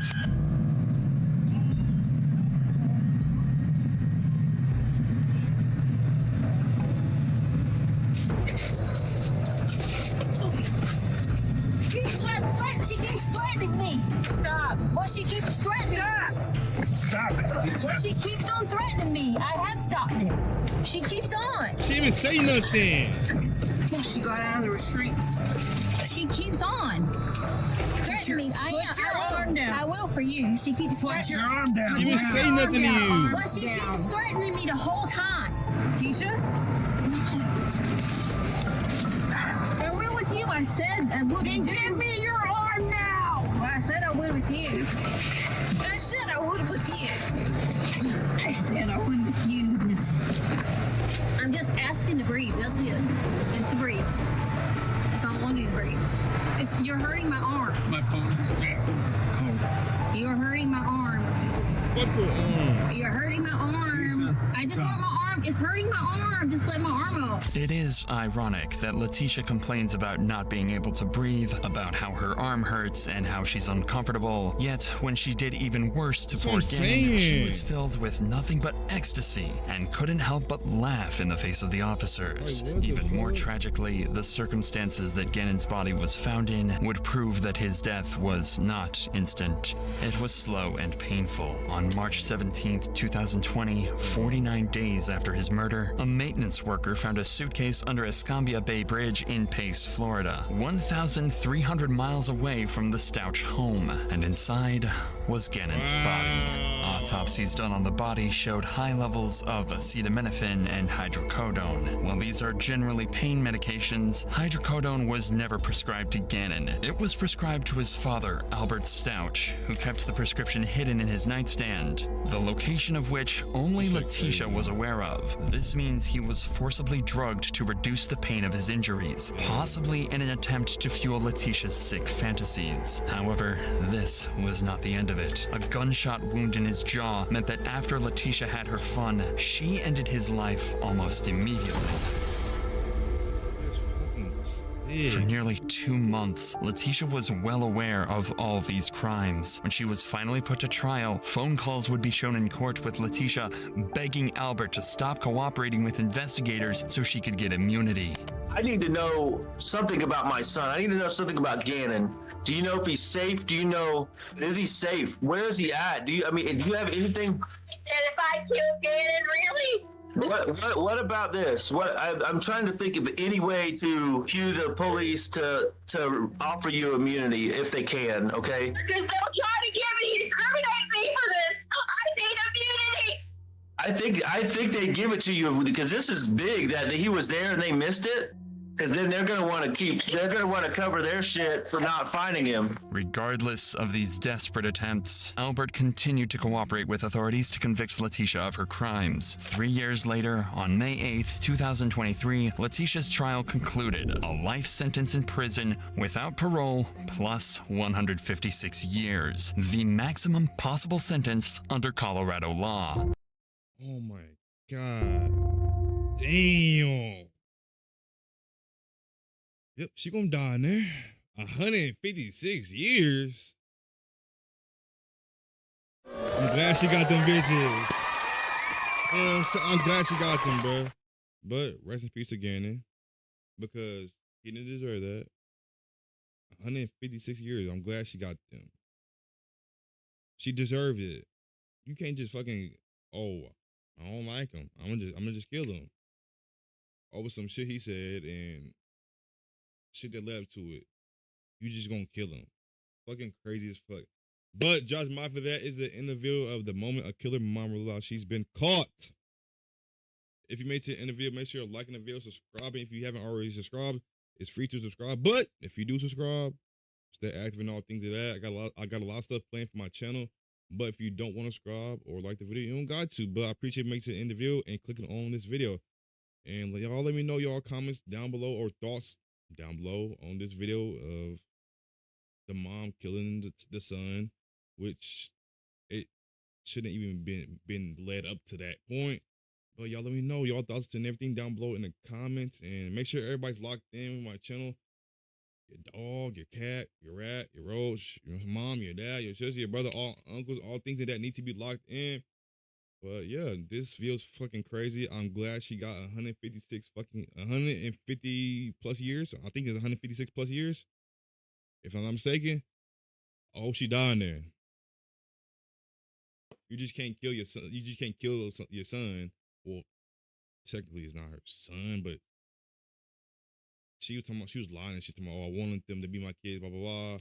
Yeah, I hope the worst for her.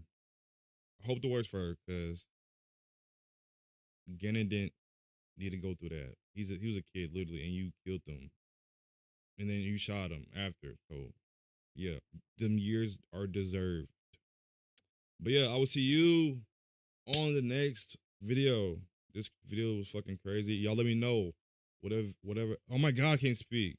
What other videos y'all want me to see or watch down below in the comments. And yeah, I will see you on the next video. I love y'all, Josh Mafia. All right. I'm not gonna lie, that fucking video is crazy. How much years did she get? 156 years. She deserved that shit. I ain't gonna lie to you. She deserved every single bit of that shit. I'm glad she got 156 years. Should give the bitch more. You know what I'm saying? They should have gave her ass more years. Wait, time out.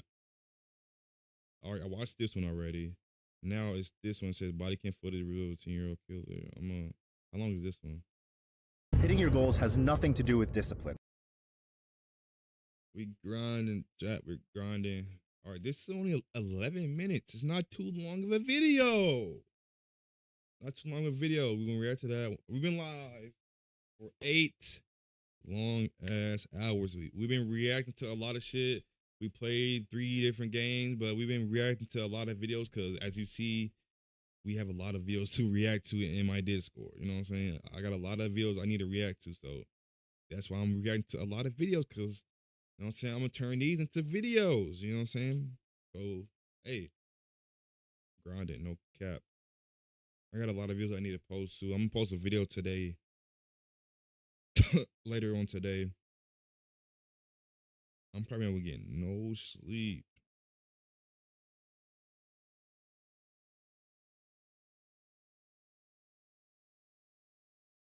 I'm probably react to this one to end my stream. I'm gonna react to this final one right here, and then I'm gonna end my stream.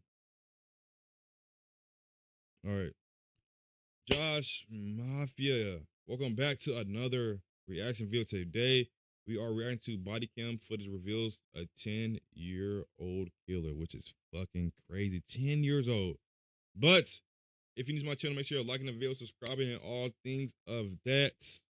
Make sure you're grabbing your snacks, your food, your Popeyes, your Wendy's, your Chick-fil-A, your Subway. You know what I'm saying? Whatever you need to eat, go grab it. Whatever you need to drink, go grab it. It's not too long a video. It's only 11 minutes and 7 seconds.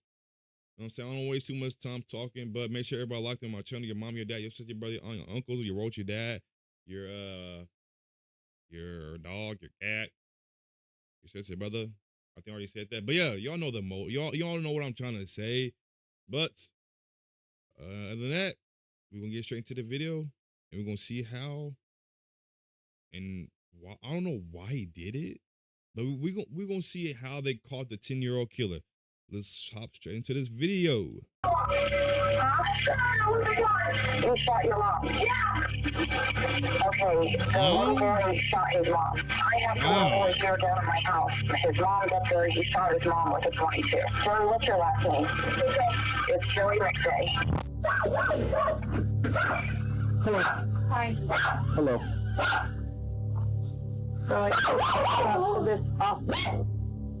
Hello. I'm Deputy Stryker. Yeah. This is Captain Ranker, okay? All right. What's your name? Joey McVeigh. Joy McVeigh. Okay. What happened, Joey? Well, I shot my mom. Okay. He's saying it like. What happened? What? He's saying like, I just shot my mom. It's like he had no remorse. It's like he just said it and didn't give a fuck. Fire to get up to that point. I fire every day, just making me so mad. So you just killed her? Okay. How old are you? Okay. 10? Okay. These are the moments after a 10-year-old boy's life changed forever. He just admitted to shooting his own flesh and blood in a fit of rage. Caught in the throes of this earth-shattering moment, young Joey McVeigh is clearly still in shock. So where did you get the gun from? My room. Your room? Yeah. Okay. What kind of gun did you have? 22. A 22? Rifle, handgun, or what? Rifle. Wow. Okay. Laying on my back. Laying back on your bed? Yeah. Okay. So what did Mom do to you to go and upset you so bad? Lord, just every day. Just all different stuff. I'm Grandma McVeigh. And Debbie was on the phone talking to me just prior to this. Just kill your mom? And I don't know. She was sending the DR and saying all this to him. And then I heard so much screaming going on. The screaming she heard could have been the argument that led to this unlikely scene. It was a cold January night in 2011, not even 48 hours into the new year.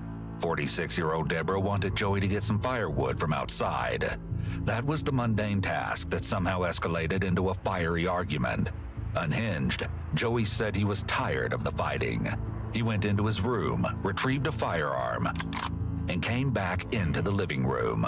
His sister Shauna begged him not to shoot their mother, but it was too late.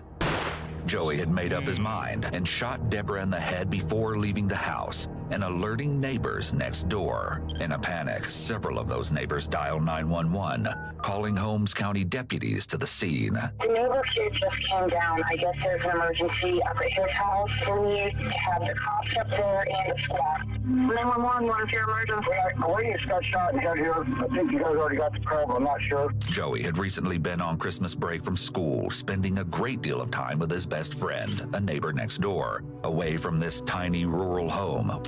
To any healthy family, the story behind this end to Deborah's abbreviated life would be unfathomable. And soon, police will learn all the details, which go much deeper than the story implies at its surface. Okay, myself and Unit 5 are out with the suspect. Unit 22 is secured the scene. I'll give you the address where we're at if you can just go ahead and log this. They scour the scene, marking the floors for DNA evidence. The area is sectioned off, and the questions on everyone's mind will be asked out loud. And this is what we need you to do. give a written statement, write out everything that you saw and everything you did, and maybe even something that led up to this. I go ahead and give a statement with her, okay? I'll get more. The answers to those questions would come in audio recordings, some of which you'll soon hear. Grandma McVeigh was there for one of those eerie sound bites with her grandson. You can hear the panic in Joey's voice as the reality of the situation unfolds. Are you all right, buddy? I mean, I know you're not okay, you know what I'm saying? But as much as to be expected, I guess. I just want to get a better feel on what happened and, you know, maybe why it happened. Well, I told all the other people that asked me. Okay. I didn't know anyone else even asked you any questions. One of the cops or whatever asked me, but is there any way I could, like, how long do you think it would take until I could, like, be with her? Joey's primary concern, right off the bat, seemed to be leaving the house and living with his grandma. What's the, whatever, I can't even think what it's called, you know, like, what is it called? Where you're not, they're gonna take you? No. The turning? Whatever, guy that, like, helps you and stuff. Like, yeah, that's their turn. Yeah. I don't know what to do. They can help you regardless of whether you talk to me or not. We don't expect you to know, Joey. How old are you? 10. You're 10 years old. You know, I'm not going to treat you like an adult, like you know everything. That's basically why we're taking longer to see if you want to sign this or not. What happened today in particular, why you got so mad? Like, she calls me lazy. I hate when she calls me lazy because I'm the only one that brings fire when my dad was there. Mm-hmm. And I do a lot of things, but no, I'm the lazy one. So you do your chores around the house and... Yeah, today a piece of wood hit me right in the shoulder and she's like, okay, well, just go get some wood. Is that what it started over? You were supposed to carry wood in and didn't? Yeah, I can't remember. What brought you to the point where you felt you should go in the bedroom and get the gun? No. Did she scream or? No, nope. Have you ever been that mad before? Yeah, a lot. Listen to this telling interview with Joey's father, Michael. Michael says Deborah allegedly grabbed him by the hair in her bid to kick him out, just weeks before the shooting would take place, adding fuel to an already raging fire of angry exchanges, arguments, and toxic fighting. When did she grab you by your hair? The day that she asked me to leave. What was the reason for when you left the last time here about a week or a week and a half before this happened? The doctor should be able to tell you, but she had been on for anxiety and all kinds of different things. Bipolar and had mood changes. Remember when I was out there yesterday and was talking to you? Yeah. And we were talking about discipline with the kids.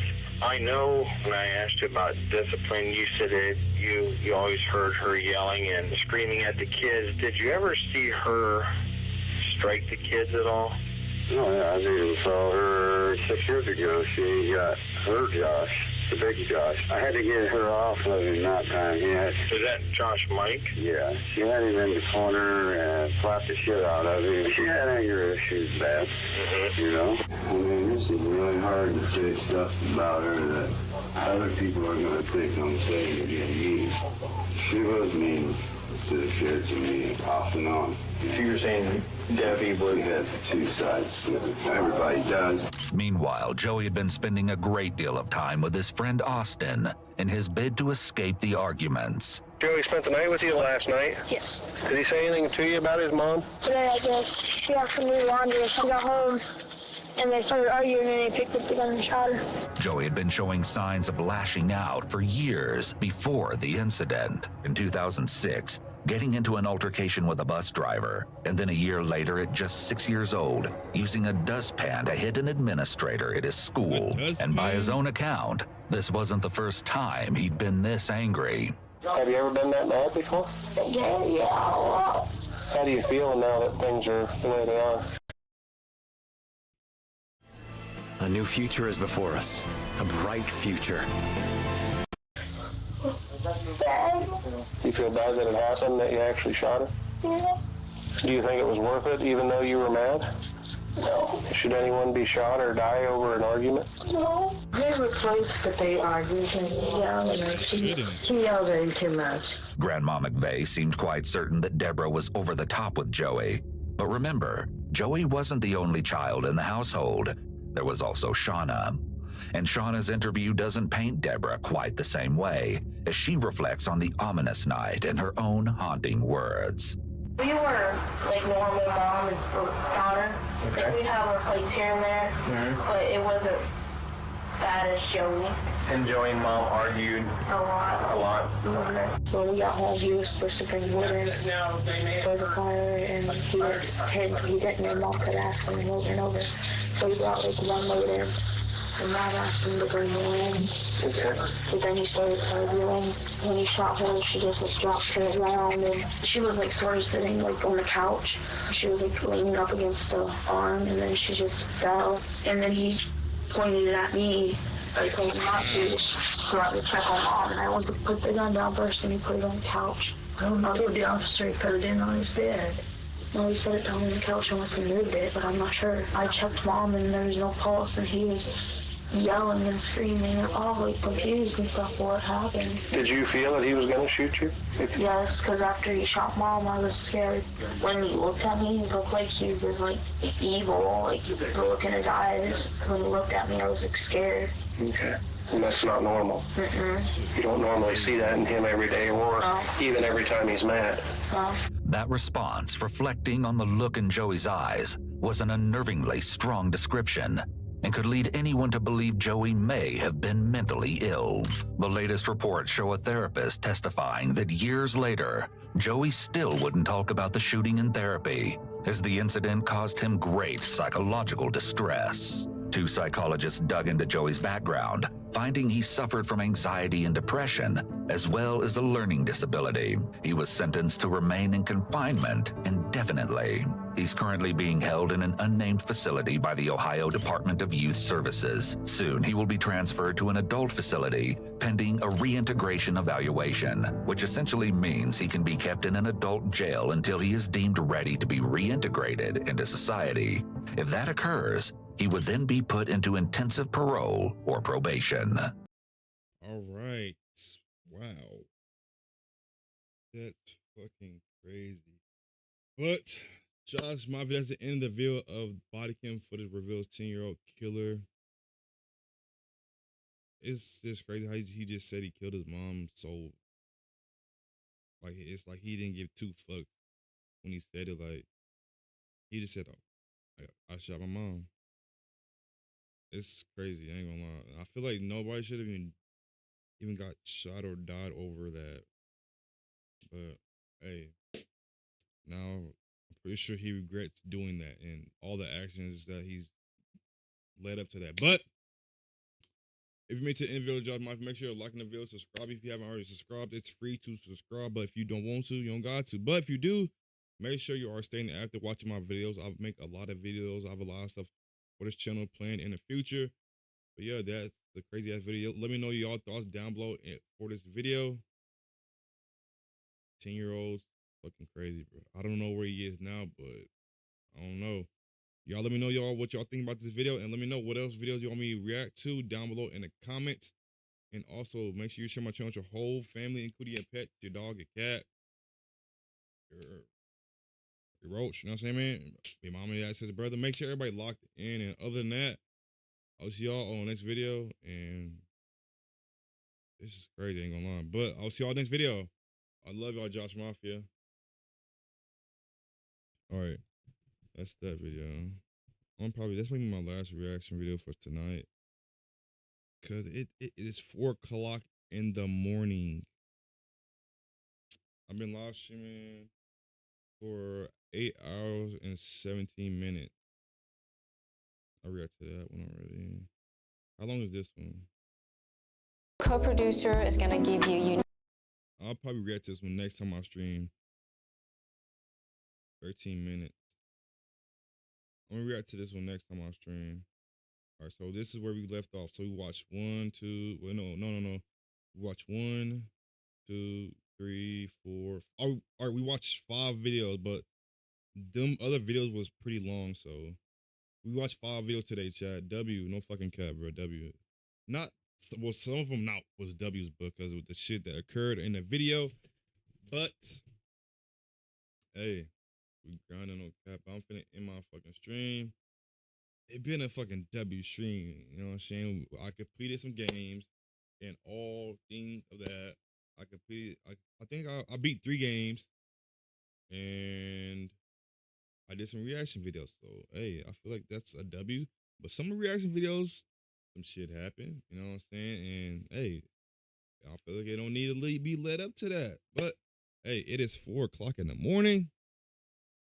And if you're watching this right now, I appreciate you. If you're not watching this now and you're watching it later, it don't matter when you're watching it. You know what I'm saying? I appreciate you, no cap. But I'm finna end my stream. It's been a W fucking stream. I'm finna relax, lay down, get some rest. And I'm gonna stream later on today. I don't know what time. It might be late. It might be early. I don't know. But I gotta upload a video around like 3-ish hours. Or 2-ish hours, you would say. But I appreciate y'all for sticking around to the end. And other than that, I will see you on the next. Fuck. I'll see you on the next live stream, Josh Moff. We've been grinding all fucking day, bro. But hey, now we get the rest. You know what I'm saying? But other than that, I will see you on the next fucking live stream. I love y'all, Josh Mafia. And if you're not in Josh Mafia, it's never too late to join, you know what I'm saying? But I will be dropping a video around 7-ish, around 7:30-ish o'clock. So make sure you tap into that video. But yeah, if you just join my live stream, go check my channel out. I have a lot of content on my channel. You don't want to miss out on that content. But other than that, I'll see you on the next live stream, Josh Mafia. I love every single one of y'all. No fucking cap. We grinding, bro. I love y'all, Josh Mafia. W's in the fucking chat. W fucking stream. W streamer. You know what I'm saying? I'll see y'all next video. I love y'all, Josh Mafia.